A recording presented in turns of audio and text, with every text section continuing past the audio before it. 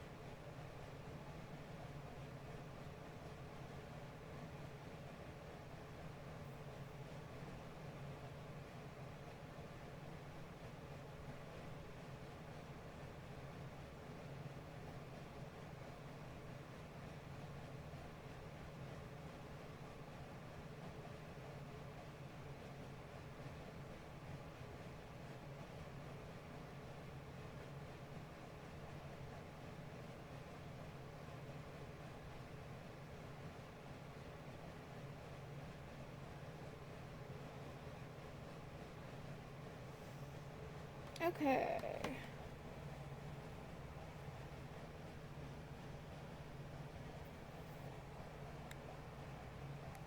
Let's wait a second. Let's get at least one person in here.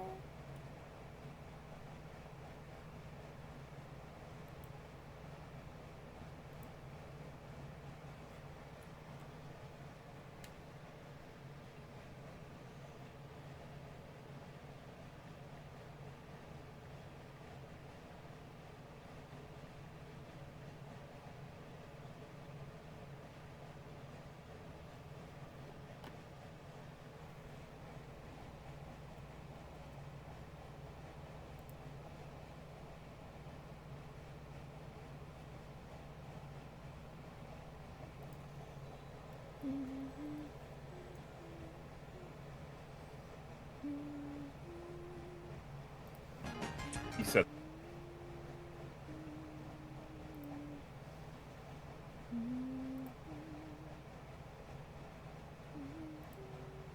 Oh, thanks. So, I put this, I hope you do too. So I put this in with And Apocalypse Stories. Do we still want to do that this time? Or do we just want to put the game sound on?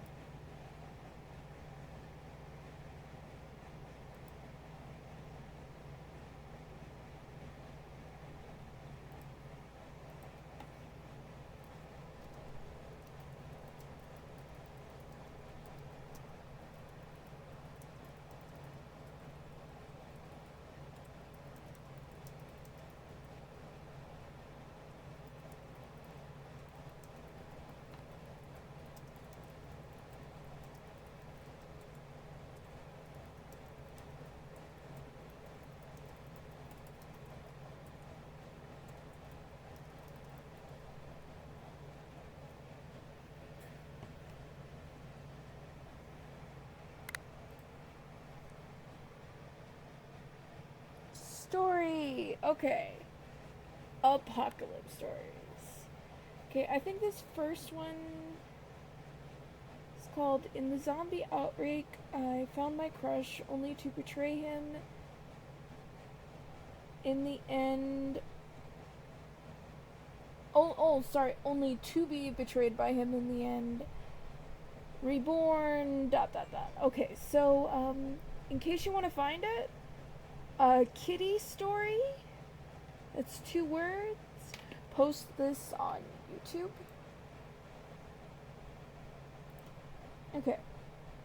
What should you do if the zombie virus breaks out halfway through the C24 exam? Thanks for the invitation. If I had What does the egg you eat every day have to do with your high blood sugar? Oh, Did you know that what's advertisements. forming around If I had to answer, I'd say I want to die. On the run, I met the guy I've had a crush on for a long time. We struggled to survive, moving from the library, supermarket, courier station, to the clock tower. Just as we were about to escape from the campus, I was betrayed by a friend. 1. How unlucky can a contemporary college student be? The TM4 exam was postponed, and the teacher qualification exam was also postponed. After 3 years of college, I haven't got any certificates except for the Mandarin Proficiency Certificate. I decided to take the C24 exam, even though this certificate is of no use to me, but as an English major, if I can't even pass the C24, I might as well set up a stall and sell fried noodles and rice noodles. I signed up with great determination, with the ambition of scoring over 600, and carefully prepared for a month.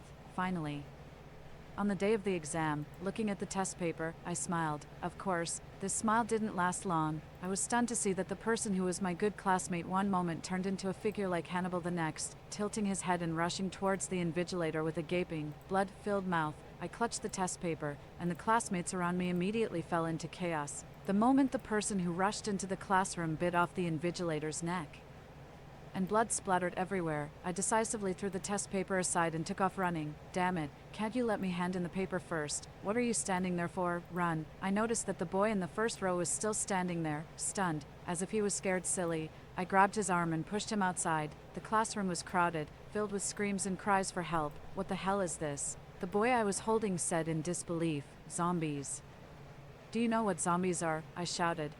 I haven't finished the questions yet. He was on the verge of collapse. However, I was even more. I finished the questions, but I haven't handed in the paper yet. The boy in front turned around and shouted at us, "For God's sake, what are you still talking about at a time like this?" The crowd surged. It was finally possible to squeeze out of the classroom, and I realized that the situation outside was not optimistic.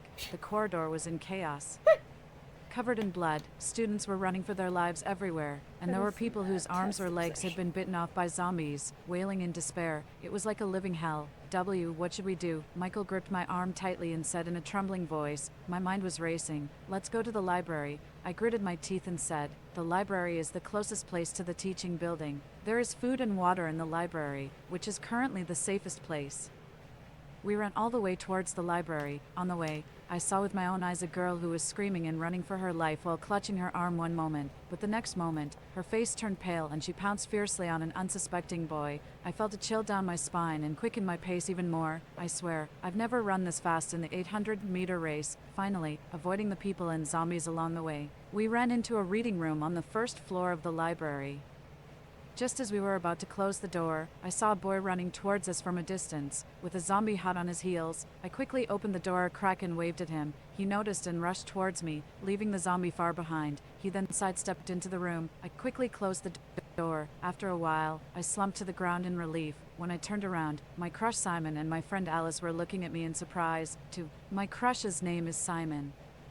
With his handsome appearance and excellent grades, he has won the hearts of many girls. Of course, I'm one of them. At this moment, even though I was in the same room as him, I didn't have any romantic thoughts. We briefly described the situation outside, and the group of us stayed in the reading room, feeling uneasy. There's no network either. Alice looked at her phone and said worriedly. My heart sank. Without the network, we were like a desert island in the ocean, completely cut off from the outside world. What should we do now? Michael was on the verge of a breakdown. No one answered him. There's still electricity and water, which means we haven't been completely overrun yet. After a long time, Simon said in a low voice, "Since we can't get in touch with the outside world, the only thing we can do now is to protect ourselves and wait for rescue." I opened a slit in the curtain and looked at the tragic scene outside. I couldn't bear to look away. The reading room was large, with 2 vending machines at the front and back, and there was enough food and snacks for the time being. We were thinking about our next move when a series of footsteps broke the silence. Through the window glass, a group of people were running towards the library in a panic, with a large wave of zombies following behind. For a moment, everyone fell silent. Now, a question was before us: should we save them or not? I looked out the window, one by one. The people who fell behind in the group were pounced on and bitten. "Are you serious? You can't be thinking of opening the door," Sebastian said in surprise when he saw that we were silent. "There's not much food to begin with. If we let them in, do you want to go out and let the zombies bite you?" Besides, his tone changed. How can you be sure that the people we let in haven't been infected? I was silent. Indeed, in this situation, self-preservation was the best choice, but let them in. Simon said. There was a fierce look in Sebastian's eyes. I don't agree. I stood up and walked straight to the door. If we just stand by and do nothing, how are we any different from those zombies outside? He rushed over and grabbed my wrist. If you want to be a good Samaritan, don't drag my life into it. I looked at him coldly. Don't forget who opened the door for you just now. He stared into my eyes. After a moment, he reluctantly let go of my hand and was pulled aside by Simon. I took a deep breath and picked up a wrench from the corner. Alice opened the door of the reading room and waved to the group of people. The leading boy noticed and immediately ran towards us. When the last person ran in, a wave of zombies had also arrived. Simon dragged a chair and neatly knocked down a zombie. I held the wrench tightly in my hand. Looking at the approaching ferocious faces, I closed my eyes and swung it forward with all my strength. The zombie in front of me fell backward heavily after the blow. I was about to retreat into the room when, out of the corner of my eye, another zombie suddenly pounced on me. I was startled. Before I could react, a knife suddenly pierced through the zombie's head. I took the opportunity to retreat into the room and slammed the door shut. Gasping sounds filled the reading room. Thanks, man. Do you have any food? Give me some. A guy with yellow hair approached Sebastian and tried to get friendly. Sebastian was wiping the blood splattered on his knife with a piece of cloth and stared at him unkindly. There's no food. Get away from me. The guy with yellow hair shuffled away awkwardly. Is there any food? I'm starving. Is there any water? My throat is parched. The group of people chattered. Simon and I exchanged a look. After a moment of silence, we distributed some food and water to them. Why is there so little? You guys are so stingy. The guy with yellow hair complained. There's not much food left. If you don't want to starve to death, you'd better ration it. I pressed the wrench against the table and looked at him coldly. The guy with yellow hair averted his gaze and mumbled something. The reading room was large and divided into two parts by a wall. With an arched door on each side of the wall connecting the two areas, our two groups occupied separate spaces and didn't interfere with each other. The food is running out, I said in a low voice. The original food was probably enough for the 5 of us to eat for 2 weeks, but with so many more people, it would only last about 5 days. This isn't a long-term solution. When the food runs out, we'll have to go to other classrooms to find food, Simon said. But we can't be sure that there's no one in other classrooms. There are vending machines in the hall, but there are also a lot of zombies, Alice said worriedly, holding a stick that I had removed from the ladder. And those people may not cooperate, I frowned. Who asked you to meddle and let them in? Sebastian sneered. If it were you outside, I would have let you in too. I snorted. He fell silent. So, we either cooperate with them, go to other classrooms to find food, and continue to wait for rescue in the library, or we find another way out, Simon summarized. Michael swallowed hard. A way out. You can't mean going outside. My God, what's the difference between that and suicide? I stood up. The food will run out sooner or later. Do you want to starve to death or be bitten to death by zombies? Late at night, we pushed the tables together and laid down a layer of curtains on the tables to sleep on. Fortunately, it was already summer, so it wasn't cold sleeping like this. Alice and I slept on one side, and the 3 of them slept on the other side. Just as I was half asleep, I suddenly heard very faint footsteps. It seemed that someone was groping their way towards me. I immediately became alert. Alice beside me pulled me closer to her. I took the opportunity to roll backward, and a pair of hands landed right where I had been sleeping. I narrowed my eyes, picked up the stick under the pillow, and swung it forward. Hiss. A cry of pain sounded in the silent and dark room. Then, there was movement on Simon's side. What's going on? Have the zombies come in? I heard Michael's nervous voice. With a click, the light was turned on, and the classroom was suddenly bright. I took a closer look. The guy with yellow hair was standing there, grimacing while clutching his arm. What do you think you're doing? I just got up to go to the toilet, he stammered. Really? Then what were you groping around for just now? I asked coldly. Hearing this, Simon also looked at him unkindly. Pervert, Sebastian muttered. Just as the guy with yellow hair was about to say something sheepishly, a loud banging on the door suddenly came. I suddenly realized something. The light. It was the light that attracted the zombies. Turn off the light, I whispered to Michael. Michael trembled as he turned off the light, and the room was plunged into darkness again. This night was destined to be a sleepless one. The next day, we all had obvious dark circles under our eyes. The guy with yellow hair had one hand hanging by his side. When he saw us, he avoided our gaze and his eyes flickered. Originally, I didn't really want to dwell on this matter, until someone slipped me a note. It was from a thin and unassuming boy from the group with the yellow-haired guy. He secretly slipped it to me when the others weren't paying attention. They plan to steal the food when you're all asleep. I passed the note around for them to read. Damn it. These people are courting death. Sebastian clenched his fists. We can't just sit here and wait for death, Simon said slowly. We don't know when the rescue will arrive. We need to find supplies that can last at least 2 months. The canteen has the most food in the school, but the canteen closest to the library is still far away, Alice said softly. No, there's another place with abundant supplies. Simon and I exchanged a look and said in unison, the supermarket. There is a supermarket not far behind the library. It only takes 3 minutes to get there through a grove of trees, then it's settled. The supermarket, we decided. 3. The next day, we told the guy with yellow hair that we would leave with some supplies, while he and his group would stay in the reading room. When he saw that we were planning to leave, a flash of joy crossed the guy with yellow hair's eyes. But when he heard that we were going to take some food with us, his face immediately darkened. Don't go too far. We were here first, so the supplies should be partly ours, Michael shouted. Seeing that the guy with yellow hair still wasn't willing, I quickly walked to the door and put my hand on the doorknob. If you're so eager to see us die, then let's all die together, I threatened. The guy with yellow hair's eyes lingered on the doorknob for a while, and finally, he gave in. The windows of the reading room faced the side of the library. We played songs on loop on our phones at the maximum volume and threw the phones out of the window. While the zombies were attracted by the music, we slipped out through the main entrance. Before leaving, I looked at the boy who had passed me the note. He just shook his head at me. Well, everyone has their own choices. Ready, remember to close the windows tightly. I called out to Sebastian by the window. Good luck comes wishing you good luck. A burst of singing suddenly rang out in the silent environment. Immediately, a large wave of footsteps rushed towards us. When the sounds at the door gradually faded away, I opened the door a crack and peeked outside. Quick, I quickly opened the door and dashed towards the library's main entrance. Most of the zombies had been attracted by the music. There wasn't a single soul in the library. Only the rapid footsteps of the few of us.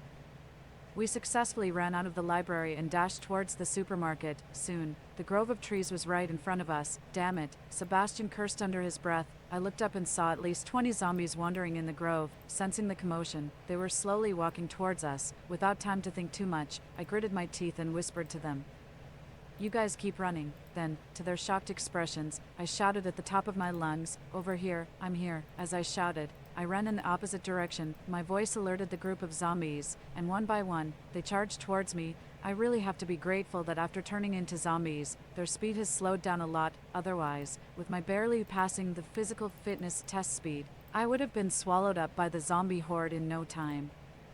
I was running for my life when suddenly someone grabbed my hand. I was scared out of my wits. Thinking it was a zombie, I instinctively swung my wrench, but then I saw that it was Simon, who was pulling me in another direction. "It's me, this way," he shouted at me. I followed his gaze. The courier station, right behind the library, was the courier station. It was very close to the library, and there was a good chance that the zombies there had been attracted by the music. Since there was no other way out, we dashed towards the courier station. Several times, I could feel the stench of decay right next to me. I desperately followed Simon's footsteps, and our hands were tightly clasped, as if a steady stream of courage was flowing into my body through our joined hands. Closer, even closer. Finally, the moment we stepped into the courier station, I turned around and slammed the door shut. Bang. Just in time to trap half of the zombie that was chasing us. Simon picked up a wooden plank by the door and hit the zombie. I took the opportunity to loosen my hold slightly. Bang. The moment the zombie was pushed out, I quickly closed the door. Violent pounding sounds came from behind the door. At this moment, I was extremely grateful that after a major theft incident, the school had reinforced the doors and windows of all courier stations. I began to let go of the new clothes and cosmetics that had been stolen during that theft. Thankful. When the knocking sounds behind us gradually weakened, I finally let out a sigh of relief. But before I could fully relax, Simon suddenly tugged at my clothes. I looked up in confusion and saw 3 zombies standing silently at the end of the long row of courier lockers. Damn it, I almost cursed it out loud. Was I really that unlucky? My nerves tensed up, and I tightened my grip on the wrench. 5, 4, 3, 2, 1. I counted silently in my mind when I reached the last number. The figures at the end suddenly charged towards me, Simon, and I also rushed forward. I aimed for the zombie on the far right. When its face was right in front of me, I suddenly bent down, nimbly dodged behind it, and swung the wrench at its head. With a splat, something splashed onto my hand, and the wrench slipped to the ground. Just as I was about to pick it up, another zombie was already in front of me. Its stinking, gaping mouth was right in front of me, with the courier locker behind me. There was nowhere to run. Suddenly, a pair of hands locked around the zombie's shoulders and neck from behind, and the two of them fell to the ground together. Quick, Simon's veins popped out on his neck, and his face turned red. I took the opportunity to pick up the wrench. Move your head. Bang, bang, bang. I slammed the wrench into the zombie's head again and again until blood was gushing out and brains were splattering. Only then did I slowly stop, for a moment.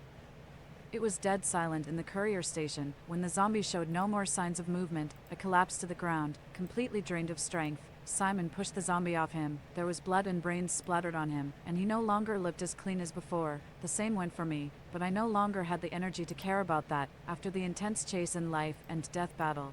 The string in my mind finally began to relax. Good job.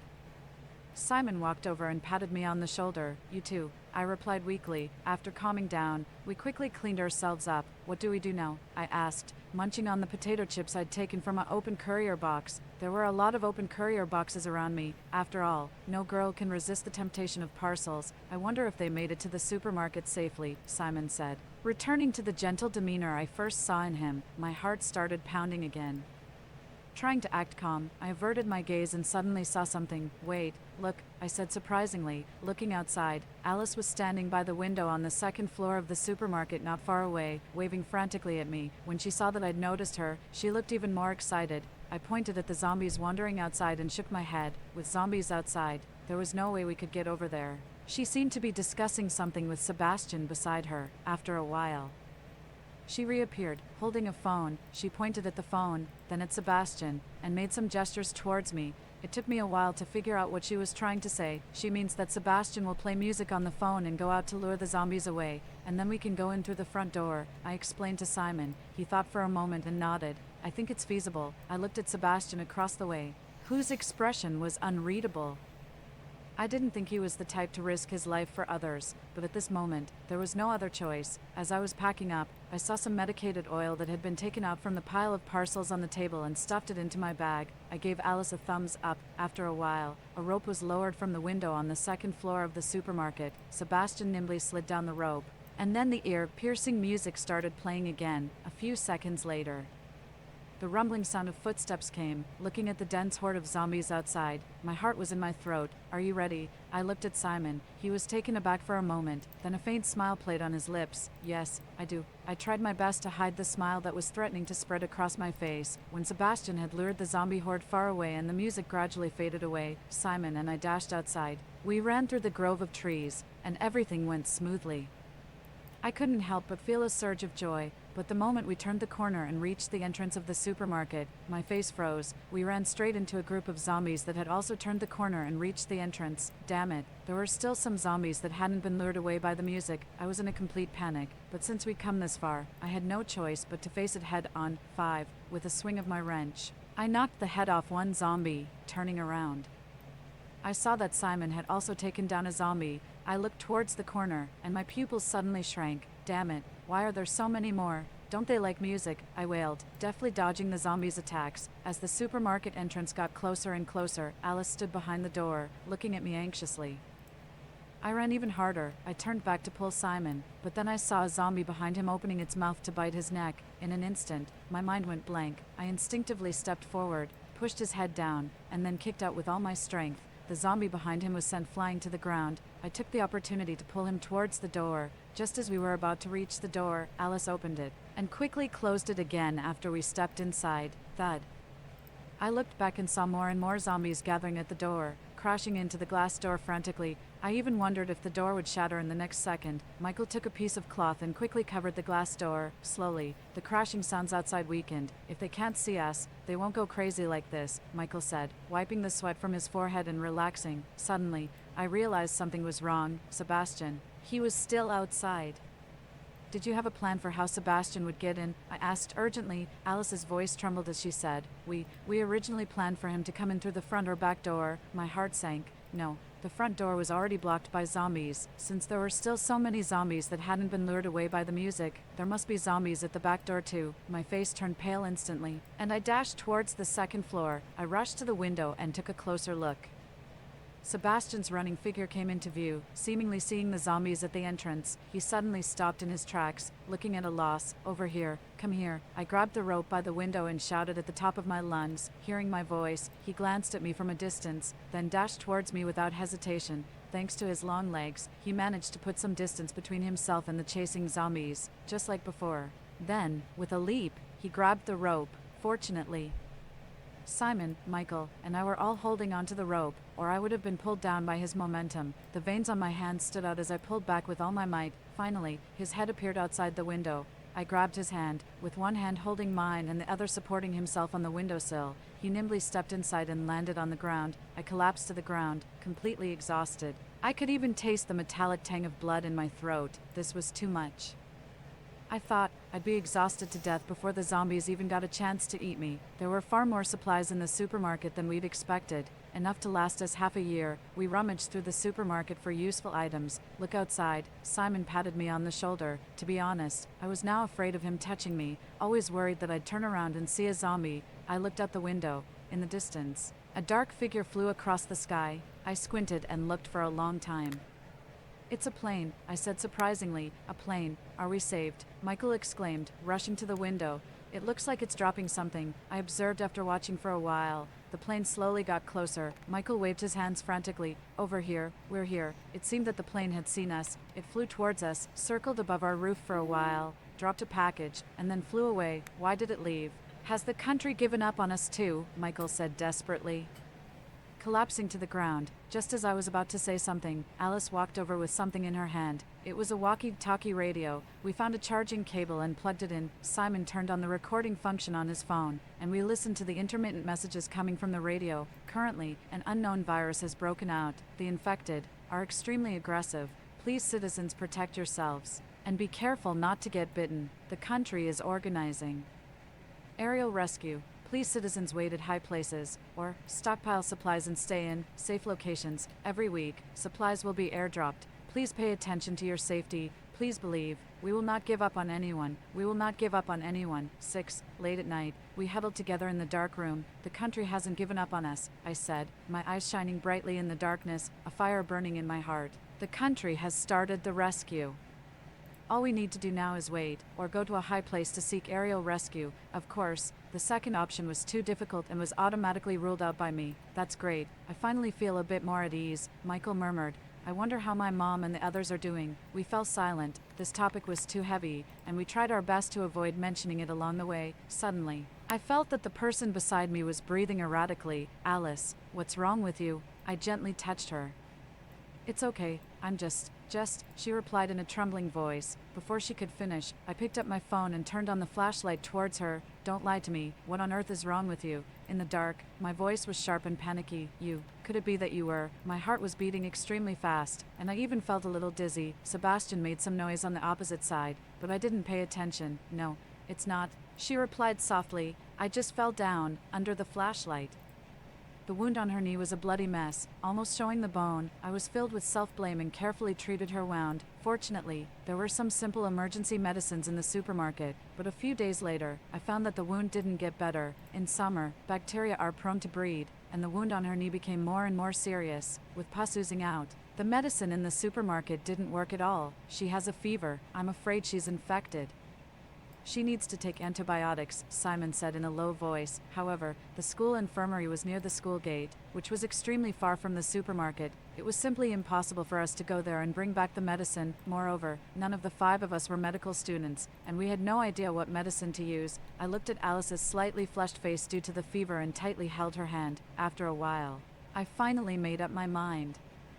I planned to take Alice to the bell tower and wait for the aerial rescue. When we gathered as usual at night, I said calmly, the highest place in the school was the bell tower. The top of the bell tower was a large flat ground, which was the best location for the aerial rescue. What? Are you crazy? Michael said in disbelief. Alice's wound is infected. She won't be able to hold on like this, I said in a low voice, looking at Alice's sleeping face beside me. Besides, haven't you noticed that the glass of the supermarket won't hold up for long? Everyone fell silent. The door of the supermarket hadn't been reinforced, and there were already slight cracks on it. But maybe it can hold on for a while. Michael's voice gradually faded.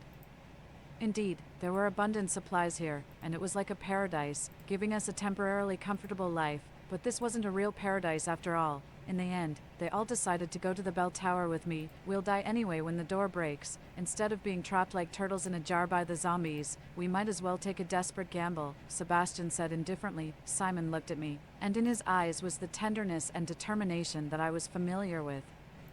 We will survive. 7. The last time the plane appeared was at 6 o'clock in the morning. We set out at 5 o'clock in the morning 7 days later. I sprayed the medicated oil that I had taken from the courier station on my body. As Sebastian said, this could cover up the smell of meat on us, and maybe we could get away with it. We found a megaphone in the supermarket and turned the volume to the maximum. We tied the megaphone together with Alice's phone, ready to attract the zombies to the front of the supermarket, and we would go to the bell tower through the back door. As for the zombies that managed to escape our plan on the way, we could only leave it to fate. At 5 o'clock in the morning, there was already a faint light outside. After everything was ready, I took a deep breath. Just an hour. Good luck to us. After adjusting the phone, Simon threw it out with a piece of foam wrapped around it. The ear-piercing singing instantly broke the tranquility of the morning, and then came the violent footsteps like an earthquake. After the zombies in our sight disappeared, Sebastian was the first to climb down the rope, followed by Michael, Alice, me, and then Simon. After we all landed safely, Simon and I supported Alice and dashed towards the bell tower. Chi-Chi, if we encounter danger, leave me behind. I can buy you some time. Alice's panting voice rang in my ear. My heart was pounding violently in my chest. No, that's impossible. I squeezed out the words through my teeth. Wait, in front. Sebastian suddenly made a gesture to stop. We suddenly stopped in our tracks. In the dim night, there were more than a dozen figures standing in front of us. My throat tightened. The pungent smell of medicated oil lingered on us. I held Alice's hand and slowly, gently, moved forward step by step. Those black figures still stood where they were and didn't react. I made a gesture towards them. We slowly approached the bell tower in the dark. Several times, I even smelled the strong stench of decay coming from them. I noticed that Michael's body was shaking violently. I gently touched his hand, and he looked at me. I gave him a reassuring look. Gradually, we quickened our pace and left those hunters behind. In the morning light, the blurred outline of the bell tower came into view. The door was open, and it was pitch black inside. As if there were unknown dangers lurking, we exchanged a look, slowed down our pace, and slowly walked up the steps. In the hall, there were several black figures scattered around. We groped our way towards the elevator. The smell of medicated oil dissipated a bit and wasn't as strong as before. We slowly moved to the elevator entrance and gently pressed the button to go upstairs. The rooftop was on the 7th floor, and the elevator could only reach the 5th floor.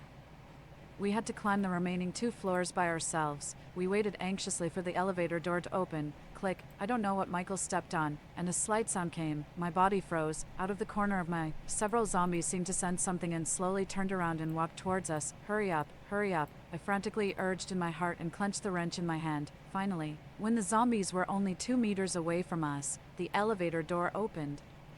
The tension in my eyes hadn't dissipated, but my pupils suddenly shrank. Inside the elevator, a figure with blood on its body was standing with its back to us. Michael looked even more panicked. Sebastian was the first to step into the elevator. His movements were as light as a cat, and he didn't make a sound. He turned around and signaled to us. I gritted my teeth and walked in lightly. The elevator door slowly closed, and the air inside was as suffocating as if it had solidified.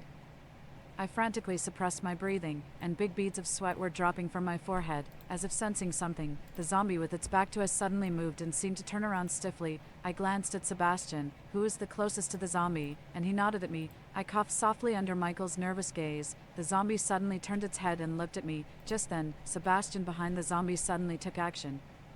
He stabbed the zombie in the back of the head with a knife at lightning speed. With a splat sound, I caught the falling body and gently leaned it against the corner of the elevator. We finally let out a sigh of relief, but as the number on the electronic screen slowly jumped to 5, our hearts were raised again. What would the scene be like outside? Would there be hordes of zombies greeting us? Ding! The elevator door slowly opened. Fortunately, there was no one outside. Just as we turned the corner and walked towards the stairs, I thought of something. "Give me your phone," I said in a low voice to Simon. He paused. Our eyes met, and at that moment, he seemed to understand my thoughts. He still handed me his phone. I held the phone, looked at the time on it, and finally made up my mind. Take care of my parents if possible. After saying this, I turned around and rushed in the other direction. It seemed that someone called me, but I couldn't hear it at all. My nerves seemed to reach the peak of tension at this moment. I turned a corner, and a zombie awesomely appeared in front of me. I dodged its fierce pounce, turned around, and hit it on the leg with the wrench. The zombie stumbled and fell to the ground. I seized the opportunity and stabbed it in the head. After dealing with the trouble, I continued to rush forward and finally found the room I was looking for. The door was open. Fortunately, there were no zombies inside. This was the broadcasting station. 8. I quickly opened the main switch in the power supply, plugged in the equipment, and connected the microphone. "Hello, can you hear me?" I said tentatively and heard the sound of the broadcast outside. Good. I didn't care how much trouble this action would cause. I quickly took out my phone, played the recording, and put it in front of the microphone with the volume turned to the maximum. I listened to the echoing voices outside. Currently, unknown virus. Please, citizens, protect yourselves. The country is organizing aerial rescue. Please, citizens, wait at high places, or stockpile supplies and stay in safe locations. Every week, supplies will be airdropped. Safety, please believe. We will not give up on anyone. We will not give up on anyone. During the days in the supermarket, I heard the sound of people falling from upstairs more than once. I don't know how many people lost their lives because of this disaster, and I don't know how many people committed suicide out of despair, but I know that in places I can't see, there are many people fighting as hard as we are, and there are also many people who have lost the courage to live. I want to plant a seed of hope in them. Students, we are not fighting alone. No matter how difficult the situation is, please hold on. The dawn will eventually come. The school broadcast could just help divert the attention of some zombies. I set the recording to play on a loop. After setting the time to turn it off, I planned to leave. When I turned around, I found Sebastian standing behind me, quietly watching me. "Damn, you scared the hell out of me. Why are you walking without making a sound?" My heart almost jumped out of my chest. He turned his head awkwardly. "Hurry up, the time is pressing." I grabbed his hand and rushed outside. On the way, I saw several zombies lying on the ground. Presumably, Sebastian had taken care of them on his way here. We successfully ran to the rooftop. After closing the rooftop door tightly, I immediately ran towards Simon and the others. "How is it?" Simon frowned anxiously. "Over there." I looked up at the sky, and an airplane appeared not far away against the rising sun. As if seeing our signal, the airplane gradually approached us. I was overjoyed, but suddenly realized something. Damn it. The roar of the airplane would attract the zombies. I suddenly turned around. Quick, reinforce the door. But the rooftop was a flat ground, and there was nothing we could use to reinforce the door. I used the wrench that had been with me since the end of the world to block the door handle. Rumble. The roar of the airplane grew louder and louder. I could almost predict that in a few minutes, or maybe even less, countless zombies would approach us following the sound. Michael stomped his feet anxiously. "Quick, hurry up." Finally, the airplane landed on the rooftop, and the propeller stirred up a strong wind. The cabin door opened. Simon and I supported Alice and immediately rushed towards the airplane. Bang, bang, bang. The door on the rooftop came a violent crashing sound, as if it would tear the thin door apart in the next second. I quickened my pace and quickly ran towards the airplane. Simon was the first to get on the plane. He reached out and pulled Alice up. I supported Alice's legs from below and successfully sent her up. "Quick, come up," Simon shouted at me. The impact sound became more and more intense, and I even heard the sound of the wooden board cracking. I quickly grabbed the cabin board and climbed up. Sebastian supported my foot and pushed me up, but just as I was halfway up, the pilot uncle's anxious voice came from the front. "No, this airplane is for transporting supplies. It can't carry so many of you. At most, only 3 people can get on." My heart tightened, and my movement suddenly stopped. Only 3 people could get on. Simon's expression changed, and he quickly reacted. "I'll go down, you come up," he said and came towards me. Alice also reached out to grab me. "Chi-Chi, come up quickly." Behind me, the impact sound still didn't stop, and a hole had been broken in the door. The bluish-black face of the zombie was vaguely visible. My heart was filled with torment. Countless thoughts flashed through my mind. In an instant, I made a decision. I pushed Simon hard and shook my head at him under his shocked gaze. "Take care of my parents if possible." After saying this, I turned around neatly. The strong wind blew my clothes. Just as I was about to jump down, I suddenly felt my ankle being pulled violently. With a bang sound, I fell heavily to the ground, and a sharp pain immediately came from my calf. The pain made my eyes go dark, and cold sweat broke out all over my body. "What are you doing? What the hell are you doing?" In a daze, I seemed to hear someone's furious roar. I struggled to get up. The first thing I saw wasn't Sebastian's angry face, but the zombies that finally broke through the rooftop door and rushed in. "Quick, get on the plane." I managed to shout at them, but my voice was quickly drowned out by the deafening footsteps. Sebastian's eyes were bloodshot. and his sharply contoured face was distorted with anger, looking extremely terrifying. I had never seen him so angry before. "Stop arguing. Hurry up and get on the plane," I frantically shouted in my heart. But my throat was already dry and hoarse, and I couldn't say a word. Only 3 people can get on. I want to live," I heard Michael's trembling voice. Yes, who doesn't want to live? I wanted them to get on the plane quickly. Sebastian's eyes were wide open, and it seemed that flames were about to burst out of his eyes. Then, to my surprise, he grabbed Michael's collar, lifted him up with one hand, and then threw him backwards without hesitation. Michael crashed heavily into the surging mass of zombies, and in an instant, his figure disappeared from sight. I stared at Sebastian in disbelief. Behind him, a dense horde of zombies rushed towards him, but he didn't look back. He helped me up, his movements rough yet swift, and somehow managed not to cause any further damage to my wound. He bent down and carried me on his back, then lifted me high and pushed me towards the cabin door. "Quick, catch her," he roared at Simon, and I even suspected that he might spit out blood foam the next second. "Sebastian," I desperately wanted to stop him, but my voice was barely audible. I was completely exhausted, able only to lean weakly against his back. Simon's strong hand grabbed my arm. "I've got her." His voice lacked its usual elegance. The pilot up front kept issuing urgent cries for us to hurry. Sebastian and I were almost engulfed by the tide of zombies, yet he used his tall frame to push me upward with all his might. Ignoring the bites and gnaws on his body, his warm body heat seeped through his clothes and into mine. Simon and Alice pulled together, finally dragging half of my body into the plane. My foot rested on Sebastian's back. He held my foot with both hands. I looked down. Half of his body was already submerged in the zombie horde, covered in blood, but he still looked up at me. As the sky grew lighter, his eyes were filled with only my figure. Finally, I was pulled onto the plane by Simon. The plane slowly took off, kicking up clouds of dust in a strong wind. I leaned against the cabin railing. That blood-soaked figure still stood firm, maintaining an upward posture. I could almost still see those bright eyes. The plane flew towards the horizon, getting farther and farther away, until that figure was completely swallowed by the surging tide and vanished from sight. It felt like water droplets landed on the back of my hand. When I looked up, I realized I was already in tears. In the distance, the golden sun slowly rose, illuminating the desolate land. The night receded, and the dawn was finally here. Epilogue. Sebastian had known her for a long time. The first time he saw her was during the club recruitment. She was with Alice, and they seemed to glow under the sun. Strangely, he couldn't tear his eyes away. The slight annoyance he felt at being dragged in by senior girls to serve as eye candy disappeared instantly. He even felt a hint of excitement. However, to his disappointment, she casually took the flyer handed by the senior and didn't give it a second look. It seemed she wasn't very interested in their club.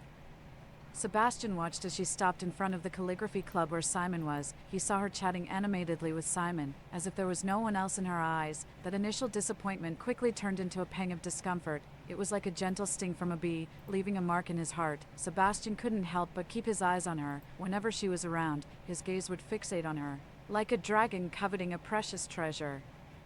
His eyes held a longing that he himself wasn't fully aware of, yet he hesitated to approach, afraid that his presence might disrupt her life. Sebastian, who was always straightforward and hot-tempered, for the first time felt such confusion and distress. When the virus broke out, he followed her all the way to the library, taking out the zombies that tried to get close to her along the way. To his surprise, she waved at him, even though they were in the midst of a hellish situation. The moment he saw her, it felt like he was in a peaceful haven. He deliberately said harsh things, acting like a child, using the most clumsy ways to catch her attention. In fact, he didn't really care about rescuing others or opening the door. As long as she was safe, nothing else mattered to him. Or perhaps, it wouldn't be so bad if they died together. There was a dark, secret hope in his heart. When the rescued guy with yellow hair looked at her with a disgusting gaze, anger welled up in Sebastian. No, it wasn't the right time yet. He struggled to suppress his anger. When they were about to leave, she called out loudly for him to hurry and close the windows. Sebastian responded while opening the window a crack and throwing his phone out. Then he turned and left without hesitation. On the way, he saw her running in the opposite direction alone to draw the zombies' attention. He instinctively wanted to chase after her, but someone was faster. Damn it. Sebastian thought expressionlessly. This guy was as annoying as ever, no matter the situation. To ensure she could reach the supermarket safely, Sebastian volunteered to go out and lure the zombies away. He secretly hoped that she would return safely while that pretty boy Simon would die out there. He felt a glimmer of anticipation. When he came back and saw the supermarket door surrounded by zombies, Sebastian was indeed stunned. But then, she stood upstairs and waved at him.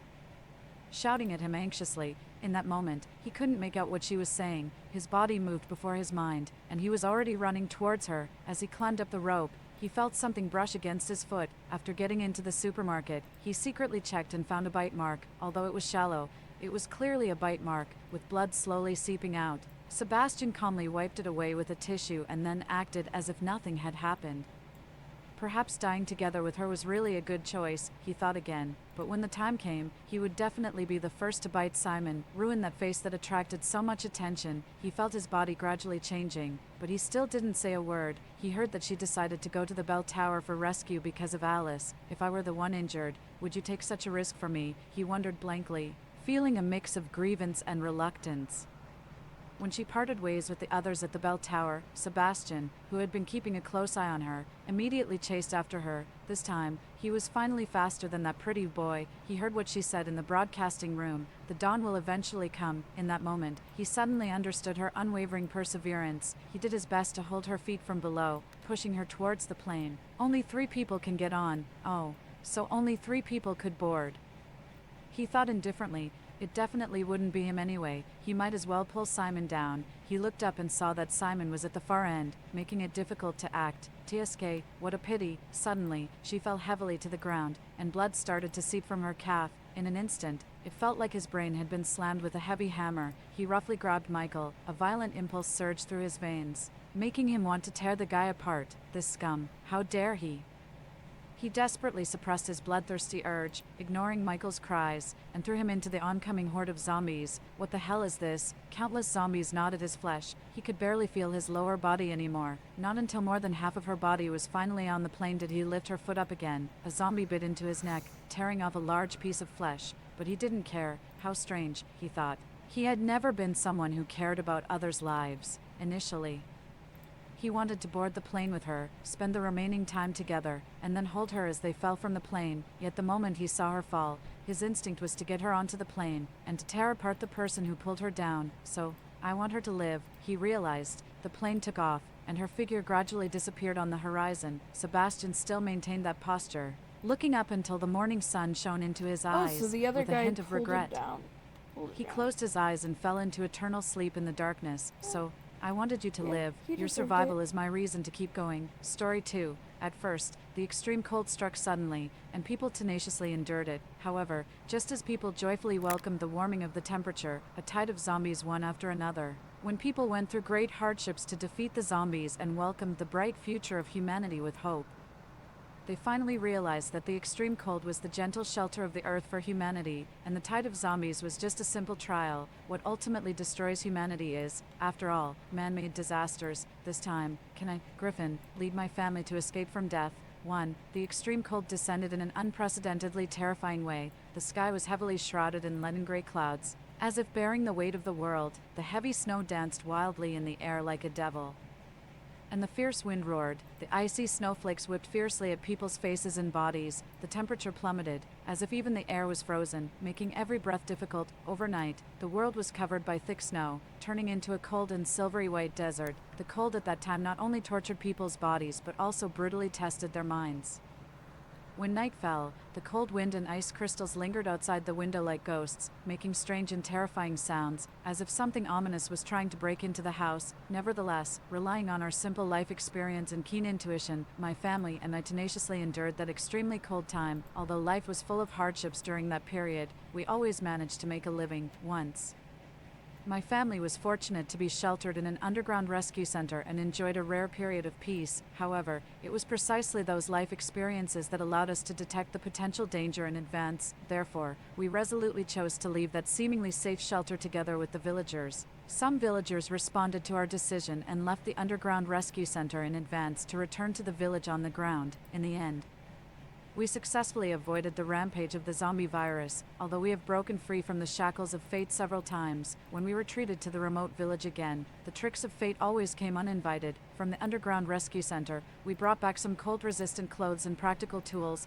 These precious items greatly enhanced our ability to withstand the severe cold. Naturally, the villagers began to form divisions of labor and went out one after another to collect living supplies. This change brought a glimmer of hope and expectation to our lives. However, just when we thought we could finally relax a bit, a sudden pneumonia raged among the villagers. The number of infected people soared rapidly, with persistent high fevers and continuous coughing. This epidemic plunged our newly stabilized life into chaos and unease again. At first, people supported each other and shared medicine. However, as the number of infected people continued to increase, this atmosphere of unity and mutual assistance gradually disappeared, replaced by everyone's deep worry about their own future. The sharing of medicine was also interrupted as a result. This change exacerbated the deterioration of the epidemic, causing Lennox to fail to survive this disaster and leave us forever. Similarly, my eldest son also passed away due to persistent high fever. My second son was also infected with pneumonia, but he was luckier, and his condition did not deteriorate rapidly. He held on until the moment when I contacted the troops to launch a second rescue. After receiving treatment, my second son's condition quickly stabilized. At the same time, the spread of pneumonia in the village was gradually brought under control. However, regrettably, this tribulation did not make the villagers more united. Instead, it made them defensive and created an insurmountable estrangement among them. After that, some people chose to follow the troops and go to a new underground rescue center for shelter. However, after discussion, my family decided to stay put. This sudden change deeply affected my wife and me. We became more taciturn and had fewer exchanges with the villagers. After dealing with Lennox's funeral arrangements, we made an important decision to move out of the concentrated residential area of the brigade and return to our old family house to live. This way of life allows us to maintain our independence while also maintaining necessary contact and cooperation with the village. 2. My wife sometimes complains to me. She asks me in confusion why I don't consider going to the underground rescue center. After all, objectively speaking, the facilities and resources there should be far better than our current living environment. However, I still can't find the courage to tell her that the underground rescue center, which we once placed great hope in, has now become a blocked-off restricted area. All she knows is that there was once a rat infestation there, which led to the abandonment of this underground rescue center, but she knows nothing about the subsequent outbreak of the zombie tide. Whenever she mentions this topic, I always prevaricate and avoid in-depth discussion because I'm afraid that if she knows the truth, she will be even more frightened and lose confidence in the future life. So, I choose to remain silent and devote my energy and time to taking care of my family, preparing food, and doing housework, trying to create a relatively stable living environment for them in this apocalyptic situation. Despite this, although I appear calm on the surface, I can't hide the deep panic in my heart. Every day, I silently bear this pressure and fear, striving to maintain the normal operation of this family. And at the same time, I also look forward to the early end of this disaster. I often recall the tragic scene of the underground rescue center, zombies rampaging, people being bitten, and helpless cries and desperate eyes intertwined. That scene was like a living hell, and even the tanks of the troops couldn't withstand the crazy zombies. These pictures are like nightmares that linger, filling me with fear for the future. In the face of my silence, my wife didn't delve deeper, after all. We still have to carry on with our lives. Fortunately, our food reserves are still relatively sufficient. After my second son recovered from pneumonia, both my wife and I were fortunate enough not to be infected. Although life has not fully returned to normal, at least we can still survive. Moreover, there is some good news in our life. The broadcasting system has been rebuilt and put into use. Now, my second son's greatest entertainment is playing with the hand-cranked generator radio. He is keen on listening to the broadcasts from all over the place and has a strong curiosity and yearning for the life in the underground rescue center. Such a life is simple and unadorned, but it reveals a rare peace and tranquility. We try our best to get our life back on track, cherish every moment in front of us, and also have expectations and hopes for the future life. However, when I listen to the radio with my child, I find an unusual phenomenon. Some radio stations on certain frequency bands will suddenly disappear, and then we can no longer receive their signals, as if they had never existed. This phenomenon makes me begin to suspect that the things I have experienced may also be happening in other underground rescue centers in other regions, as the number of radio stations decreases day by day. The soldiers who come to the village for material exchange also become increasingly scarce, and each time it is a different soldier at first. Some young soldiers would still suggest to us that if life on the ground was too difficult, they could help us re-enter the underground rescue center. But now, whenever the soldiers come, they just try their best to leave more supplies for us and avoid talking about the things in the underground rescue center. I deeply feel the unease brought about by this change, and my worry about my family and the future is also growing day by day. I can't be sure what changes have occurred in this world. Every soldier who comes seems exhausted, but they always remain silent about what has happened. I vaguely feel that the disappearance of each radio station may mean the destruction of an underground rescue center. Now, the situation is becoming more and more severe. Perhaps the military is already powerless and can only choose to remain silent and do its best to ensure the survival of most people. Such a current situation undoubtedly brings me great pressure and deep worry. But I also clearly realize that what should come will eventually come, and we can only face it calmly. 3. What gives everyone confidence in the future is that the weather is finally gradually warming up. The sun shines generously through the clouds onto the earth, and the snow that once covered the ground in silver begins to show signs of melting. With the rise in temperature, the village that was originally shrouded in severe cold seems to come back to life. And the villagers' moods also become relaxed and joyful accordingly. An indescribable atmosphere of joy permeates the village. In such good weather, everyone comes out of their houses one after another to feel the long-lost warm sunshine. Some elderly villagers choose to sit on the stone benches at the entrance of the village. They squint their eyes, leisurely bask in the sun, chat about family affairs, and their faces are filled with satisfied and serene smiles.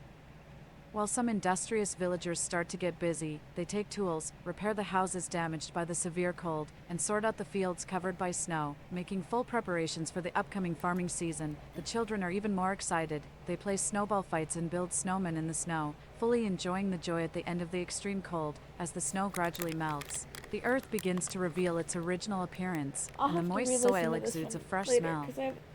The tender green grass in the fields that was originally covered by snow pokes its head out of the soil, as if announcing the arrival of spring to the world. In such an atmosphere, my wife's mood also becomes more and more joyful. She stands at the door of the house, looking out at the distant fields, and a long-lost smile appears on her face. She sees the hope of life and looks forward to restoring a normal life as soon as possible and feeling the beauty and tranquility of life again, now.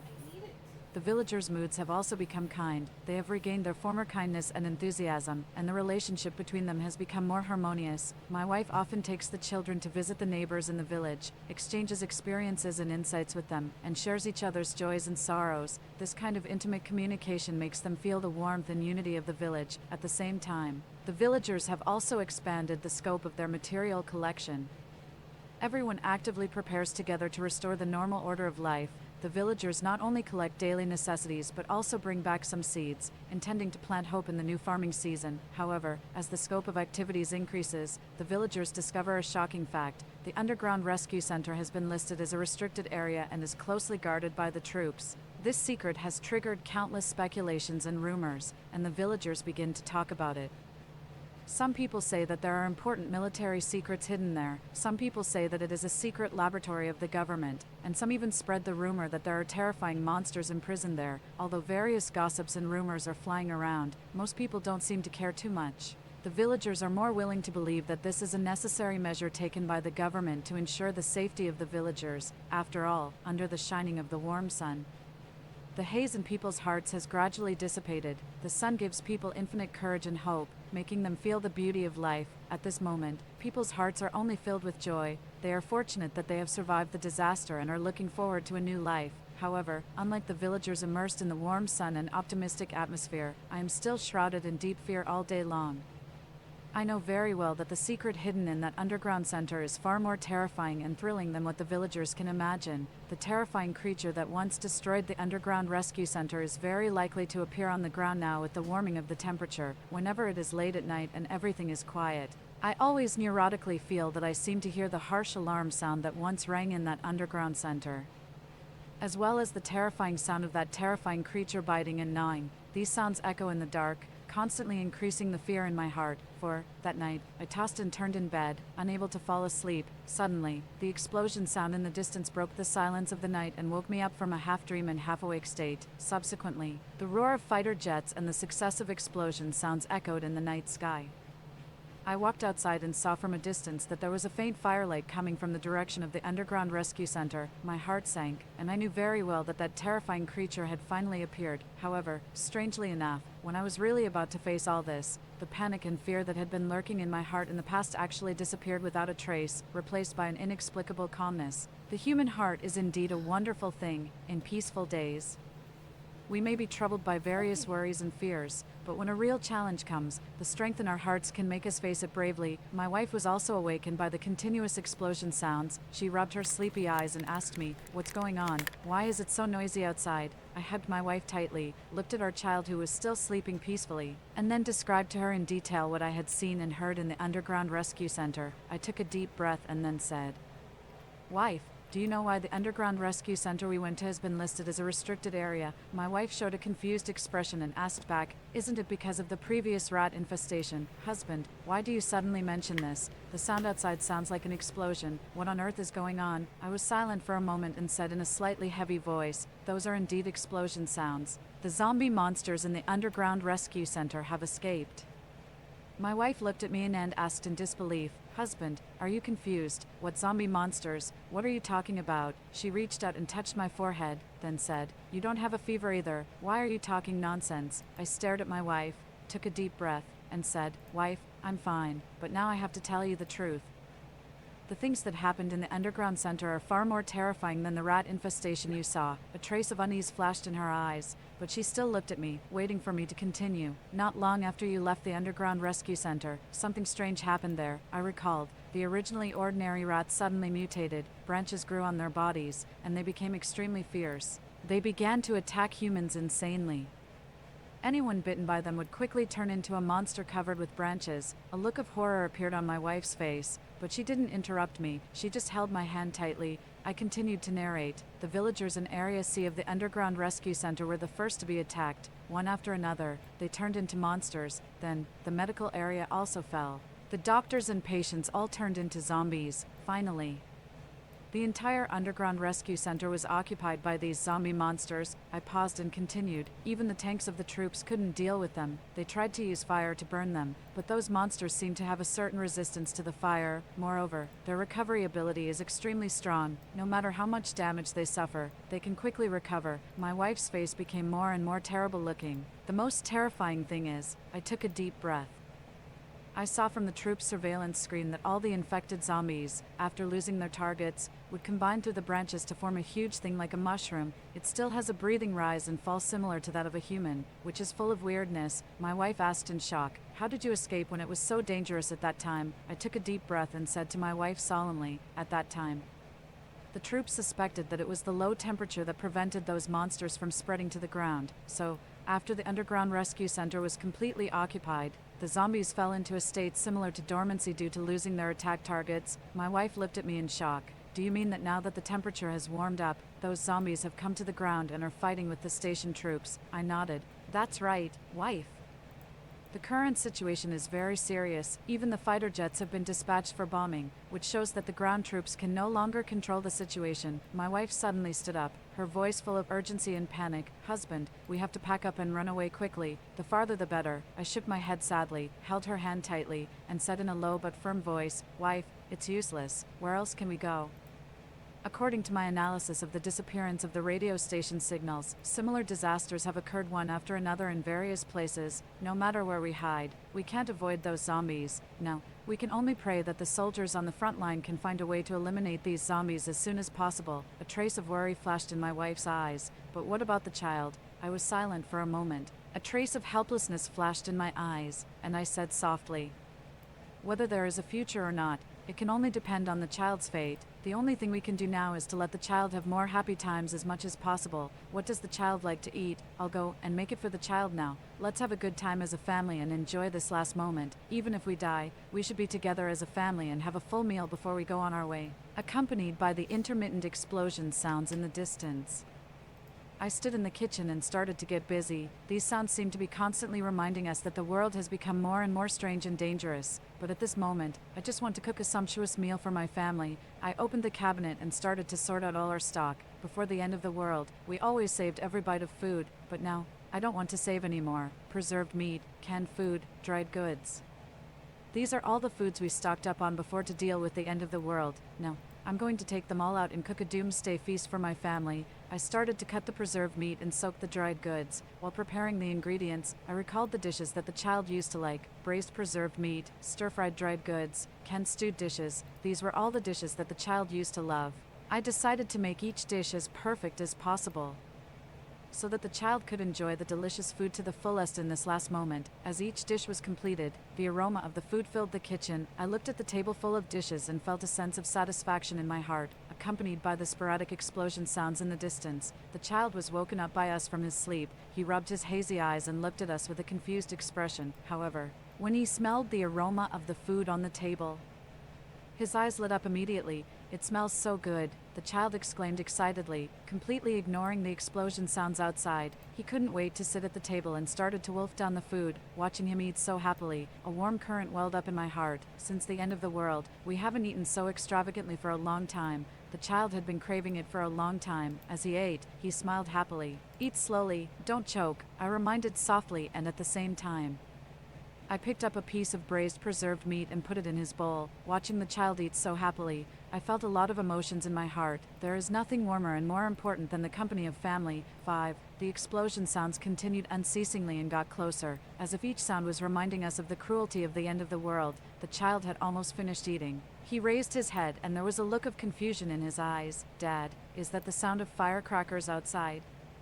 "But it's not a festival now." My wife held the child's hand tightly and didn't say anything, her eyes showing deep worry. I stroked the child's head and said in a slightly heavy voice, "Well, it does sound like firecrackers, but today is not a festival. Maybe people are setting them off to drive away the bad things." "What bad things are they driving away?" the child asked curiously. I was about to answer when suddenly, an extremely strong light flashed, instantly illuminating the entire room. Immediately after, a deafening explosion sound rang out, and the ground seemed to be shaking. The child was so frightened by the sudden loud noise that he hugged me tightly. I soothed the child and then walked outside and looked towards the distance. I saw a huge mushroom cloud rising from the horizon in the distance. The orange-red firelight reflected on the sky, as if tearing the night apart. The shock wave generated by the explosion made the air tremble. Although it was far away, I could still feel the amazing energy. The night wind carried a faint smell of burnt earth, as if reminding me that this was not a distant scene but a disaster that was approaching. I couldn't help but clench my fists, and a sense of unease welled up in my heart like a tide. The terrifying power of the explosion could be felt even in this distant village. Every explosion seemed to be announcing the arrival of the end of the world. I took a deep breath and turned back to the house. Looking at the frightened eyes of the child and my wife, I forced a smile. "It's okay. It's just that there are a lot of firecrackers, and they are a bit big." However, the despair in my heart was as deep as the night. "Wife, there is still a bottle of good wine in the cellar. We were reluctant to drink it before. It has been there for years, right? Let's drink it all today." I looked at my wife, my eyes showing a kind of determination. My wife didn't say much. She turned around and went to the cellar to get the bottle of long-stored good wine. I silently took out 4 cups. My wife saw the 4 cups and asked in confusion, "4 cups? Who are you going to give the wine to? Jagger is still young. Don't let him drink it. I'll just drink with you." I shook my head and said in a deep voice, "This is a good thing. Jagger and the eldest son have never drunk it before. I don't know if there will be a chance in the future." I paused and then continued. "Pour a glass of wine for the eldest son first and let him taste it too. The eldest son left early and didn't have the chance to drink it." I turned to Jagger and said softly, "Jagger, pour a glass of wine for your brother too. This is the first time you and your brother are drinking. You can have a drink with him first." My wife couldn't help wiping her tears and turned her head away when she heard this. Jagger was very obedient. He picked up the wine bottle, poured a glass of wine for an empty cup, and also poured a glass for himself. "Jagger, pour the wine for your brother in that direction," I instructed. Jagger was very sensible. While pouring the wine on the ground, he said, "Brother, this is the wine Dad gave you. He said you haven't drunk it. Have a sip." After that, he poured the wine on the ground and then raised his own glass and drank it in one gulp. "Dad, this is so spicy," Jagger shouted, his little face wrinkled into a ball.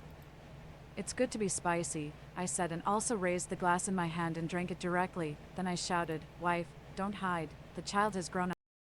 "Come and let the child pour you a glass of wine. Jagger, pour a glass for your come mother on too. now, Let's have it a toast goes as a out." family of 3. My wife wiped her tears and came over. There was endless sadness in her eye, but also a firm determination. Our son Jagger picked up the wine bottle and filled a glass of good wine for his mother. I took my wife's hand, placed the glass firmly in her hand, and then held her hand tightly. I looked into her eyes, took a deep breath, and then said, "Come on, let's drink this glass together as a family of 3. My voice was a bit shaky, but the firmness and resolve in it were beyond doubt. My wife looked at me, and tears welled up in her eyes again, but she didn't cry out loud. She just nodded silently. The 3 of us raised our glasses and clinked them together. The clear sound echoed in this doomsday night. The wine slid down our throats. It was spicy with a hint of sweetness, as if it was a recollection of the good old days and an endless expectation for the future. Jagger, what do you think of this wine? I put down the glass and asked my son with a smile. It's so spicy, but after drinking it, I feel warm in my heart, Jagger answered seriously. There was a faint blush on his little face due to the alcohol, and he looked particularly cute. My wife gently patted Jagger's head and said tenderly, "This is the good wine your dad has been keeping. If your brother were still here, he would drink with us today." As soon as the eldest son was mentioned, the atmosphere became a bit heavy. That child we once loved deeply, his smile, his voice, everything about him was deeply engraved in our hearts. I took a deep breath, trying to calm down my fluctuating emotions, and then looked at Jagger and my wife, and said, "Today, our family should be reunited, no matter what happens outside. At least at this moment, we are complete." The explosion sounds outside were getting closer and closer, but in this small house, the three of us sat closely together, as if everything outside had nothing to do with us. I knew that this might be the last time we were together as a family, but even so, I felt extremely satisfied and happy. "Jagger, are you afraid?" I asked softly. Jagger shook his head. "I'm not afraid as long as Mom and Dad are with me." I stroked his head and smiled. "Good boy. As long as our family is together, there's nothing to be afraid of." My wife looked at Jagger with tearful eyes, and then turned to me. Her voice was choked with sobs but full of strength. "Our family will always be together, no matter life or death." We raised our glasses again. "To our family, drink up." We sat together, quietly waiting for the arrival of the end of the world. At that moment, the aroma of the wine, the warmth of the family, and the chaotic sounds outside all seemed to be far away from us. Our hearts were only filled with each other, with this small, warm, and loving world. Suddenly, several armored transport vehicles entered the village. Their arrival made the already flustered village even more chaotic. The continuous explosion sounds in the distance made everyone's nerves tense, and the appearance of the armored vehicles undoubtedly intensified this tense atmosphere. I heard the commotion outside, and a feeling of both tension and excitement welled up in my heart. The troops were here, which meant we still had a glimmer of hope of escape. I hurried outside and saw the young soldiers urgently organizing the villagers to evacuate. Their arrival made me see the hope of escape. Some young soldiers were explaining the situation to the villagers. There was anxiety and helplessness written all over their faces. Since this evacuation did not allow the villagers to carry too many items, some villagers were very unhappy and even had conflicts with the young soldiers in charge of the transfer. I watched from a distance and shook my head helplessly. These people really think the end of the world is over just because they have survived the extreme cold. They don't understand that this is just the real beginning of the end of the world. I quickly went back into the house and asked my wife and child to pack up their things quickly and follow the young soldiers to evacuate. Whether we can escape or not depends on the arrangement of fate. Soon, a young soldier came to my house. He told us eagerly that there were still half an hour before this place would be bombed indiscriminately. We only had 10 minutes to pack our personal belongings. Livestock, pets, everything had to be abandoned because there was no time left. The three of us in the family quickly took action and stuffed the necessary items into our backpacks. My wife tightly hugged Jagger, and I carried the heavy backpack. Our family quickly finished packing. Under the guidance of the young soldier, we got into the armored vehicle. The armored vehicle was already full of villagers, and everyone's faces were filled with tension and unease. However, there were still some villagers outside communicating with the young soldiers. They were dissatisfied with the short time for packing their luggage, but these young soldiers couldn't stop the approaching danger. Those monsters could attack here at any time. I looked at the chaotic scene outside and was filled with helplessness and worry. Finally, several young soldiers had no choice but to give up waiting for those villagers who were still entangled. The armored vehicle started at full speed and fled towards the distance. I held my wife's and child's hands tightly and silently prayed that we could escape safely. Soon, a huge explosion sound and a dazzling flash came from behind the vehicle. I looked back and saw mushroom clouds rising in the distance. My heart was filled with horror and helplessness. The young soldier next to me saw my worry and comforted me. "Uncle, don't worry. We will do our best to protect everyone's safety." As the armored vehicle drove away at full speed, we could still feel the hot air rushing towards us. I could only silently pray that those villagers who were still entanglement about their personal belongings at that time could finally escape. In this end-of-the-world situation, we can't save everyone, especially those who can't distinguish between the important and the trivial. There's nothing we can do about them. The armored vehicle bumped on the rugged mountain road. Every bump made my heart beat faster. Jagger tightly hugged his mother's neck, and his If little you told face was me full of I had fear. 10 I gently minutes, patted I his would back, still trying to give him grab some the comfort. cats. The atmosphere in the vehicle was very depressive, and everyone was silent. I looked out of the window and saw that the sky in the distance was shrouded in mushroom clouds, and thick smoke was rising from the ground. This scene reminded me of those villages that had been bombed and the innocent villagers there. Thinking of them, an indescribable sadness welled up in my heart. I don't know how long it took, but the armored vehicle finally stopped. We were arranged to enter a temporary resettlement site, where many refugees had already gathered. In this difficult time, everyone comforted each other and supported one another. I looked at those tired and frightened faces and felt a lot of emotions in my heart. 7. Just when we thought we were finally safe, that familiar vibration feeling hit again. This vibration was different from the previous bombings. It was more subtle but made people feel terrified. Then, a strange sound came from underground, as if something was digging, or like thousands of claws scratching the soil at the same time. I looked around in horror and saw rats, moles, and other mammals that could dig holes swarming out of the ground in groups. These creatures were no longer the small and cute ones we used to see. They had become extremely terrifying. Their eyes were red, shining with a fierce light. All over their bodies were covered with tentacles similar to branches. These tentacles waved in the air as if searching for prey. Their bodies were huge and deformed, covered with mold spots, looking like demons crawling out of hell. What was even more disgusting was that these creatures exuded a stench, which was like a mixture of rotting corpses and sewage, making people want to vomit at the smell. Some people who didn't understand the situation, seeing these sudden monsters, were still shouting in surprise. What are these things? Their fear and confusion permeated the air, but it couldn't change the cruel reality in front of them, and I, because of my previous experience in the underground rescue center, had already recognized these zombie monsters. I didn't have time to explain, nor did I have time to hesitate. I immediately picked up the child beside me, grabbed my panicked wife, and regardless of my luggage, I rushed towards a parked armored vehicle. Behind us, the zombie monsters had already started to bite the crowd insanely. Some people were entangled by the tentacles of the zombie monsters. They struggled, but it was useless. In an instant, they were dragged underground. Only a series of shrill screams were left, piercing the silent night sky and also piercing the last trace of peace in our hearts. There was only one thought in my mind: escape. Escape at all costs, finally. We rushed to the side of the armored vehicle. I quickly opened the door, pushed my wife and child in, and then jumped in myself. Inside the armored vehicle, we were out of breath and still badly shaken. The zombie monsters outside were still raging, but the thick steel plate of the armored vehicle temporarily isolated us from the danger. I looked at my wife and child. There was fear and unease in their eyes. I held their hands tightly, trying to convey a trace of strength and comfort to them. Inside the armored vehicle, we watched the chaotic scene outside the window in horror. Filled with despair, those zombie monsters swarmed in like a tide. Their tentacles waved in the air, and every wave seemed to be able to drag people into the endless darkness. We helplessly witnessed all this, with fear and despair interwoven in our hearts. Suddenly, 2 young soldiers appeared in the distance. They escorted several people and rushed towards the armored vehicle in a hurry.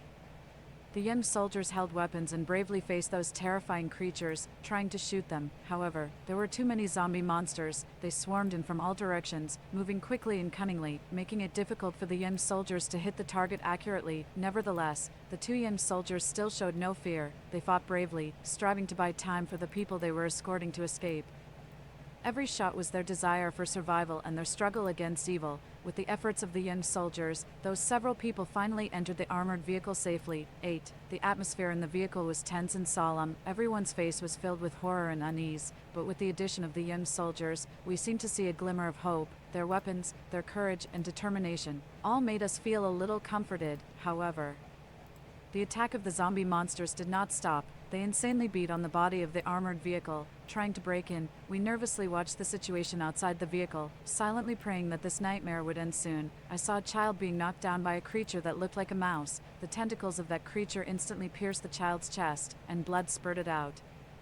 The child's mother let out a heartrending cry and tried to save her child, but she was knocked down by another creature. The people in the vehicle began to fall into a panic. Some people who had just squeezed into the armored vehicle, seeing the situation deteriorate, tried to jump out of the vehicle and escape. However, it was already a chaotic mess outside the vehicle, and those terrifying creatures were everywhere. In the chaos, A young soldier was unfortunately tightly entangled around the neck by a tentacle. He struggled desperately, trying to break free from the restraint, but in the end, he was mercilessly dragged underground and disappeared. I hugged my wife and child tightly, filled with fear and helplessness in my heart. I couldn't predict whether we could escape this disaster, but one thing I knew very well: I had to do my best to protect them, even if it meant paying any price. The armored vehicle seemed so vulnerable in this raging chaos, as if it could be broken through by those fierce creatures at any moment. Outside the vehicle, people's screams, the roars of the monsters, and the gunshots rose one after another, interweaving into a terrifying symphony that made people's hair stand on end. Suddenly, a tentacle stretched in through the car window, trying to grab us. I quickly picked up the machete in my hand and waved it desperately, trying to repel this tentacle. My wife tightly hugged the child and protected him with her body. After a fierce struggle, I finally managed to drive the tentacle back, but the chaos outside the vehicle still didn't stop. Instead, it intensified. I watched as some villagers were dragged underground by the zombie monsters, leaving behind only a trail of blood and terrified screams. The armored vehicle started to shake violently. As if it could overturn at any moment, we clung tightly to the handrails inside the vehicle. Fearing that we would be thrown out, I felt a deep sense of despair overwhelming me. I didn't know if we could make it through this ordeal. The young soldier in the driver's seat had been captured by the monsters and vanished without a trace. The other young soldier inside the vehicle now also looked panicked, with a deep sense of helplessness and fear in his eyes. In this critical moment, without hesitation, I rushed to the driver's seat and quickly started the armored vehicle. The sound of the wheels crushing the ground mixed with the surrounding screams and roars. All I had in my mind was one thought: escape this hell, check everyone, stay away from those with wounds on their bodies. I roared at the young soldier beside me. They will soon be infected and turn into the same kind as those zombie monsters, and then attack us in turn. As I roared, I drove the armored vehicle recklessly, trying to break through the heavy siege. The vehicle shook violently with the bumps on the ground, and every impact made my heart skip a beat. However, I knew that I must not stop at this moment. Stopping meant death. At this time, the young soldier beside me gradually regained his composure and began to carefully check in the narrow compartment whether anyone was injured. I was taken aback for a moment and watched his actions, a complex emotion welling up in my heart. How should we deal with these injured people? Before I could figure it out, several people who were found to have wounds on their bodies were mercilessly thrown out of the vehicle by others. This scene made me feel a mix of emotions. Was this really the right thing to do? I didn't know, but in this life and death moment, perhaps it was better to be alive than dead. This might be human nature. 9. The young soldier initially tried to stop us from throwing the injured people out of the vehicle, but his actions enraged the crowd. In the face of the crowd's anger, the young soldier had no choice but to back down. At this time, most people suggested to me one after another, "Keep driving, get out of here first. Maybe there's still a glimmer of hope. Staying here is definitely a dead end." I examined the situation in front of me and understood that this was not the time to be bound by morality and ethics, so I gritted my teeth and made up my mind to continue driving and escape from this dangerous place. However, just as I stepped on the accelerator hard and the armored vehicle accelerated again, suddenly a huge burst of light and an explosion sound came from behind. I instinctively stepped on the brake and saw through the rearview mirror that the sky behind was illuminated red by a sea of flames. The shockwave from the explosion made the armored vehicle shake, and my heart trembled as well. "What's going on?" I exclaimed, filled with confusion and horror. "I'm not sure. But it's definitely not a good thing. We have to leave quickly," people urged anxiously, their voices revealing deep fear and unease. I also knew that this was not the time to stay. I stepped on the accelerator again, and the armored vehicle rushed forward like an arrow leaving the bow. We had to bypass the ruins and damaged vehicles one by one, trying our best to stay away from the area of the explosion. I didn't know what caused the explosion behind, nor did I know what awaited us ahead. But at this moment, escaping was our only option. During the escape, we continuously encountered attacks from those zombie monsters. They were numerous, fierce, and cruel. Every encounter put us in a perilous situation. Although the armored vehicle was sturdy, it began to be damaged under the continuous impacts and claw attacks. I drove the armored vehicle and sped on the rugged road. My eyes were firm and resolute. Whenever I encountered a group of zombies, I would charge forward without hesitation, clearing a way for our survival. "Everyone, hold on tight," I shouted, my voice full of strength and determination. Suddenly, a huge zombie pounced on the armored vehicle from the side. Its claws were as sharp as knives and scratched hard on the car window. The glass began to shatter under its powerful force, and fragments flew everywhere. Seeing this, the young soldier quickly reacted, pulled out his pistol, and fired several shots at the zombie's head. The zombie's head was instantly covered in blood and flesh, but it still didn't let go of its claws. "Push it off quickly," I shouted. Several people immediately stepped forward to help. They used all their strength and finally pushed the zombie off the car window. However, more zombies began to gather around. They roared and attacked the armored vehicle frantically. The wheels were entangled by the group of zombies, and the speed of the vehicle began to slow down. "We have to find a way to get rid of them," I said urgently. Just then, the young soldier's action shocked everyone. He resolutely jumped out of the armored vehicle, held a machine gun in his hand, and bravely opened fire on the surging group of zombies, trying to buy us a glimmer of hope for escape. His bravery and determination were like a ray of light in the darkness, allowing us people in a desperate situation to see a glimmer of hope. However, as an ordinary person, the fear and selfishness in my heart made me make a shameful choice. I accelerated the vehicle and fled far away from that dangerous place, leaving the young soldier alone there. I was filled with guilt in my heart, but the instinct for survival drove me to keep moving forward. Not long after, the sound of a grenade explosion came from behind. The sound was deafening and made my heart tremble. I seemed to see the young soldier pulling the grenade in a desperate situation and perishing together with the group of zombies in a heroic scene. His sacrifice deeply shocked and grieved me. At that moment, I realized my cowardice and selfishness. Suddenly, the sky resounded with a deafening rumble, and that familiar and inspiring melody was like a ray of dawn, breaking through the haze of the apocalypse and rekindling the spark of hope in our hearts. It was the roar of armed helicopters. They were our guardians, our troops. They hadn't given up, hadn't abandoned any one of us. This perseverance and determination were like a beacon, illuminating the darkness in our hearts. I suddenly turned the car around and sped towards the direction of that hopeful roar. The scenery outside the car window flashed by rapidly, and our hearts were getting closer and closer to those heroic soldiers. The mighty armed helicopters hovered in the air like gods of war, and their precise firepower was like the scythe of death, mercilessly reaping the group of zombies below. Those zombies that had once terrified us fell in pieces like straw men being knocked down by the wind under the fury of the armed helicopters. Behind us, the more intense bombing sounds thundered like war drums. This was the large army clearing the way for us, declaring with practical actions, "You are not alone, and your heroes are here." Every explosion was like the death knell of the zombies, and at the same time, it injected the strength of steel into our hearts. Finally, on the horizon, we saw the helicopter group and the tank formation on the ground that were like dark clouds pressing down on the city. At that moment, the people in the vehicle burst into warm cheers, and excited tears and brilliant smiles intertwined into a touching picture, and I, regardless of everything, just wanted to join the large army as soon as possible and share this ecstasy of surviving a near-death experience with them. As our armored vehicle got closer and closer to the large army, an unprecedented sense of security and belonging welled up in my heart. Soldiers are not only the guardians of our country but also the guardians of our hearts. In this apocalyptic world where zombies run amok, it is they who have built a solid line of defense for our lives with their iron will and sense of responsibility. When our vehicle finally merged into the traffic flow of the large army, that never before felt sense of peace and reassurance emerged spontaneously. Looking at the neatly arranged troops and mighty tanks outside the window, I knew that we were saved. This was the joy of survival from a desperate situation, and it was also an endless gratitude and respect for the soldiers.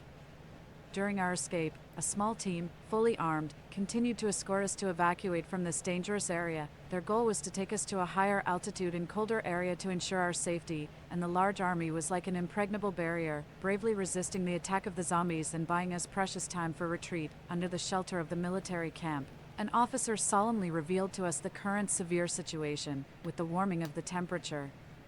These terrifying zombie monsters had appeared one after another across the country. However, to our slight relief, the giant fusion monsters that I encountered in the underground rescue center had not appeared yet. This gave me a moment of respite. I had personally experienced the terror of those fusion monsters. They could even swallow and destroy tanks, and that terrifying power still made me shudder with fear.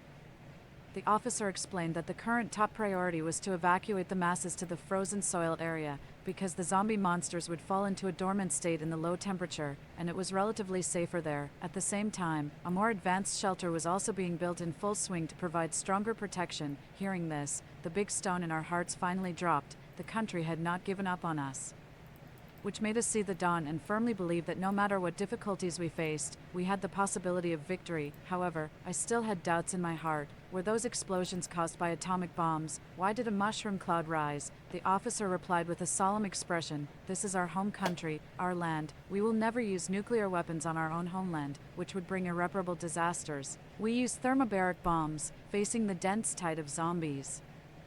Thermobaric bombs can instantly generate high temperatures and eliminate the zombies in the area. Subsequently, the officer admitted that although thermobaric bombs could temporarily contain the spread of the zombies, these zombies seemed to have a core parent body. As long as the parent body was not eliminated, the tide of zombies would keep coming. 11. On the way of evacuation, I witnessed countless tragic scenes and was deeply shocked inside. The shadow of the zombie monsters was everywhere, and they were like a dark plague, making people feel extremely oppressed and frightened. These terrifying creatures had invaded a large area of our country's territory like a tide. Our beautiful homeland had been divided into zombie pollution areas of different sizes by them. We were forced to pass through these areas like ghost towns. Every step forward seemed to be a brush with death, accompanied by great risks and sacrifices. During the difficult passage, the devastated war ruins were heartbreaking. The abandoned tanks were like huge, broken beasts, and the crashed fighter jets were like broken-winged eagles. These silent ruins seemed to be wordlessly telling the past tragedy and struggle. The ARM team was like a brave navigator, leading us to move forward carefully in the maze of ruins, facing this unprecedented disaster, although the ARM team deeply felt their own insignificance. The instinct for survival and the mission of protecting the masses on their shoulders made them unable to take a step back. As the team of evacuating masses continued to grow, the armed forces from all sides also converged like trickling streams into the sea, jointly building an iron wall to resist the current crisis. However, on a necessary road, we encountered an unprecedented challenge. A huge fusion zombie, like a moving hill, blocked our way forward and cut off our way out. This fusion zombie was simply a nightmare crawling out of hell. It was formed by the fusion of countless twisted corpses. Shaped like a huge and twisted mushroom, standing in the middle of the road and exuding an unbearable stench, its body was twisted and strange, and the corpses of various mammals were pieced together on it to form a terrifying picture. Such a huge creature, composed of zombies, its very existence had already exceeded human imagination of horror. Facing such a monster, even the well-trained army felt helpless. Bombs could tear open cracks on its body, but the fusion zombie had an incredible recovery ability. It could quickly fill the wounds by absorbing more zombies. The speed of this recovery made us feel deeply desperate, and it seemed an impossible task to defeat it. In the face of the towering and twisted body of the fusion zombie, our planes and tanks seemed so small and powerless. I was mixed in with the evacuating masses, and my mood was extremely heavy, as if surrounded by an invisible darkness in the air.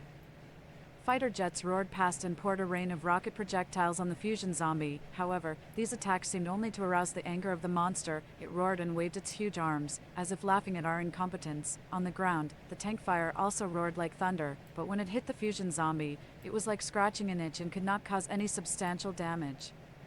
I watched helplessly as a fighter jet risked a low-altitude strafing but was grabbed by the huge palm of the fusion zombie. That fighter jet struggled in the hand of the zombie, like a captured bird, and finally turned into a pile of twisted scrap metal. This scene made the fear in my heart surge like a tide, but I tried my best to remain calm and encourage myself, reminding myself not to fall into the abyss of despair at this moment. We deeply realized that conventional weapons were no longer effective against the fusion zombie. The army quickly organized us to evacuate to a safe area and urgently requested remote support from the superior. During the waiting process, the army set up strict protective measures with the highest level of vigilance to ensure our safety without the slightest flaw. At the same time, a special positioning device was installed on the fusion zombie at the risk. This device was like a bright lighthouse, guiding the way for us in the dark, ensuring that the next large-scale lethal weapon could accurately strike the target. Every minute and every second passed like an eternity. Finally, after waiting for what seemed like an endless time, we received the exciting notice. The remotely supported weapon was ready and about to launch a devastating blow to the fusion zombie. I was so nervous that I clenched my hands, filled with anticipation and apprehension. With a deafening order, the vacuum bomb fell from the sky like a heavenly soldier and accurately landed on the fusion zombie. In an instant, a dazzling white light enveloped the entire battlefield, and the deafening explosion sound made my heartbeat accelerate to the extreme. I stared nervously at the center of the explosion, looking forward to seeing the dawn of victory. When the explosion smoke gradually dissipated, I was surprised to find that the huge body of the fusion zombie had been blown to pieces. However, this victory did not come without a price. Although the army had tried its best to protect us, some people were still affected by the explosion. I looked at those fellow countrymen who were moaning in pain, and my heart ached as if cut by a knife. But just when we thought victory was in sight, a more terrifying scene occurred. Those broken zombie fragments that had been blown to pieces actually began to quickly drill into the ground, as if they were alive and agile.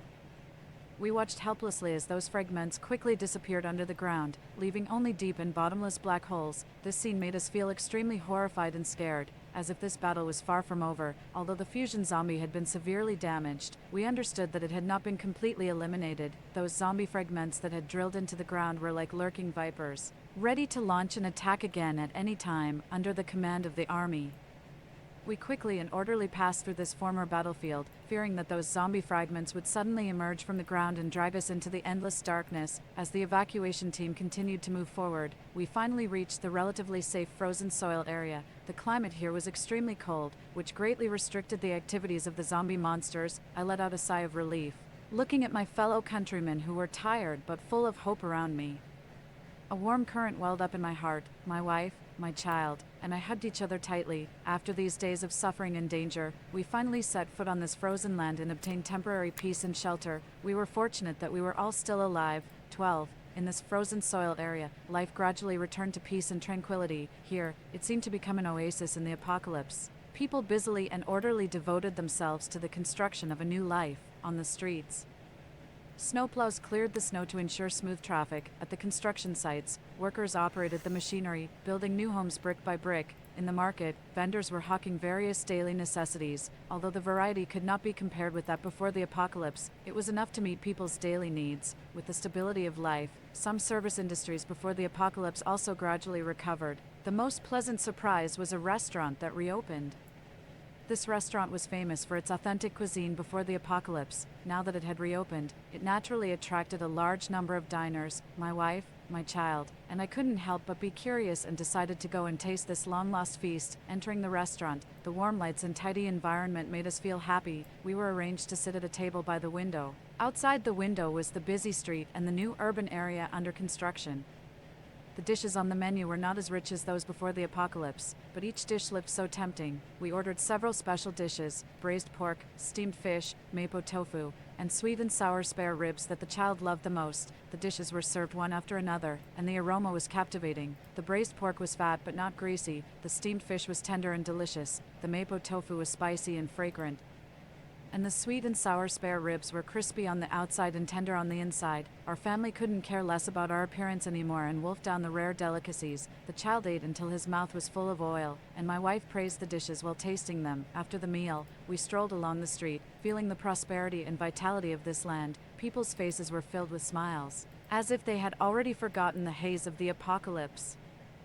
We also blended into this busyness and joy, starting a plain yet fulfilling life. Besides daily life, we also got involved in production work, providing weapons, equipment, and various supplies for the soldiers on the front line. Here, everyone had their own responsibilities and missions, and we worked together, striving for the future of humanity. Meanwhile, a research center was established in this frozen soil area, focusing on studying the life mechanisms of zombie monsters and methods to eliminate them. Scientists worked day and night, hoping to find a way to completely wipe out these monsters. Finally, after countless sleepless nights, they achieved an unprecedented breakthrough. A mysterious virus hidden within the zombie monsters, the fusion symbiotic virus, FSV for short, was successfully isolated. At this moment, cheers erupted in the laboratory. The scientists hugged each other.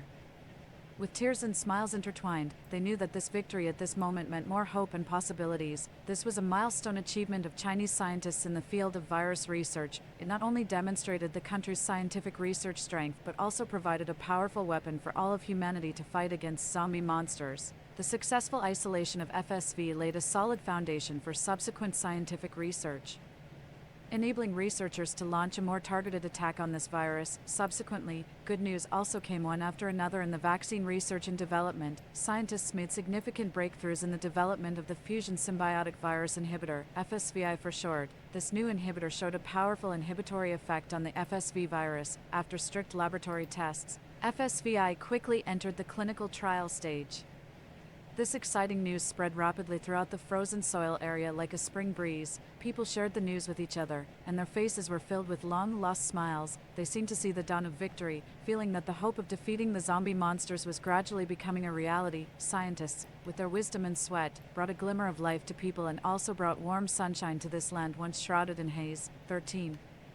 Just when people were immersed in the beautiful vision and the approaching joy of returning to their homes, the doomsday judgment suddenly arrived. On that last day, the sun was shining brightly, and the warm rays gently fell on the body. It should have been a moment that made people feel warm and comfortable. However, this tranquility was ruthlessly broken by the ear-piercing alarm sound that suddenly rang in the city. I looked up at the sky and saw flames soaring into the sky. As if countless meteors were crazily cutting through the sky, the scene was astonishing, but at that moment, I clearly realized that this was not a good omen. Those meteors were falling with the power of destruction at an incredible speed, making people feel terrified. I stared blankly at this terrifying celestial phenomenon, and an inexplicable fear welled up from the bottom of my heart. Suddenly, a deafening explosion sound rang out, as if a roar from heaven and earth. It made people's hearts race and their blood surge. The entire sky was instantly dyed red by the flames. The fire was like a violent fire dragon, dancing wantonly between heaven and earth, as if the sun had fallen to the ground, blazing and dazzling. A huge mushroom cloud rose into the sky. It was like an angry behemoth, breaking through the ground and soaring into the clouds. The color of this mushroom cloud was rich in layers, from the deep black smoke to the orange-red flames, and then to the rolling gray clouds at the top. It was as if it was a symbol of the anger of nature. Its volume continued to expand, as if it was going to break through the sky, demonstrating the terrifying power of nuclear weapons. Just as this shocking scene had not yet subsided, the second, the third, countless meteors carried the power of destruction and rushed towards the ground from the sky. They were like messengers of death.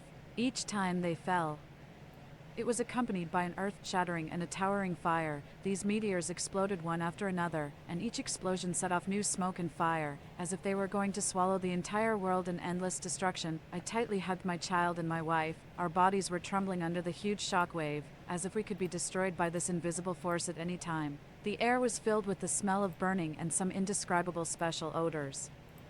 These odors were mixed together, making people feel extremely heavy and oppressed. I looked up and saw that the originally blue sky had been completely covered by thick smoke, leaving only sporadic flames flickering in the darkness. That fire was like the lantern of death, swaying in this world on the verge of destruction. Each flicker seemed to be announcing the coming of the end of the world. Each fire represented a devastating blow, and each blow made this land tremble. We seemed to be on the edge of a world on the verge of collapse, helplessly and fearfully watching all this happen. As the explosions continued one after another, the surrounding temperature rose sharply. I gradually felt that the burning sensation on my skin became more and more intense, as if I was being roasted by an invisible high-temperature fire. I felt that I could be melted by this intense heat at any time. My child and my wife also clung tightly to me. The sweat on our bodies poured out like a rainstorm, but in this almost crazy high temperature, the sweat evaporated as soon as it flowed out, leaving only crystallized salt grains sticking tightly to our skin. I knew very well that at this moment, we were experiencing an unprecedented disaster in human history. Those nuclear weapons that we had only seen in movies in the past were now wreaking havoc in the sky above us, bringing indescribable fear and despair. I couldn't explore the reasons behind this disaster, nor did I know when it would finally end. The only thing I was sure of was that our family was at a critical moment of life and death. However, at this moment when our lives were hanging by a thread, an unusual calm welled up in my heart miraculously. Perhaps it was because I understood that no matter life or death, our family's hearts would always be closely connected. I turned to look at my wife and child. I also saw firmness and courage in their eyes. We held each other's hands tightly, as if we could still draw precious warmth and strength from each other's support and company on the edge of this doomsday. As another round of deafening explosion sounds rang out, That the is entire legitimate. ground began to shake violently, as if the earth's crust was angry and trembling. I felt the ground under my feet shaking uneasily, as if it could crack at any time. An irresistible shock wave swept over, mercilessly shaking everything around. I tightly hugged my child and my wife, doing my best to build a protective barrier for them, trying to resist the merciless invasion of this shockwave. However, in the face of this destructive force, we seemed so vulnerable, like a leaf in a violent storm, ready to be blown away at any time. Just then, a dazzling firelight fell from the sky like a meteor, and its target was directly at us. The intense light made me unable to look directly. I tightly closed my eyes and silently recited the names of my family members in my heart, hoping that at this most critical moment, I could connect with them spiritually and face this unknown fate together. The firelight enveloped us in an instant, and the high temperature seemed to melt everything. I felt the intense pain on my skin, as if being burned by a fierce fire. My consciousness also began to become blurred. However, at this edge of life and death, my mind was unusually clear. And the happy times our family had once had flashed through my mind. Those warm pictures flashed by quickly like a slideshow. The child's laughter, my wife's gentle eyes, every festival we spent together. These precious memories filled my heart with gratitude. Even when facing the threat of death, I knew that our family was still closely connected. This deep family affection and love would always remain unbreakable no matter when and where. Finally, the firelight dissipated and the surroundings turned to ashes, but the feelings of our family were forever engraved in our hearts. On the verge of the survival of humanity, we found true happiness and inner peace at the last moment. Life and death, separation and reunion, our hearts were still closely connected. This emotional bond was indestructible. The end of the full text. Note 1. Chronology of events. In 20XX, a sudden and super strong electromagnetic storm swept across the globe, interfering with the global power system and causing large-scale power outages worldwide. At the same time, an FSV virus leakage incident occurred in Country M, and this Let me virus make was sure that we're subsequently still on the deliberately same spread one. globally by the mysterious organization Shadow Council. In the same year, affected by unknown factors, the global temperature dropped sharply, entering an extremely cold state. The temperature in many regions dropped below minus Oh yeah, we're still in the same one. 100 degrees Celsius, and the living environment became extremely harsh. In 20XX, in order to deal with the severe cold and ensure the safety of people's lives, our country began to orderly transfer the people to the underground rescue centers pre-built in various places. In 20XX, a sudden rat infestation broke out in Area C of the underground rescue center in City X. A large number of rats poured in, posing a serious threat to the residents in the center. Within a few weeks, the rat infestation became more and more serious, and even attacks by unknown creatures occurred. These creatures were fierce in behavior, highly aggressive, and contagious. They were called zombies by the people. The zombies quickly destroyed Area C and then occupied the entire underground rescue center. In 20XX, in line with its responsibility to all of humanity, our country publicly disclosed the detailed information of the disaster that occurred in the Underground Rescue Center in City X at the Global Alliance Conference and called on all countries to strengthen cooperation to jointly deal with this unprecedented challenge. However, in 20XX, our country was misunderstood and slandered by the international community. It was wrongly accused of being the source of the disaster and was required to take responsibility for this global crisis.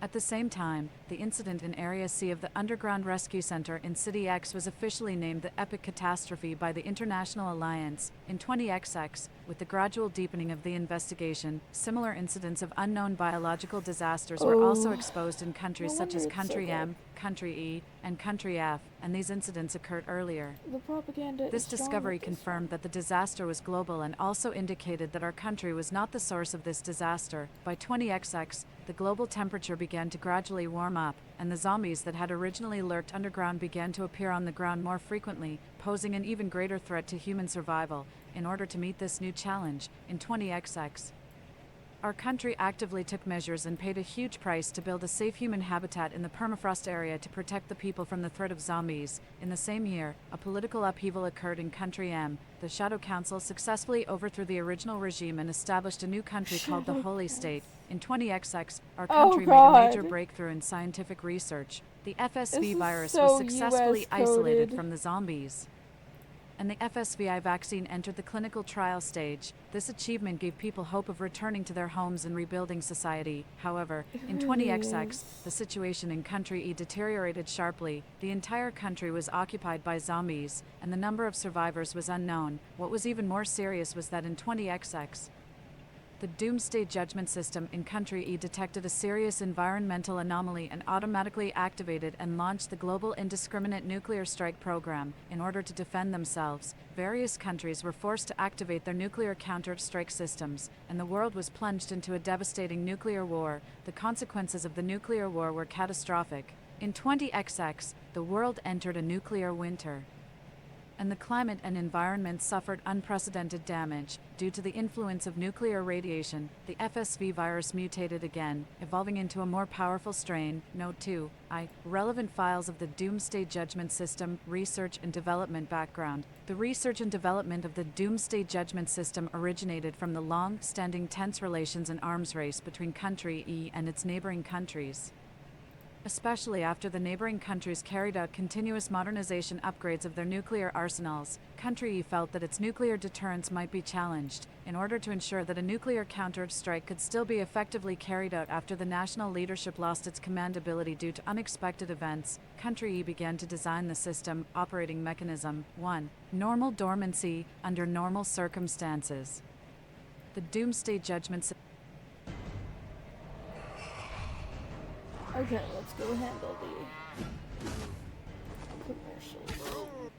System remains dormant to save resources and reduce the risk of misoperation. 2. Activation and monitoring. Once the international situation becomes tense or the system senses potential threats, the senior management of Country E will activate the system. After activation, the system will continuously monitor the radiation level, abnormal vibrations, and possible nuclear explosion signs within the country through sensors set up across the country.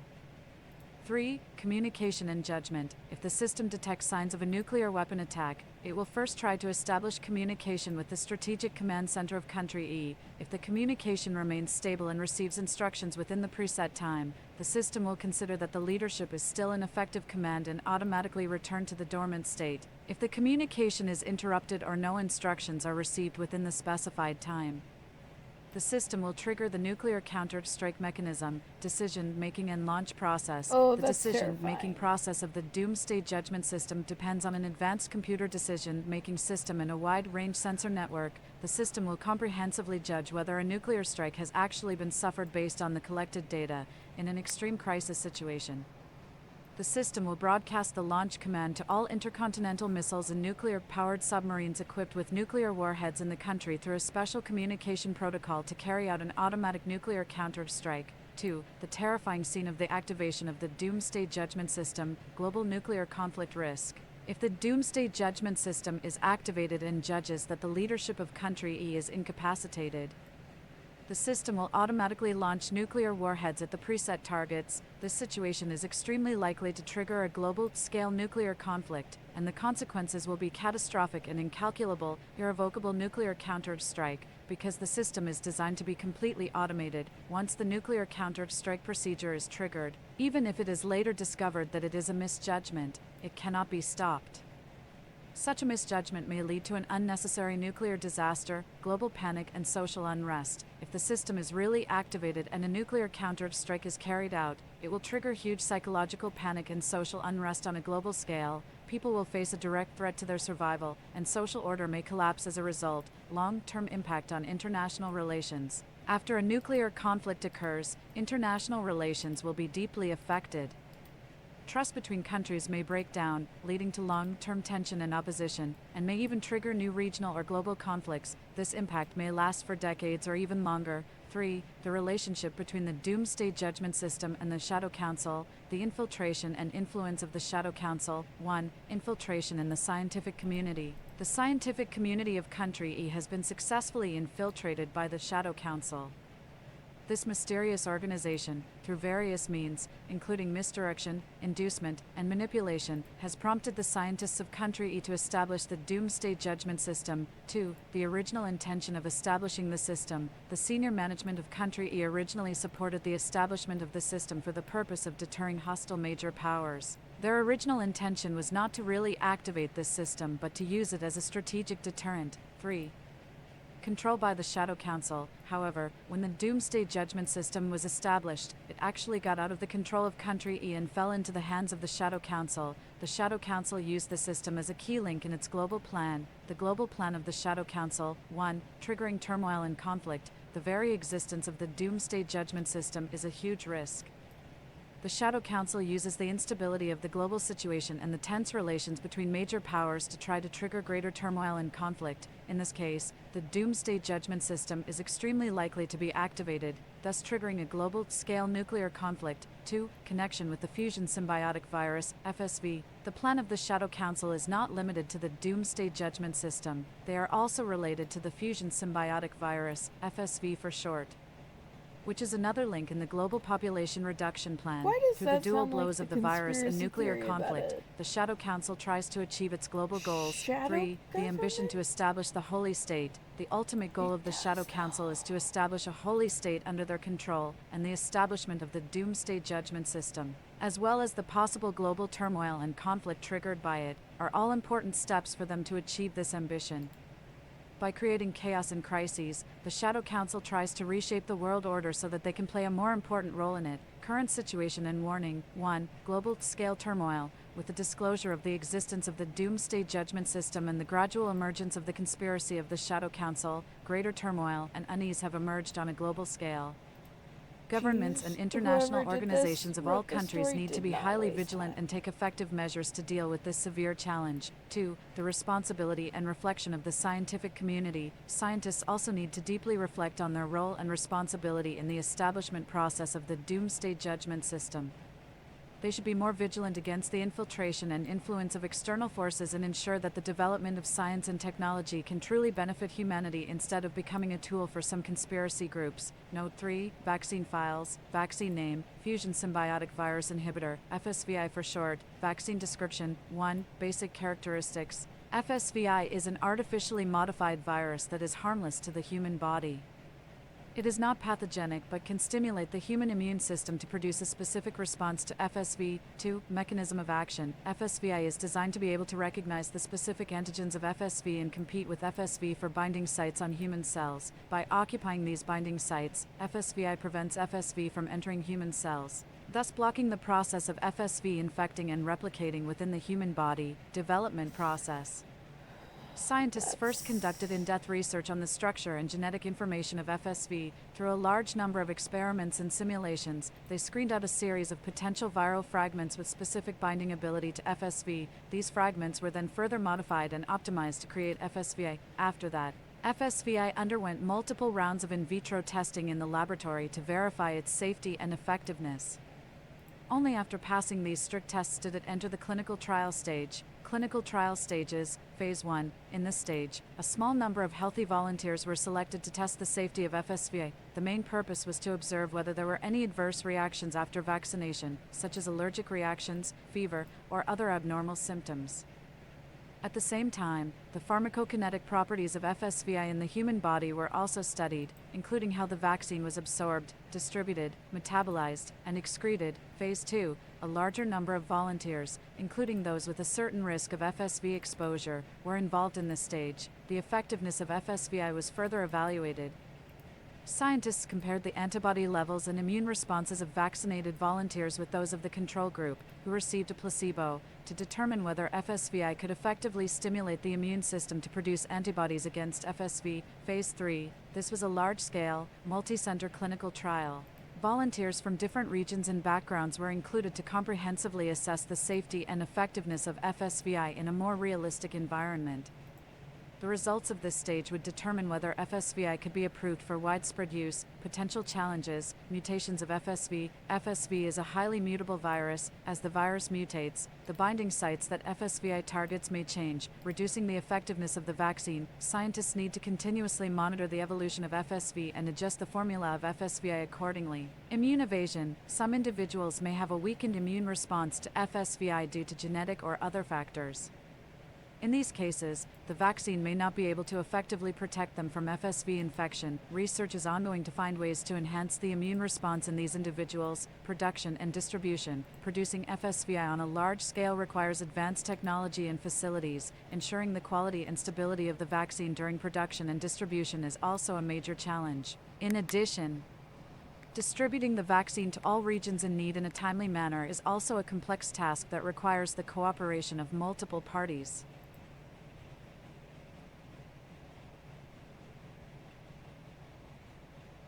That is interesting. Okay, hold on. Wherever you go, take Ritz Fresh Stacks to go. Let me pop this and make sure that the next one. Oh, okay. This is actually on my list. So, Horrible smell of decay hit me first. Then, I was ripped apart by zombies. When I woke up in a new world, I decided to forget about love and family. They had kicked me out to save my sister. Family? No thanks. But somehow, in this crazy world, I found... okay, so in case you want to know what channel this one is posted on YouTube, this one is called Reborn in the Apocalypse. I was adopted by a powerful family. My old ones now regret kicking me out. It is posted by Eternal Diary. A lot of these are posted and reposted, so I'm decently sure that they're not copyrighted. Hope I don't get anything happen because of it. That last one was pretty interesting though. Pretty easy to see where the propaganda was. I hate that some of that about, like, the country that they weren't particularly naming was kind of true. But the glazing, the self-glazing, that, yeah.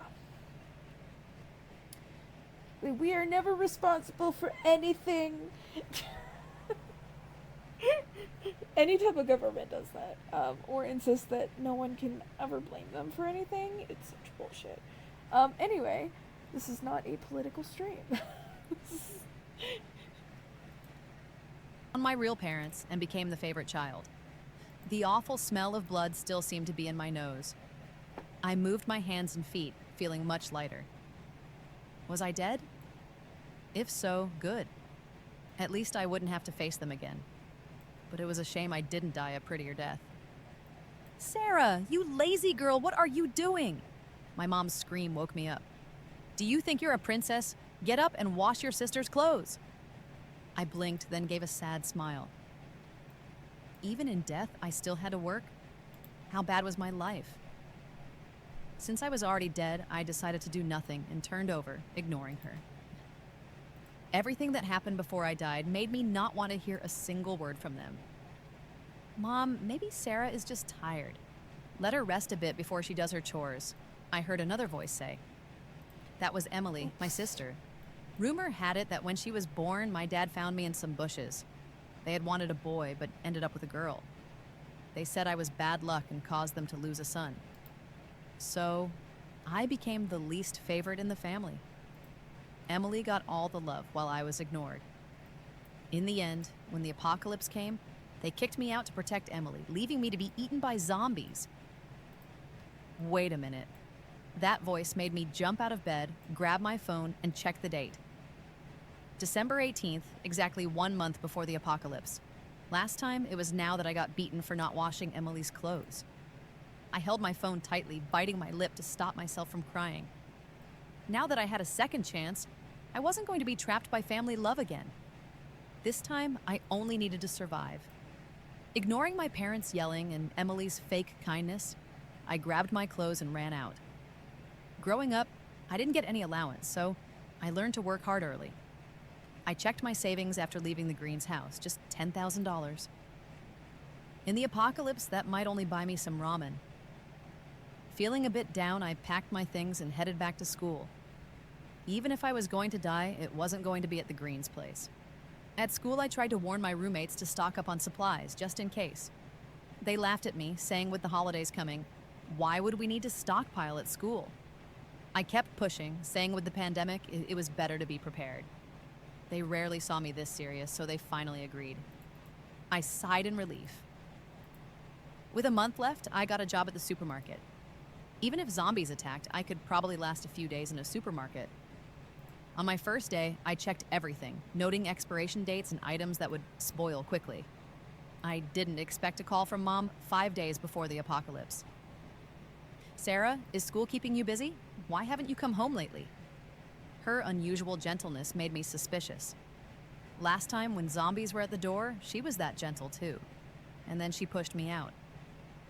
I calmed myself down and replied, I just found a part-time job. I want to earn a bit before coming back. I knew she would be happy to hear this. After my college exams, she had pushed me to work and took my earnings to buy Emily expensive things. After a while, I got smart and only told her about half of what I made. Part-time is hard, you should come home. I made your favorite, she said unusually sweetly, which made me frown. Why ask me back now?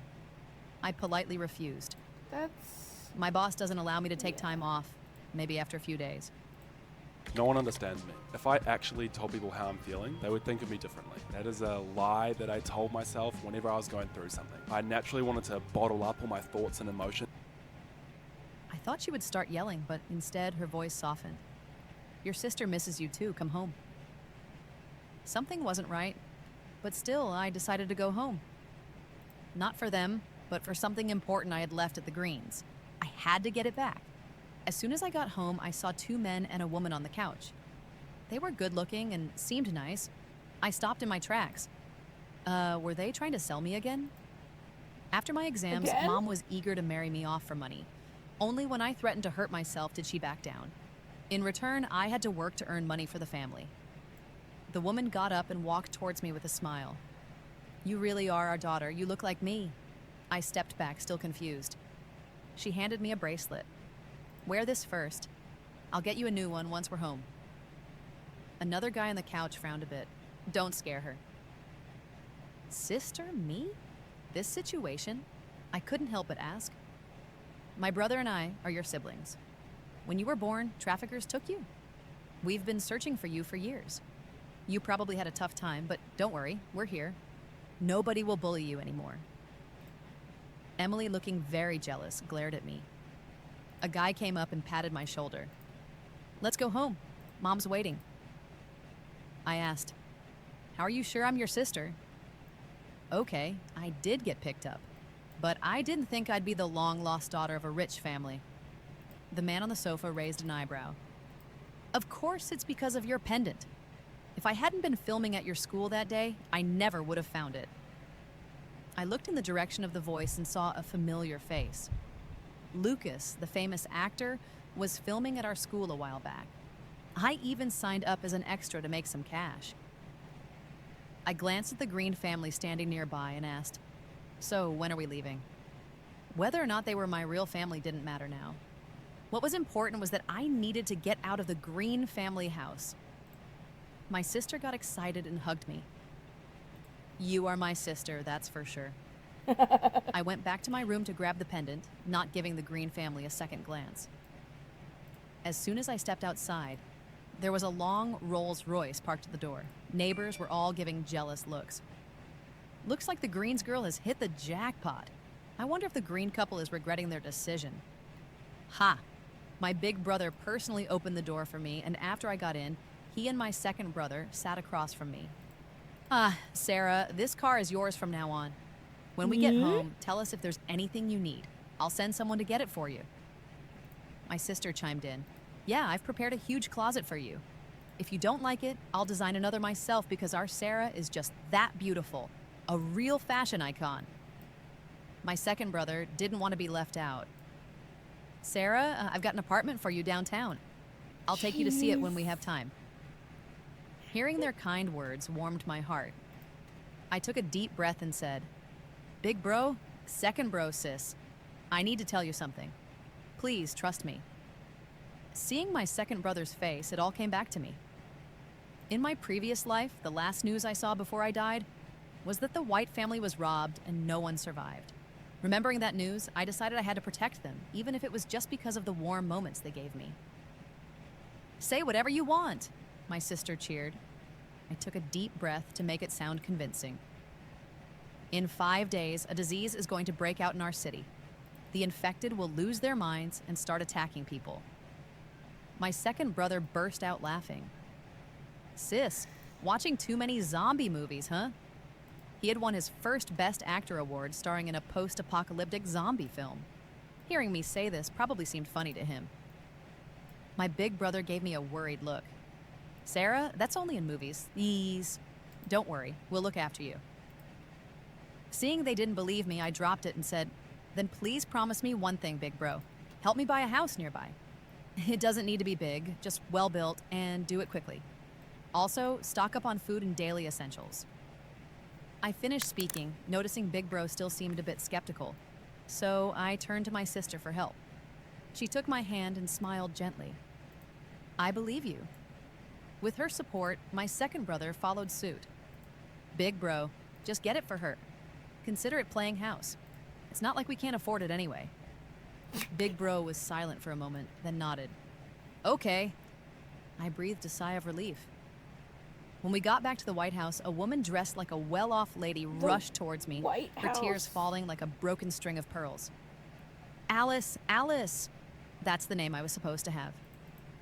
My sister held Mom gently and reassured her. Mom, she's just come home. Don't scare her off. I looked at the woman in front of me. Her makeup couldn't hide the tiredness on her face. I softened my voice and said, Mom.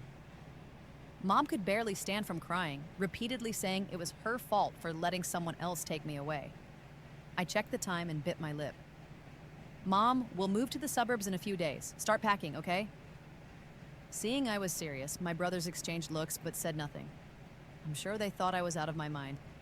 But it didn't matter. As long as I could keep my family safe, they could call me crazy if they liked. Just coming home, my mom was obviously spoiling me. All right, we have an estate in the suburbs. If you like it, we'll move in a few days. An estate, too? I didn't expect that. With an estate, our chances of survival would be greater. My second brother was surprised. Since when did we have an estate? Why didn't I know? Big Bro smiled warmly at me. Mom and I bought it for you when we found out you were coming back. Though we thought it might be too isolated, whatever makes Alice happy. My sister quickly raised her hand. And me, I decorated it. Second Bro I widened don't his actually eyes. believe her, but they're so Wow. tender. Looks like he really was the only one left in the dark. He's accomplished the feat of being the only one kept out of the loop. I nodded. Mom, Sis and I have something to take care of. We'll be back soon to be with you. Right now, surviving is the priority. There's no time for catching up. I pulled my sister outside, thinking two girls together wouldn't attract too much attention. Remembering the tragic robbery of the White family in my previous life, I was determined to prevent it from happening again. My sister and I went straight to the biggest supermarket in the city and ordered 300 boxes of bottled water, along with 20 boxes each of instant noodles, self-heating hot pots, and spicy foods. Knowing they might not be used to such things, Oh, I come also on. ordered a ton of meats like pork, beef, and lamb. Watching me order the meat, my sister made a call to turn one of the large pet in the estate into a freezer. Okay, there it In goes. my previous life, I died too early to know when the zombies were finally gone. So, I bought flour, rice, seeds, and fertilizers, as well as hand warmers. I also ordered 200 power banks. Electricity is crucial in the apocalypse. My sister caught on quickly and arranged for some big generators. But those would only be useful when it was safe. The noise would attract zombies otherwise. At checkout, the supermarket manager couldn't help but ask, Miss, what are you planning to do with all this stuff? My heart skipped a beat. Damn, I was so focused on stocking up, I forgot about being too obvious. If rumors spread about the White family hoarding supplies, it could lead to another robbery. While I was thinking of how to smooth things over, my sister casually flipped her hair and smiled, saying, Well, it's almost New Year, just giving some bonuses to the employees. And so that was it. Being an employee at the White family must be a blessing. I turned to look at the truck filled with stuff, suddenly realizing that the excuse might not be too believable. With the White family's status, how could the bonuses be these kinds of items? So, I added, Sis, what's your branch like? She gave me a puzzled look, then quickly caught on and replied, It's a new branch, not much of a scale yet, and I don't want to rely on the family, so the bonuses are just these, haha. She was saying this for the supermarket manager. Whether he believed it or not, I'm not sure, but by the time we left, my back was already soaked in cold sweat. To be on the safe side, we went to another large hardware supermarket and bought lots of tools like hoes and picks, weapons to fend off zombies and people alike. Back home, my two brothers were already busy fortifying the manor. I wasn't sure how much they actually believed me. But just in case it was all a way to humor me, we were still in danger. My sister seemed to sense my worry and gave a reassuring smile, turning to call my oldest brother. She told him that a friend from abroad had tipped her off and that it was always better to be safe than sorry by fortifying the manor early. Clearly, my sister's words carried more weight. In a few days, when I checked on the manor, it was secured with layers upon layers. Each layer had double-paned glass, and it was privacy glass, too. Worried that revealing the address might cause trouble, I specifically instructed the delivery people to drop things off a kilometer away, and then we'd move them with our own vehicles. It's not that I think the worst of people, but after living through the past, I can't trust anyone anymore. It's not a. In the early days, wealthy people and families with plenty of supplies were robbed daily. Later, people learned to fight back by throwing someone from their group to the zombies to distract them, buying themselves some time to survive. Unfortunately, I was the one sacrificed. Yet, out of a sense of humanity, I sent a message to the Green family, warning them that the pandemic was resurging and they should stock up on groceries just in case. The message went unanswered, and I didn't follow up. To buy some time, I even got my mom, who had never worked a day in her life, to help out. Looking at my family gathered around, I finally started to feel a bit more at ease. Just then, my oldest brother got a call and was about to head out. I grabbed his arm and said seriously, "You can't go out, not for at least an hour." There was only 1 hour left until the zombie outbreak. I convinced my siblings to send all the staff and security away under the pretense of a New Year vacation. My brother paused, then patted my head with a smile. "Sarah, be good. I have a meeting, but I'll be back afterward to hang out with you." I shook my head, clinging tightly to his sleeve. "Come on, she wants you to stay," my mom said. "The company can survive without you for a day, can't it?" My sister nodded in agreement. "Yeah, Sarah finally trusts us. You can't just leave." My brother reluctantly called his office and told them he wouldn't make it. I curled up on the sofa, shaking. Just 2 minutes left until the zombie outbreak news would be broadcast. Even though we had prepared, fear gripped me deeply. Images from my previous life flashed through my mind, and I glanced at my family. Would they toss me out like the Green family did? My brother was the first to notice something was off. He put his arm around my shoulder. "Are you feeling sick? Let's go to the hospital." I shook my head. Hearing the commotion, my brother, sister, and mother all came over to check my forehead. "Sarah, are you feeling unwell? You shouldn't push yourself." "Yeah, if something's off, tell us immediately." Again, I shook my head, trying hard to suppress my trembling. "I'm not going anywhere. I just want you all here with me." Mom didn't know what was happening, but hugged me, trying to comfort me. Right then, my brother got a frantic call. "Boss, something weird is happening. People are screaming." The line went dead with a final shout. My brother frowned, calling out several times with no response. He stood, ready to go check things out. I leapt off the couch to stop him, nearly falling because of my quick movement. An unknown virus is spreading in the city. People are mutating and attacking others. My second brother read the news alert out loud, his gaze fixing on me. Sarah was right. There are really zombies. His hand holding the phone trembled. Almost instinctively, my mother and brother moved to shield me. "Sarah, how did you know?" Mom asked. I understood what she meant. I was just an ordinary college student with no way to get such information. But in these circumstances, I couldn't tell them I was reincarnated. I couldn't risk it. My brother gently patted my back. If Sarah doesn't want to talk about it, don't force her. What should we do now? Since the zombie outbreak matched my warning, they didn't doubt me anymore. I couldn't let them down. I moved to close the curtains and secure all the doors. Although the glass was for privacy, light might still escape. We only had time to reinforce one more door. Would it withstand an attack? Wary of stressing everyone out, I tried to sound casual. Maybe this will all be over by morning. Let's get some rest. The manor's secure for now. My sister chimed in. Thank goodness Sarah told us to stockpile, or we'd be in big trouble. Let's all do what Sarah says and get some sleep. She even returned to her room first, leading by example. After everyone left, I settled back on the couch, anxiously scrolling through my phone for updates. The zombie wave was getting more intense. Not just here, but even the neighboring 3 or 4 cities had fallen. It was only the first day, and there were already reports of violent looting. It made me more determined to protect everyone. Just then, my phone rang. It was Emily. She yelled at me, clearly upset. Sarah, did you know something? Why else did you tell Mom to stockpile supplies? I held the phone away from my ear. Instead of thinking about how to keep herself and her family safe, she was busy yelling at me. I didn't get it. I denied it, saying, I didn't know, I just thought to warn you guys. Emily didn't believe me and shouted, Where are you now? Where? Hurry up and get supplies to us, you hear me? If you don't, I'll have Mom and Dad beat you to death. I'll let the whole world know what kind of person you are. I frowned and hung up. In the last life, Emily was the one who urged Mom and Dad to push me out. I didn't have the patience for her anymore. Send supplies? How about sending a slab? After hanging up, I saw my sister standing behind the couch. I was startled. Sis, why aren't you asleep? She was silent for a moment before asking, Sarah, you're reborn, aren't you? My heart clenched.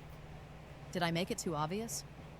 I looked at her cautiously, unsure how to answer. If I said I was reborn, I didn't even know everything about the apocalypse. In the last life, I died pretty early on. She didn't wait for me to answer. She pursed her lips and said, Don't be afraid. Actually, I'm reborn too. I was stunned. Was being reborn a common thing now? She moved closer and whispered, When you suggested stockpiling supplies, I figured it out. Luckily this time, I found you earlier and didn't let you die a tragic death. I was speechless. Did they look for me in the last life too? But didn't people say the white... Old Spice deodorant. Number one Goodness aluminum-free gracious. brand. Great balls of fire. The White family was wiped out during a robbery? It's like she knew what I was thinking, and she continued. The day the apocalypse hit, we found out where you were, but then we got stuck. At that time, Mom was really upset and insisted on leaving to find you, but in the last life we hadn't prepared. The house wasn't strong enough, the supplies weren't enough. On the 10th day of the apocalypse, someone broke in and robbed us. But they didn't expect zombies to follow right behind them. In the end, Big Brother, Second Brother, and Mom died protecting me. In the chaos, I had nowhere to hide and wanted to fulfill Mom's and Brother's last wishes. They wanted to bring you back home. My sister touched my head, tears shining in her eyes. I finally followed the address and found you, but all I saw was your corpse. Thinking about that scene, I suddenly felt sympathy for my sister. Carrying the family's final wish, she found her sister and only saw limbs scattered everywhere. I changed the subject. What about you? How did you die? When I brought it up, even my graceful, elegant sister was gritting her teeth in anger. Wasn't it those vile people from the Green family? I knew the rest without her saying it. To distract the zombies, they threw even their daughter of 20 years to the zombies. So what would they care about my sister? I was confused. Since you're reborn, why didn't you start stockpiling and reinforce the house sooner? Aren't you afraid you won't have enough time? If you have another shot at life, your only goal can't be to find your sister. That doesn't sound like my wise sister. She glanced at me, tossed away the nuts in her hand, and motioned for me to follow her. The two of us walked in the dark. She turned on a light, and then I was shocked. Underneath this mansion, she had dug tunnels filled with supplies. There was hundreds of times more than what we bought the other day. With this, we could last 5 or 6 years without a problem, she said. Everything was arranged when I bought the house. As for shopping with you, she touched her chin, smiling. First, stockpiling is never a bad idea. Second, I'm happy to see how much you care about the family. Geez, too much. I thought I was totally prepared, but I was being played by my siblings. I asked, do Big Brother and Second Brother know about this place? About you being reborn? She shook her head. Big Brother and Second Brother don't believe this kind of thing. If I told them, they'd think I was crazy. As for the tunnel, they know it. She looked at me, smirking. I told them I found out about my sister's interest, said you liked exploring down here. Whatever I asked, the family agreed. They might think the sister was a little weird, but nothing beyond that. With that weight off my chest, we came out of the tunnel and were about to sleep. But then, the outermost gate's alarm rang. We exchanged glances, feeling a chill. The mansion was in the suburbs. How did someone find us so quickly? Holding hands, we went to the monitor, checking the situation outside. And what we saw made me frown. I didn't expect danger to come so fast. On the screen, the Green family was pounding the gate, loudly shouting, Sarah, get out here! You dare hide here by yourself, ungrateful wretch. All those years we took care of you wasted. Facing the jerks who directly got my sister and me killed in the past. My face hardened. Their shamelessness was beyond imagination. The alarm woke Mom and my 2 brothers. Rushing downstairs, they pulled my sister and me back to the living room. Second brother looked anxious. "Are the zombies coming?" "No worries, you 2 hide, I'll protect you." Big brother rolled his eyes at him, a bit speechless. "No, it's not zombies." He pointed at the monitor. "It's the Green family." This time my sister led them to find me early. They knew how I lived at the Greens. Seeing the Green family, second brother rolled up his sleeves and grabbed a hoe, ready to charge out. "They dare look for my sister? Let's see if I won't crush them." Big brother held him back, Appropriate turning the sibling monitor's volume up. response. Emily crossed her arms, looking annoyed as she watched her parents argue. "I told you already, once we spread the word about the White family having an estate here, someone will help us break in. Why bother?" I went pale. I hadn't mentioned any of this to anyone. How did the Greens know? And how did they get the exact address? A shiver ran down my spine. My brother stared at me for a few seconds. Then, like he realized something. "Sarah, do you have anything from the greenhouse?" I was trembling. "Just my phone and the pendant Mom gave me. Nothing else. The Green family wouldn't let me take anything else." Hearing that, my brother immediately took out his laptop and grabbed my phone to check it. My other brother urged from the side, "Have you found anything?" Mom and my sister stood by me, gently patting my shoulder. My phone had tracking software on it. Felt like I'd been struck by lightning. No wonder Emily's mom always knew exactly where I was. Once, when I refused Emily money for expensive things, she showed up at my part-time job and caused a scene, costing me the job and a lot of money in damages. I thought I'd accidentally given away my location, but this was insane. My brother clenched his fists and slammed the table. These bastards. It was obvious now. The Green family knew I was going back and forth to the supermarkets and estate, but never did anything. Not until the world was ending, realizing what my location meant. If we didn't take care of them, they might actually bring zombies and crowd. Granger knows that if you're a lineman in charge of keeping the lights on, you go to great lengths, and sometimes heights, to ensure the power is always flowing, which is why you can count on Granger. Crowds our way. "Can you change the location on my phone?" I asked my brother at the computer. I knew from past experience that he wasn't just the head of the White family, but also a tech expert. He nodded, fingers flying over the keyboard. Soon, we heard Emily's voice through the monitor. "Location's a kilometer away now. She must have run while we weren't looking. Let's go chase." Emily's dad hesitated. "It's dangerous out there. We should focus on breaking into this estate." But Emily glared at him, saying loudly, "If we kidnap Sarah, there's no way the White family won't let us in. For their precious daughter." Her parents didn't argue. They rushed out to find me. What I sat on the wild couch, people. opened a Coke, and browsed the news. Then my phone rang. It was Emily, her voice sickeningly sweet as always. "Sarah, where are you? It's dangerous out. Mom and Dad want me to bring you home. Where are you? I'll pick you up." I chuckled. Had I not overheard their plan, I might have believed her. I gave her an address. I'm at Lilac Lane. That was where I left them 50 boxes of ramen as gratitude. If they wised up and went back to safety, I'd let it go. But if they couldn't see reason, well, I wasn't kind-hearted. They wanted my life, they'd face the consequences. On the 10th day of the apocalypse, the city lost power. Online news slowed down. Things outside were bad. Robberies were common. Some even lured others into zombies just to survive. I figured the Green family must have found refuge since I hadn't seen them. But on the 11th day, they showed up again. They'd reacted quickly, realizing I changed the location and stopped relying on it. Instead, they stood at the entrance yelling, "Sarah, come out, or we'll come in." My brother switched the monitor to show a spot a kilometer from the estate. Looking serious, he said, "These zombies were likely brought by the Greens." The screen showed a chaotic swarm of zombies. Oddly, the Greens were unharmed. Emily waved a speaker and a blood pack at the camera. "Sarah, care to guess if you'll survive when they come?"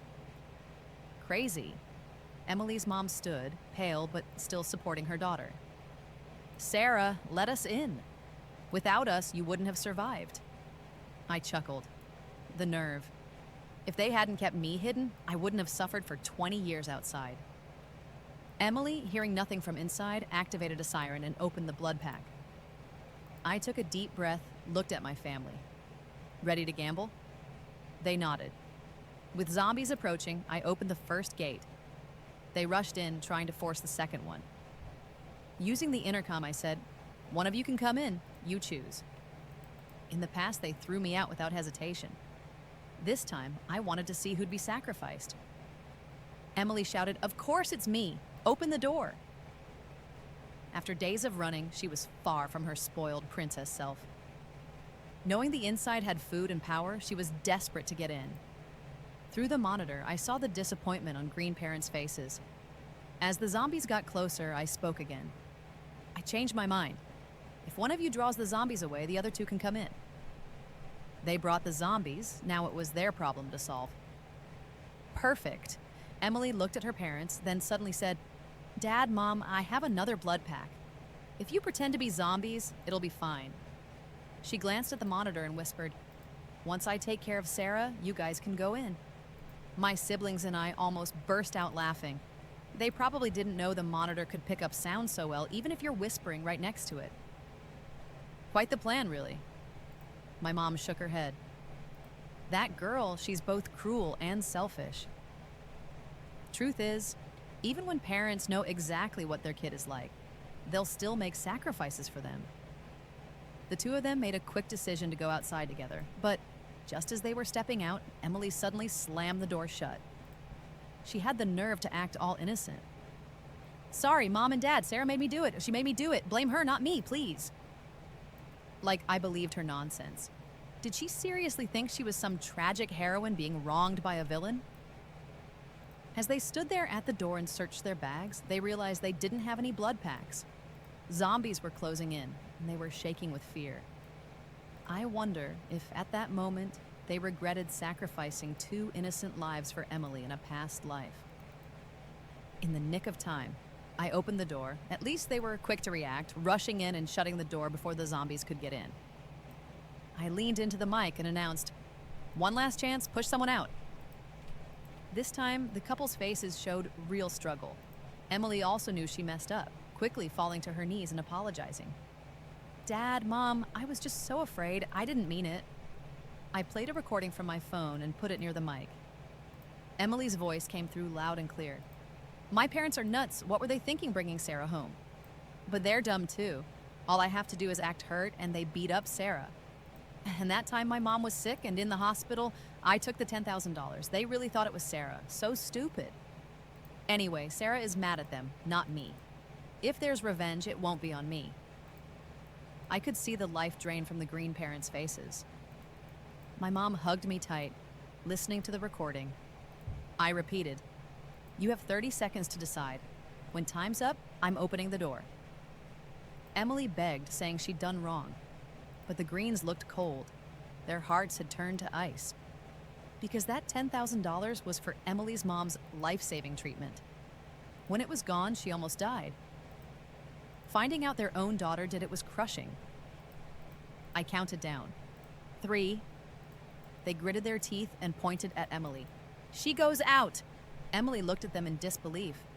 I smiled slightly, watching as the Green parents opened the door and pushed Emily out.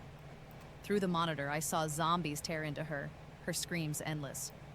Emily's mom shook, wanting desperately to save her daughter, but Emily's. Dad held her back. "A daughter like that, we're better off without. We're still young. We can have a son to take care of us." I couldn't help myself and chuckled. They just sacrificed their daughter, and he's already thinking about having a son. Calling him scum is too nice. The revenge on Emily was done, and I used a drone to lure the zombies away, then opened the first door. "The zombies are gone. You can leave now. There are supplies in the alley. Take them and go home. This is my last bit of mercy for them." They looked longingly at the second door, but left anyway. They couldn't get inside anyway. I let out a sigh. I wanted revenge on Emily because all my misfortunes came from her scheming. As for the Green parents, it's not that I don't hate them. I just don't want to carry that baggage my whole life. So I let them go. Whether they live or die, who knows? Day 60 of the apocalypse. After warming up, the weather got cold again. Even with the estate's insulation, without heating, we were all shivering. My sister and I set up the generator, ready to make hot pot. We still had plenty of supplies, so we could afford to splurge this once. As the steam rose, I lifted my glass. Mom, big bro, lil bro, and sis, thank you. Thank you for unconditionally supporting every decision I made. My sister was a little drunk, crying loudly. Thank you for surviving. Everyone thought she was scared by the apocalypse, but only she and I knew. We were grateful we avoided past tragedies and kept our family safe. We don't know when this apocalypse will end, but as long as we're together and united, that's enough.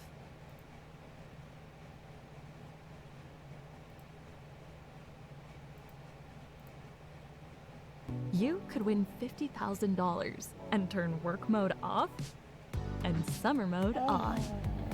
Scan the Ritz Sunkissed pack for a chance to win $50K.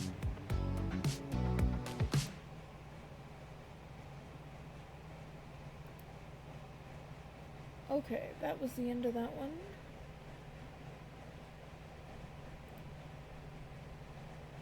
Okay. Once I transmigrated into a book and... Nope, it's on my list, but it's not an apocalypse one. Here we go. This one is also on Kitty Story. Reborn pre-storm apocalypse. I secretly stocked up, moved house, misled others, and watched them perish. Okay, that sounds brutal, but I'm sure there's a reason for it in the story. It rained heavily for a whole year. My boyfriend and his first love were in a panic, but I didn't care. In my previous life, in order to survive, he and his first love broke into my house, robbed me of my supplies, and harmed my family. Finally, the heavy rain flooded in through the windows, and they climbed to a higher floor, stepping on my tortured, broken, and twisted body. I was washed into the sewer and died without a burial place. In this life, I was reborn before the heavy rain. I secretly emptied the mall, quietly moved house, but told them that there was no need to stock up on goods. They don't know that hunger is just the beginning of my revenge. 1. I never expected that I would have a chance to change my destiny. In my previous life, when the apocalypse of heavy rain broke out, my boyfriend Aaron and his first love Grace broke into my house directly in order to survive. They not only ransacked all the supplies in my house, but also brutally killed my parents. Aaron stabbed my parents to the ground, and Grace didn't forget to step on them a few times, spitting a few times with a vicious expression. You old bastards, you still dare to resist, you really think you're something. My parents were still hanging on to their last breath, but after Grace's few kicks, they completely died. When I saw my parents lying in a pool of blood, even though my hands and feet were tied, I wriggled my body and rushed towards Aaron and Grace like a madman.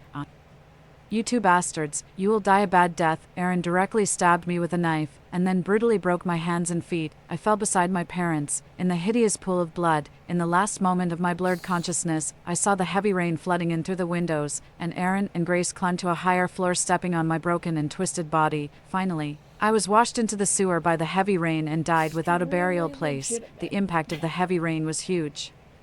Not to mention that it had been raining heavily for so long. Before being washed into the sewer, I could clearly feel my body being crazily squeezed, and the tearing sensation of my flesh and blood. I felt that my whole body was about to be shattered by the huge current. It hurt. It was not only physical pain, but also mental pain. Only now do I know that every time Aaron made an excuse of going on a business trip and couldn't come back.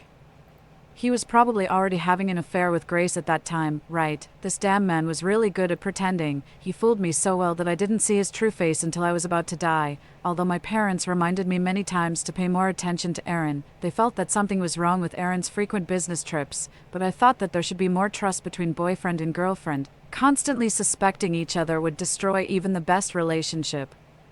I trusted Aaron so much, but in the end, he stabbed me in the back. Our whole family became the souls under his knife. I hate so much. If there is an afterlife, I will definitely make these two bastards die without a burial place and pay for their crimes with blood. The pain on my body suddenly eased a little, and the stench in the sewer was replaced by a pungent perfume smell. It seemed that someone was pushing me. Evelyn.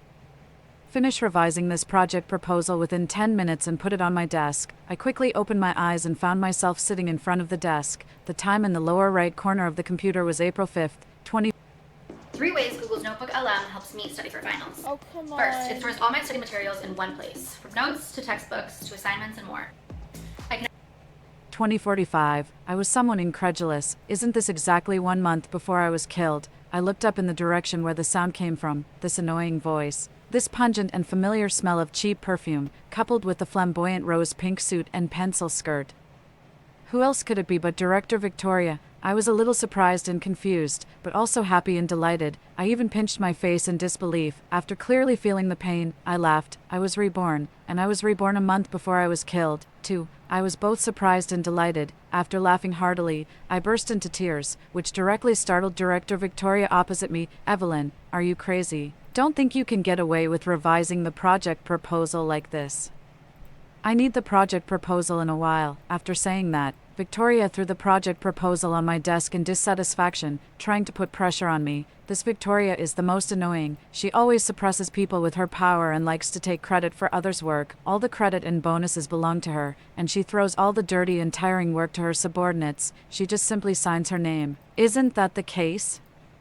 This project proposal was clearly worked out by me through working overtime for several days and nights. Before it was perfected, Victoria directly took it away and pretended it was her own. Now that there was a problem, she immediately threw the project proposal back to me and asked me to revise it. Isn't she despicable? Just right. I don't have time to waste with this bitch now. In a week, the apocalypse of heavy rain will come.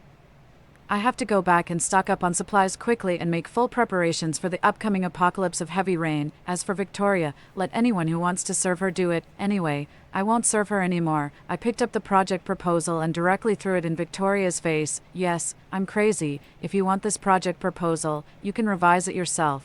What's the reason for just asking for it but not revising it? Victoria didn't expect me to do this. And her face was swollen from the hit. Her face turned liver-colored and she pointed at me in anger. You really deserve to die. Believe it or not, I'll directly report to the higher-ups and fire you. No need for you to do that. If someone like you can become a director, this company won't last long either, and I just don't want to stay here anymore. I glared at Victoria after submitting the resignation procedure. I turned around domineering in front of her. I've been wanting to stand up to this woman for a long time, and now I finally did it. It's so satisfying. I was willing to endure her oppression before to make money, but now, the apocalypse of heavy rain will come in a week. As long as the money is enough, any more is just waste paper. I resigned and left under the astonished gazes of everyone and Victoria's resentful eyes. I have to make sufficient preparations before the end of the world arrives. When I got home, I specifically observed that the place I'm living in now is on the 10th floor. It's not too low, but it can't completely withstand the invasion of the heavy rain. I haven't forgotten the scene before I closed my eyes when the heavy rain rushed into my house through the windows and washed me into the sewer. The feeling of suffocation and the pain of my flesh and bones being separated make me tremble just thinking about it, let alone experiencing it again.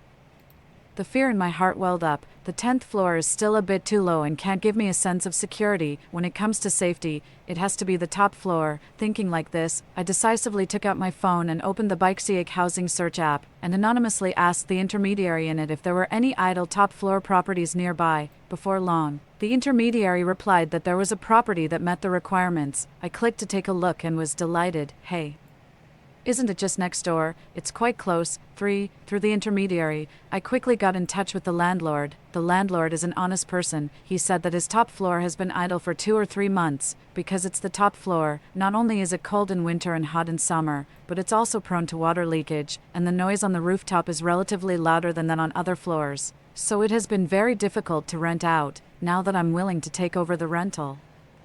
He said he was very happy and could lower the price for me. In the end, I rented this top floor at the price of $2,500. The landlord was happy, and so was I, because after the apocalypse of heavy rain breaks out, the price of the top floor will soar. At that time, even if you have money, you may not be able to get the top floor. Looking at the landlord's simple and honest appearance, I instinctively wanted to remind him, but when I thought that people are all selfish, maybe the landlord would break the contract and not rent it to me if he knew the truth. In the end, I still vaguely mentioned it.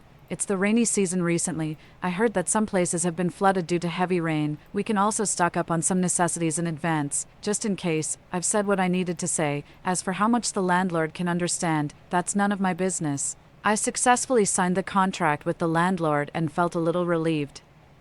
The place to live has been settled, and the next thing is food. Come to think of it, I had the habit of stockpiling supplies because of the epidemic before. I was afraid that there would be some natural disaster someday. Only by stockpiling supplies can I feel safe. My boyfriend disliked my behavior very much. He thought it was unnecessary and said that it was a waste of money and a wasteful act, but I've always used my own money. Facts have proof that my decision was correct. Later.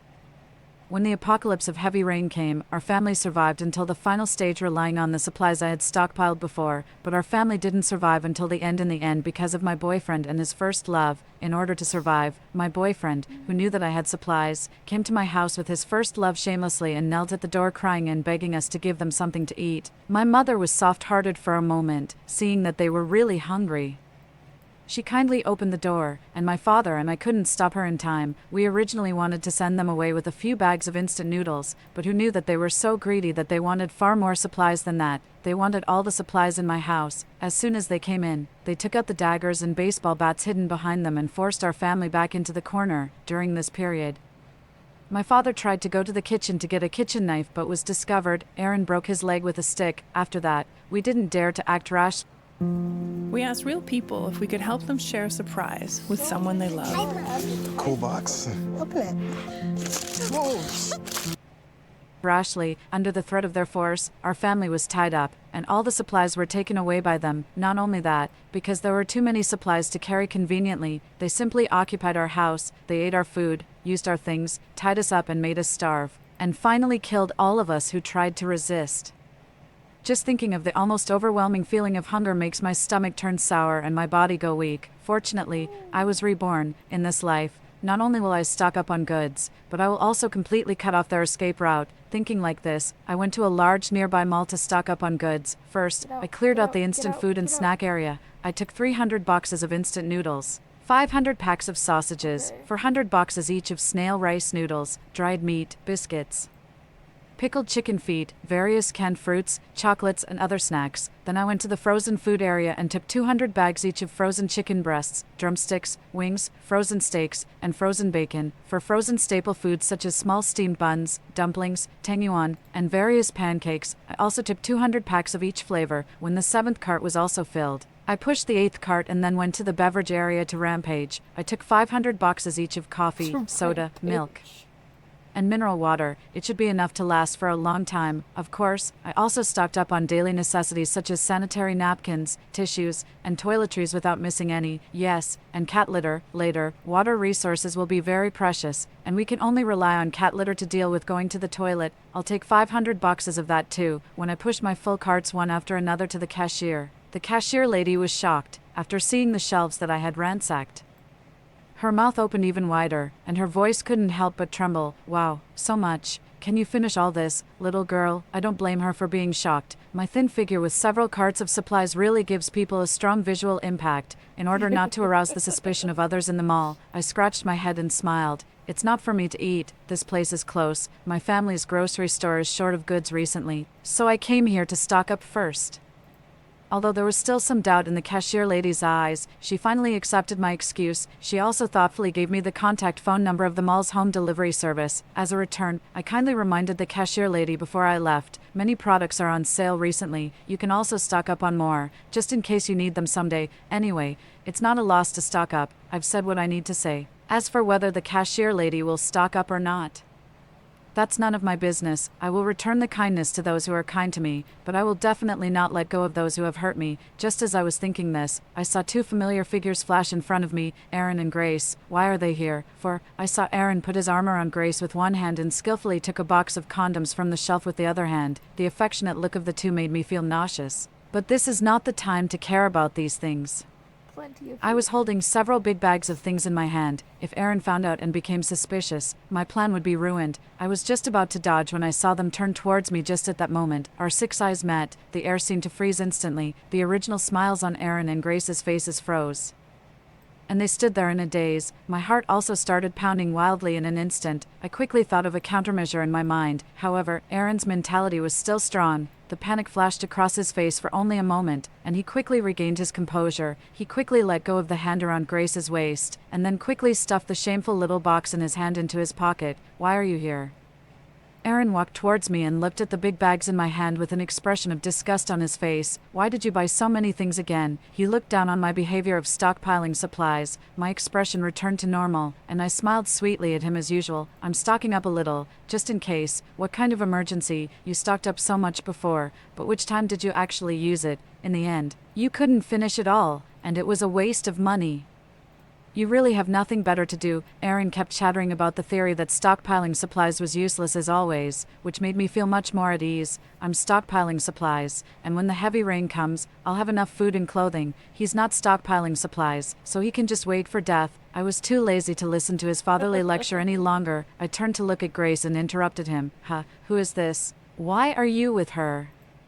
In order to make sure my acting was real enough, I deliberately added some jealousy to my tone. When I turned my gaze to Grace, Aaron was only nervous for a moment, and then quickly returned to normal. He quickly stood beside Grace and introduced her. This is my colleague Grace from our company. We've been collaborating on a project recently. We just happened to come here for a stroll after work. I sneered in my heart. They really know how to stroll around. Strolling all the way to the condom area, but on the surface, I pretended to be ignorant. I see. Then I troubled Sister Grace to take care of our Aaron. After the pleasantries, I looked at Aaron and asked, holding back my nausea, "Baby, will you come back for dinner tonight? I bought a lot of frozen food and can cook dumplings for you." I picked up the bag full of instant food in my hand and showed it to Aaron. I had stored most of the supplies in the supermarket and was waiting for them to be delivered to my home later. I was only holding a few scattered small bags now. No need. I have to go on business trips for the project in the next few days. You eat properly at home by yourself. I won't be back. I nodded obediently and replied, okay, but in my heart, I couldn't help but sneer. Going on a business trip. He's probably cheating, but it's just as well that he's not here. I'll have more time to move and prepare the supplies. When I parted ways with them, out of the corner of my eye, I saw Aaron touch Grace. I couldn't stop the cold smile in my heart. You can keep provoking me.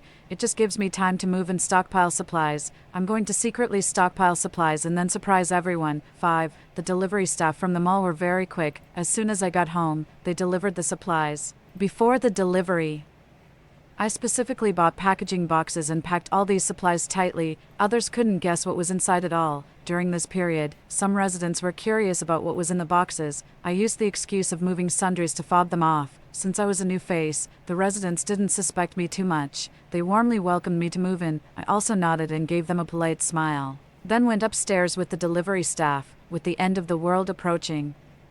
I don't dare to trust others easily and don't plan to get too close to them either. It was already evening by the time I finished arranging the supplies. I was so tired that I was limp, but it wasn't time to rest yet. I had to contact my parents as soon as possible and get them to move in with me. Only when my parents are by my side can I feel at ease. In my previous life, my parents were implicated by me and were brutally killed by those two scumbags. This time, no matter what, I will protect my parents well and never let them end up in such a miserable situation because of me again. Dear daughter, what's wrong? Evelyn. Hearing the familiar voices, my nose turned sour and my eyes involuntarily turned red. It was like a dream. 1 second I was lying in a pool of blood, and the next second my parents were greeting me affectionately on the phone. I couldn't stop the grievance and excitement in my heart, and my tears fell, and I couldn't help crying, hearing my sobs.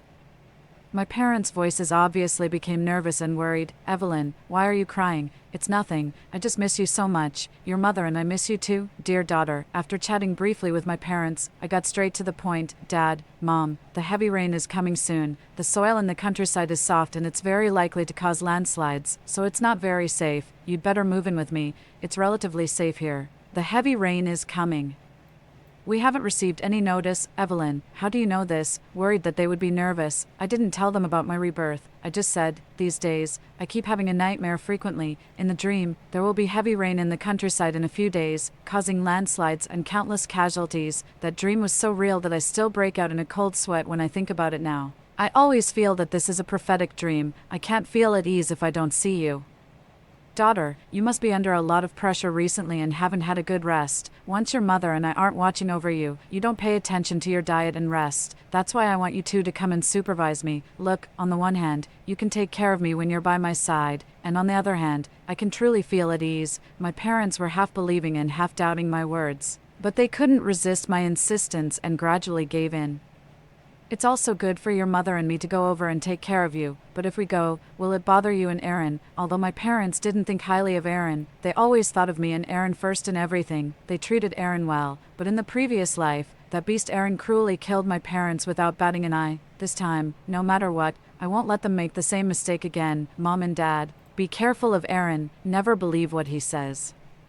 Although my parents were confused, they didn't ask too many questions and finally chose to believe me. After giving the instructions, I hung up the phone, immediately bought the earliest tickets for my parents, and sent them the ticket information. I told them to let me know when they arrived and that I would go to pick them up directly. Finally, I managed to persuade my parents, which was half the success. But I won't be able to feel at ease until I see my parents, 6, before my parents arrived. I plan to reinforce the doors and windows. First of all, I had to change the door. Ordinary doors aren't strong enough. I had to replace it with a bulletproof door so that it could prevent others from breaking in. When supplies are in short supply, people's hearts are the most unpredictable, and they can do all kinds of crazy things. Secondly, the glass of the windows also had to be replaced with bulletproof glass and reinforced. I also had to stick anti-peeping glass film on all the windows. Add anti-theft bars, and all the curtains had to be thickened and light-blocking. This was to create the impression that there was no one in the house and avoid unnecessary trouble in the future. In addition to blocking the light, sound was also a problem, and soundproof cotton was essential. Only by laying soundproof cotton and soundproof pads in the house could I completely hide myself, thinking like this. I took out my phone and contacted a decoration company and told them my requirements in detail. The decoration guy was a bit shocked when he saw my requirements. All these people who don't know might think zombies are coming. This guy must have read a lot of end-of-the-world zombie novels on a regular basis. But what's coming isn't zombies, but heavy rain, and what's even more terrifying isn't the zombies or the heavy rain, but people's hearts. This is to prevent people. The bad guys who want to rob my supplies. I forced a couple of laughs and prevaricated. I'm socially anxious. This is safer, seeing that I paid a high commission. The decoration guy didn't ask too many questions and quickly decorated according to my requirements. After the decoration, there were scattered glass and steel scraps on the floor. I directly cleaned up some of the smaller pieces. For the ones that I couldn't sweep up, I picked them up by hand. My finger was accidentally cut during the process. I quickly got up and wanted to find iodine for disinfection. After looking for a long time, I suddenly remembered, damn it, I forgot to stock up on medicine. It seems that I have to go to the pharmacy. In the apocalypse, medicine is still very important. Without medicine, in such a harsh environment, even a small cold can be fatal. Thinking like this, I didn't care about the wound on my hand and quickly went to the pharmacy to stock up. I stocked up on all the commonly used medicines such as Banlangen granules, Ganmaling granules, cough syrup, ibuprofen, Wuxingqi water, band-aids, antipyretics, cotton swabs, iodine, etc. Just as I was about to pay, I saw 2 familiar figures at the door again. Aaron, Grace, why are these 2 scumbags here again? They really are like ghosts that won't leave. I crouched behind a shelf and just happened to see through the gap that they were smiling as they took a box of contraceptive pills. Goodness, are they really going at it like this? During this, Grace wanted to take the more expensive one, but Aaron smiled and said, the expensive ones are just a tax on stupidity. In fact, the effects are all the same. I felt a wave of contempt in my heart when I heard this. Bah, I hope so. You damn stingy men just don't want to spend money. Fortunately, I saw through this scumbag's true face in the previous life. Otherwise, I don't know how much I would have been harmed. I was too busy stockpiling goods to pay attention to them. Let them have their fun. Anyway, they'll be the ones to suffer in the end. Not far from the pharmacy, I saw a large appliance store. Thinking that I still needed some large appliances at home, I went in and took a look. I contacted the boss and paid extra for the delivery of items like refrigerators, water purifiers, air purifiers, generators, etc., which might come in handy to my home after paying the extra money. The boss's delivery speed was really fast. All the items were delivered in less than a day, and they even included installation. The service attitude was extremely good. After everything was arranged, I stayed in the house waiting for my parents to arrive. 3 days before the heavy rain arrived, my parents arrived safely. I went to the station to welcome them back in person and asked as soon as I saw them, Mom and Dad, nothing happened on the way, right? No, but what you said was right. It started raining in the countryside as soon as we left. It's raining in the countryside. My heart skipped a beat, and I became alert. Could it be that the end of the world has come earlier? 7. Did the end of the world come earlier because of my rebirth? It seems that I should speed up the progress of what I'm doing. I quickly took my parents home and settled them in. After that, I reminded my parents repeatedly to stay at home as much as possible in the following days and not to go out if they didn't have to. Daughter, are you hiding something from us? My father's sharp eagle eyes stared at me intently, making it impossible for me to hide anything. Alas, as expected, my parents aren't that easy to deceive. Fortunately, I didn't plan to deceive them either. This is something they should know. Before, I was afraid that they would be nervous and scared and something would happen. Now that our family is safely together, it's time to tell them. I sighed and said, Mom and Dad, you may not believe what I'm going to say next, but I swear that everything I say is true. I told my parents all the disgusting things Aaron and Grace did in my previous life, and my voice even choked up involuntarily when I talked about my parents being killed. After Aaron broke in, he tied us all up, didn't give us anything to eat or drink, and treated us like animals, and he killed you all right in front of me when you tried to resist. I watched helplessly as you fell in a pool of blood. This was simply a nightmare for me. Mom and Dad, do you know how desperate I was at that time? At first, my parents thought I hadn't slept well and had a nightmare and was mistaking the things in the dream for reality, but seeing the terrified and indignant look on my face, they didn't think I was pretending. There was no need for me to act like this in front of them. Just from hearing the description, my mother's eyes were already red with heartache. Evelyn, what about you? Did you survive? No. I was stabbed to death by Aaron, and my body was washed into the sewer. When my parents heard about their own deaths, they were just shocked. But when they heard about my tragic ending, they completely broke down. My father kept cursing Aaron as a beast and a demon who bit the hand that fed him. My mother cried so hard that she was in a mess, feeling sorry for my experience and crying until her eyes were swollen. Evelyn, it's my fault. I've caused you so much suffering. If I hadn't been soft-hearted and opened the door, our family wouldn't have ended up in such a miserable situation. My mother hated herself for letting the wolf into the house because of a moment of soft-heartedness and bringing so much suffering to our family, my father, and I comforted her, saying that it wasn't her fault. It was all the fault of Aaron and Grace, those two scumbags. I patted my chest and smiled at my parents. Don't worry, Mom and Dad. This time, I've made full preparations and it will definitely be okay. My parents were very pleased with my thoroughness and caution. At the same time, they felt sorry for me. In my previous life, I must have suffered inhumane torture, which was why I was so careful and cautious in this life. At this moment, my stomach growled. I was so focused on bringing my parents back that I forgot to eat. My mother chided me for not eating properly again and got up to cook for me. At this time, we found that there were only instant noodles and instant noodles with powder at home. Evelyn, didn't you buy rice and noodles? Damn, I really did forget. I shook my head at my mother and smiled awkwardly. My father then spoke up. It's easy to solve. Tomorrow, our family will go out and replenish and perfect the supplies. 8, okay. I replied happily. Ever since I witnessed the scene of my parents' death in front of me in my previous life, I have cherished the time with my parents even more. A family should be together and complete. The next morning, I was awakened by the aroma of the breakfast my mother made. It was my favorite scallion oil noodles and crispy biscuits. The aroma of the scallion oil stimulated my taste buds, and it reminded me of the days when I was tied up by Aaron and could only watch but not eat or drink. How long has it been since I had a decent meal, and how long has it been since I tasted my mother's cooking? I wolfed down the breakfast and even burped. Eat slowly. If it's not enough, there's more. Thank you, Mommy. With my parents, food, and a warm little home, compared to the miserable situation before, it's incredibly happy. After breakfast, our family went to the nearby supermarket arm in arm to check for any shortages and make up for them.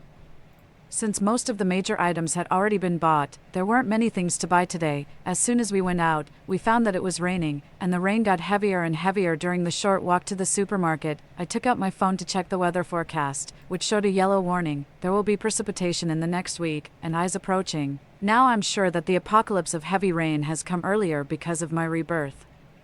I quickened the pace of mine and pulled my parents and rushed into the supermarket. We found that besides us, other people who were aware of the situation had also started to stockpile supplies consciously. The situation became tense. My father rushed to the staple food area and directly bought 200 gin of rice and 200 gin of noodles. My mother supplemented some detailed supplies such as dried vegetables, canned food, and vitamin tablets. Just as we were paying, Aaron called, "Baby, it's going to rain heavily in the next week. I see that people around are starting to stockpile supplies. Since you have the habit of stockpiling supplies, why don't you take this opportunity to stock up more?" Aaron actually called on his own initiative. It seems that he's panicking. Didn't he keep saying that stockpiling these things was a waste of money and that it was a stupid thing to do before? Now he's in a hurry and is asking me to stock up on supplies on his own initiative. I sneered in my heart, but on the surface, I replied obediently, "Don't worry. I'm stockpiling them. I've stocked up a lot. and the house is already stuffed. Baby, you can focus on your work with peace of mind. Don't worry about stockpiling supplies. Just leave it to me. I knew you were the most reliable. Baby, Aaron completely left this matter to me and gave me a disgusting kiss before hanging up the phone. The corners of my mouth curled into a cold smile. Yes.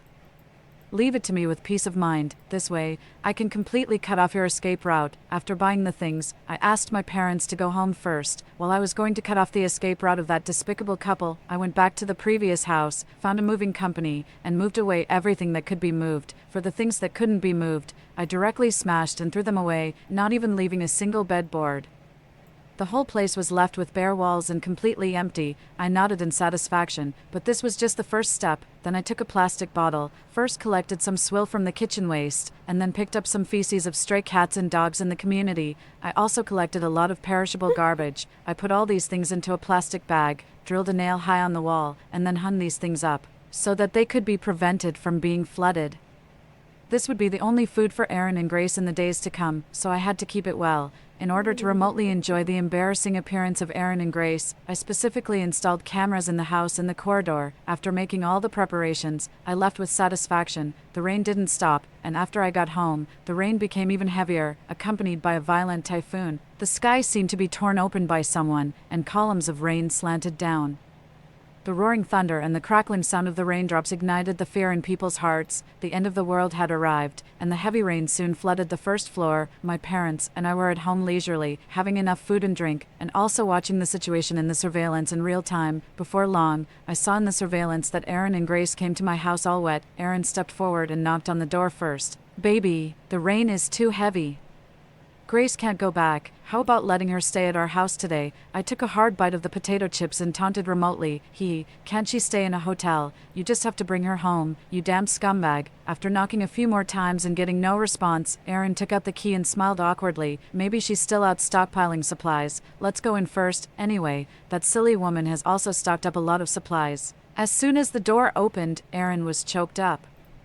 And he was completely stunned on the spot. What was going on? Where was the bed? Where were the furniture? Where were the stockpiled supplies? Why was there nothing inside? 9. Looking at the empty room, Aaron couldn't quite believe it. He stepped back and confirmed again. That was right. This was his house. "Aaron, what's going on? Could it be that woman Evelyn is deliberately playing tricks on you?" Grace shouted coquettishly and leaned on Aaron. Aaron directly took out his phone and called me. "Baby, where have all the things at home gone? Why is there nothing in the room? Not even a bed? And what about the supplies you stocked up before?" I could tell that Aaron was trying his best to hold back his anger. "Well, I did stockpile supplies, a whole room full of them, but I moved house, didn't I tell you?" Moved house. Aaron almost lost his temper and his voice cracked, but he was good at pretending and still put on a look of grievance and tenderness. "Why didn't you tell me?" I stuffed another potato chip into my mouth. "That's right, but you didn't tell me when you were cheating either." Aaron was stunned and was silent for a long time, not knowing how to reply, but soon he regained his composure and forced a smile to explain to me. "Baby, do you have some misunderstanding? Grace and I are just ordinary colleagues." "What ordinary colleagues go to buy condoms and contraceptive pills together? How do you know?" After saying that, Aaron immediately reacted. In the surveillance, I could see that Aaron finally lost his cool, and his face was full of panic. I saw it all, and don't call me baby. It's disgusting. Aaron couldn't hold back his fake smile anymore. His expression became gloomy, and his voice also turned cold obviously. "Evelyn, I really underestimated you. You played the trick of pretending to be a pig to eat the tiger quite well. How can I be as good at pretending as you? You seem gentle and refined on the surface, but in private, you're a scoundrel who often plays dirty tricks, and even a cold-blooded devil who kills without blinking an eye." Just thinking about how our family was played around by this scumbag in the previous life and finally died a tragic death at his hands, my anger welled up. And my tone involuntarily rose. "That's right, I did it on purpose. Don't you want to be together? I'll grant your wish. In the days to come, you'll have to live on in this empty little room. I'm really looking forward to seeing you so hungry that you're dizzy and weak all over, so thirsty that your lips are chapped and bleeding, and finally dying a tragic death in this little room. This scumbag treated my whole family like that in the previous life. In this life, I'm also looking forward to seeing them being tortured. This is what they deserve. By the way, I'm not that heartless. I've thoughtfully prepared food for you, and drinks too. They're in the plastic bag on the wall." After thoughtfully reminding Aaron and Grace, I hung up the phone. I lay on the sofa, holding the unfinished potato chips, and watched the good show in the surveillance. After hanging up the phone, they cursed me from head to toe in the surveillance. and then immediately started looking for the only supplies in the room. There was indeed a plastic bag on the wall, and Aaron immediately took it down. As soon as he opened it, a stinking smell rushed over. Aaron retched on the spot. Grace also pinched her nose and looked disgusted. This is not food and drinks at all. This is clearly garbage. Evelyn actually wants us to eat garbage. She's deliberately disgusting us, right? I'd rather die than eat this. Aaron also threw it aside in disgust. I just waited for them to slap themselves in the face. When they were hungry, they would naturally eat anything. That night, the rain became even heavier. I smashed their windows, and the cold wind blew in wantonly through the windows, making them feel cold. Without a bed or a quilt, they could only curl up in the dark corner, snuggling up to each other for warmth. The remaining body temperature on them was quickly taken away by the cold wind. What's more, they were already soaked through. After being blown like this, they couldn't help but sneeze continuously. What's more, they were still hungry, suffering from hunger and cold. They were so cold and hungry that they couldn't fall asleep, while my parents and I were eating hot meals, lying in the warm and comfortable air-conditioned room. It was extremely comfortable, just like a paradise, in the first week of the apocalypse. The heavy rain had flooded up to the 6th floor. During this period, Aaron and Grace didn't consume any food. They could only swallow hard and were so hungry that they were dizzy and couldn't even stand steadily. They started rummaging through the garbage floating over in the heavy rain, trying to find something to eat, but perhaps it was retribution for their evil deeds. They couldn't find anything edible in the garbage either. Even so, they still refused to eat the food I prepared for them. Since that was the case, I had to play my trump card. When my mother cooked a table of delicious food at noon, I specifically selected several angles and took pictures in the most appetizing way. Then I sent all the taken photos to Aaron. I didn't block him before just to torture him better now. The pictures I sent included crispy spicy chicken, tomato and egg noodles, stir-fried beef, garlic eggplant, and so on. And I also sent a message. In ancient times, people quenched their thirst by imagining plums. Now, you can try to satisfy your hunger by looking at these pictures. Maybe you won't be hungry anymore. When Aaron and Grace saw the photos I sent, they kept swallowing hard. They were so hungry that they were weak all over and couldn't even stand up. This was just the beginning. Hunger was just the start of my revenge. 10. Evelyn did it on purpose. That bitch. Why does that bitch Evelyn get to have enough food and drink while we have to suffer here? The two of them were so jealous that their faces became distorted and mean. The more they looked at it, the more unbalanced they felt. The intense hunger ignited their will to survive and also their evil instincts. Grace squinted her eyes and leaned closer to Aaron to suggest, I smelled the aroma of food yesterday. There must be someone on this floor who has stocked up on supplies. How about we rob their supplies? Aaron immediately agreed. Okay, I sneered as I watched the two of them itching to act in the surveillance. These two were really born bad. When I saw Aaron pick up the kitchen knife and baseball bat again just like in the previous life, I was one step ahead and at all members in the property owners group. Recently, due to the heavy rain and the shortage of supplies, it's better for everyone to hold weapons for self-defense at all times to prevent people with ill intentions from breaking in and robbing supplies. I first let the property owners take precautions and tried my best to prevent them from suffering the same fate as I did in the previous life. After getting ready, Aaron and Grace started going door to door to pretend to be pitiful. The people in the previous few houses didn't open the door. At the last house, the person inside had a saint complex and still opened the door out of kindness. As soon as the door opened, Aaron and Grace rushed in to rob the supplies. As a result, the people inside had listened to my words and already had a weapon in their hands before opening the door. Seeing that Aaron and Grace had ill intentions, they swung their sticks and gave them a good beating. Grace's face was beaten to a pulp, several of her teeth were knocked out, and her mouth was full of blood. Aaron, who rushed in first, received the worst beating, and his leg was broken. There were cries and screams from the two of them in the corridor. Finally, they were thrown out brutally by the owner. They didn't get the supplies but instead got a lot of injuries. When I saw this, I almost spat out the soda in my mouth. They deserved it. Evil people will always be punished. Thinking of my father's broken leg in the previous life and then looking at Aaron's broken leg, I could only sigh that karma really comes back around. 11. The two injured people. Without any medicine and soaked in rainwater, their wounds soon became inflamed and festered, itching and hurting. Their only source of food now was that bag of garbage. They were so hungry that they would eat anything now. Even the garbage seemed like a delicacy to them. They took down the plastic bag and first ate the banana peels that could still be considered food inside. Then they picked up the bottled sour swill and took a sip to replenish their water. At first, Aaron and Grace were extremely disgusted and couldn't eat it at all, but there was no other way. If they didn't eat, they would only die. In order to survive, They could only force themselves to swallow the garbage despite their nausea. Later, they got used to it and even fought over the feces of cats and dogs. They were no different from beasts, following the principle of not wasting. They collected their own vomit and excrement and ate it next time, recycling it. Even so, That's gross. they would eventually run out of food. After persisting like this for a week, they fell into endless hunger again. In addition, they often received my WeChat provocations, which were all pictures of delicious food I sent. They were so hungry that they had hallucinations. Several times, they mistook the other's hand for a big pig's trotter and wanted to bite it. While our family of 3 didn't have to worry about food and drink at all because we had enough supplies.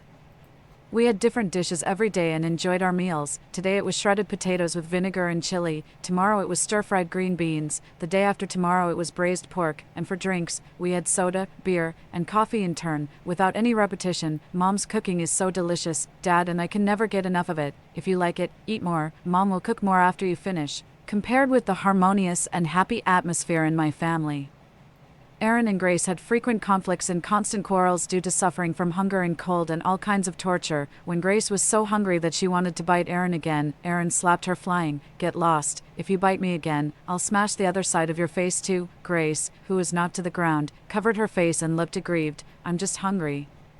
Why did you tell me before that I didn't need to stock up on supplies and that everything would be okay with Evelyn around? If you hadn't guaranteed it, would we be in such a miserable situation? Hungry, hungry. Are you the only one who's hungry? I'm hungry too. Now you're blaming me. If you had been determined to stock up on supplies back then, I couldn't have stopped you, right? To put it bluntly, you also wanted to be lazy. You didn't stock up on supplies back then. And now that something has happened, you're just shifting the blame." Just as Aaron was about to hit Grace again, our food was just served. I directly made a video call to Aaron. When Aaron saw that I took the initiative to call him, he thought I had changed my mind. Before answering, he specifically smoothed his knotted and greasy hair, trying to make himself look more presentable, but compared with my delicacy, he still looked extremely slovenly. "Evelyn, I was wrong. I was wrong." As soon as Aaron answered the call, he slapped himself, trying to dispel my anger with this action, but I just watched coldly and wasn't moved at all. Seeing this, Aaron also stopped his action and instead played the emotional card with me. "Evelyn, you can't deny our relationship of so many years just because of one mistake. Have you forgotten the milk I brought you every morning during college? Have you Yes. forgotten the sanitary pads I bought for you when you had your period one night? Are all these things fake?" The more Aaron said these things, the more disgusted I felt. I was young and ignorant back then and was really deceived by his false affection on the surface. Later, I found out that the milk Aaron brought me was all expired milk. I would have a stomachache every time I drank it, while he drank the good one. And the sanitary pads he bought for me were also bulk sanitary pads without safety guarantees, which directly caused my gynecological diseases. Aaron specifically told me these things before I died in the previous life to break my spirit and enjoy my painful and distorted expression. He succeeded. In the previous life, I died with my eyes open and full of hatred when I learned the truth. I regretted until I died why I fell in love with such a beast. Now he's still delusional that he could influence me with his hypocritical warmth. I just felt disgusted. How could I have been so blind to fall in love with such a thing? Seeing that I wasn't moved at all, Aaron was silent for a short while. Just when I thought he was going to give up, Grace's scream came from the other side of the video. I saw Aaron drag Grace in front of the camera and point at Grace accusingly, saying, "Evelyn, it's her. She seduced me. If it weren't for her, we wouldn't have ended up like this. It's all Grace's fault for seducing me and ruining our relationship. Please forgive me. I promise there won't be a next time."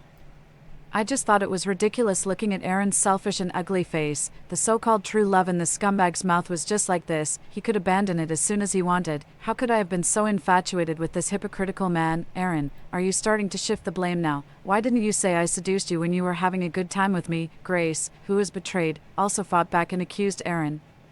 The two of them just shifted the blame on each other and started arguing. "Stop arguing. I'll show you something good." I interrupted their argument and pointed the camera at today's sumptuous feast. There was Peking duck, spicy hairy crabs, hot and sour Chinese cabbage, and Orleans-style chicken wings. Each dish looked incredibly appetizing, and the aroma could even be smelled through the screen. I deliberately picked up an Orleans-style chicken wing, waved it in front of the camera, then took a big bite and indulged in the delicious food. It smells so good. Want some? 12. Lured by me, Aaron and Grace couldn't bear their hunger anymore. They swallowed hard and then knelt down in front of me like dogs, humbly begging me to show mercy and give them something to eat. Yes, yes. Please, Evelyn, have pity on us and help us. Please, I'm begging you. I curled my lips into a smile. It's not impossible to give you something to eat. But I'll only give it to one person. How about this? You two decide among yourselves who gets it, and then I'll tell that person my current address." Before they could respond, I hung up the phone, waiting for the to unfold. My father spoke slowly. "Do you think they'll start fighting?" I sneered. "It'll be more than that. They might even kill each other." My mother nodded in agreement. "I support what Evelyn said. Weren't we killed by these two in our previous life?" After that, our family of 3 sat on the sofa, opened a bag of popcorn, and watched the drama unfold on the surveillance screen. After hanging up the phone, Aaron and Grace no longer resembled the affectionate couple they once were. They had already been having frequent conflicts and constant arguments during this period. No, they each picked up a weapon nearby, their eyes filled with a murderous intent to kill each other. Grace was lucky enough to grab a kitchen knife, while Aaron picked up a broken wooden board. "Aaron, didn't you keep saying you love me? Then go die for me." Grace swung the kitchen knife at Aaron, and he raised the wooden board to block it. The waterlogged wooden board broke instantly. Aaron already had a broken leg, and he lost his balance, falling backward. "Grace, you're crazy." Before he could finish his sentence, he was stabbed by Grace, and blood immediately stained the floor. Aaron fell into a pool of blood. A wild smile of victory spread across Grace's face. "Haha, I won. I can survive." As she spoke, Grace took out Aaron's phone and prepared to call me. At this moment, the surveillance screen went black for a moment. It seemed that the heavy rain had disrupted the signal, but the picture soon returned. During this time, Aaron had managed to struggle to his feet from the pool of blood. He picked up a stone washed in by the rain and, when Grace wasn't looking, brought it down hard. My father quickly covered my mother's and my eyes. "This is disgusting. Let's not watch." When the bloody scene was over, Grace was completely down, and her body was unrecognizable from the beating. As if still not satisfied, Aaron brutally stabbed her several more times with the kitchen knife, leaving her body in pieces. After confirming that Grace was dead, Aaron called me with a look of triumph. "Evelyn, it's me. Grace gave this chance to me. Tell me where you are right now." "I'm coming to find you. Demons will always be demons." How could he act as if nothing had happened and share this good news with me right after committing such a heinous act? I felt nothing but disgust. As expected, they were both selfish and cold-blooded creatures. They deserved to kill each other. "You're a demon, and I'll never let you come near me." "Evelyn, are you kidding me again?" "Yes, I am. So go die already." After cursing Aaron, I immediately blocked and deleted him. In the surveillance, Aaron realized he had been played. In a fit of rage, he kicked Grace several times to vent his anger. With his serious injuries from Grace's attack and his hunger, he soon collapsed from exhaustion and lay motionless. Judging by the look of it, he was probably dead. 13. Even if he wasn't dead, the bastard wouldn't last long without food or water. The grudges from the previous life were finally settled. I raised my glass to my parents. Cheers to the death of the scumbag and the slut. Cheers to our rebirth. Cheers to a better tomorrow. With Aaron and Grace dead, I finally let go of my past grudges and gradually emerged from the shadows of the past. The rain continued to pour, and the typhoon grew stronger and stronger. The floodwaters rose rapidly and had reached the 10th floor. The typhoon uprooted trees on both sides of the road. The situation was becoming increasingly critical. The government took corresponding measures to deal with the situation and reassure the public, in addition to sending rescue teams to save those refugees trapped by the rain. They also dispatched helicopters to deliver supplies. Of course, the government built shelters in various places. Special helicopters broadcast the good news across the region in real time, and dedicated personnel guided the orderly evacuation of the public. The roads were submerged by the rain, and kayaks couldn't reach the houses. The rescuers could only put on life jackets, tie ropes, and rush into the houses to carry out rescues. I watched as the rain soaked their faces and clothes, but it couldn't dampen their pride as rescuers were the hope in their eyes. Many rescuers were washed away by the heavy rain while trying to save others. Even so, many new rescuers stepped forward to continue the rescue efforts. The non-stop rescue work left many rescuers so exhausted that they collapsed and slept on the dirty ground, which was heart-wrenching to see. Some woke up and continued the rescue, while others never woke up again. Frozen in time at their prime, many people, despite their own scarce supplies, were still willing to share with the rescuers and do their part, in places where the rescuers couldn't reach. People joined hands to form a human chain to rescue the trapped. Although they seemed fragile and at the mercy of the flood, the chain was surprisingly strong and unbreakable. Seeing these scenes, my heart ached, and I was deeply moved. Facing the end of the world, everyone wanted to survive, yet there were so many heroes willing to sacrifice themselves for others. Compared to them, I had only focused on revenge and my own family. Thankfully, those two scumbags were dead, and my parents were safe and sound. It was time for me to let go of the past and embrace a new life. I told my parents that I wanted to be a volunteer, using my extra supplies to help others and do my part. In the face of the apocalypse, the strength of one person was far from enough. We needed to unite to get through this difficult time together. My parents were very pleased and supported my decision. As a volunteer, I not only helped with rescues but also contributed my extra supplies to ease the shortage. In the volunteer team, I met two familiar faces, the cashier girl and the landlord. They were very grateful for my previous advice. Thanks to it, they had survived, and they were also able to contribute their stock supplies to help others. With the help of the government and volunteers like us, the daily number of casualties decreased, the rain continued to fall, and no one knew when it would stop, but everyone tacitly stopped fearing. We firmly believed that a bright future was on its way. Just when everything seemed to be improving, something unexpected happened. 14. One day, I returned home after finishing my volunteer work. I was so tired that I didn't notice the door wasn't closed properly. As I was about to get up to close it, a dirty hand blocked the door, and a disheveled man with a fierce look walked in. He was holding a blood-stained kitchen knife. It was Aaron. He wasn't dead, and he was in my house. "Aaron, what are you doing here?" I spoke loudly on purpose, hoping my parents in the kitchen would hear and be prepared. My parents received my signal. Each of them grabbed a weapon from the kitchen and hid in the corner, waiting for the right moment. "Evelyn, you've made me suffer so much. If I hadn't discovered the cameras you installed, I wouldn't have been able to find you using the location on them. I've been staking out for a long time to find your exact address." Aaron majored in computer science in college and was recognized as a prodigy by his professor. There was no doubt about his technical skills. I wasn't surprised that he could find me this way. It's a pity that he didn't use his talents in the right place. "Evelyn, you're living so comfortably while I'm in such a miserable state. How could you? I won't allow it. Anyway, I don't have much time left. Before I die, I'll take you to hell with me. Ha ha ha."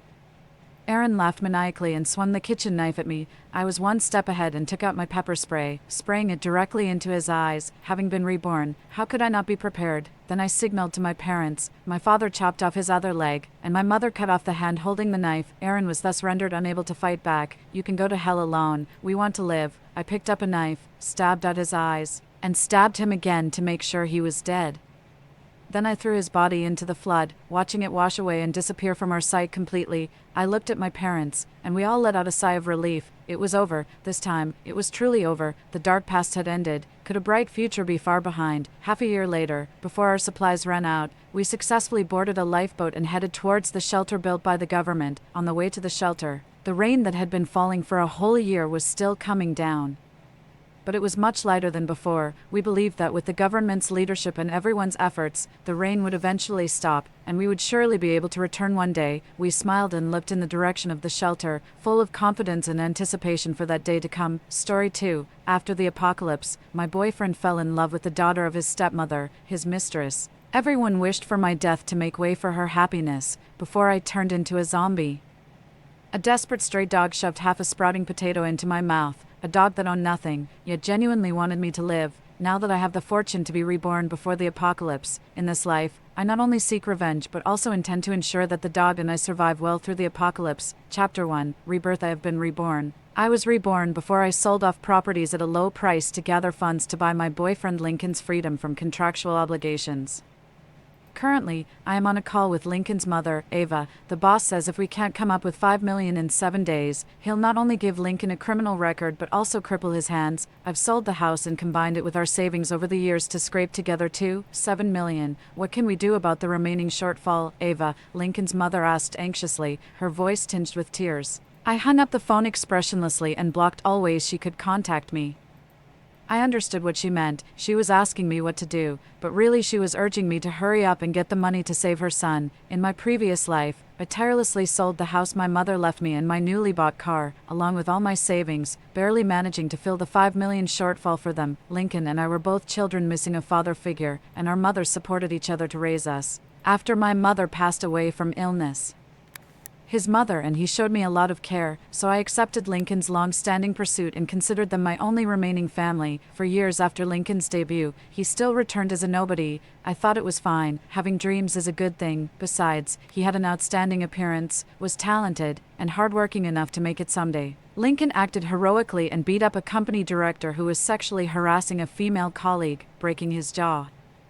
I thought it wasn't a big problem. It's good for young people to be upright and spirited. The boss only cared about seeing money to negotiate a settlement, so I did everything I could to gather the funds, thinking we could always start over if needed. The apocalypse arrived suddenly, and the three of us were left homeless, unable to bear seeing them suffer. I swallowed my pride and took them to seek refuge with my estranged biological father. How did they repay me? Lincoln got together with the daughter of my stepmother, his mistress, and I became the villain disrupting their harmonious family. I was like a thorn in everyone's side. They couldn't wait for me to disappear, yet they hypocritically didn't want to strip off their guise of kindness and generosity. So when the zombie horde approached, they showed their true colors and pushed me out to die, and even Lincoln did not object. Thus, in my last moments in my past life, I was unexpectedly cared for by a stray dog. Chapter 2, Gaining Something for Nothing. Only 30 days remain until the apocalypse. Knowing Lincoln and his mother's connections, without my help, unless Lincoln's mother could grow 4 kidneys to sell, they would never be able to cover the $5 million shortfall in 7 days, and the boss was always ruthless. Being publicly beaten and humiliated at his company's annual meeting by an unknown third-rate artist was not something he would let go of easily. Lincoln's hands were doomed. How could a man without functional hands take care of his frail mother during the apocalypse? They wouldn't stand a chance even without my intervention. I felt a brief satisfaction, but I couldn't afford to indulge in my hatred, because the priority now was to secure a large sum of money to prepare for life after the apocalypse for me and the stray dog, Momo. I still needed to sell the house my mother left me, but I had a clever idea to gain something for nothing. I made dozens of posters with Momo's photo, offering a substantial reward, and posted them in densely populated areas nearby, hoping someone would spot Momo and contact me. I also rented a warehouse with a cold storage near the community and then drove to the Georgia supermarket in the east of the city. Georgia was a business owned by my biological father, Gabriel. The names were taken from the names of his children with his current wife, clearly expressing his hopes for his children. I walked straight into Gabriel's office after getting out of the car. Gabriel didn't recognize me immediately. After all, it had been nearly 10 years since we last met at my mother's funeral, ever since I found out about his affair and the child born from it. No matter how he tried to please me, I never called him again. After my mom... Secret keeps me fresh for those long flights, and it's totally middle seat approved.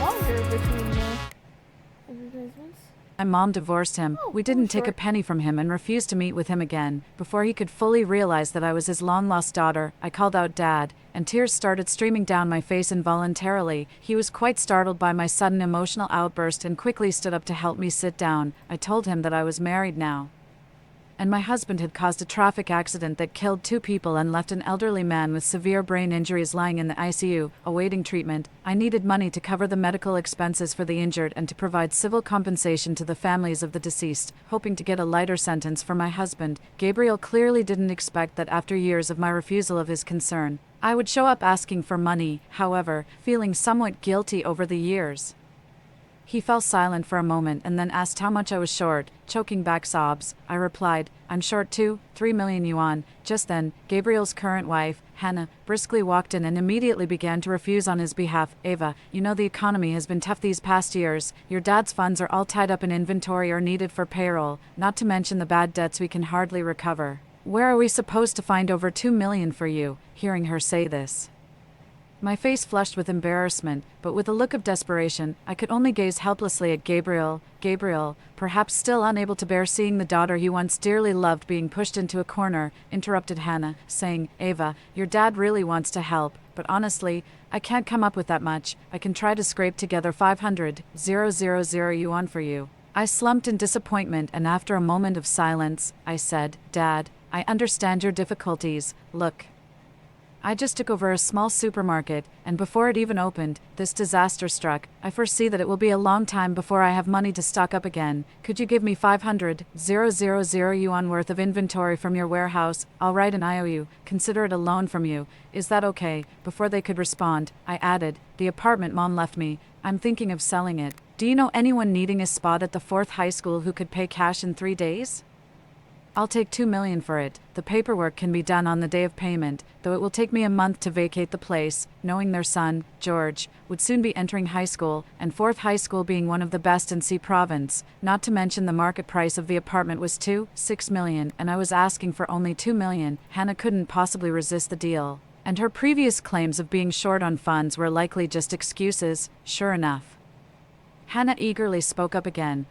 It's tough for you, my child, and as elders, it's our inability to help more that has brought you to this point of selling the house. We can take the goods, and we'll buy the apartment. We'll find a way to borrow money to make up the $2 million. We can't let you sell it to someone else and never be able to return home, can we? Gabriel didn't contradict Hannah's decision. So we agreed that I would bring someone to pick up the goods from the warehouse the next day, and they would gather the money by the day after to go through the property transfer at the Housing Bureau. Before leaving, I casually asked Gabriel if I could take the pothose plant on his desk. This unassuming pothose was my main target for this visit. It would mutate after the apocalypse arrives. Its transformed branches not only harder and stronger than steel but also fire-resistant. Quickly climbing up the exterior walls of the supermarket and fortifying it impenetrably, in my previous life, the existence of this pothose provided the Gabriel's family a safe and comfortable haven right at the start of the apocalypse. Even after 2 years, when they were in danger, they would still push me out as a scapegoat. This time, they wouldn't be so lucky. Early in the morning, I drove along with 2 medium-sized trucks, a refrigerated truck, and 9 movers to Georgia. Gabriel was already waiting for me at the warehouse entrance as agreed. Along with the 9 workers, we first headed to the home appliance section. On the day of the apocalypse, the temperature surged from the deep winter cold directly into the height of summer. For at least the 2 years I survived, the temperatures in Province C remained above 50 degrees Celsius. Those who couldn't adapt to the new environment, even if they escaped the zombies, would likely not survive. With the Devil's Ivy providing shade and cooling, the indoor temperature could be reduced to around 40 degrees Celsius. However, this temperature was still far from comfortable, so I planned to head north to the 3 northeastern provinces with Momo after preparations were complete. Air conditioners were ineffective under extreme weather conditions, and the noise from the external units attracted too much attention. So air conditioners were not part of my purchasing plan. The dog tried to I save picked up her 5 units each past of life. The standing dog is fans, fine. table fans, cool air fans, Dog is and better than humidifiers, people. 3 units each of electric kettles, rice cookers, pressure cookers, the microwaves, ovens, electric cooking pots, and induction cookers among other kitchen appliances. I also grabbed 30 power strips to prepare for possible extreme cold 2 years later. I also took 10 oil-filled radiators. Half the workers operated forklifts to move these appliances into the trucks. While the rest followed me to the daily necessities section, I took 10 boxes each of different brands of shampoo, shower gel, and laundry detergent, 3 boxes each of dishwashing liquid, cleaning agents, and various disinfectants like 84, 10 boxes of mosquito coils and 5 boxes of insecticides, a total of 50 boxes of various types of toilet paper, kitchen towels, and wet wipes, 50 rolls each of aluminum foil, cling wrap, preservation bags, and trash bags. I picked up several sets of pots, pans, ladles, cups, spoons, chopsticks, and various types of knives. I also took enough sanitary pads, towels, toothpaste, toothbrushes, cleaning tools, underwear, thermalwear, cotton clothes, pants, socks, slippers, duvet sets, cooling mats, and insulated cups and pots to last me alone for 15 years. Moving on to the food section, where there was an abundance to choose from, I had the warehouse keeper follow my list closely. Focusing on instant and frozen foods, a small amount of ice cream and carbonated drinks, various kinds of dried fruits, legumes, milk powder, lotus root powder, sesame paste, cereals, seasoning materials like oil, salt. Get 4 weeks free when you sign up for Uber One for students. I will just leave that for now. Salt, vinegar, vacuum-packed grains, a small amount of flour, canned fruits and meats, biscuits, puffed food, candies, chocolates, spicy strips, and a large amount of frozen meat from chickens, ducks, fish, beef, lamb, and pork for perishable foods. I had the workers quickly move them to the refrigerated truck to prevent them from melting. The rest of the goods were sorted by category by my workers and the warehouse keeper, packed in uniformly sized boxes, and loaded onto the trucks. All goods were settled at wholesale prices, totaling 600,000 yuan, which was 100,000 over budget. I happily wrote a promissory note for 600,000 yuan and handed it to Gabriel. If you can survive the apocalypse, come find me to repay the debt, I said. As I left with my haul, once the goods were successfully delivered to the warehouse I rented, I settled the day's wages for the drivers and workers. By then, it was already dark. Standing at the warehouse door, I checked my phone for any missed calls, confirming there was no news from Momo. I planned to head north as scheduled, and if there was still no clue about Momo's whereabouts by tomorrow, I intended to hire people to search the surrounding area thoroughly, putting away my phone. I carefully walked home on the partially melted snow on the sidewalk, carrying a box with Devil's Ivy. Out of the corner of my I was suddenly drawn to a figure under the green belt by the roadside. Stopping to look, it appeared to be a small white dog, using its front paws to dig through the snow and occasionally bowing its head to eat. My heart raced, and I cautiously approached. The little white dog heard me and looked up, its chubby mouth moving. It was her. It really was Momo, excited. I jumped up and ran towards her, laughing and calling out, "Momo, come here, Momo." Momo recognized me too, abandoning her food and running to my feet, happily jumping up for me to pet her. She was wet, her nose and ears cold. I picked her up, wrapped her in my down jacket to keep her warm, and hurried home. I was curious about what she had been eating just now. Passing the hole she had dug, I bent down for a look. There was no sign of food in the hole, just some dry leaves and broken ice. She was just desperately eating the leaves. I tried to control my tears, sniffed, and rubbing my chin against Momo's head, I told her, "Sister won't let you suffer anymore. You'll eat well with me." Chapter 3. Before I died in my previous life 8 hours after being bitten by a zombie, I no longer felt the pain from the wound. Strictly speaking, I had lost most of my sensation and my thinking had become sluggish. This is good. At least I no longer have to endure the heart-wrenching betrayal. I mechanically dodged the zombies wandering the streets, although it seemed unnecessary since they showed no interest in me. After all, zombies crave fresh flesh, and I was practically a pile of dead meat. The obsession to return home was my last breath as a human. Home, not to the house with my father, stepmother, and their children, but my real home, where I grew up. My home was on the 7th floor of an old residential building. Climbing that high was a challenge for a severely injured woman. But I was already half a zombie now. And for a zombie, climbing was effortless. I had sold this apartment for a pittance before the apocalypse. The property had changed hands, the locks had been changed, and I could no longer enter. I tied my legs to the metal railing and lay down by the door, thinking that I could end everything in front of the home I shared with my mother, without having to watch my enemies perform their insincere acts. And not wander around causing trouble after turning into a zombie. This ending didn't seem too bad. The craving for flesh grew stronger, and my consciousness became increasingly blurred. In a daze, I felt something stepping on my fragile sternum, quickly pacing back and forth on top of me. I didn't feel pain, just a creepy sensation. I wasn't dead yet, and I wondered if I was about to be gnawed on by a large rat. Considering this possibility, I lifted my head in a last flicker of clarity and locked eyes with a pair of bright, beady eyes. The owner of the eyes realized I was awake. Its tail wagged like a propeller, its entire body driven by its wagging rear, as it happily twisted, whimpering and licking my face, bouncing even more joyfully on me, although its long fur was matted with mud, dust, and bloodstains, forming a thick felt so dirty its original color was indiscernible. I still recognized it, before the apocalypse. It was a stray dog that made a living in our area. Its fur was matted from lack of care, and from the first time I saw it, it had a dreadlock style, so I called it Momo. Momo occasionally rummaged through the garbage behind the deli near our complex entrance. If I happened to see it, I would pour it a bowl of clean water and open a can of pet food I carried with me. I was surprised it was still alive because from what I had observed, it wasn't very old or smart when it was a stray.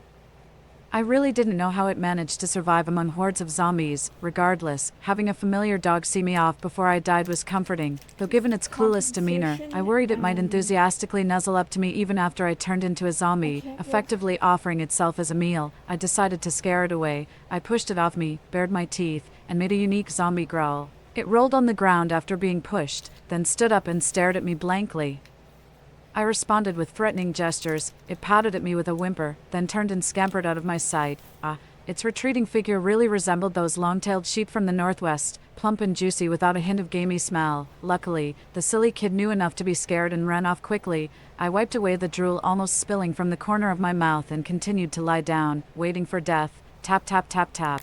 I sat up with a headache, just in time to see Momo wagging its tail, carrying a dead snake in its mouth, happily running towards me and jumping onto my lap. I was overwhelmed. Yes, I was close to death, but that didn't mean I was fearless. Even if I were dead, cremated, and buried, if someone threw a snake on my grave, I could even run 300 meters with a tombstone on my back. I abruptly tossed Momo and its trophy off of me. Momo, maintaining its fallen posture, cautiously glanced at me, its tail wagging slightly in appeasement. Anyone who has ever had a dog could read its body language at that moment. It didn't know what it had done wrong, but it sensed it might have angered me. Although scared, as soon as it saw my expression soften, it would cheerfully approach me without a care. I wasn't really angry, but seeing it so oblivious to danger, with eyes only for my foolish self, I had to harden my heart. I grabbed a stack of delivery boxes beside me, threw them forcefully at it. and pretended to roar in anger, "Get out of here." After being hit a few times, it looked at me with a hurt and puzzled expression. Seeing no sign of me letting up, it finally tucked its tail and scurried away along the wall, gasping. I lay down, guessing it wouldn't come back this time. I had already returned home, said farewell to an old friend, and even did several sit-ups due to the unexpected appearance of this old dog. However, my last breath was hanging on much longer than I anticipated. The sun was about to set, and as I examined my hands under the fading light, veins bulging, a terrifying purplish black, barely recognizable as human, I heard those familiar footsteps again. I was resigned to my fate. What sins had this little dog committed in its past life to deserve being reborn with the mind of a pig in a dog's body? It sat beside me, looking down, not jumping on me as it had done before. I got up, picked it up, and placed it on my lap. It seemed completely unfazed by my fearsome appearance and scent, lying affectionately on me and dropping something mushy from its mouth, scraping it towards me with its paws. It was a dirty, half-eaten potato with sprouts emerging from several eyes.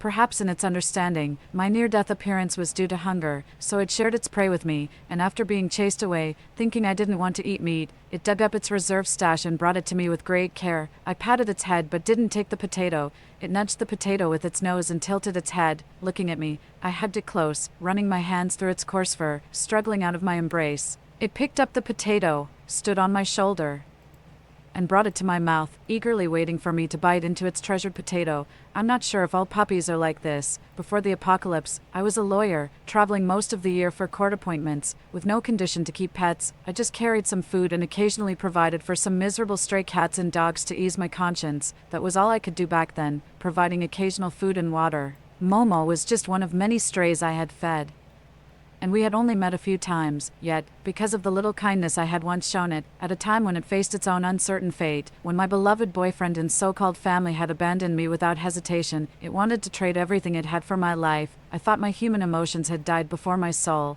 but at that moment, tears flowed. Smiling, I took Momo's potato, wiped off the dust on my clothes, took a big bite, and vigorously rubbed Momo's mop-like head, praising, "Wow, this is delicious. Which little doggy is so capable? Huh, while humans are starving, this little doggy still managed to find a potato." Infected by my exaggerated tone, it proudly spun around a couple of times, squinting its eyes and happily sticking out its tongue. Since I had lost my sense of taste anyway, I just continued in front of Momo, eating its little potato bit by bit, while continuously giving insincere flattery. The toxin was the final straw that overwhelmed my battered body. I began to gasp for air, feeling the urge to vomit, and I knew the time was almost upon me. While Momo was blissfully chasing its tail, I took out the triangular spike I carried with me and plunged it into my temple. In my final moments, I thought I heard Momo's cries of sorrow. "Keep it down, you fool. What if you attract the zombies? Don't wait in vain for someone who won't return, like Hachiko. I hope you'll always be a happy little dog. Thank you for seeing me off on my last journey.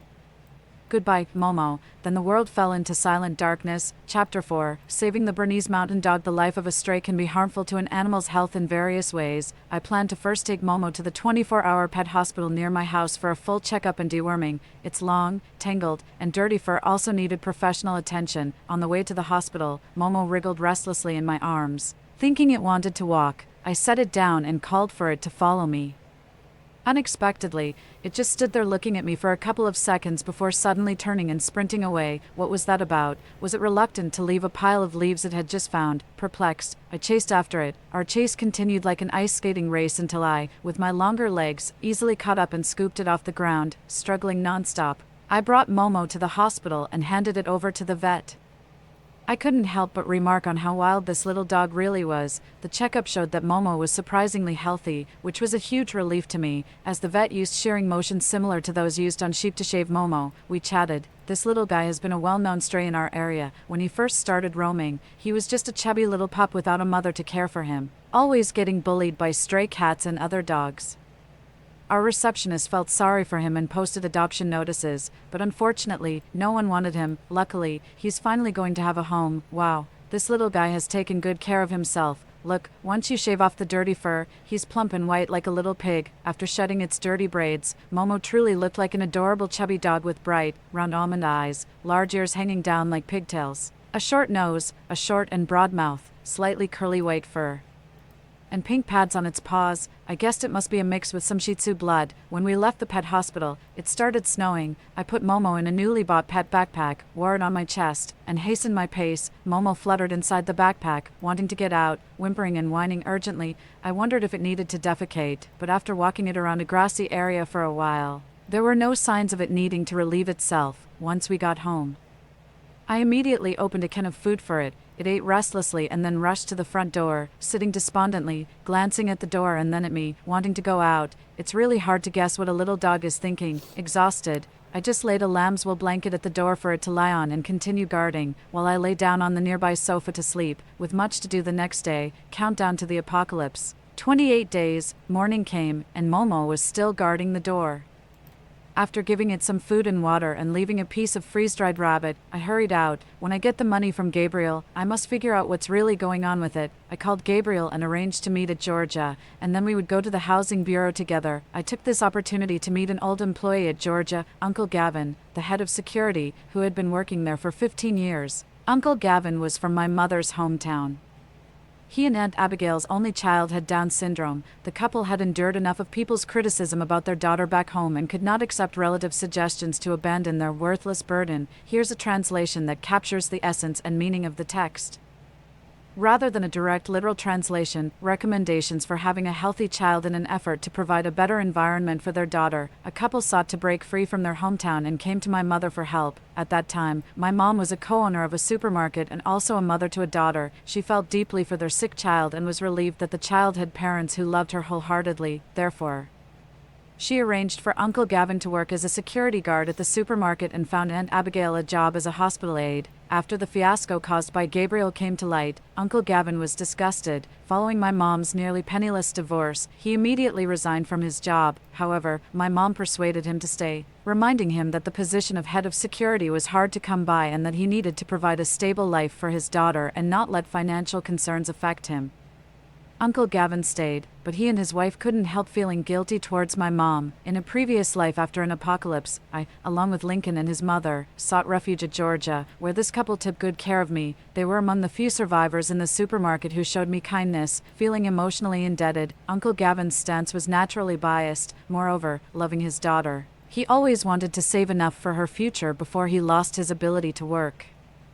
I intended to give him some money, and all he needed to do was a small favor within his capabilities, which he agreed to. I found him in the surveillance room at Georgia, signaled him to stay quiet, and followed me outside. We walked one after the other into the alley behind the supermarket where there were no cameras. Uncle Gavin was surprised to see me. He didn't know that I had approached Gabriel a few days ago. Ava, what are you doing here? Are you looking for manager? I'm here to see you, Uncle Gavin. It's been a long time. I was hoping to catch up over dinner. If you're free. Uncle Gavin was somewhat puzzled. While my mom had kept in touch with them, I had barely interacted with them and he couldn't understand what old times I had to reminisce about. But he immediately answered, yes, anytime. We exchanged numbers and agreed to have dinner in the next few days. I let Uncle Gavin return to work and went back to my car, waiting for the Gabriel couple to appear. Gabriel was punctual, but it wasn't just him and his wife. Hannah and George also came along. They were planning to transfer the house my mother left behind into their children's names. When it comes to disgusting tactics, Hannah was a master. She forced the legitimate daughter to transfer the house to the illegitimate children born from the mistress, feeling triumphantly satisfied.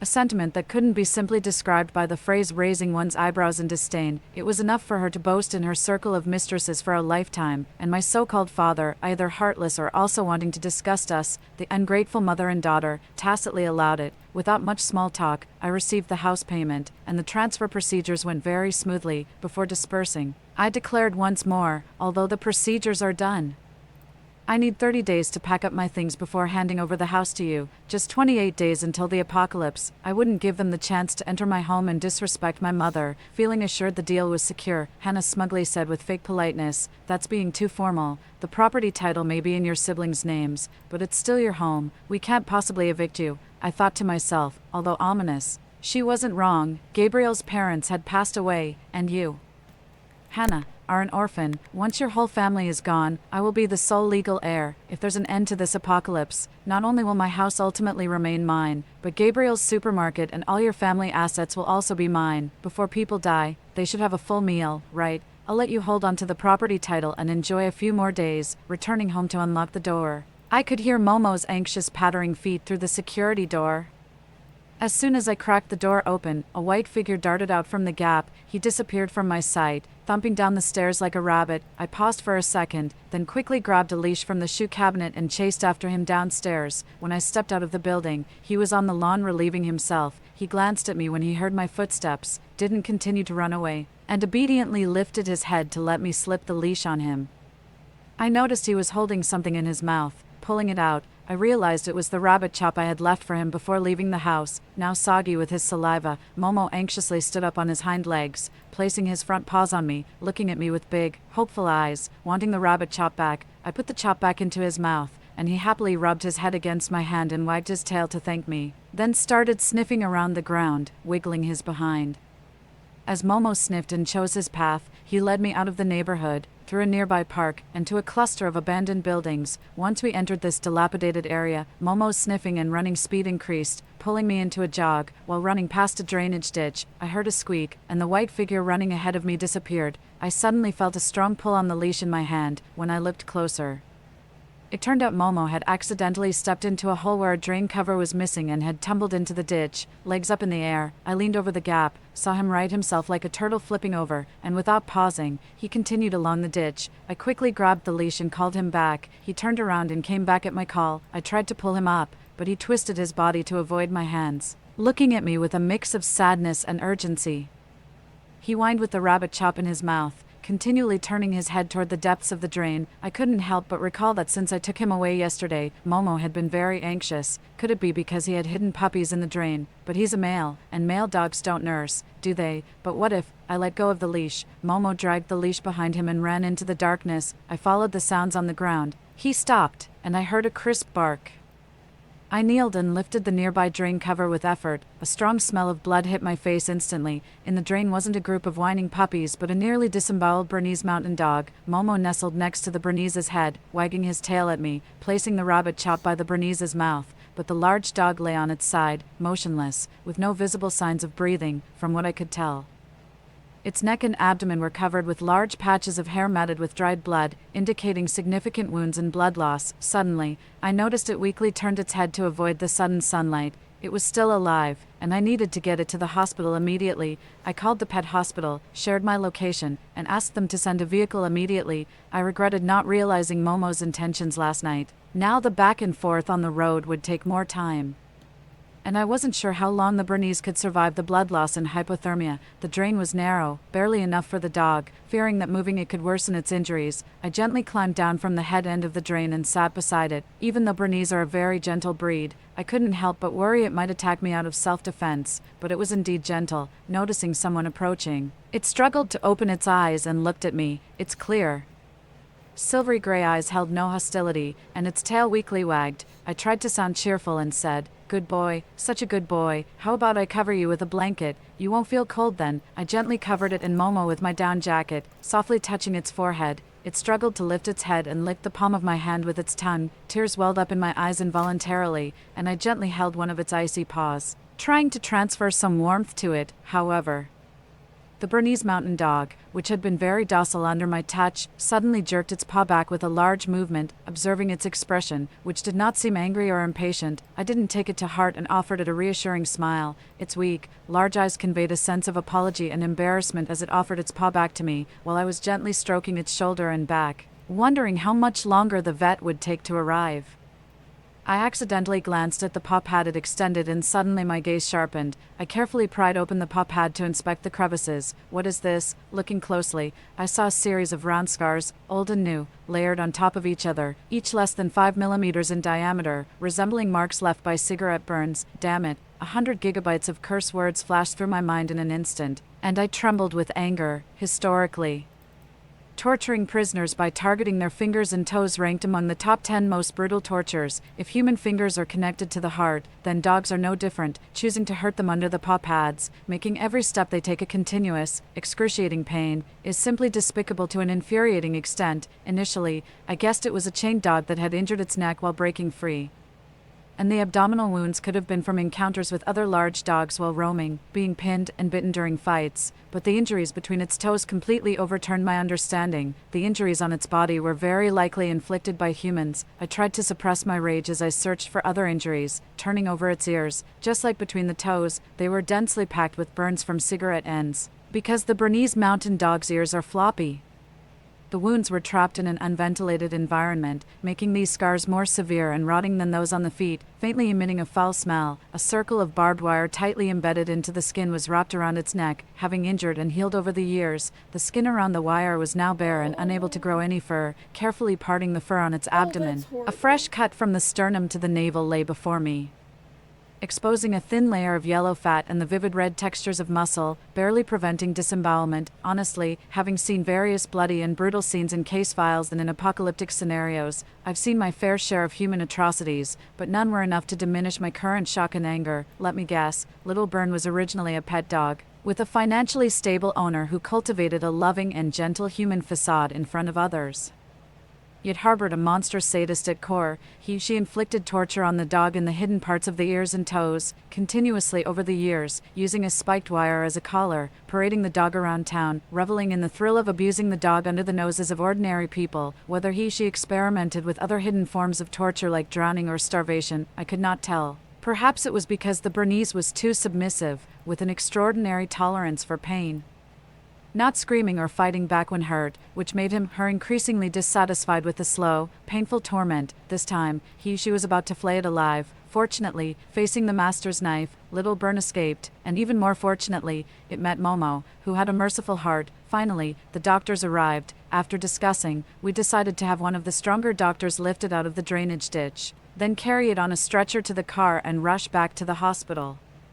When the doctor lifted the Bernese, he almost lost his balance, nearly causing both him and the dog to tumble to the ground. We hurriedly reached out to help. It's way too light, lighter than I imagined. That monster probably never fed it enough. I used all my strength, expecting to lift something heavy, but ended up almost dropping what felt like a bundle of cotton, the doctor said, still shaken, despite Little Bern's large size, akin to a small pony, and its fluffy, semi-long fur.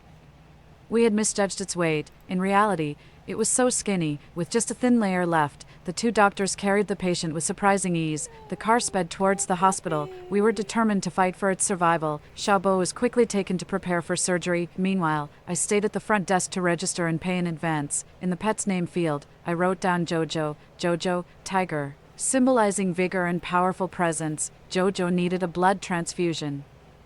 After the blood type test results came back, the hospital staff quickly posted notices in several member groups, asking if any large dogs with the same blood type were willing to donate blood to save Jojo. I told the staff that I was offering a substantial reward for immediate assistance. 5 minutes later, a young mother and daughter arrived at the hospital with their Alaskan Malamute, who looked bewildered as it was drawn blood. I tried to offer Mrs. Lynn a reward, but she firmly refused.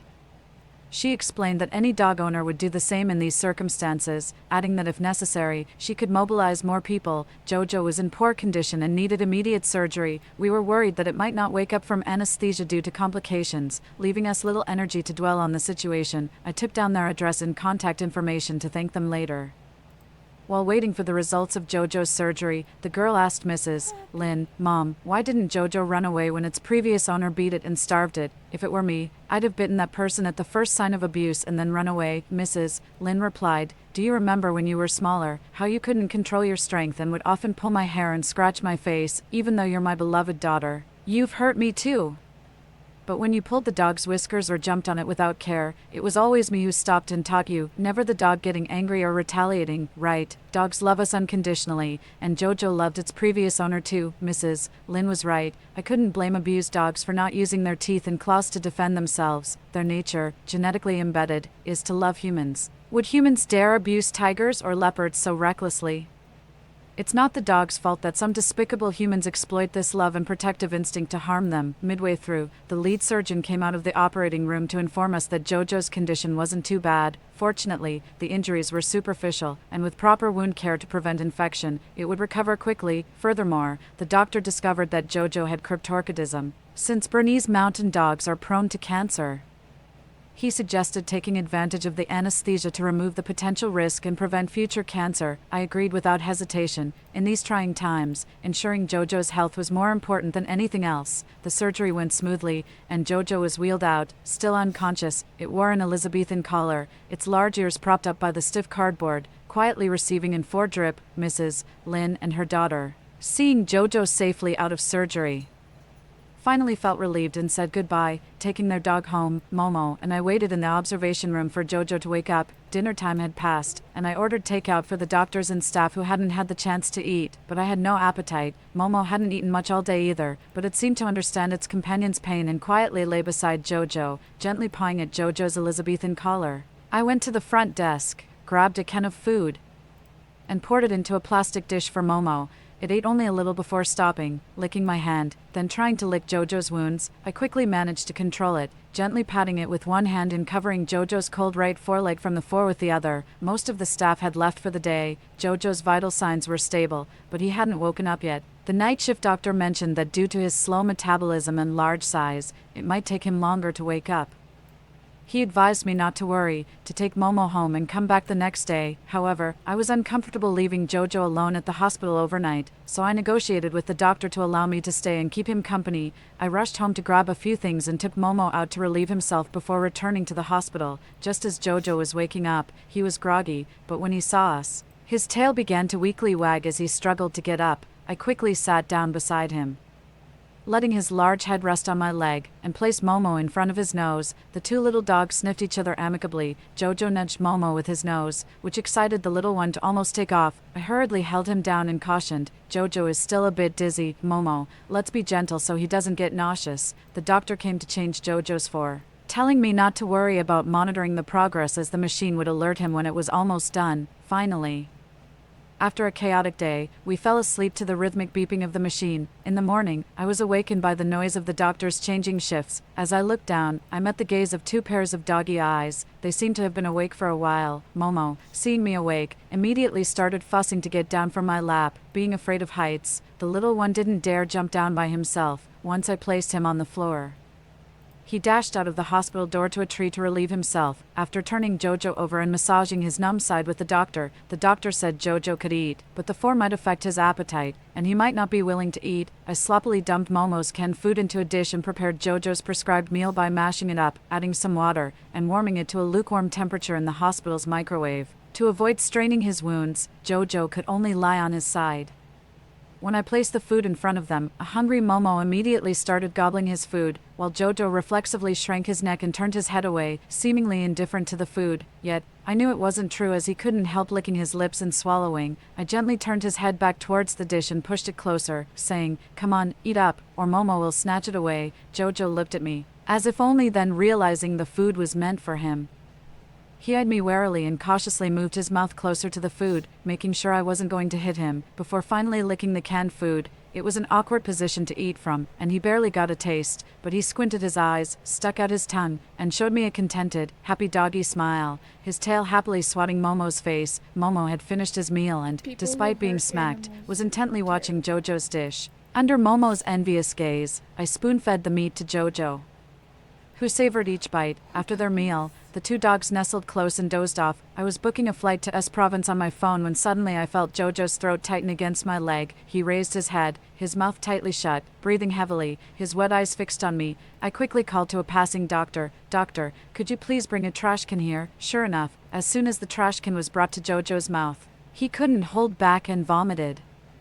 The food he had just eaten came out almost untouched. I gently supported it while the doctor fed it warm water. The doctor reassured me it might be because it was very hungry before, and the medicine it took irritated the stomach lining. It probably ate too much too quickly and couldn't digest it all. Feeding it slowly in small amounts more frequently should prevent it from throwing up again. While the doctor was saying this, Jojo was happily playing with Momo on my lap, pushing and nibbling at each other. Every now and then, Jojo would stick out its tongue and give me a proud glance, as if proud of itself for not throwing up on me, showing no signs of feeling sorry for itself. It was day 26 of the apocalypse countdown, and Jojo's 3rd day in the hospital. During this time, except for going home to wash up and taking Momo out, we practically lived in the hospital 24/7, every 2 hours. I would turn Jojo over to massage and feed it, and twice a day with the doctor's assistance, I helped it defecate, taking care of everything myself. One afternoon, when I returned with food, I saw Momo happily rolling around with its tennis ball, while Jojo, somewhat reluctantly, lay on the legs of the female doctor who often cared for it, receiving Infor for inflammation. I sat down at the space near its hindquarters and exchanged pleasantries with the doctor across it.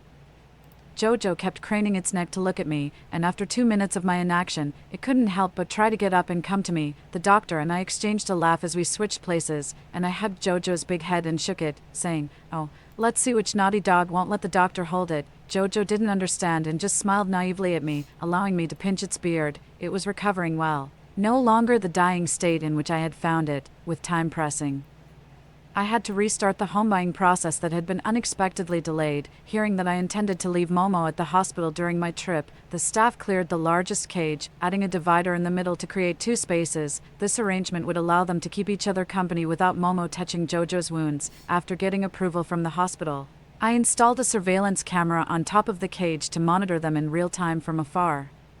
When I said goodbye to the 2 little friends in the cage, they wagged their tails happily, probably thinking that, like the past few days, I was just leaving briefly and would return soon. Chapter 5, Journey to Each. When those with experience caring for the sick might agree that while the physical tasks in a hospital room aren't too demanding, the emotional stress of continuous anxiety and tension is a significant strain on both mind and body. I'm flying to S Province early tomorrow morning and have decided not to spend another night at the hospital tonight. I need to go home and get a good night's sleep. Unfortunately, some inconsiderate people don't plan to let me have my way. Just as I entered my house, my phone rang with a call from an unfamiliar number. I answered hands-free, placed the phone on the coffee table, and began packing my luggage for the trip. "Ava, you heartless bitch, I'm telling you, if anything happens to my son, I won't let you off the hook. Lincoln's mother's hysterical curses blared from the phone. Since the day I blocked Lincoln's mother, she had almost daily called me from different numbers. I would answer but stay silent, listening before blocking the number. She started with her usual sobbing and pitiful tactics before gradually becoming furious and pressing me with words. Today, she outright tore up our years of friendship, unreservedly venting her panic, honestly. Watching her powerless rage and witnessing her desperate breakdown was one of the few pleasures I had lately. However, Lincoln's mother's illogical accusations today reminded me that in my previous life, she had used the same tactics on someone else, not me, who had squandered her family fortune, but another person, Emma, who had completely disappeared from this storm in both lives. In my previous life, Lincoln had gone missing after getting involved with the boss to defend Emma. And our understanding of the incident came from Lincoln's agent's statements and the boss's threats. Emma, a well-established actress with many fans, is certainly better off financially than those in the lower ranks of the celebrity hierarchy, and she was expected to share some of the settlement money on behalf of Lincoln's family. However, Emma refused to take calls or make any public appearances. Lincoln's mother, unwilling to accept this, planned to go to the extreme measure of blockading Emma's residence and office, but I intervened and stopped her. Emma too is a victim in this situation, although she avoids those who reach out to help her, which might seem cold and ungrateful. It's not unforgivable for a victim of sexual harassment to feel weak and seek to escape when facing their powerful abuser. Moreover, Lincoln, who has been battling through the entertainment industry for years, is not naive enough to believe that good deeds always receive good returns. Seeking benefits and avoiding harm is a natural instinct for most people. If those he helped are unwilling to reciprocate, he must face the consequences of his actions alone. If he can't bear it, at least I'm here to share the burden. Lincoln's mother shouldn't appear as if she wants to take a life just because Emma let her down. Thus, Emma completely disappeared from the public eye for a while. It wasn't until Lincoln sadly exited the industry, just days before his downfall, that Emma unexpectedly re-entered the public eye by getting engaged to a middle-aged man in a high-profile manner. Marketing accounts dug into the mysterious fiancé of the pure and innocent Emma, a middle-aged man who is nearly 20 years her senior and another powerful director at the company where Emma and Lincoln worked. He had been very affectionate to her since they started dating. Lincoln's mother nearly fainted upon seeing the overwhelming news coverage, cursing Emma as ungrateful, blaming her for everything that had happened. She accused Emma of ignoring her benefactor, leading to Lincoln's disgraceful exit from the industry and the loss of his fortune, while Emma herself seemed to thrive both in love and career, lamenting that it was a cruel twist of fate. As for Lincoln, he showed no curses or resentment, only an unmistakable disbelief in his expression. Looking back now, I realized that in my previous life, my perception of Lincoln was perhaps too idealized, which prevented me from seeing how abnormal his reaction was at that time. Last year, when my phone was sent back for repairs, Lincoln used my spare phone for a while. He had even mentioned that if it weren't for iCloud, he might have missed an important work opportunity. I retrieved that spare phone, entered Lincoln's Apple ID, and began attempting to crack the password. After 2 incorrect attempts, on the 3rd try, I entered CMW 07181101, and it was successful. Don't get me wrong, I'm not a hidden hacker or anything, it's just that his password was quite predictable, simply a combination of meaningful letters and numbers. I've never done such a thing before out of disdain, but that doesn't mean I couldn't. The password was a combination of the initials of my name, my birthday, and our anniversary, quite touching indeed, sure enough. Lincoln had enabled iCloud automatic backups for most of his apps. I quickly browsed through his photo gallery, which contained the typical contents you'd expect in any confident straight man's gallery. His contacts, notes, and calendar were all normal. It wasn't until I opened Lincoln's iMessage history that I found something. I clicked into one of the conspicuous message threads and skimmed through. It was a year-long exchange of messages, from hundreds of casual messages exchanged daily at the beginning, to sneaking in games of Connect 4 during busy work hours, to matching leather bracelets worn on each of their wrists, and handwritten poems sent to each other. There were no explicit conversations or images, but the undertones were all suggestive. In the most recent month of communication, the other party shared her concerns about her boss's subtle leering and ambiguous verbal harassment, questioning Lincoln if she was being overly sensitive and misinterpreting her boss's behavior. Lincoln, naturally, was filled with righteous indignation, his anger palpable. Their conversation ended with a message from Emma on the night of the annual party. She said, "Lincoln, save me." I couldn't help but wonder. Did the boss really lose his senses to the extent of daring to sexually harass another director's girlfriend in public during the annual party, in front of everyone, and slap a business partner's face, even if he was indeed a brazen scoundrel? Why didn't the victim, Emma, seek help from her powerful and influential official boyfriend, instead choosing to drag a low-level employee into the fray? Considering the rumors of intense internal strife between Emma's director boyfriend and the boss, it seems there were deeper layers to the story. Everything became quite obvious, regardless of whether the boss had any romantic intentions towards Emma. By sacrificing a naive fish from her own pond, she could publicly embarrass the boss and leave the entire company with the impression that he was a lustful spirit who disregarded the bigger picture. This not only indirectly favored her boyfriend but also ensured that the boss couldn't retaliate against her directly. Instead, he would intensify his anger towards Lincoln, ultimately forcing him out of the circle, thereby indirectly helping her deal with the potential problem of her affair with a younger man. No wonder, after this incident was resolved in her past life, that director got engaged to Emma. Her strategy was indeed brilliant, killing 3 birds with 1 stone. A woman so wise and virtuous certainly deserved to be rewarded with the status of a wealthy matron.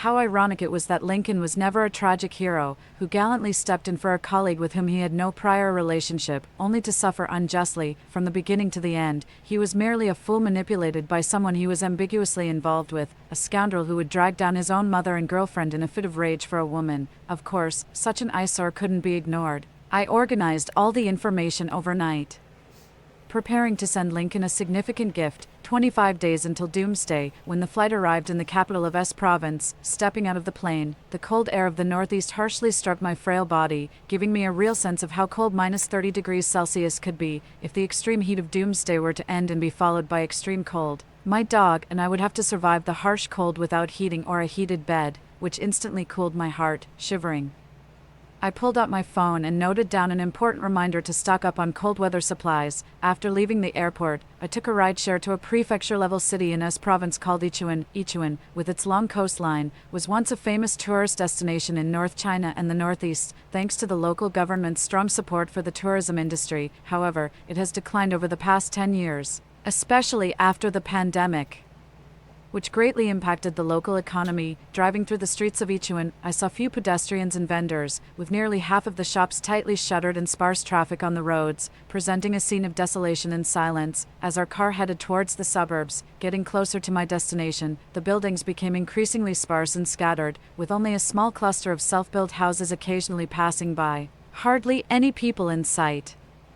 Based on the current situation, I was fairly satisfied. The average summer temperature in Ichiwan over the years was 7 to 8 degrees Celsius lower than that in low-latitude inland areas, which was conducive to the long-term preservation of food stocks after doomsday. Additionally, being coastal, the humidity was high, making it unlikely to lack water in the future, even if the climate returned to normal after a few years.